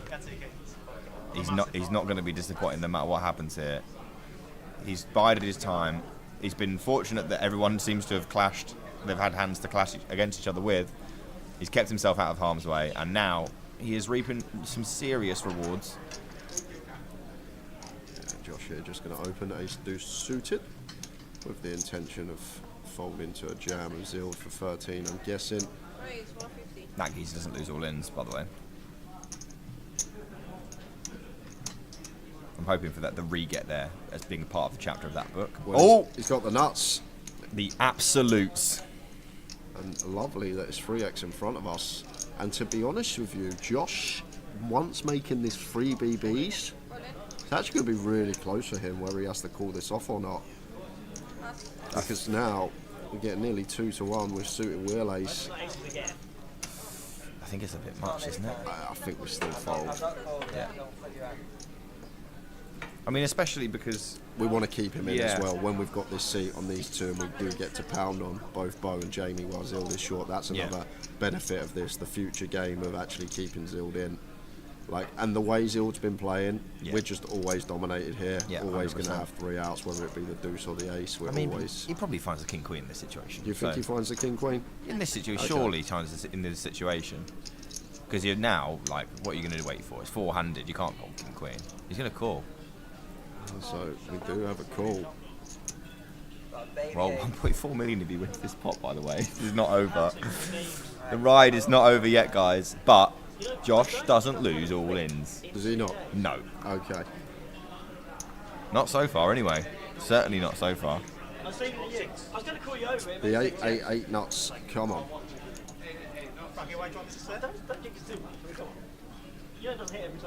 Pretty safe. There is a 3 of diamonds lurking around, though. Yeah, the double backdoor Broadway wheel and diamonds. So a bit sweaty now. 7 outs to fade. And he does fade it. Oh, goodness me. James Dean gets a big double. He's at his peak of the tournament, 1.4 milli, which is good for just shy of 30 big blinds. Oh, my God. It's incredible scenes. It is incredible scenes. First ever live poker tournament for this man. Look at the limbs in the chat. I know, the chat is going mental on Twitch. Ace 8 nuts was never going to let him down there. Can you imagine? Scripted. And now we're in business. Definitely simulation confirmed that he wins this. 100%. For sure. I mean, the heat that the guy got on day one was unbelievable. Was it? Well, the heat he's had today. We saw him when Josh was in here. He flopped 2 sets. When he was on the table early, he flopped. I think it was a set as well, but he flopped top set of jacks. I played with him for 2 orbits and he had 2 sets. That was a completely different table. Been a set magnet. Oh. Well, now, you can't really just bang it in with 30 big blinds with ace jack off. He's been used to being able to just go ahead and bang it in. So now he's going to have to play some pokes pretty seemingly standard couple of big blind open here for James. 10 seconds. Cash King says, have you ever had a set in a tournament? No. I thought you were going to say yes and someone had a bigger one. I thought that's what you were going to answer. I can't remember having a set. Yeah, so Bo here just playing cool. And Jamie not going to defend this one three-way, or at least he shouldn't be. Just let the two short stacks, well I say short, 30 bigs is heaps.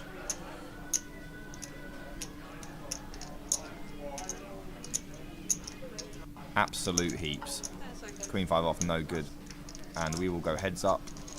In position as James with the ace jack. Certainly a plus EV spot for us when we always hit the board. And this should be pretty standard. Check, bet, fold. Agreed. Without that diamond for Bo, there's just absolutely no way you can do anything against this bet that's definitely coming.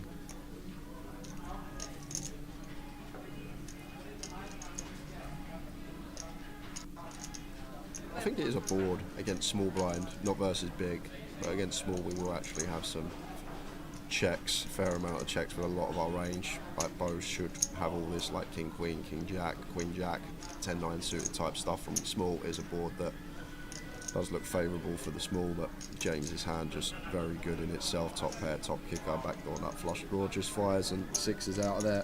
Given both. Given what we've seen, I just don't think he's ever going to check ever in that spot. And he is now seriously threatening the top three. He is.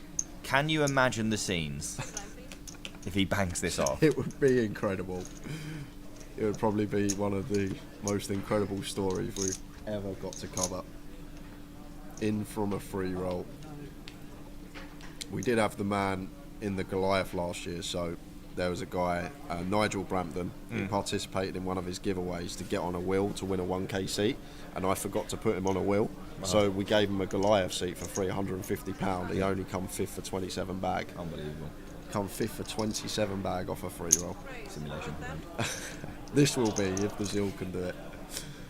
Bo with king 7 off here. This is a bit of an error here from Bo. Bit of a misstep. Like, yeah, in terms of chips we could open, but at this stage when we're third in chips and we're opening into two big stacks, we're just going to get pounded on.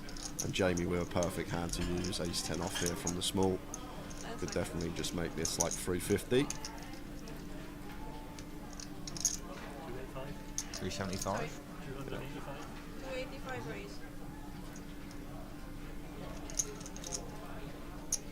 I'll go small. 285. Tiny sizing. The problem with this sizing now, Bo, this hand it does target all this like offsuit a6, king 6, king 7, but now Bo gets to like continue all his 9-7 suited, 8-6 suited, stuff like that against this price, getting nearly 3-1 with position, but it's still going to be working versus king 7 off. Oh no, it isn't, mate. What? Is Bo feeling all right? Did he just 4-bet rip king 7 off? He's absolutely banged it in. And he is the player with risk premium at its highest right now. Like, he's the guy that's supposed to be the snuggest out the lot, but he's not fussed. I mean, it's going to work, right? Of course it's going to work. Jamie can't call. We can't call ace 10 here from a guy that's supposed to be super tight and just meant to let us run him over. Where has he found this shove from? King 7 off. Bo does not care. I mean, he doesn't seem to care. I'll tell you that much. Who is this in the comms with you, Jay? I'm joined by Easty, Nick Eastwood. Unfortunate Liverpool fan. Yeah, we are unfortunate. I could go on for hours how unfortunate we are. A lot of similarities between the football club Liverpool and your poker. No, not really. They got a lot of trophies. And that is true, actually. I'm not even a nearly man. I'm just a nothing burger. It will come. It will come. People keep telling me this, and it never does.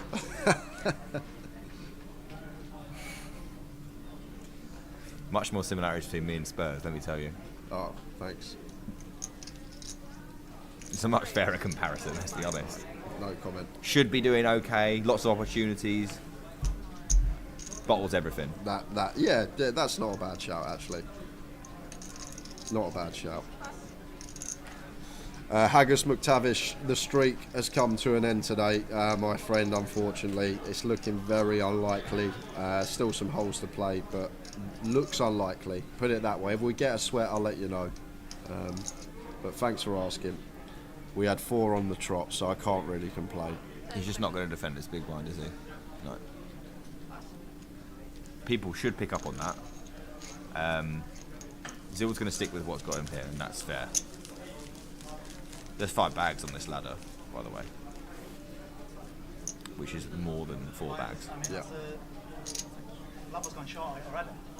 We're in half an hour already now. I think it's the next boss level. I think it's after this level. You've done me. I'll be honest with you. You've done me with that Spurs comment.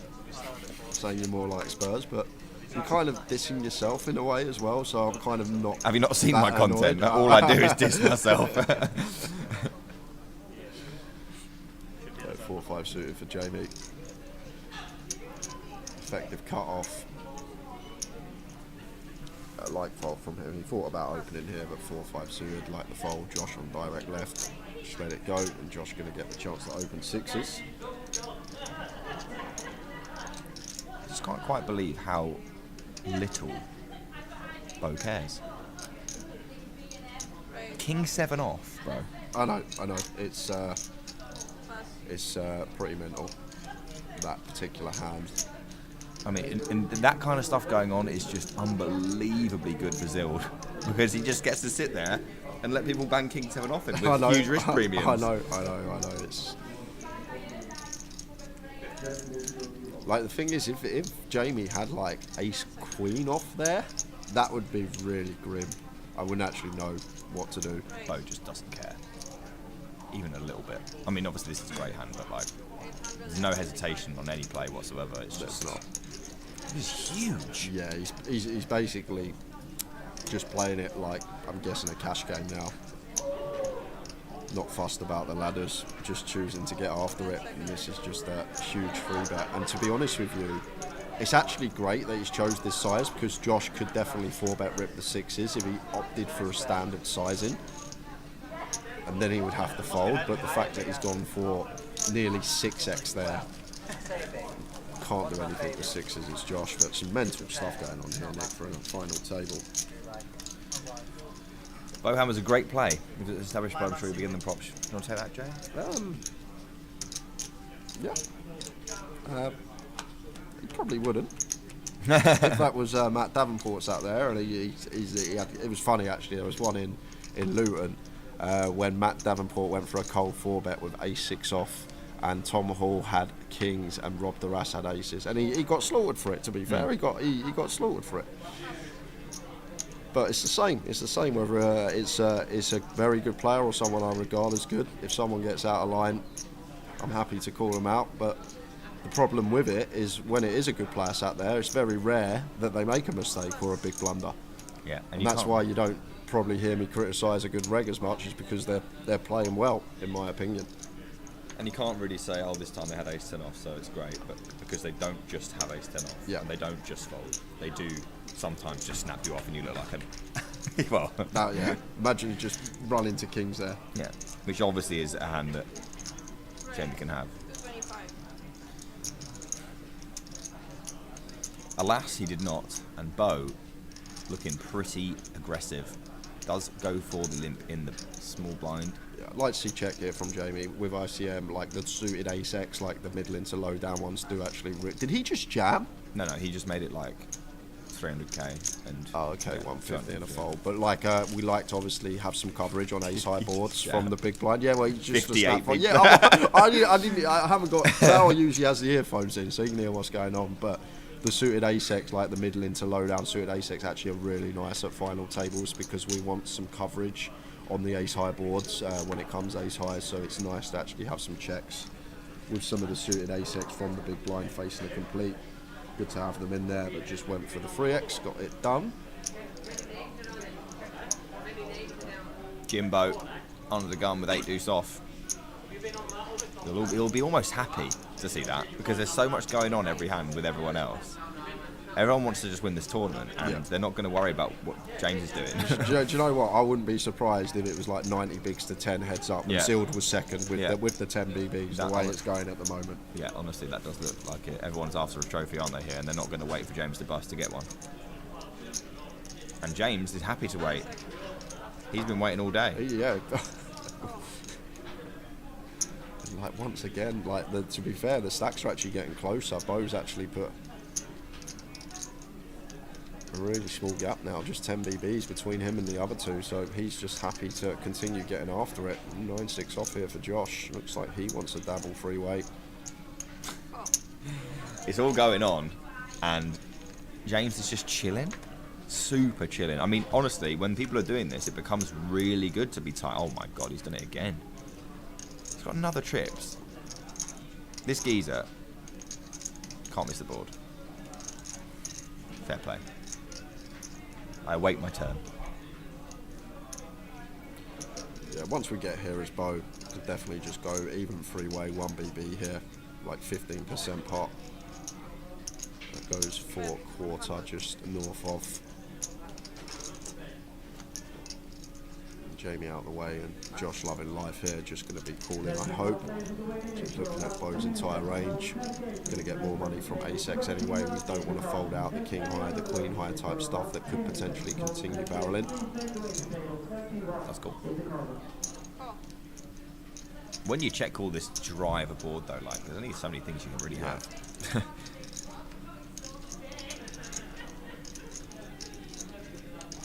So 5 of diamonds on the turn, and as Nick stated here, probably just has to be a shutdown from Bo, because very easy to hand read. When it's a 6-6 rainbow, our opponent check calls, range going to be ace-x, 6x, maybe some pocket pairs in there. So only really targeting that small proportion of Josh range with a double barrel here as Bo. Oh my word, this guy does not care. Yeah, I mean, like, he just doesn't care. It's a situation like we need to think, what's Josh called us with on a 6-6 rainbow? We're not folding out an ace with a second barrel. Obviously, we're not folding a 6, so we target literally deuces, 3s, 4s, 8 combos against a big blind defend range, which can be defending super wide, can have all the ace-x, all the suited 6x, probably 6-5 off upwards. Yeah, you're saying a lot of things here that Bo doesn't care about. Yeah, I know. We've established.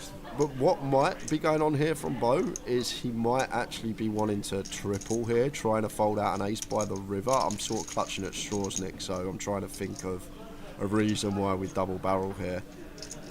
Because we don't care. Okay, yeah, that sounds like a. I mean, especially when you've just reason. like you've not shown anything down and you're getting a lot of success from being incredibly aggressive. It can be addicting. It can to continue aggressive. It can be, yeah. Until it goes wrong. Is he going to leave? Oh no, it still says option. Please don't leave, Josh. Isn't that just absolutely ridiculous? 550. I can't believe he's led that river. I can't believe he has either. Does he just think that he must be thinking that the small turn bet is so often just an ace that wants to check back maybe on this river that he just doesn't want to see. Bo, please don't do it. Bo, you can't. Be great if he did though. Zild's just there on his phone texting away, and before he know it, he would have made 5k if he does. He's thinking of calling. What, with king high? Yeah. After our opponent's called on a 6-6 rainbow? Thinking he's got like a 7-8 of diamonds or something? Well, there's a bit of recency bias going on here, because obviously that stuff's happened, but at the forefront of his mind is, why on earth would you ever leave this river? And that's what's stopping him in his tracks a little bit here. I'm sure he'll fold, but like, it's such an obscene card to donk on that Bo's just really confused. I'd be confused, to be fair. Bo was thinking about how much he wanted to barrel. He probably was. And nice big pot going Josh's way. Bo chipped up nicely, but back down to the 2 milli mark just over after that hand. I mean, with this all going on, I honestly think if James folded every hand, someone's going to do themselves in eventually. I agree. I couldn't agree more. To be honest with you, Nick, like James is probably playing the best right now because he's just being tight and recognises the situation that these lot are just going all guns blazing at each other, and we can just sit there. And next ladder for us is going to put us into 5 figures, 4K nearly we're making just from outlasting another opponent. When you're in for a free roll, then $12, 4K is a lot of money. That's a bluff, that's a sick Bow with pocket 8s now. That's proper ammo for someone that's trigger happy. And he's not going to waste a moment in opening things up. Makes it 110, and I'd love to see 3-bet here from Jamie. It's a very nice candidate to use these sort of lower down suited kings, cut-off versus button as the covering stack, but does just go with fold. To be fair, if he did 3-bet, Bo probably sends anyway, so it's a well-timed fold, but always try and take the whole cards out of question. Just trying to look at it from a range perspective. The 8s do just get it through, raise and take. Would have liked to see James defend there, Nick, with Queen 9 off. Yeah, and I think it's just that's the pattern of. There is something to be said, like obviously that's defend, and the Jack 10 off from before is to defend. But if you aren't, for want of a better phrase, comfortable in those kind of situations, you've not played many big blind versus, you've certainly not played many final tables like this. If you think that you're gonna more often than not be in situations that are going to be incredibly foreign to you, avoiding them in this kind of dynamic where everyone else doesn't seem to care that there's money on the line, you might as well just fold. Yeah, I guess. To be fair, he's already in a foreign situation right now, final table playing for 30k. I'm assuming when he's playing he's probably $10 to $20 online, probably a grand up tops, so huge money for a micro stakes grind up. I think the strategy has become clear. It's be incredibly tight, take the spots we have to take, we absolutely have to take, and hope that Bo does something ridiculous, which I think is a very good strategy actually, Jay. I agree. To be honest with you. So we've got 10 minutes left of the session, guys, and then we'll be a 15-minute break. Man of Straw, does James have any recorded cashes? No. This is his first time in a casino, first time playing live poker, and here he is battling it out for 30 grand. What a life. People can go 2, 3, 4, 5, 6, 7 years without being four-handed for 30k, and he just rocks up, he's getting the job done, and the chat is loving it. Or in my case, whole life. He must have played online. He does play online. He's part of the Stream On competition that 88 Poker ran recently. So Josh opens here. Only player that would get to open this hand. More folding is the order of the day for James, especially with that rubbish. Bo with something that even resembles anything.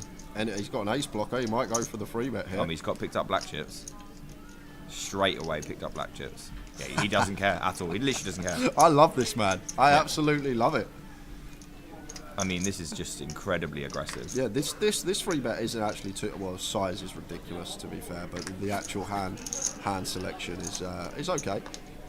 Four-handed here from the small, but size is just mental, Nick.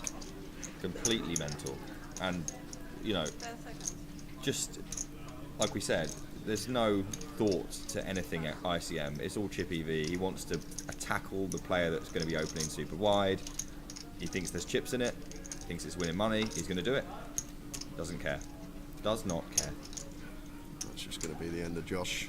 There's nothing he can do. He's got a deuce in his hand, and anything offsuit deuce, there's just no way. Show an ace or a deuce? I don't know why we're showing cards. Showed the ace. It's gonna fill Bo with confidence as well. How are we doing? Paul Davis just tuned in, just wondering who you got in the chat with you, Jay, and where's the honey monster? He's having a break, and I'm joined by Easty, one of 888's finest micro stakes grinders on the 10 NL streets. Cheers, mate. Got some great content. Is it Easty's 27? Easty, what's your number on YouTube? You make me sick. I don't know. Easty 22. Easty 22. That's the one, because it's your favourite Liverpool player from back in the day. In the day. Mohamed Sakho. No, not Mamadou Sakho. Mohamed Sissoko. Mohamed Sissoko. That's the one. I knew it was one of them. And there's the link in the chat if you want to go check it out. EastD22. It pains me to say it. It absolutely pains me, but the lad does put up some great content. EastD26. Thank you, mate. I appreciate that. Sometimes you say things that are relevant. Yeah, that's sometimes. As far as I can go.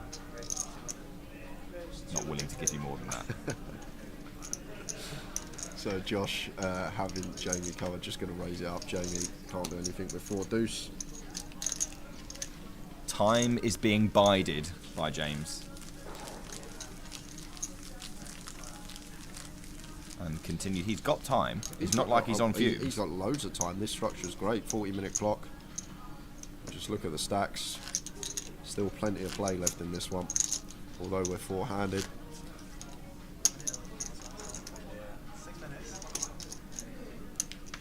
Paxton says, how did you get on in the main, Nick? Do you want the short answer or the long answer? We'll have the short one, please.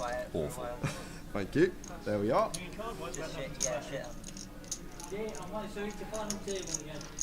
Good luck, my friend. Jordan 27? Kirsch, that's the one. I remember you telling me. Good luck.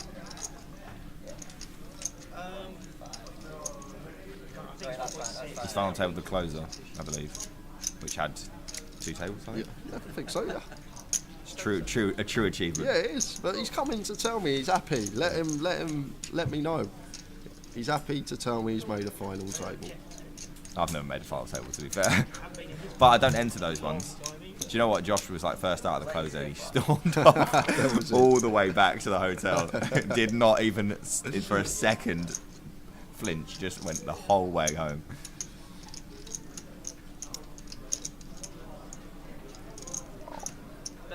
Just make this like 2.3 BBs, James, please, one time, and I'll run out there and hug you.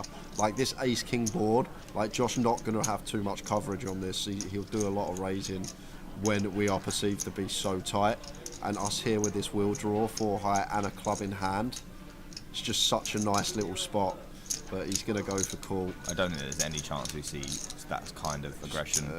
I would like if he just made it 170, 180. I would have absolutely loved it from him. And now Josh gets there with an 8. Was already in front with 10 high. Ask Jay about my bust out hand. Yeah, so I had a little bit of back and forth with Josh about this one because nobody ever bluffs. Yep, that is true. And I wondered, yeah. So I think Josh opens Queen Jack, button call, big blind call, Queen Jack 4, checks through. Josh is cut off, checks through. Yeah. What, cut off, button, big blind? Yeah, we've got Queen Jack, by the way. So we open, cut off. Yeah. We check. Yeah. On the flop. Button checks back. Yeah, perfectly fine. Yeah. Yeah. So we've got Queen Jack. Turns a 7. Big blind pots, I believe, somewhere near pot, like maybe 3/4 pot. Josh calls. Button folds. Bring in backdoor flush draw. Or yeah, bring backdoor flush draw. No flush draw completes on the river. It's a 5. Yeah. So 8/6 gets there. So we got top 2. Yeah. Big blind snap jams for like 1.5x pot, I think, or like at least that much. Cool. Yeah, we call and lose to a set of 7s. Yeah. What can you do? Fold river. Not much you can do. No, you can't fold river. C-bet flop. To be fair, Josh has actually found a very good theoretical check there on the flop. Well, I suggested potentially that checking sets was better because you want them to catch up with the 7s there, whereas with Queen Jack you call yourself. What was it? Queen Jack. Queen Jack 4. How deep? I was very start of the tournament. It was first level. I'm not sure, but really deep. I know the Queen Jack low card we actually have pure check on, cut off versus button. But I'm not sure at a really deep stack depth if we do actually just have some bets. Do you think James might find a jam here? No. We'll find a show. He will find a show. I can't believe Josh has gone for another street of value with an 8 there. I actually can't believe. Went a bit off tangent talking about that, but well, he didn't go for value on it. He's bluffing. You think he's bluffing? Yeah. Trying to get. What do you mean a street of value? I don't know because he's gone bet. You just expect him to Geezer, check, right? it's ace, king, queen, 8. Yeah, I know what the board 5. is. It's definitely not a value bet. So he thinks he was bluffing. 100% he was bluffing. Guys, can we vote for bluff or value bet there, please? All that happened is I looked up and I saw him put chips in on the river and a snap fold from the 4-3. Because us two were just talking, going on about things people don't want to hear. He's trying to get him to fold a king. How are we doing, Josh Manley? He's in the chat. Thanks, Jay. I am amazing. I agree, mate. I literally I've never seen someone leave the poker room this quickly as Josh did after the closer. Never seen it in my life. He literally snapped left. James in the small blind with 10-9 of clubs, 20 beavers.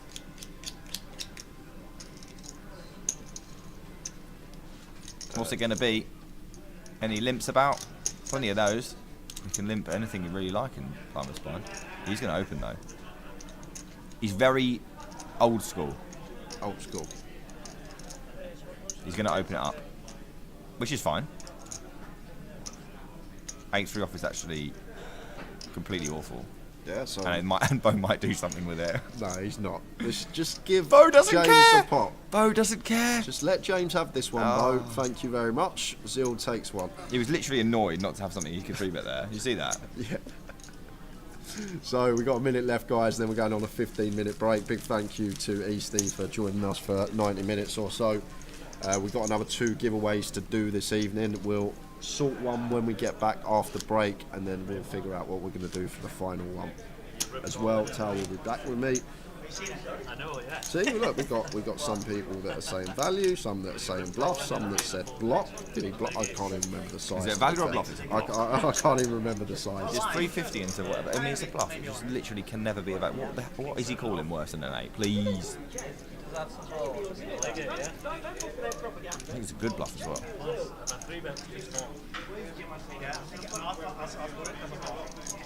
Here comes Josh, swinging again, as we have come to expect. Jimbo will be folding this. I'll tell you for free. I won't even charge you for that information. Okay. I'd love it if he just made it 270. Oh, no way. Is he actually? What a geezer if he makes it in that. Oh my god, he's making 270. Oh, he's found it. Oh, he's actually found it. Oh, what a guy. Go. Do you know what? This will be the time Josh has aces as well, probably. This should just be... yeah, it's too big for James. We literally put it in a third of our stack. I think he's got a fold though, isn't he? I'm hoping we get the fold, but... we don't know what he has. Why don't we know what he has? I really like that James is actually choosing to 3-bet here, using an offsuit ace-x versus what should be an extremely wide range. Only thing is, we need to be going smaller, but he gets it done nonetheless. Where's that come from? The 3x works. I called it, Nick. I called it. I felt like he was going to roll one in, and he did. That was absolutely divine. And that's going to send us on to break. What a last hand. We get a 3-bet bluff from the Zild, and Tower and I will be back at 20-9. Big thank you to this man. Where will I see you next? Manchester. Is it this one? No, we're in Manchester. Yeah. It will probably be Leeds. Leeds, yeah, probably be Leeds. London's been moved to Luton. London's moved to Luton. Yes, I believe so. We'll have a quick look before we go on break. Where was the thing? London has been moved to here. Actually, we're back here end of August. That's A-State Live. Yep. And then UKPL London is going to Reading. Yep. We'll go back to Reading. So that is it. 15-minute break for us, guys. We'll say goodbye to Easty, but I will be back with Tower in 15. See you soon. See you guys. Need some ammo, says Fun Times. He's absolutely right. There's the grenader. Have one more grenade in his pocket. If he doesn't, we're playing heads-up poker.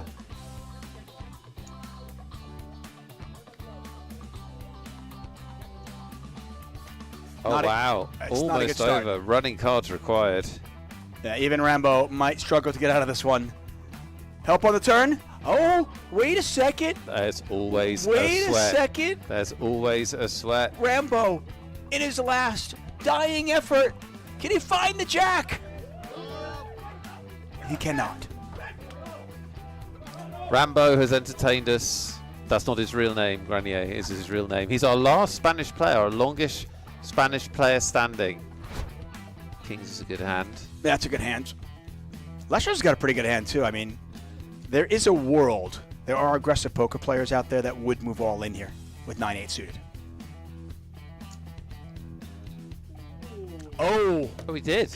Wow. Oh, snap. He hasn't really been doing that, and he's run into a monster, and this tournament could be over. Oh, that's incredibly unlucky for Leshner. I mean, That's incredibly unlucky. I love the play. Yeah, there's nothing wrong with it. 23 big, shoving There's with nothing 9-8 wrong suited. with it. Just don't do it when he's got kings. Yeah, it's just bad luck. Really bad luck. And this, we could be 5 cards away from the end. Let's see if it holds It's up. not over yet. Oh, what a flop. There's always a sweat. How is this possible? Always a sweat. By the way, if you see the flop, the funny thing is if he just calls, it goes in. Yeah. Well, no, I think he might even win it with the ace out there. Maybe. Oh, 33% of the time, he will hit a spade. Oh, now it can't be the 5 of spades. Now it can't be the 5 of spades. Lorilla with a set of kings. Is this it? Leshner Army praying for one of the 7 outs. The river. It's the 10 of clubs and a full house ends it. A battle to the end. Today is the first day of the main event of the World Series of Poker. I feel focused, I feel great. I'm not nervous. I'll do the cold plunge before my workout. Which way to my table? I feel good. I had a great meal. I'm just trying to soak it all in, you know, and enjoy it. Maybe over there? Hey guys, we are already in the room. So there's nobody here at the moment, but this is gonna be full in like 20 minutes.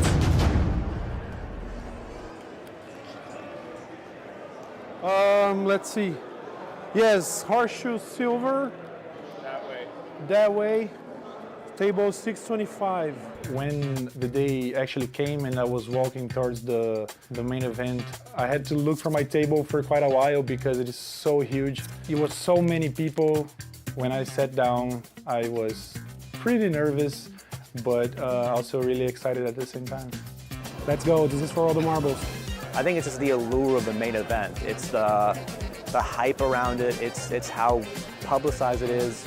Anxious is a good way to describe it. I mean, I've done this for 15 years, but this is a different animal. My initial table wasn't that friendly. Hoodies, sunglasses, professionals, no talking, no smiling. I was hopeful that that wasn't going to be the vibe the whole time. I've been playing the main event for, I think this is my 4th or 5th time. At the beginning I would be very nervous, and also when I would bust I would be very upset. Now with a better mindset and more experience, it's just my job.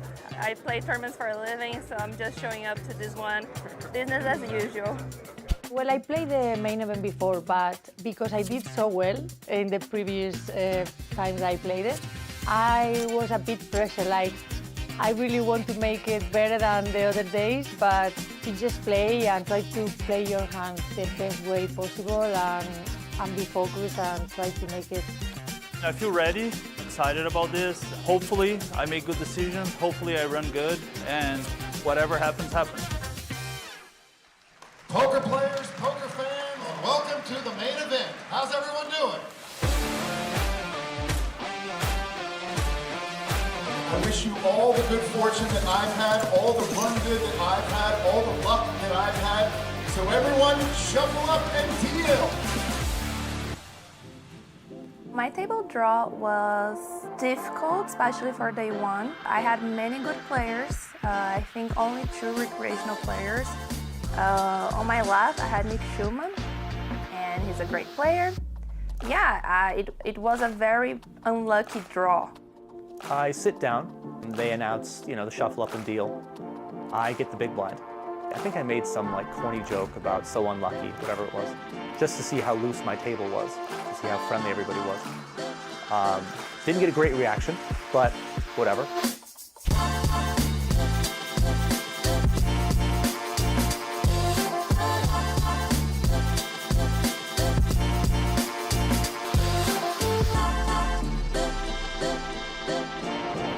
Dinner break, there is a lot of people, this is crazy. I'm currently with 102,000 chips, so doing pretty good. First 4 hours of playing, I didn't win any pots. That got me pretty nervous. I was thinking to myself, no, this is not happening, man. Then I actually had a set of 8s, which is iconic because I had 888. That's when I won my first pot. It wasn't a big pot, but I felt like, okay, so now let's get this going. First level was very bad. I lost half of my stack already, but I'm going back to second level and just play my game, make good decisions. I just want to keep fighting, so let's go. I managed to get back to starting stack again from 7,200, and I was feeling like the chip leader because my start was so brutal. And then things started going south again. My day one was a roller coaster. I lost a lot of chips, then it was back to starting stack, then it was down again, back and forth the whole day. Then I changed tables on the last level of the night, got in good with all my remaining chips, and lost. It's the first time I bust on day one. Of course, I made mistakes, but in the most important parts was just like, yeah, things didn't go that well. I had expectations, and when we have expectations and we don't meet them, we kind of feel frustrated. After playing good poker, making good decisions, busting the main event on day one, it doesn't affect me too much. If you focus on the things you can control, I think you get at least more resistant to this kind of stuff. Losing, busting tournaments, having losing sessions and streaks are part of the game. You gotta keep your expectations low. You need to hope for the best, but you shouldn't be dreaming with the bracelet yet.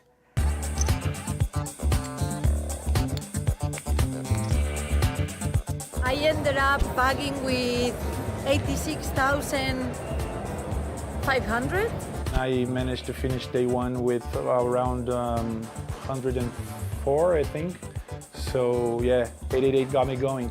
I bagged 79.8K in the main event going on to day two. But did you know I'm actually a two-bag boy? Because I have Earls of Sandwich. Gonna eat this sandwich? Because that's what winners do. 100K in a dream. We'll see how Saturday goes. So tomorrow, day off to rest, and then I'll be back on Saturday with a lot of power to make it to day three.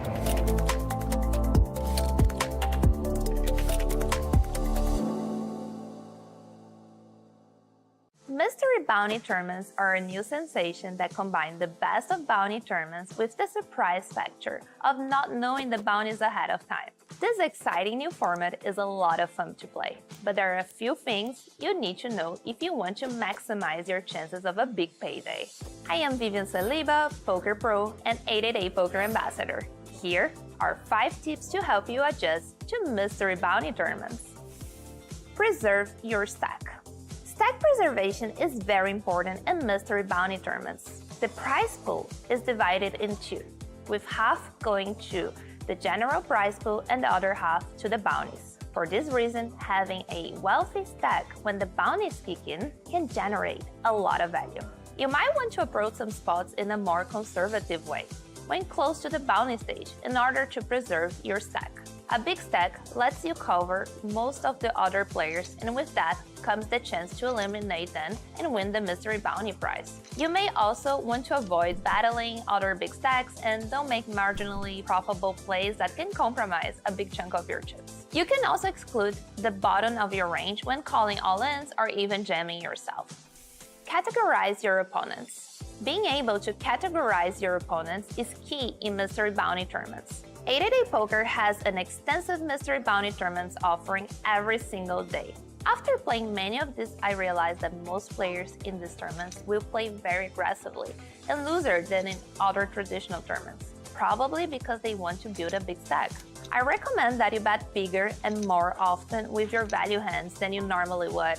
If you're seeing that your opponents are playing very loose, you're going to want to bluff a little bit less often. Focus on making chips with your big hands. Adjust to different stages of the tournament. Understanding the stages of mystery bounty tournaments is key to doing well in them. You have to adjust or you will struggle to really succeed. Once the bounties kick in, your fold equity will be smaller as players are incentivized to call all-ins in order to win a bounty. You will often see players calling you down with hands they never would in other tournaments. For this reason, I would go all-in with a tighter range than I usually would in traditional tournaments. Cut out some suited connectors and instead give priority to high cards and pairs. Pay attention to the remaining bounties. When you're playing a mystery bounty tournament, keep your eyes on the bounty list, as you need to know which bounties are still up for grabs. The average value of a bounty will vary according to those that are still available. Let's say all the major bounties are already gone. In this situation, the chips will probably have a higher value than a bounty. But if all the big bounties are still in, and there aren't so many players left, it's likely the bounty value will be higher than the chips. So don't focus too much on making a pay jump. Knowing which has more value, the bounty or the chips in play, will help you adjust and aim for the biggest payday. Don't forget about the prize pool. Don't forget when you're playing mystery bounty tournaments, they do still have a prize pool. It's not always just about winning the bounty in a hand. Don't overvalue knocking out an opponent just for the bounty. I've seen so many blunders from people compromising their entire stack just to win a bounty and forgetting about the general prize pool. Most of the times, you still will need a strong hand to call a lens. Don't just gamble for the sake of it. You have to evaluate risk and reward. If you bust out with a bad hand trying to take a bounty, you miss out on the rest of the tournament. Mystery bounty events are incredibly fun and can add a new layer of excitement to the game. And don't forget, always play responsibly. You've probably heard that aggression is important in poker, but do you know when and how to play aggressively? My name is Alexandre Mantovani, also known as Cavalito, and today I'm going to share 5 tips to help you introduce more aggression into your poker game.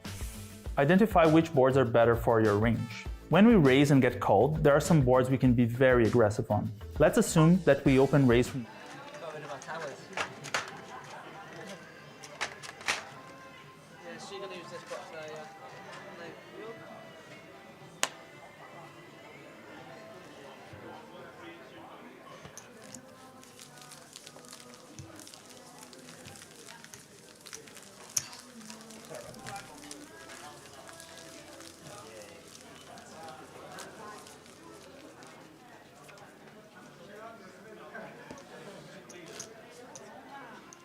Welcome back, ladies and gentlemen. Here we go. It's me and him.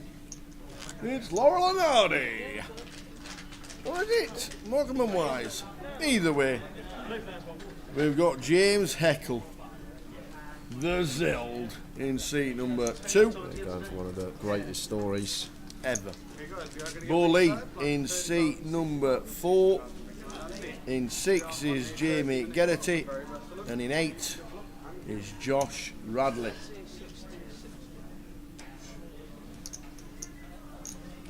Four players left.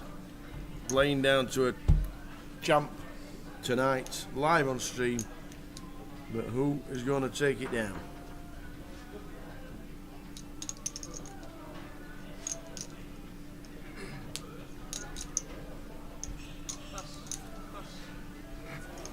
We've still got another 2 109s to give away as well.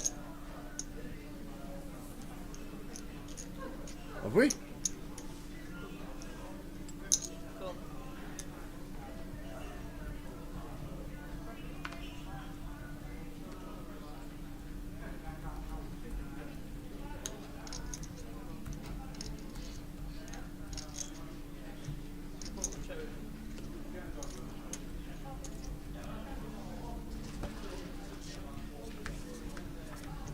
Seven, queen, 6, first flop of the sesh. Top pair for Josh. 3.5 mil. Check.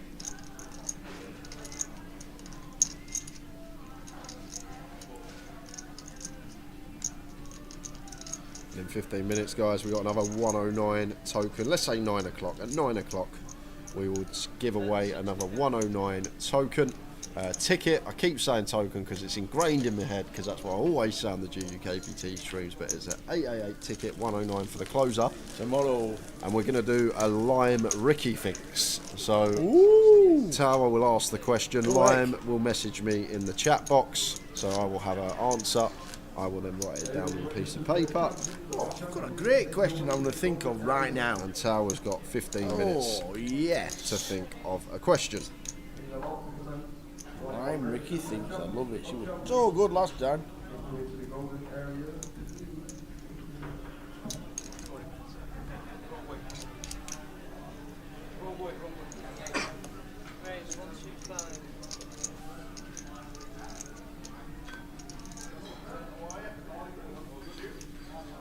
There's a Bo going to continue where he left off for the break, after it constantly.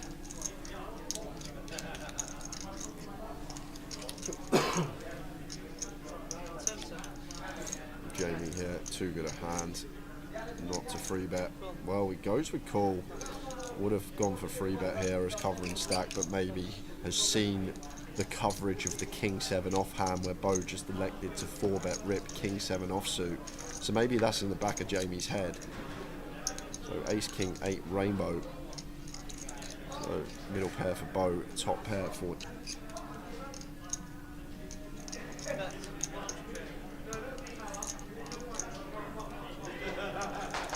Bo. Going to continue for quarter. Jamie with clear call.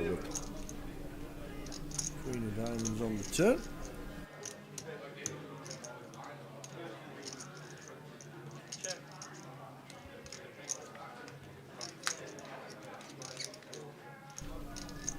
Six of hearts river, and Bo just wanting to get to showdown.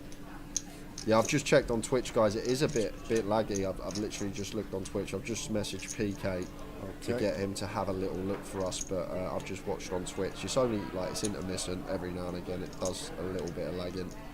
Best thing to, I've just hit F5, just refresh it, and mine seems crisp again. So just give the stream a refresh, guys, because mine was going a little bit slow.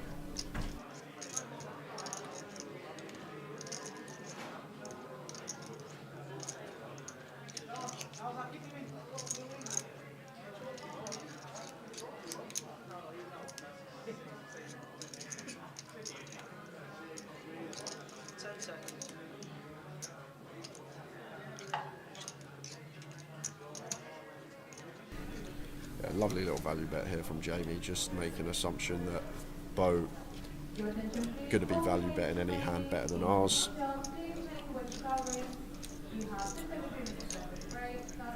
Bo not going to fold, does pay it off. Nice bit of value on the end there from Jamie. Well played, sir.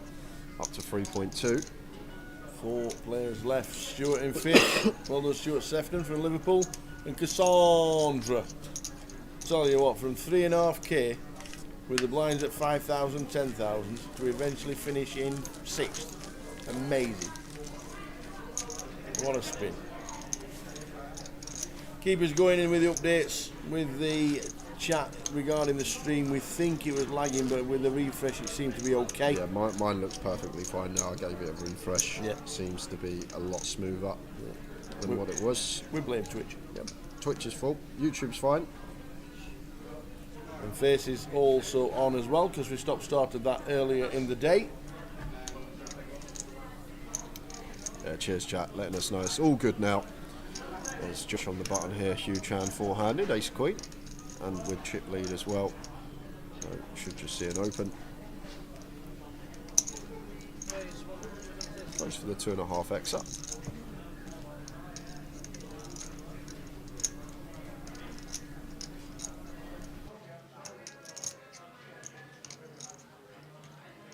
Sixes for James, seat 2.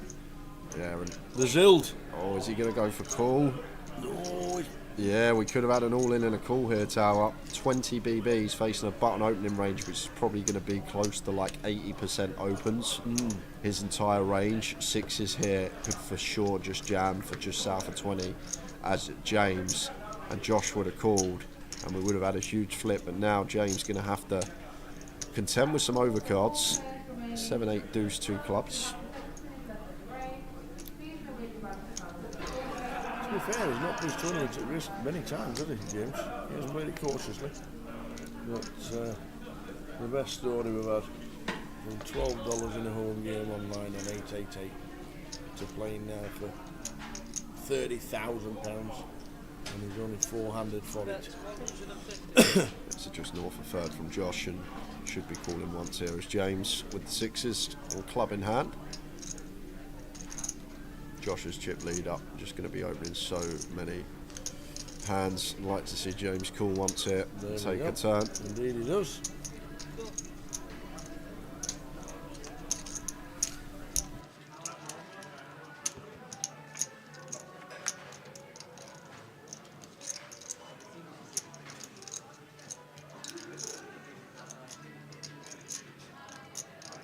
Jack of Hearts turn. Oh, this is another check from James.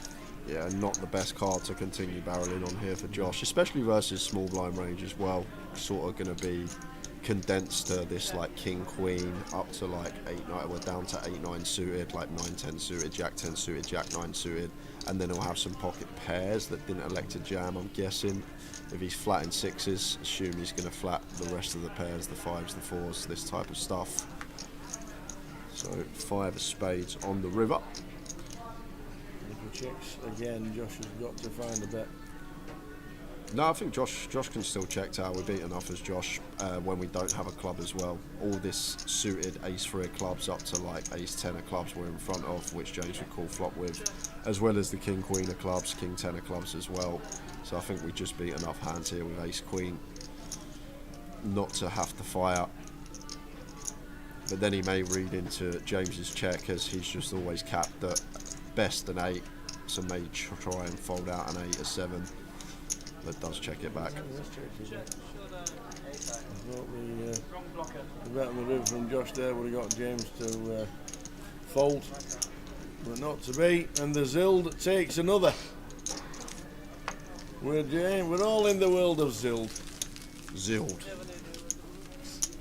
Thank you very much.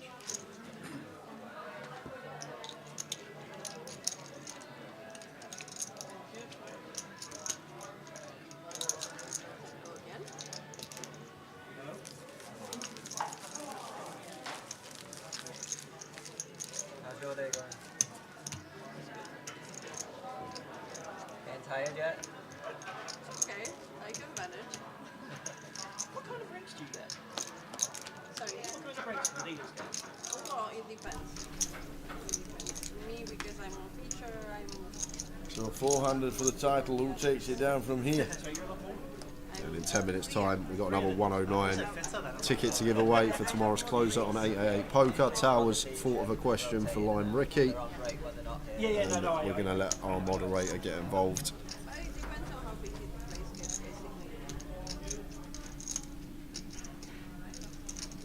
Queen 7 off for James on the button.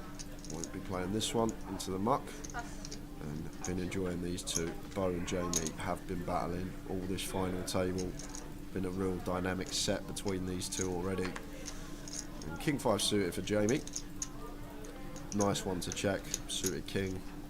Just comes down to the fact of stack size in question here. Bo is going to have some complete shoves off of 24, 23 bigs, and like suited King does actually play very nice as a check. Because if we get jammed on here, we just have to fold. I know we can see Bo's got a hand that's just going to let it go anyway, but I do like to do a lot of checking with the suited hands in the big blind, especially at this stack depth where we just don't get to realise equity if jammed on. But Bo probably going to get out of the way, but you don't know because you missed a crazy hand. Look, this is what I mean. These two are going at it. They're literally going at it. They're going after each other. I don't know what's happened between the pair, but we saw it before the break. Bo 4-bet ripped King 7 off against Jamie. Now he decides to rip in 2 million with 7-4. There you go. What is going on with Bo? It's the home game he plays with his brother. And Jamie has to fold, and one of the reasons why we like checking that hand as well, Tower, suited King, big hand, blind on blind, but it's not one that's going to be able to call off a 24 big blind rip if we elect to raise. Bo selector. You've got to have had you updated her all day. Does she not even know you're on the final? Never tell her that. She doesn't even know. Loves him. She does. I mean, she bust me out of her. Did Bo accidentally sell 150% of himself? No, he's in the money. He's in the money. He's in the money. If he did that, he'd be losing money. He's trying to impress his brother on the rails. That's what he's doing. All the fans are out. All the fans are out. Every time I get that hand, I'm like, should I play it? Not me. Plays well. Can be good. It's a shame I have 4-3. That's why I would have held that. Yeah, but sooner or later, the problem with it, Tower, it's only a matter of time. Like, eventually, Jamie will have a hand in this spot that can call, and then we just torch it off. Like, if he carries on the way he is, eventually there will be a situation where an opponent finds a hand that is a call, and then he'd have to get there. but I'm loving watching it because it's different for sure. So different to what we're used to seeing with 4 left for a title.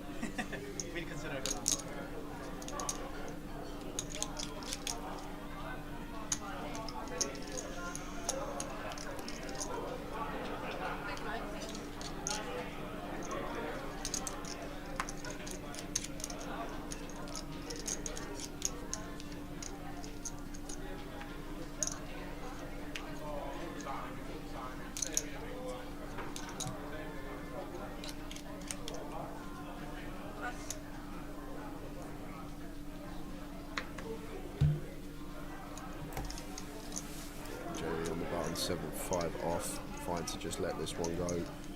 Just let Josh deal with the Zild in the big blind, but no. People are just getting after it. Maybe Jamie choosing to open this one because he's recognised how tight Zild's been and he's not been defending wide enough. So does actually just pick up a nice 2.5 BBs there, deciding to open the 7-5 off.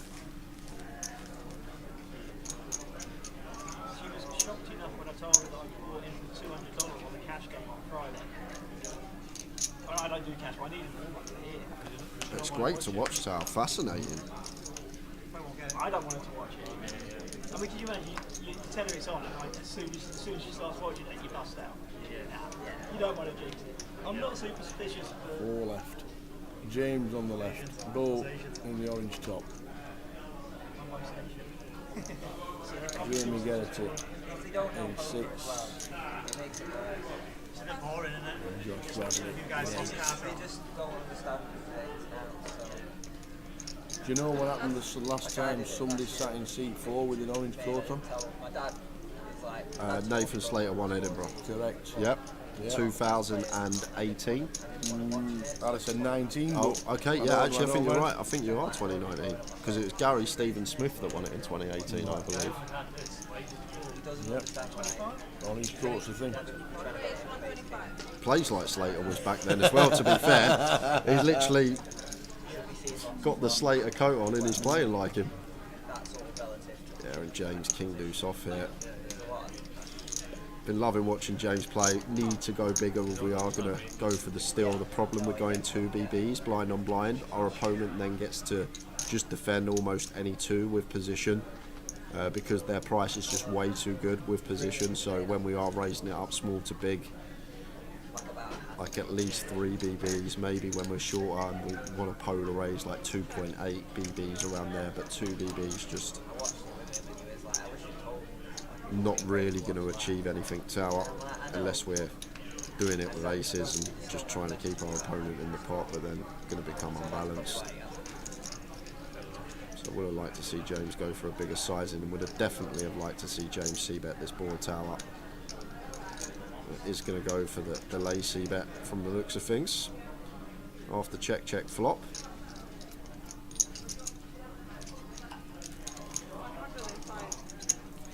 Goes for 105k, 3rd pot.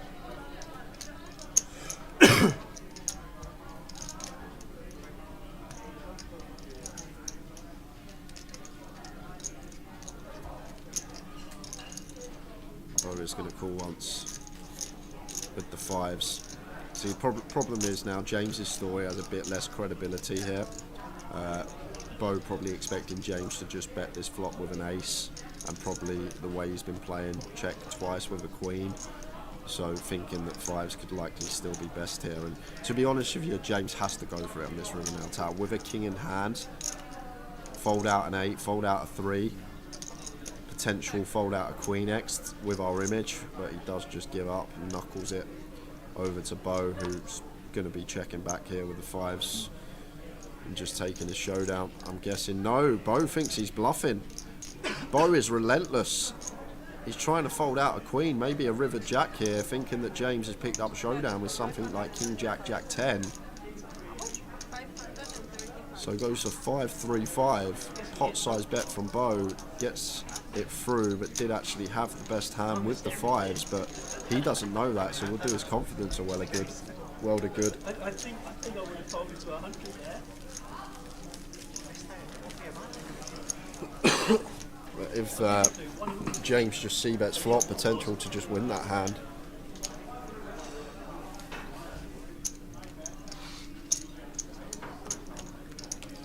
You ready, Tower? Am I ready? Are you ready? You ready, Lime? Are you ready, Lime? So, guys, another 109 ticket to give away for the 888 poker closer tomorrow online. The way this one's going to work, Tower is going to ask Lime a question. Lime will type out her answer to me in the chat box. I will write it down on this piece of paper. Don't type it in that chat box. Yeah, don't type it in the wrong chat box. It'd be over quick. It'd be funny if she did put it in the wrong chat. So I'm going to run you down the rules quick. Tower will ask Lime a question. I will write her answer down here. Closest to Lime's answer is going to win themselves a 109 ticket. One guess per account. Any multiple guesses, you will be disqualified. And do not guess until we say go. Make sure you hold out until we say go. You have about 10 minutes to get your guess in anyway, so there's plenty of time. What you got, Tower? Well, what we've got is because she's Canadian. Yep. We did it on Canadian roads. But one of the biggest sports in Canada, ice hockey, is ice hockey. But what I want to know worldwide is what's the biggest attendance ever recorded at an ice hockey game? Good question. So, Bo getting this jam through.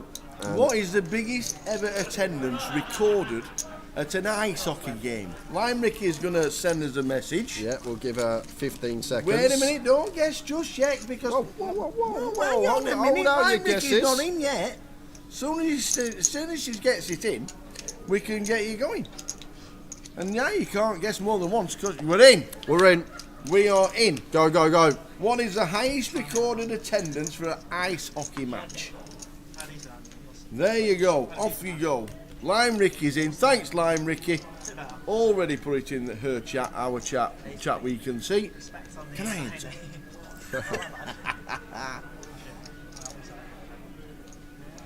Good question, Tower. Thank you. They're quite small ice hockey rinks, aren't they? When you watch it on the telly, they look tiny. 8,000. The Sheffield Steelers. 8,000 they play in front of. But what is the world records? Richard, the mad as a wasp. How are we doing, pal? Oh, we had a good weekend. And we'll see you soon for breakfast. We're at Luton next. I'm not sure if you're in Luton. You're actually close by to Luton, are you? Do you live in Peterborough-ish? Up the posh. Oh no, he lives up Teesside, doesn't he? Supports Peterborough. That was close. It might be Blackpool for next time we see Mad as a Wasp. So, what is the highest recorded crowd for an ice hockey match? But it's not the correct answer. You can Google away if you want to. It's not the correct answer we want. It's what Lime Ricky's put down. Collins 89 says he's feeling good about this one.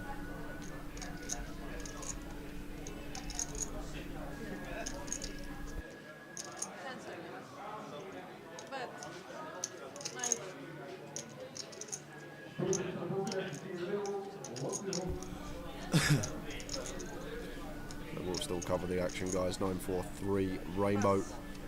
And Josh just going to fire with his bottom pair. Does the trick.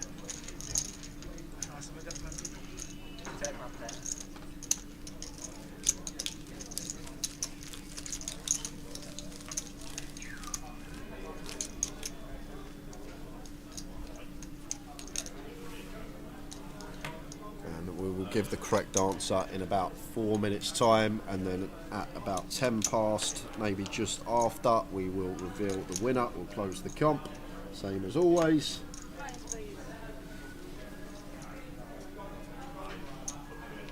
Indeedy. Lime Ricky gave us the answer, but that's the answer you need to get closest to. What is the highest recorded attendance for an ice hockey match? I've never been to an ice hockey match. Have you not? I used to go all the time because when I worked for Whitbreads back in the day, they sponsored the Sheffield Steelers, did they? and we got free tickets. I went most of the season. Ace Queen suited for Jamie on the button. Big hand to have. Raises to 130. Josh can't do anything with Jack 4 in the small. Should be getting out of there.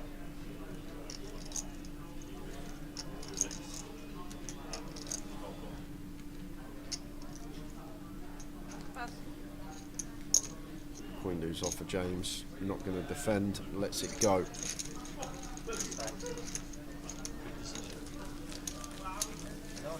Still on 4. 11,290. Next out. Sorry? Thought you might show me 5 flat. That's bad feeling. So we will reveal the correct answer. And you won't be able to get any tells because Lime Ricky's not here.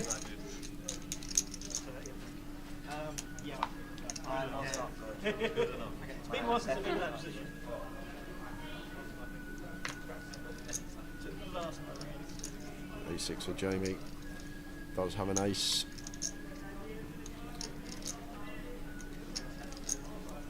Four-handed is going to attempt to steal. Hiya Peter Mock. What was the question? He says the question was, how big of an attendance does Lime Ricky think the biggest attendance for an ice hockey match is? Noob Frostman says you can't have an ice hockey match. Pardon? You can't have an ice hockey match. Apparently it's a game. It's a game. It's an ice hockey game. Just the vernacular. Okay, it's a game. We're pretending to win. The ice hockey game. What's the difference between a match and a game? You have a football match, but you have an ice hockey game. So why is an ice hockey a game, but football's a match? The Americans call them games because in American football it's a game and not a match. Okay. I love this from Josh. Really nice from him. Tidy little free bet as a bluff. Sizing seems nice as well. Just shy of 3x and going to be working. But we've seen some battles on this final table. So I say it's going to be working, but did Jamie just call? A6 offsuit? Taking it to the street is out of position? I assumed the 4-betting was coming in when the chips went in the middle, but he's gone with call.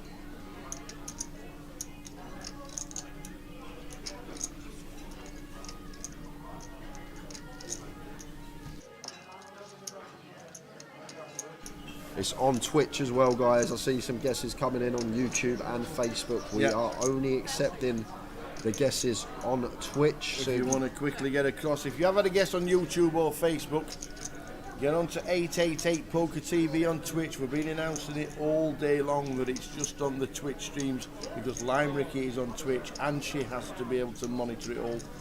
So it is only on Twitch.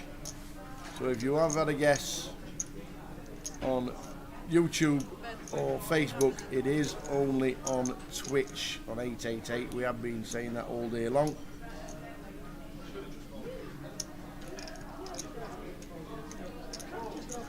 And in 2 minutes time we'll give you the correct answer, and then we'll give you another 2 minutes if you want to flick over onto Twitch. If you've had a guess on YouTube and you want to guess on Twitch, please go to 888 Poker TV because it is only on Twitch, as Lime Ricky is our moderator. Tower, I have no idea what's going on here. I was going to say something, but then I thought, you know what, it's just going to go bet fold, so it's pointless me commentating on it. But it's not gone bet fold. It's gone check call. How is Jamie still in this pot? How has he called the free bet out of position against a player that has us covered? How has he floated the flop with A6 offsuit? What is going on in this four-handed coup between these lot? The question is, the highest attendance for an ice hockey game ever. And now Jamie just leads turn. Is he feeling all right? What was Jamie up to on the break?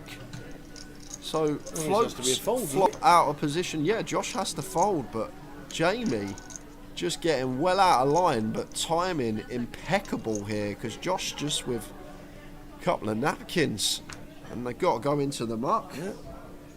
So as you can't get any... Where's it gone so dark in here? I don't know. Oh, here we go. Lights back. As it's gone, so as Lime Ricky is on the other side of the world, we can tell you that, and you won't get any guesses regarding or any tells. So we'll get Jay to give it a little bit, give a tell. See if we can do that. So Jay, are you watching? Yep.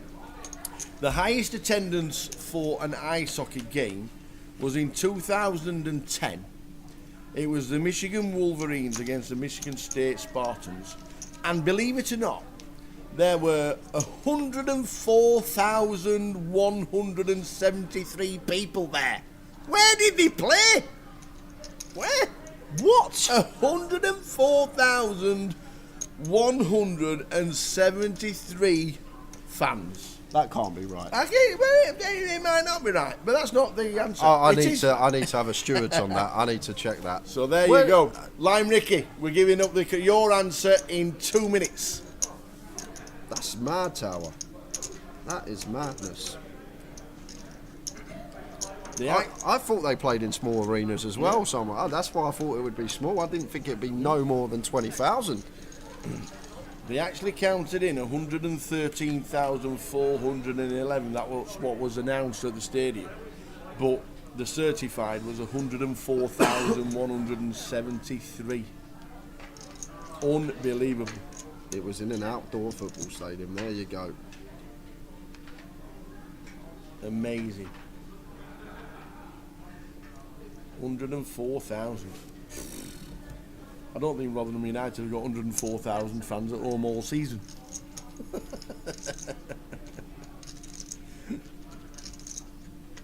So, Lime Ricky's answer on its way, and a token to be given away, a ticket to be given away to the 109 closer that hopefully everybody plays tomorrow night on 888 poker. Yeah, and Bo, see if he does take off when someone's got a hand. Is he going to go after it on the Ace of Hearts river, blind on blind here, sitting here with just Jack high? He's just been full throttle aggression since we got four-handed, Tower, so wouldn't be surprised if he went after this. Ash says you can use a match to light a cig, but not a game to light one, Jay. There's a difference.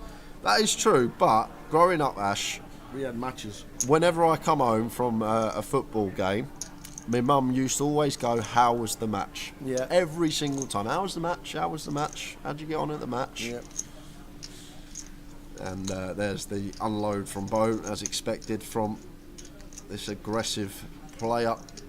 And Jamie, with the 10 deuce, going to be going for value. Should be raising here, Tower. The way Bo's been playing, I just expect him to stab the flush draws on the flop. So I'd probably be raising here as Jamie, trying to get some value from our trips.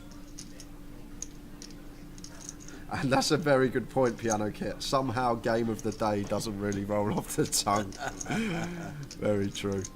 Yeah, good to see Jamie raise here, blind on blind. Ranges as wide as they should be. Want to get some value from our trip deuces. Do you know what? If Bo 3-bet rips this river tower, I'm just going to be speechless. But I wouldn't put it past him.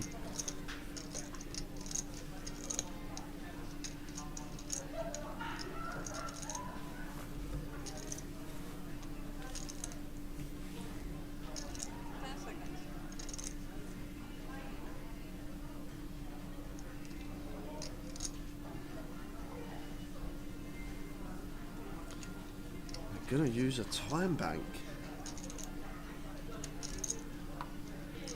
Really going to use a bank for this decision? Is he actually thinking about jamming here, Tower? Has Jamie done something to upset him? Because it just seems like he's after Jamie. It's always against Jamie. And the fact he hasn't folded here... Oh, there we go. He does eventually let it go. Now we're doing Jamie Munro, watching... It's Jamie Geraghty is my hero. Is this Jamie that cashed in the Edinburgh 888? Jamie Munro, watching on YouTube. Is this Jamie Geraghty that cashed in 888 Edinburgh in the main event? So we asked the question, what is the highest attendance at a high hockey match? 10 seconds. Lime Ricky, get ready to close your comp in 10 seconds.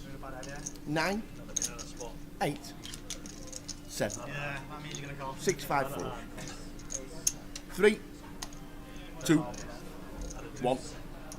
Close the comp, Lime Ricky. Close the comp. So comp is closed, guys. Any guessing after the contest close in the chat box will not count. Yeah, and they don't count on Facebook or YouTube. It has to be Twitch on 888 because Lime Ricky's got to moderate it. And we've been saying that all day. And when we finish this hand, we will reveal Lime's answer and the winner. As Bo goes for the full 3x here on the button, north of, makes it 200k. Jamie out the way with Jack 5 and ace-8 off here for Josh. Against the full 3x just north of, not going to be folding. Ace-8 here, four-handed, button versus big.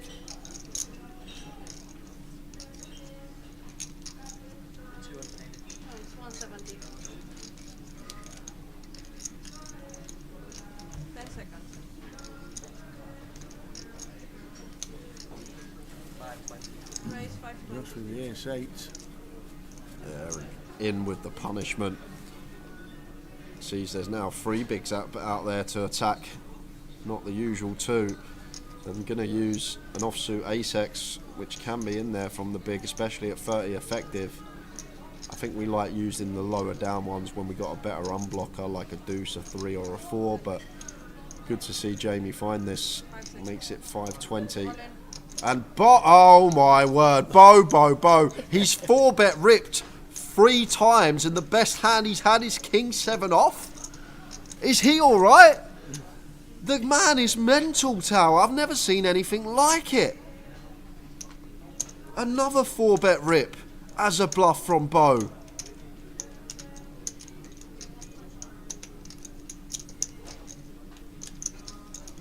Oh, I'm loving this, Tower. I'm loving watching this guy play, but sooner or later, he's going to run into it. He has to run into it sooner or later. He can't just 4-bet rip 100% a range over every 3-bet. Is he sensing weakness on Josh? Or even anybody else at the table? He's just going, it's just been crazy what I've seen from the lad the last 90 minutes, Tower. He wants to win every pot, and to be honest, it's working. He keeps running into opponents that have got a part of their range that just can't call. His timing's been impeccable.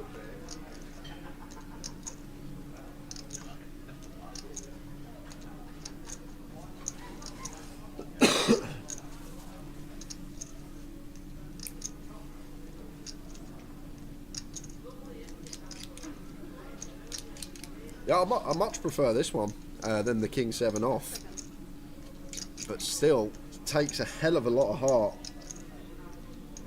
to send it in.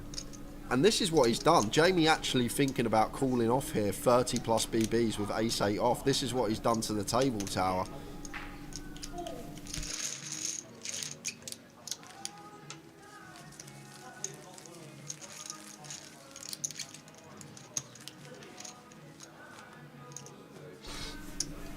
Well, Josh gets out of the way and Bo's smiling along.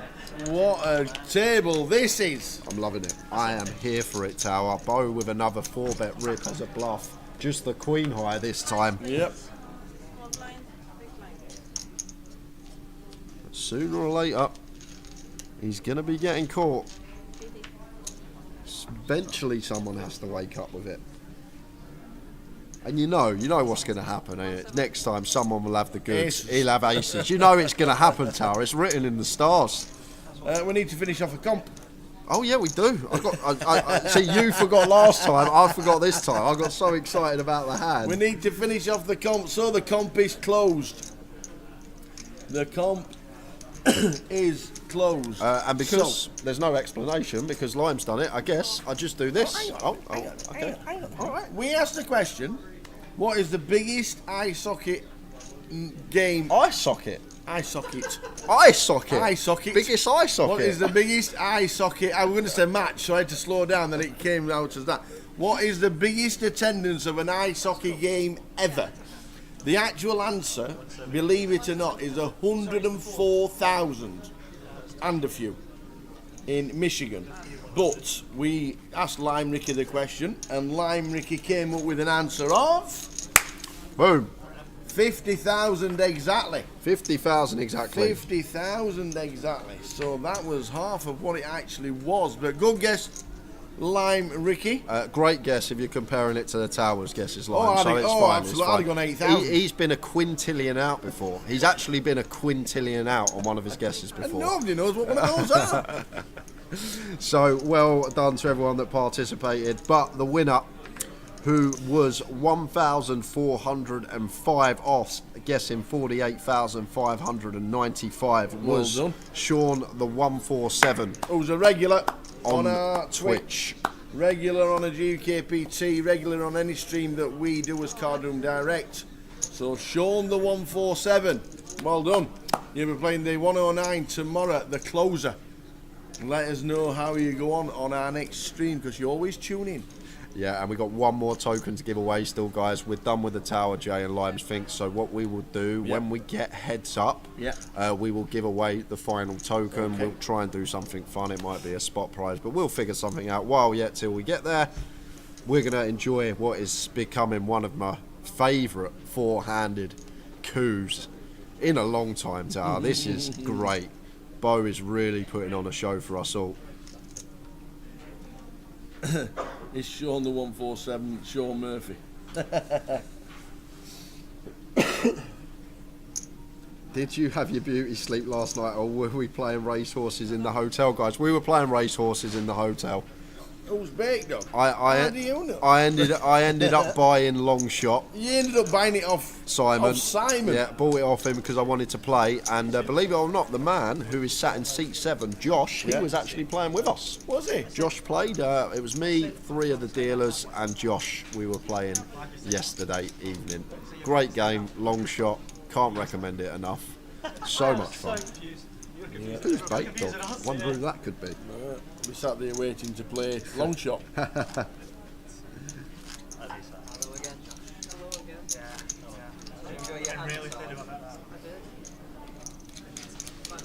Razor Kev Bull was on his table in the GKPT Manchester and played very similar. So when he 4-bet jammed, I called super quick with jacks. He showed him the kings, obviously. You know it's written in the Stars Tower.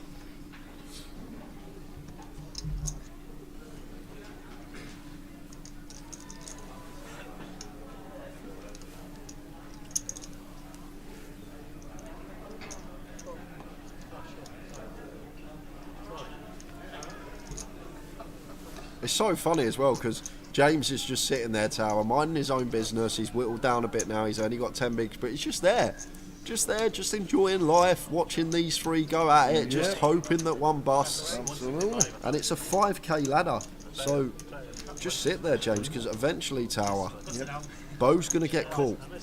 It's only a matter of time. He can't just keep timing it to perfection. 4 or 5 times he's just run into a part of an opponent's range that can't do anything.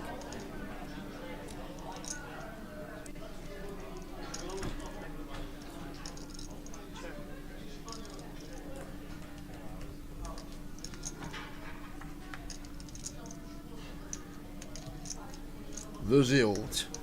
The Zild. They were all in Zild's world. What a story. And weird, really, obviously he's never been in a casino before, so I'm not sure if he's watched any live streams before. But I don't think he has, because he walked in and he introduced himself to Josh and Easty as they were on the bar, and I was sat at the bar with Easty just listening to him ranting on, as he always does. And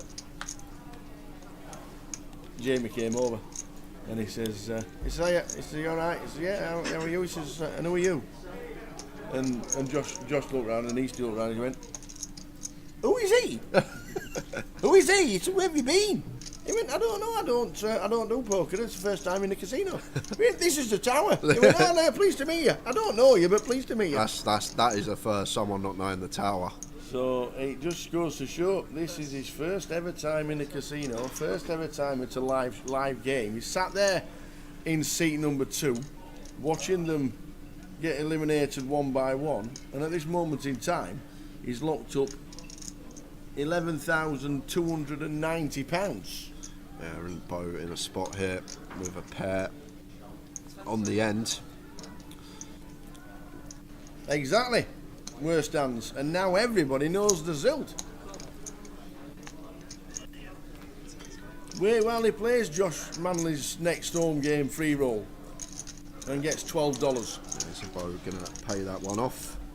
Dire Straits say, Jay, would you call the ace-8 there if you had been told Bo jammed the king-7? No, I would not have it, even if I had that information, because I'd wait until I was actually higher up in range for a hand we could actually call with. Reason being, even if Bo shoved like king-jack suited, jack-10, he had queen-jack there, that's still got 40% against us. So, all in pre, when equities are running finest, like, not the best situation. Yeah, we're in front 60%, but 40% of the time we're going to be doubling up with ace-8. So it's one of those situations where he can still have it as well. Like, he will still rock up with it from time to time.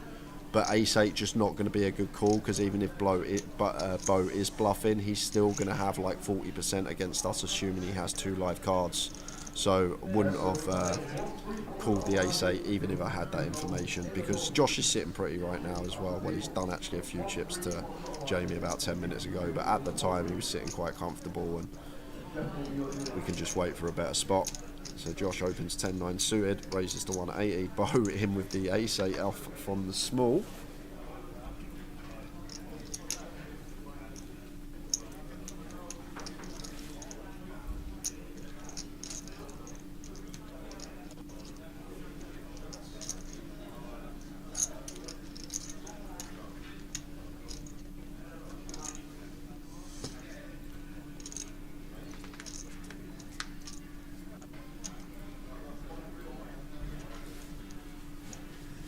Worst answer says, when Zild used his $109 ticket last week, he left himself 1 cent in his account. He'll be able to reload tomorrow. This is Josh, really nice clean continue here with 10-9 suited, free to flush, free to straight, king high board, good for our range. Gonna have all that ace king, king queen, king jack, you get the gist. So nice one to just continue. And over to you, Tower. It's 175 to call, so obviously he's gonna make it 400. We'll probably make it 420, 425. And we'll see what Bo happens. Oh, just making a call at 175. Just a call with ace-8. Thought it was a raise coming in. So floating with the best of it. 2 of clubs turn.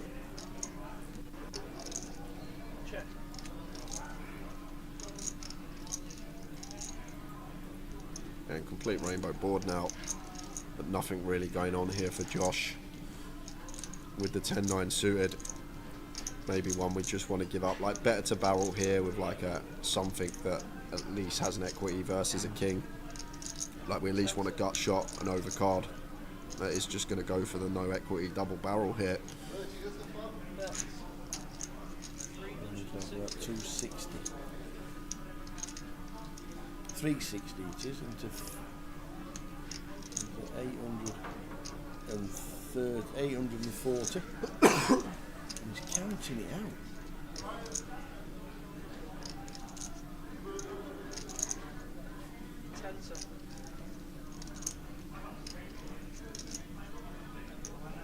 And that's the best of the go, Josh. Credit to Josh. Well done, Josh. Found the double barrel with just 10 high, no draw. Got the better hands of fold, nicely done. James Heckle back down at 10 bigs and the Zild. And do you know what, I know it's all about bankroll management this game and play within your means and stuff like that, but do you know what I would advise? I would advise anybody from 888 to, once this is finished, get in touch with the Zild. Yep. And say, do you know what, Zild? You've been amazing, the chat box has been amazing, everybody's on your side. Here's a ticket to Barcelona if you can get there. And just spend a little bit of that, at least 11 grand, on accommodation in Barca, flights over, and get him a ticket to the main event. That's what I would do. Sign him up. That's what I would do. I said, you know what, you've been amazing on the stream. First time you've ever played in a casino. You're down to the last 4. Here's a ticket to. I don't even know what the main event ticket he's worth in Barcelona. I reckon they should hire him as I wouldn't have a do. I reckon they should hire him as a streamer and get him to stream 10 NL and do a challenge on 10 NL. Well, there you go. See how he gets on. That's what I would say. Love it. And if they get him there, then good luck to him, because this has been the best story of the week by far. Loved it.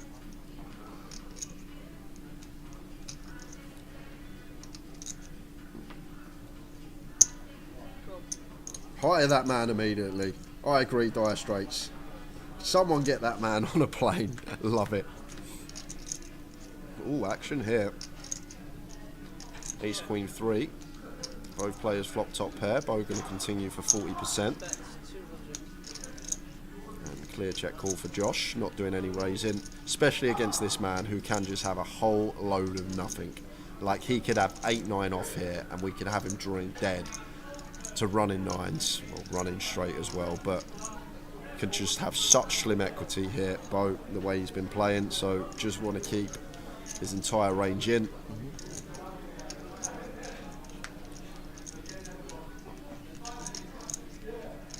Nine of clubs on the turn. And a hand that we're never going to be able to extract 3 streets of value from here, Tower. A6, we're never getting 3 streets from worse, so therefore we could go for the check back on the turn for a bit of deception and get our value on the river. Because we're never going to be able to go bet here. If we bet turn, we're going to have to check back river. But may start folding out some Queen X with a second barrel on the turn, whereas if we check back turn, get a brick river, then go for our value, Queen X more inclined to call. It goes for 400k. And I think it's starting to get a bit dicey for Josh, but against this man, I'm still going to be doing handstands and cartwheels in my head, and happy to just call and take a river. But it's one that we might have to strap him for the lot 4 Tower, as Josh. And there's the call.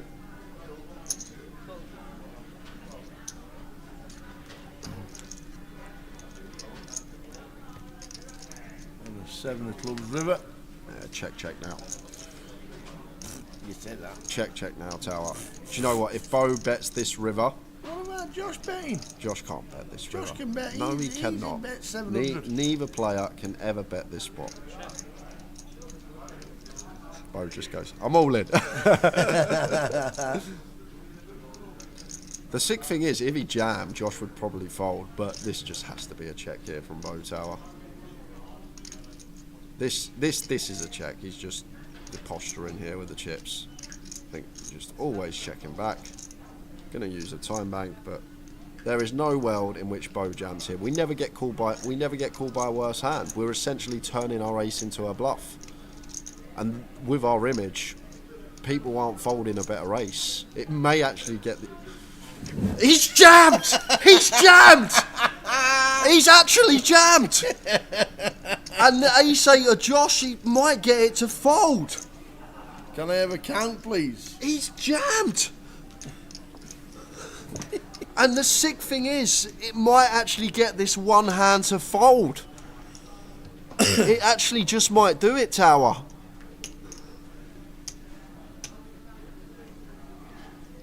This is ridiculous, because... This is great. I don't know what Bo thinks this is. Does he think it's a bluff? Does he think he's value betting? Is it some sort of merge? And Josh is in a really tough spot now, Tower, because like one of the plausible bluffs, the backdoor clubs, does complete. We have no club in hand. I guess one of the good things, we do unblock all this King Jack, Jack 10, King 10 type stuff. So like King Jack, King 10, Jack 10 with a club will probably be the bluffs here. So I guess that's one thing we got going for us. A nice bit of removal from some obvious bluffs. He's called! He's called! He is called! Whoa, look at the face of Bo! And it's going to be, see you later, Bo. Josh loves to see the A6. The 8 is going to play. How has he jammed that river? Great call from Josh still. Nonetheless, 1 pip higher with the ace-8. 8 is going to play. And we lose Bo Lee out in full for £11,290. And James Heckle has just made another 5 grand. Bo selected the wrong hand. Oh. Wow, wow, I've loved watching that man, Tower. I've absolutely loved watching him, but that river jam Him is and something Josh just else. shake hands there. Oh, Bowley. Sick call. It is a sick call from Jamie. That's a real tough spot with ace eight of spades. It's a real gross one. And look at James Heckle sat there. Look, he's like sat there. He says that 5k is it. He's going to get me to Barcelona. Get your ladders out. Get your ladders out. Get your ladders out. £16,170. You were right, Tower. You were right. You said he might jam. You were spot on. You were absolutely bob on, Tower. Oh, I love it. Like, I was going to call and then, I don't know, he looked my days. as if he was trying to look weak, so then I actually... And that was that for Bo. Sean, the 147, has got the ticket for the 109. Enjoy the 109 tomorrow, the online closer. Enjoy. And let us know the next time you're in the stream how you did. Raise 170. Honestly, that was unbelievable. But James Heckle, the Zild, he sat there, and that was a 5k call. He's just been sat there nonchalant, James. He's not done anything. He's just enjoying life, he's having a little look up and down. He's just been folding hands and he's just making money. He just keeps making money. He's probably thinking, this tournament live poker stuff's really easy. All I've done is sit and fold and I've made 10 back. I've folded a few hands, I've sat here smiling and I've made 10 grand.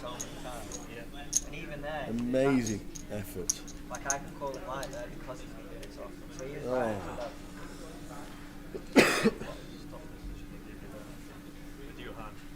What great FT. I am. That four-handed tower, that hour of four-handed play or so, that was great. Bo really kept us entertained throughout all of it. All in, says James. I've sat here long enough. Yep. King 6, I've just made 5 back. Josh has just got me £5,000. He's going the street. He's going in the first class to Barcelona. Oh, but he's run into the jacks of Jamie. Come on, the king! Everyone channeling the king in the chat box. 33% tower. Shout for the king, ladies and gentlemen. Shout for the hearts. So 1 in 3 shot as James.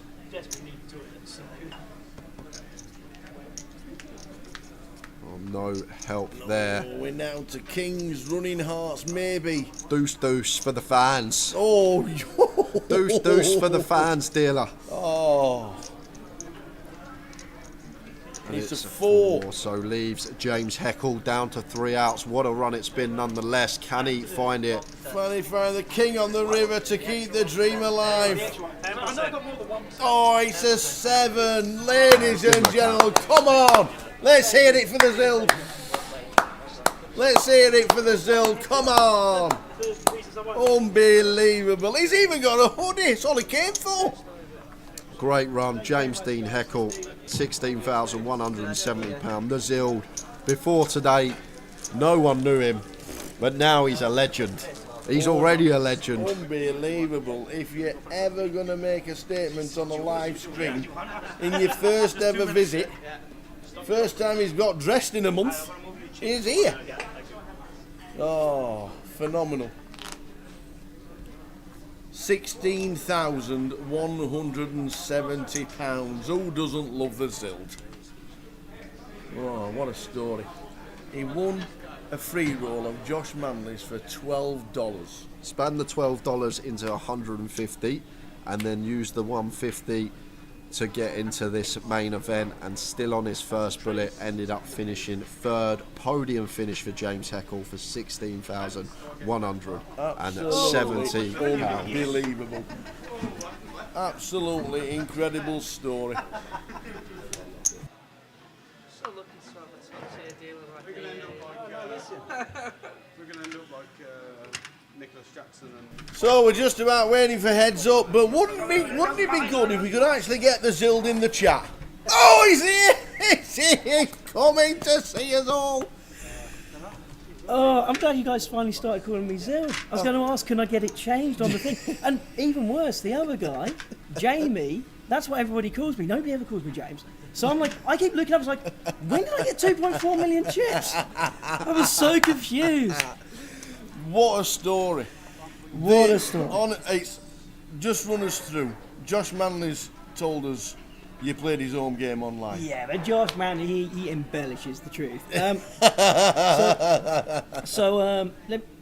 How long have we got? We've got about 5 minutes. Oh dear. I'll cut to the end. No, so Mr. Chips, Mark, who's still here playing. He is still here. Yeah, Mr. Chips. He basically said, "Oh, it'd be great if you come up and see us. All the guys from AA are going to be here." Yeah. And so I was like, "Yeah, I'll try and sat in." I tried a free roll. I tried one of the $1 sub satellites. Yeah. Off the $1 subby, I had 2 bullets and 2 add-ons. Sat it into the 880. I bust out, and then my normal buy-ins are 1, 220, 330. I don't do 550. I've taken 3 punts at 1650 rebuys just because of stream on. Yeah. And I was like, you know what? I'll try a second bullet on the 880. Into the 55. 55, the last 4 had to basically bust out, or for all intents and purposes, bust out aero streams. So were it not for, it's 60-40 in my favour. Were it not for that, he would have been here instead of me. All right. So that's even better. Because I'm sure if he would have got third, well, not for aero streams, isn't it? If he would have got third, I'm sure he would have taken it down. Yeah. He would have had the ticket. So Thursday morning, I didn't know I was coming up here. Thursday evening, I win the ticket. Friday, I'm frantically speaking to the guys in 888 support saying, can I use it in Manchester? I don't mind if I can't, but I need to start booking hotels and flights and stuff.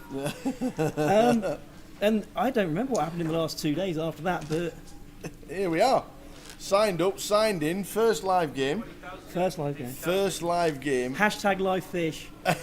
I'll tell you Hashtag what. live fish. You've been sat there, and I know these guys have just started heads up, but you were sat there, and you must have been thinking, that's another rung on the ladder. There's another ladder. No. Here we go. No. I said we had part of the reason you couldn't find me is we had a very long old chat, the 3 of us in the toilet, because we were all desperate. And actually I told him, I went and I asked the floor, we said, what's showing on the screen? I asked the floor, what's the pay jumps? And I was given the impression that I cared. I didn't give I didn't give a flying monkeys what the pay jumps were, because the goal was take it down. Yeah. Now I'll be honest, Love it. Seeing the way that these guys were playing, I was like, if I could take heads up, and the only reason I cared about I cared about heads up is because I was hoping, very start of day 2, I went up to the table, sat down, we're opposite manners, and I said to the dealer, can Brown sit on the table? And she said, yeah. So she's like, yeah, we'll be fine, I'm sure. And then the other dealer comes away, this guy that's dealing now, and he was a bit more strict. He's like, sorry, that's going to have to come off the table. You got to learn these things when you start playing live. I asked, that's the thing, I asked, thinking it might not be okay, assuming it wouldn't be okay. And I was just like, if I can make it through to the final table, make it through to the heads up, then I will ask. I'll ask the opponent, I'll ask Floor, can we get Brown on the table? He's not a mascot, I mean, he's such a bad luck mascot. This is probably why I did so well today. He's been out in the car for the last 2 days. But I was just like, if we could, he's such a key character in the stream. I always talk about we. Yeah. I'm not talking about me and the audience, I'm talking about me and Brown, really. Brilliant. And it was just like, I wanted to get heads up just for that. I mean, Illusions have taken it down well. Your first time in a live tournament in a live environment, you've just finished 3rd, and everybody in the chat has gone bonkers for you. Let me tell you, it's been amazing. We're going to have to cut it short, but we'll have a chat afterwards. We're going to have to, because obviously we're going to concentrate on the heads up. Absolutely. Many congratulations, and fingers crossed we see more of you. Anywhere around the world. We're even the Barcelona thing might be real, though. It's actually this all started because wifey wanted me to go away. I thought she wanted me to go away this week, but she actually meant a month's time, which is when Barcelona's on. So she wants me to go. She said she'd pay for the train tickets to come up here. Maybe she'll pay for the flights to go there. There you go. Or sat in. You've got the money in. We've got the money. We're going to cut it short because we've got to concentrate on heads up. Fantastic effort, ladies and gentlemen. Big round of applause. Thank you, Zild. Thank you, Stream On team. The Zild. Did it for the Stream On guys. Absolutely did it for nobody else but the streamers. Absolute legend. Super effort from the man himself. Great effort. Fantastic. Jamie Heckle, who's he? It's the Zild.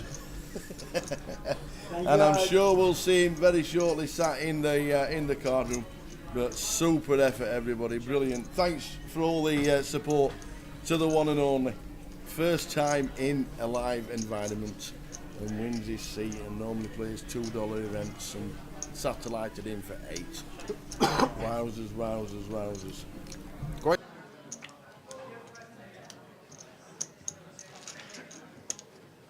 Turn would have been an interesting card. On the turn or the river. Yeah. Turn would have been better. River's 2. I'll tell you what as well, Tower. Yes. I was just standing there, I was listening. Just he speaks so well, just great. Yeah. Like he's been on TV his whole life. Just the way he chats and the way he is, the way he comes across, seems like a great guy. And hopefully we'll see more of him. Hopefully this isn't the last of Zild. Yeah, we could have chatted for a while. So obviously we've got to concentrate now on the heads up of the 888. And as well as that, I weren't expecting to get to heads up this quickly. And we still have one 109 token ticket to give away.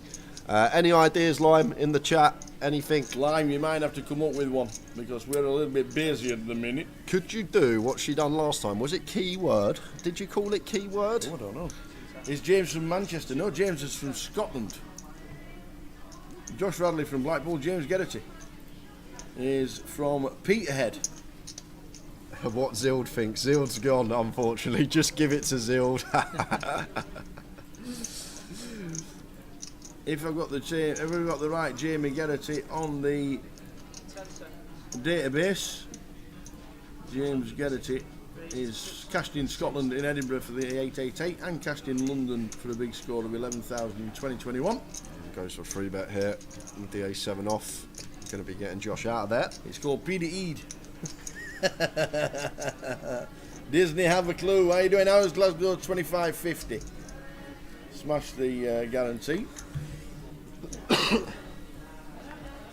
So I think we are... Sorry, I'm not on Twitch at the moment, Lime, thank you. Okay, we are going to do keyword. Legend of Zilda, whatever that means. I'm guessing that's the key word. Lime Ricky's just put to me in the chat box, so we are going to do a giveaway. I don't know how it works, Lime. Do you just say go? She's wrote Legend of Zilda in caps. So I'm guessing you need to write Legend of Zilda in caps in the chat, and then one person will be picked at random for the final 109 ticket. I like it. That's amazing. So get your Legend of Zilda in. And good luck, everyone.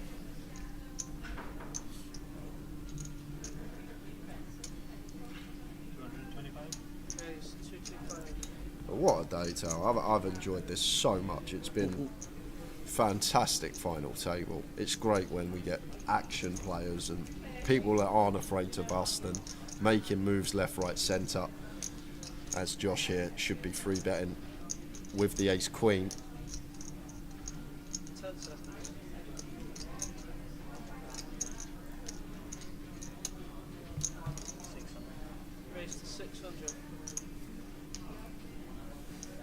So the Legend of Zilda.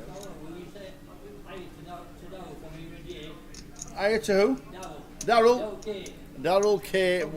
Absolute. Kirsch there. Cheers, Kirsch. Daryl's watching. Kirsch says hello. We say hello to Daryl. Hello, Daryl. How are we doing, Daryl? Oh, Kirsch is playing. Legend of Zilda, not Zelda. Not Zelda, Legend We're of not Zelda. on about the game. We're on about the man. The myth. The man of the moment. We are ready. Ladies and gentlemen, contenders, are you ready?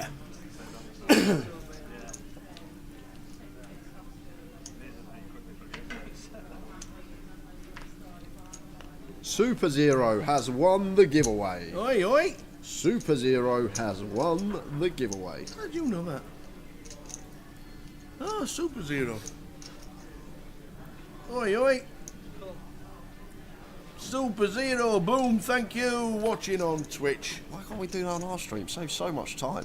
That took 30 seconds. So you're typing a word? I don't know how it works, Tower. all this Twitch malarkey Just goes over message my Ryan Ricky and say, what on earth did you do there? Josh on the button with 9-4. He makes the call. And Jamie in the big blind with the king 8. And we got flush draw for Josh. We got middle pair for Jamie.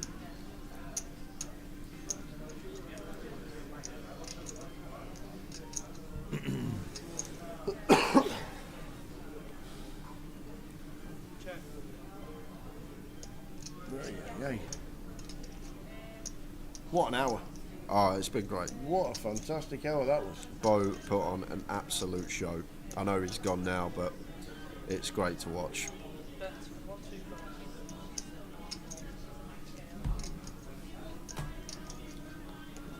So Josh going to fire here with his 9 high, 9 of hearts. Seems perfectly fine. So difficult heads up tower unless you're so studied in it, because of how ranges work and how wide they are, and so much mixing going on. Sometimes we do this, sometimes we do that.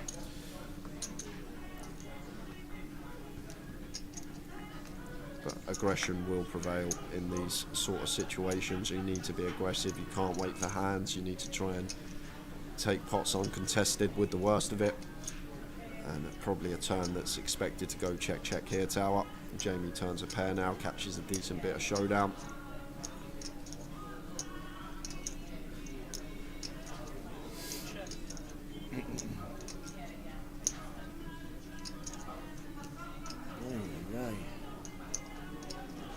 Straight says good night, folks. All the best. Glad you've been on Twitch all week watching the live stream from Manchester. Next stream for us as Cardroom directors, UKPL Luton in 10 days' time. Come and join in the fun again. Yeah, so interesting move for Jamie here. Sort of a decision point whether to go for value or not. We are heads up, so could potentially go small here with our 8, maybe a small little block. Or we could go for check over to Josh. If we do bet, we'd like to see a really small size. But does check, and now Josh just with a clear check behind. We still beat enough hands. All like these random hearts that are going to be in there.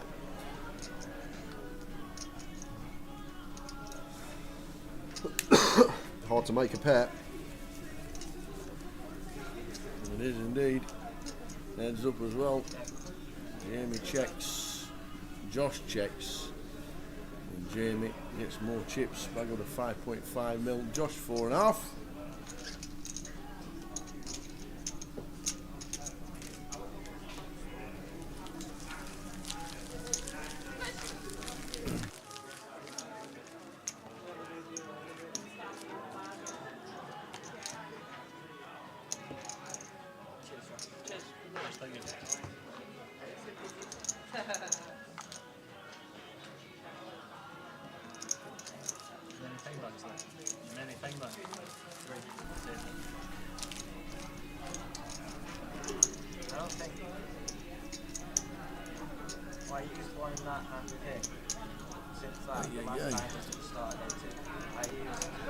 It's just a fashion accessory, Disney, and you have a special ability with a cap. You can look at someone's hand / chest without them realising. You can have a proper good study, because you can have your head down, and you can have your cap tilted down like this. I'll show you. You have your cap tilted down like this. You can't see my eyes, but I can see the screen right now. So someone I'm trying to get a read on, it looks like I'm just looking at the board, but I'm actually looking at their hands and what they're doing with their chips to try and pick up what's going on potentially.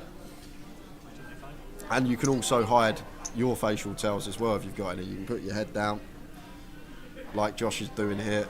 And if you've been in the morning for an haircut and you don't like it, you can hide it. Or if you're losing your hair, you just put one on anyway.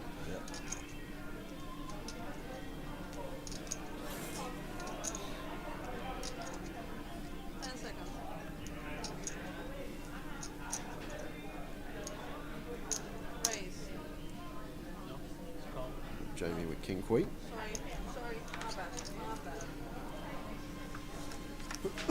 Opens to 2-2-5. Josh just with the nut low. Probably going to be end of hand. Check, bet, fold. On to the next one.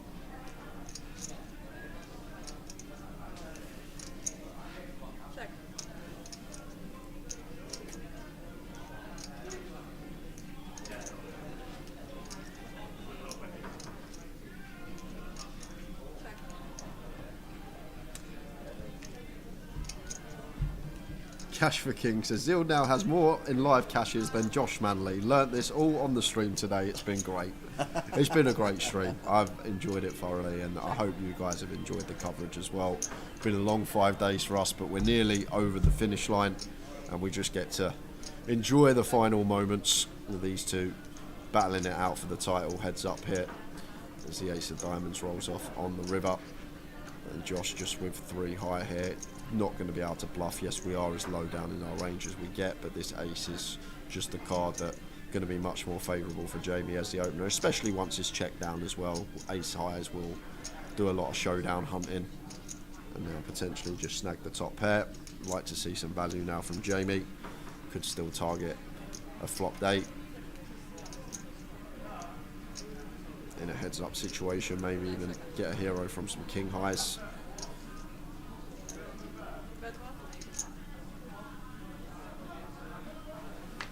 Josh out of the way.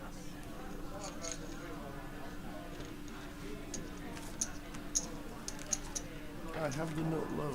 You do not low. £16,170 for James Heckle.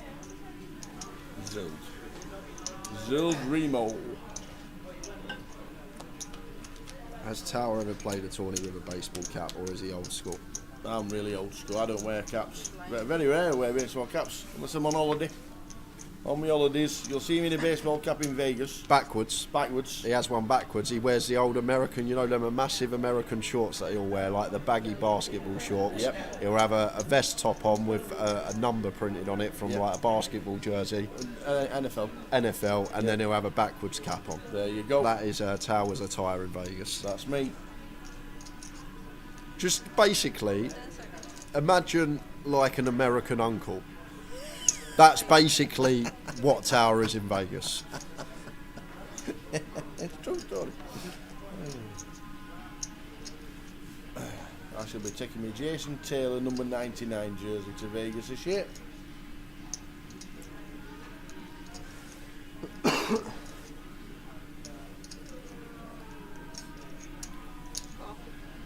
Jamie going to defend the King 8. Here's King 8. Two pair. Good, Jamie. Yeah, so check, bet, call.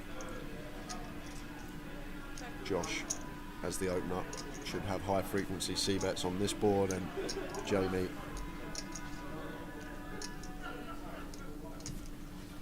should just be calling here. I love just calling these spots because they're boards that our opponent wants to try and credibly represent, and like in a heads up situation, Josh is going to have a lot of hands like he has that are drawing nigh on dead in terms of equity, and we just want to keep all these hands in our opponent's range, and that's basically what it whittles down to.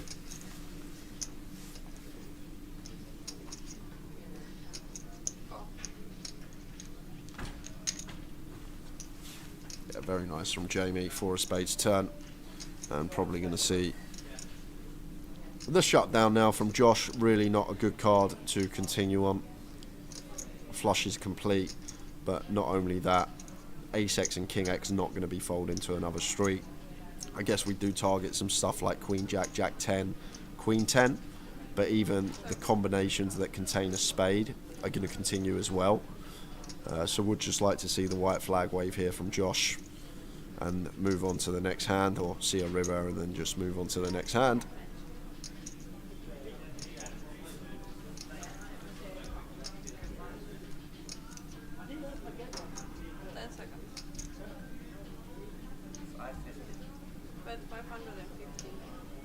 But no, doesn't care that the flush is completed. And now Jamie just going to be calling, I assume. 10 seconds. There is the call.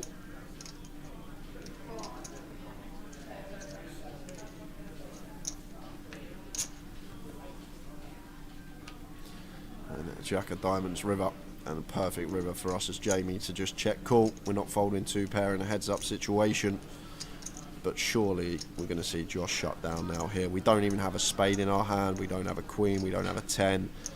We want removal from our opponent's value.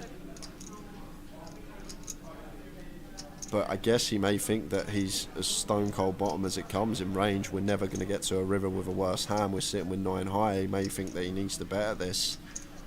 But personally, I think we just want to shut down turn. We don't need to win every pot. We've still got plenty of chips. We're deep. Structure's lovely.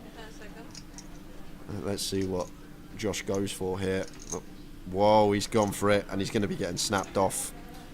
Jamie not folding 2 pair here, heads up. We may even beat some value, some ace queen with a spade, some ace 10 with a spade, this type of stuff. So king 8 here, just a clear call for Jamie, facing 60% pot. Played this lovely, Jamie. Credit where it's due. Played this hand fantastically and going to get maximum just playing the check call route. Well, I say that, he hasn't called yet. But we're heads up here, sir. Range is extremely wide. Jamie could, Josh could potentially value bet worse. Well, he's definitely going to value bet stuff like Jack 8, 8-4 if it's in there, which we beat. Maybe ace queen, ace 10. Jack 8 would play differently though. That would check turn probably. But there is the call from Jamie eventually. And Josh shows the 9 high. Jamie takes a big one, and that is a big swing, guys. That's nearly a 4-1 chip lead now. Maybe it's a turn we do want to be shutting down on, but always love the heart when people do go after it. 7k heads up battle, this 7.5k essentially.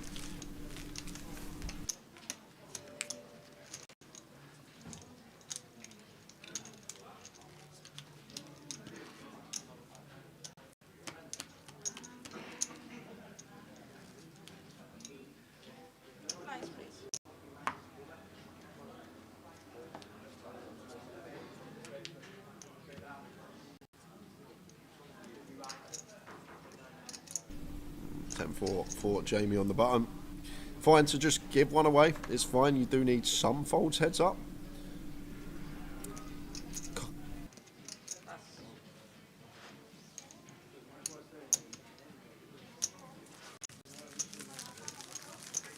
A big swing that pot. And like, this is the difference sometimes. This 4-1 chip lead now. Big favourite now. Jamie heads up. But if Josh just checks back the turn and just gives up, then we're only still slight dog. Only a small amount of big blinds separating us and Jamie, but elected to go for that double barrel with no real removal to hands that would be calling. And now we're the underdog and going to need to battle back. Oh, drinks are here.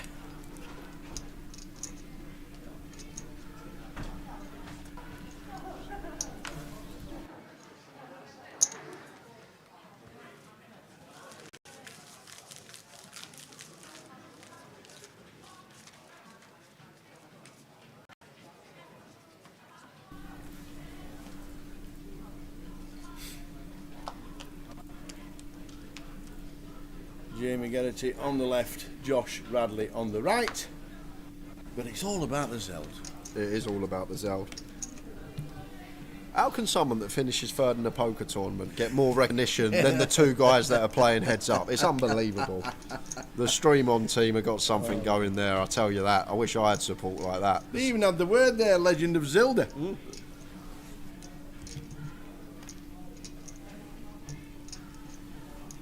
Jamie just going to open send for 20. Josh can't call 8-9. He's even got his own command now. Limes put it in the chat.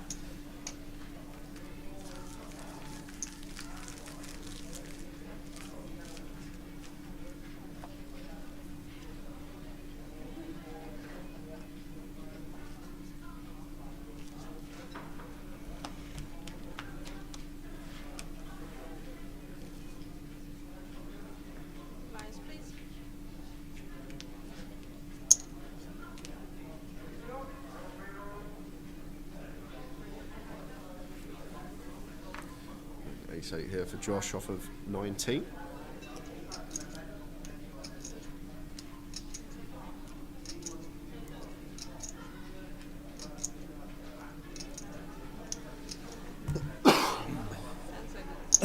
Do I play in Vegas?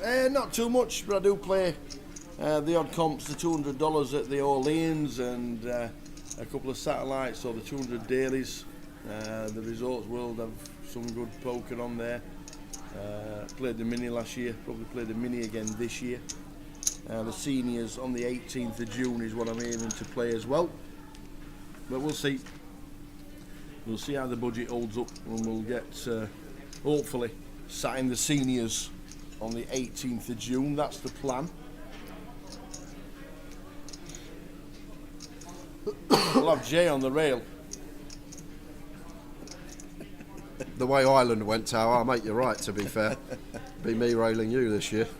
Have we got Vegas sorted out? Yeah, the 16th of June is when I fly. So bottom pair for Jamie. Josh just with the ace-8 high. One that could definitely check here. Heads up. Already think about trying to get to showdown. Looks like does want to go for the continue. Not going to be working because Jamie sat here with a pair and some nice backdoor equity.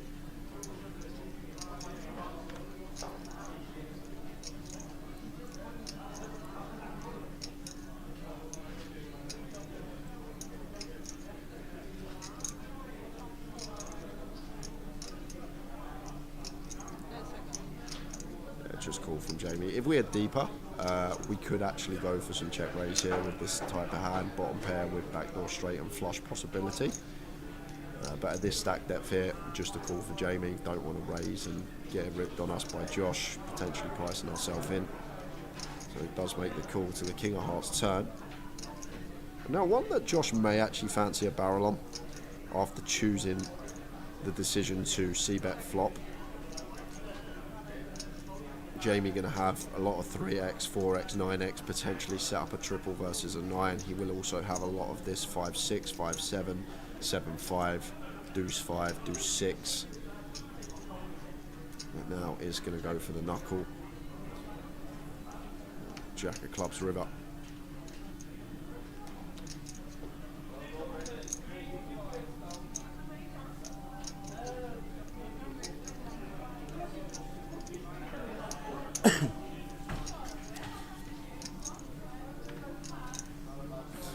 Now it's going to be a really interesting decision now on this river once Jamie checks tower with the 3 for Josh, because we expect him to bluff his 5-6, his 5-7, his 6-7.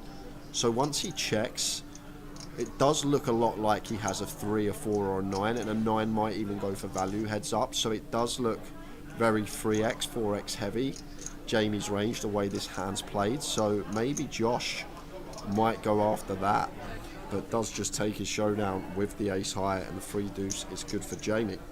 Doesn't it have a clue? Says, where are we streaming next? There we go, the 1st of May. He's off golfing. I'm off golfing. He's off 4. Anybody see that? Where's that one gone? Don't know. Where is it? Did you see it? I'll let you know. I've never actually called 4 yet after hitting a putter, but this weekend could be the weekend, because do you know what? After my first round of the year, Tower, I'm not even joking, with how good I am with that putter from like 250, I will be using it a lot. It will be coming out the bag. I'll be doing a lot of putting.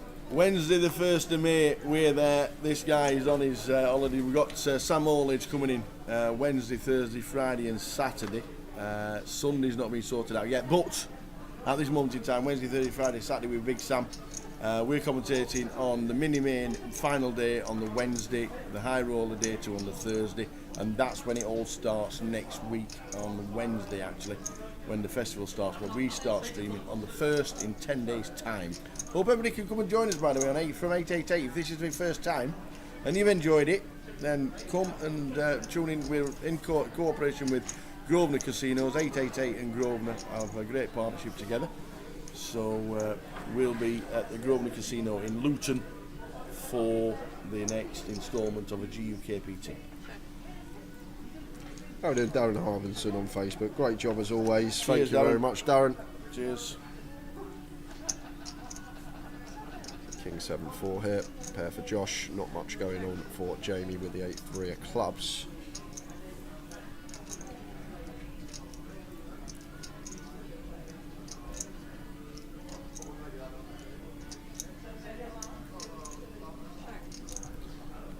check, check, and 7 on the turn, and nice one to lead as Josh wants his 7 pairs. Very likely we have the best hand in a heads-up situation with our 2 pair. Can still get value from worse, some ace highs, some like queen jack, queen 10 would probably have to call once. So like the lead here from Josh, but not going to be getting any value from the 8 high of Jamie. So Josh, 1.6 mil with the blinds at 100k, 16 bigs. £23,040, 30,610 is what we're playing for. Great final table, great day, great final day. Really enjoyed all of it. It has been superb. Really, really enjoyed it. Look at the size of that cup. What's that about? It's like the size of the FA Cup. What's in it? Look at this cup. It's the biggest cup I've ever seen. Can I have a cup of tea? It'd be a full kettle and a half. Have you seen it? This over here is this big. Jack 10 for Jamie here could send this one tower against the limp for 15. What is the cash out satellite? Our shooter. So it's a concept of a satellite where basically you're not waiting around for players to bust to get your seat. When you get, we do 2 types. We do a 5x cash out satellite and we do a 10x cash out satellite. Yep. So the 5x, when you get 5x starting stack, you win a seat. The 10x, when you get 10x starting stack, you win a seat. So 10k starting stack, your aim is to get to 100k. When you get to 100k, that is it. Hurrah. You call the floor over, you say I'm done, and then they give you your seat, and off you pop to the bar. Yep, you're not waiting around. So it's great for those people that just want to get in and out. You can get your seat within an hour and off you go. If you actually do it within the buying period, you can actually cash out and buy in again. Go yourself, get yourself your ticket, put it in your pocket, come back in and buy in again. Yes, you could. That's been done before. Yeah, so Jamie didn't go for jam here for 15, but now he's just going to set Josh in with his up and down, and Josh can't do anything with 9 high. That's going to have to fold.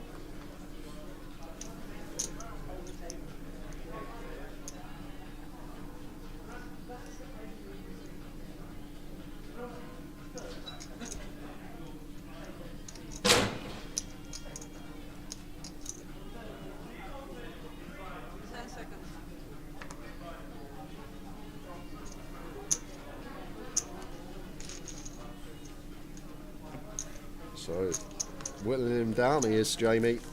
Josh Radley now just with 13 big blinds. Thanks for tuning in here, Ian Needleman. Good night, guys. See you at Luton if there's a seniors event. Thanks for a great stream as usual. Thank you very much, Ian. Glad you've enjoyed the coverage. There will be.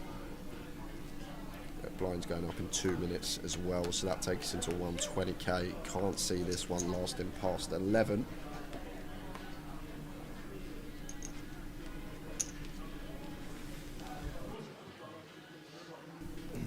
Oh, then Bixie Yao in the chat. Can we do a 100k seat? And if you still have some more chips left, you can still play for another 100k instead of table share the rest. I like the idea. That's a good idea, actually. Maybe put that to the floor. You play obviously on a regular basis, and you've cashed again this weekend. So maybe have a quick word with the floor. That'd be a good shout, actually, because you bring yourself say if you've got 105k when you finish, the 5k then gets distributed around the table. But if you want to try from 5k and spin it up, then why not? But I'm not sure. Maybe that's something you can ask the floor. It's a good idea. A nice one to bet here is Jamie with bottom pair. Yes, there's 2 overcards, but the ace is essentially a brick tower. The ace can't hit our opponent because Josh would just shove all his ace X for 13 heads up, so there will be some queen X we're worried about, but once again still some queen X that's going to shove pre, so nice one to just bet the 7. Very likely to have the best hand, getting like an 8-9 off, a 10-8 off to fold is a win in itself. Why did Facebook have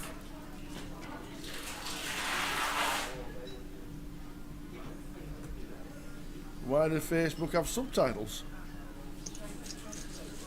Can you turn the subtitles off? Yeah, you can. Can you? I'm pretty sure you can. That's how they do it at the Battle of Malta. That's how they do it at EPT. Okay. So, okay.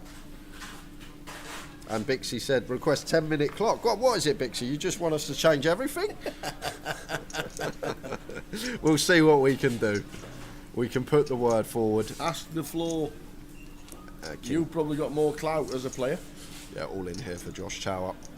12 BBs, King 7 offsuit, heads up. Yeah, it does find it. Good to see. And Jamie with Jack 10. And this is a call. Can I have a count, please? This is a call here.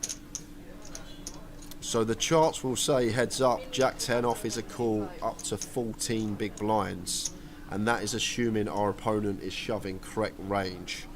But Jack 10 here, theoretically, if we're going by the book, should be a call for Jamie. But let's see what Jamie goes with. He's going to go with fold. Okay.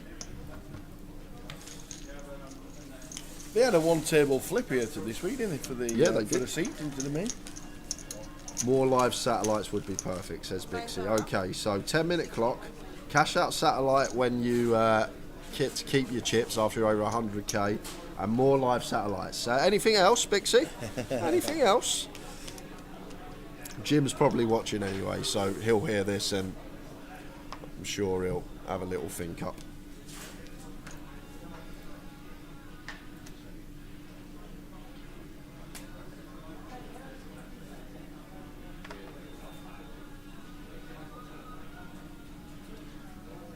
Ace Jack suited for 13. Jamie going to choose to limp here. Try and trap Josh, and this is a setup. We've got 10 bigs. 2 monsters. In there you go. Heads up.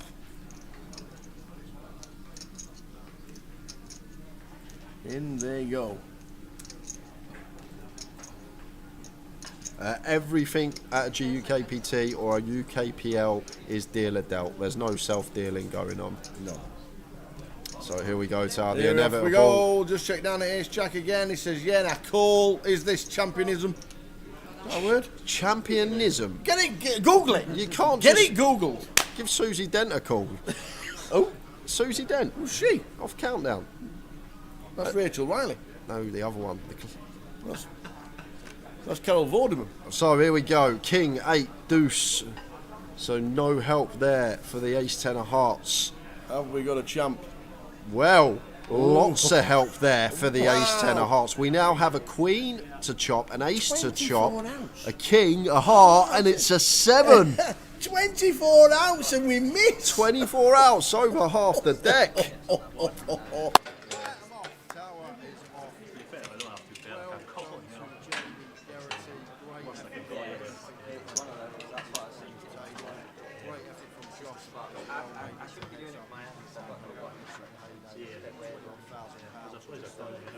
£1,000 and the title going to Jamie Geraghty.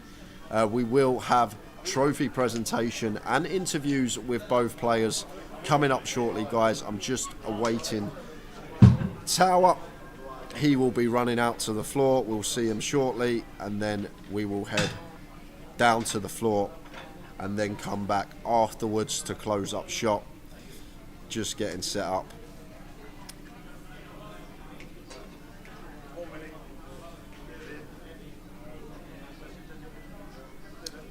The chat's loving it. Let's go. You can be my hero, Garrett. He says Jamie Monroe is the main man.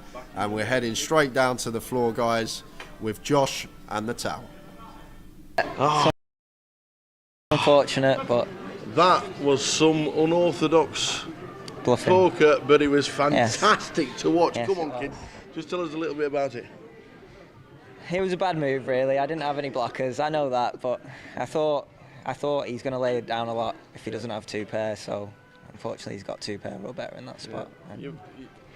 Bo, you, fine along.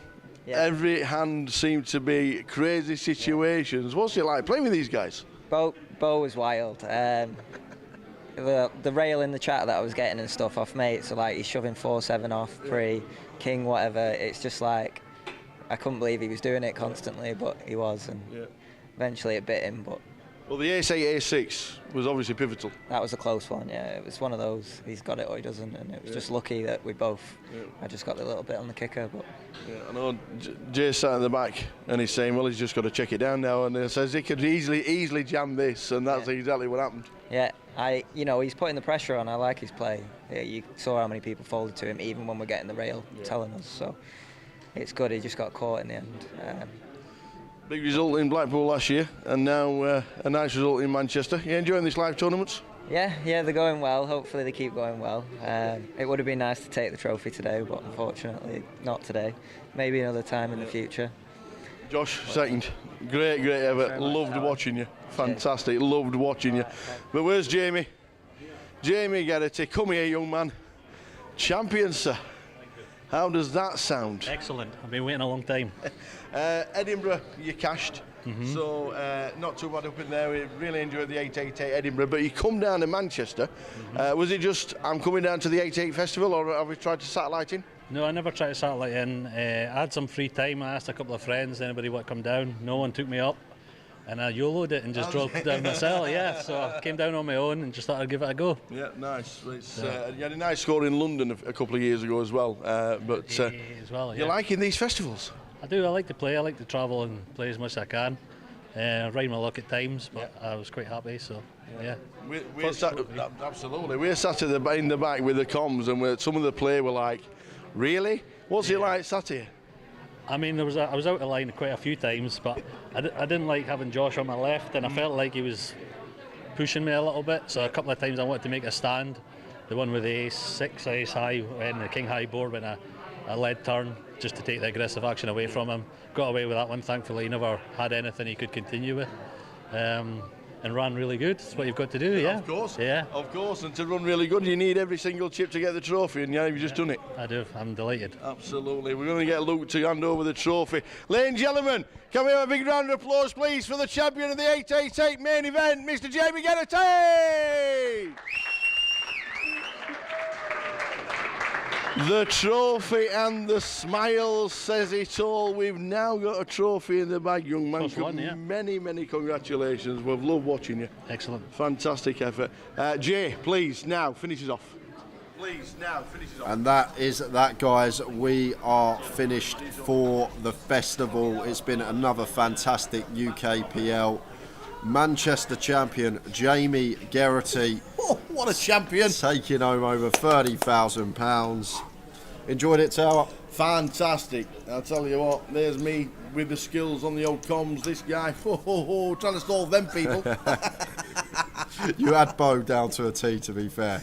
You were in Bo's head. Oh, that was brilliant. No, it's been fantastic. Really enjoyed the main events, the Voyager, everything that goes along with this festival. It has been amazing, and we've found a new champ. Yeah. We've found a new people's champ, the Zild. The Zild, legend of Zild. Can you ever remember us finishing off, coming back to the booth, and talking about the third place finisher ever? It's never happened. It's never happened. Not ever. But what a story, and that just shows the beauty of the game. First time he's ever playing live. He normally plays $2 satellites. He's ended up got from 12 to 50 to 150 into a seat, and now third for £16,000. And you never know, they might pick it up and fling off to Barcelona for the live next 888 live in Barcelona. It's 10th till the 20th of May. That would be good. If not, we tried. We did try. We tried for you, Zild. We did, mate. And for anyone that participated on Twitter, the winning hand was Ace Jack. So if you did get a comment under that post on Twitter /X, the winner was Ace Jack. And if you did post that hand, if anyone did, I'm guessing you will be contacted by the guys at 888. I'll never pick a big hand like that. But everybody else, if you did join in, good luck if you had Ace Jack. But thanks to Lime Ricky for being in control. She was up at 5 a.m. this morning. Great her work, time. Lime. Well done. Fantastic effort from you guys out there. We had a real good laugh, and we've had a great entertainment from all the chat. But it has come to an end, and Jamie Geraghty is now the ladies' champion of an 888. From Cardroom Direct, we're on our way to Luton in 10 days' time. But the next 888 is here back in Manchester the middle of August. Check all the details on social media, but the 15th to the 25th of August we are back at Berry New Road in Manchester for the big one, the £1,000 main event of that one. And check everything social media wise on Grosvenor Poker and also 888 as well.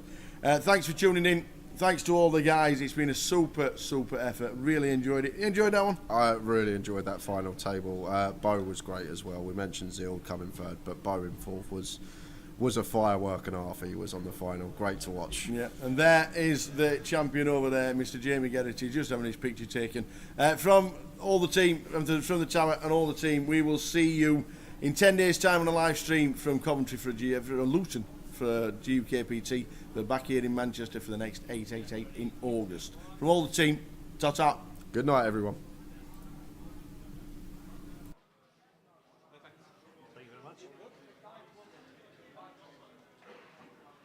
Cheers, thank you. Appreciate it.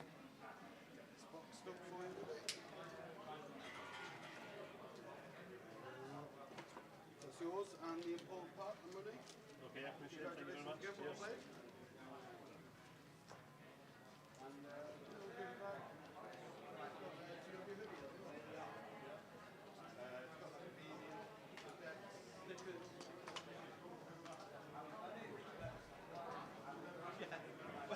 High roller one went to put this on, and then some wouldn't work. You know, put the lights on.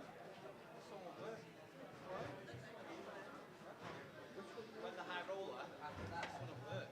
It wasn't plugged in properly. Did you just put them on then?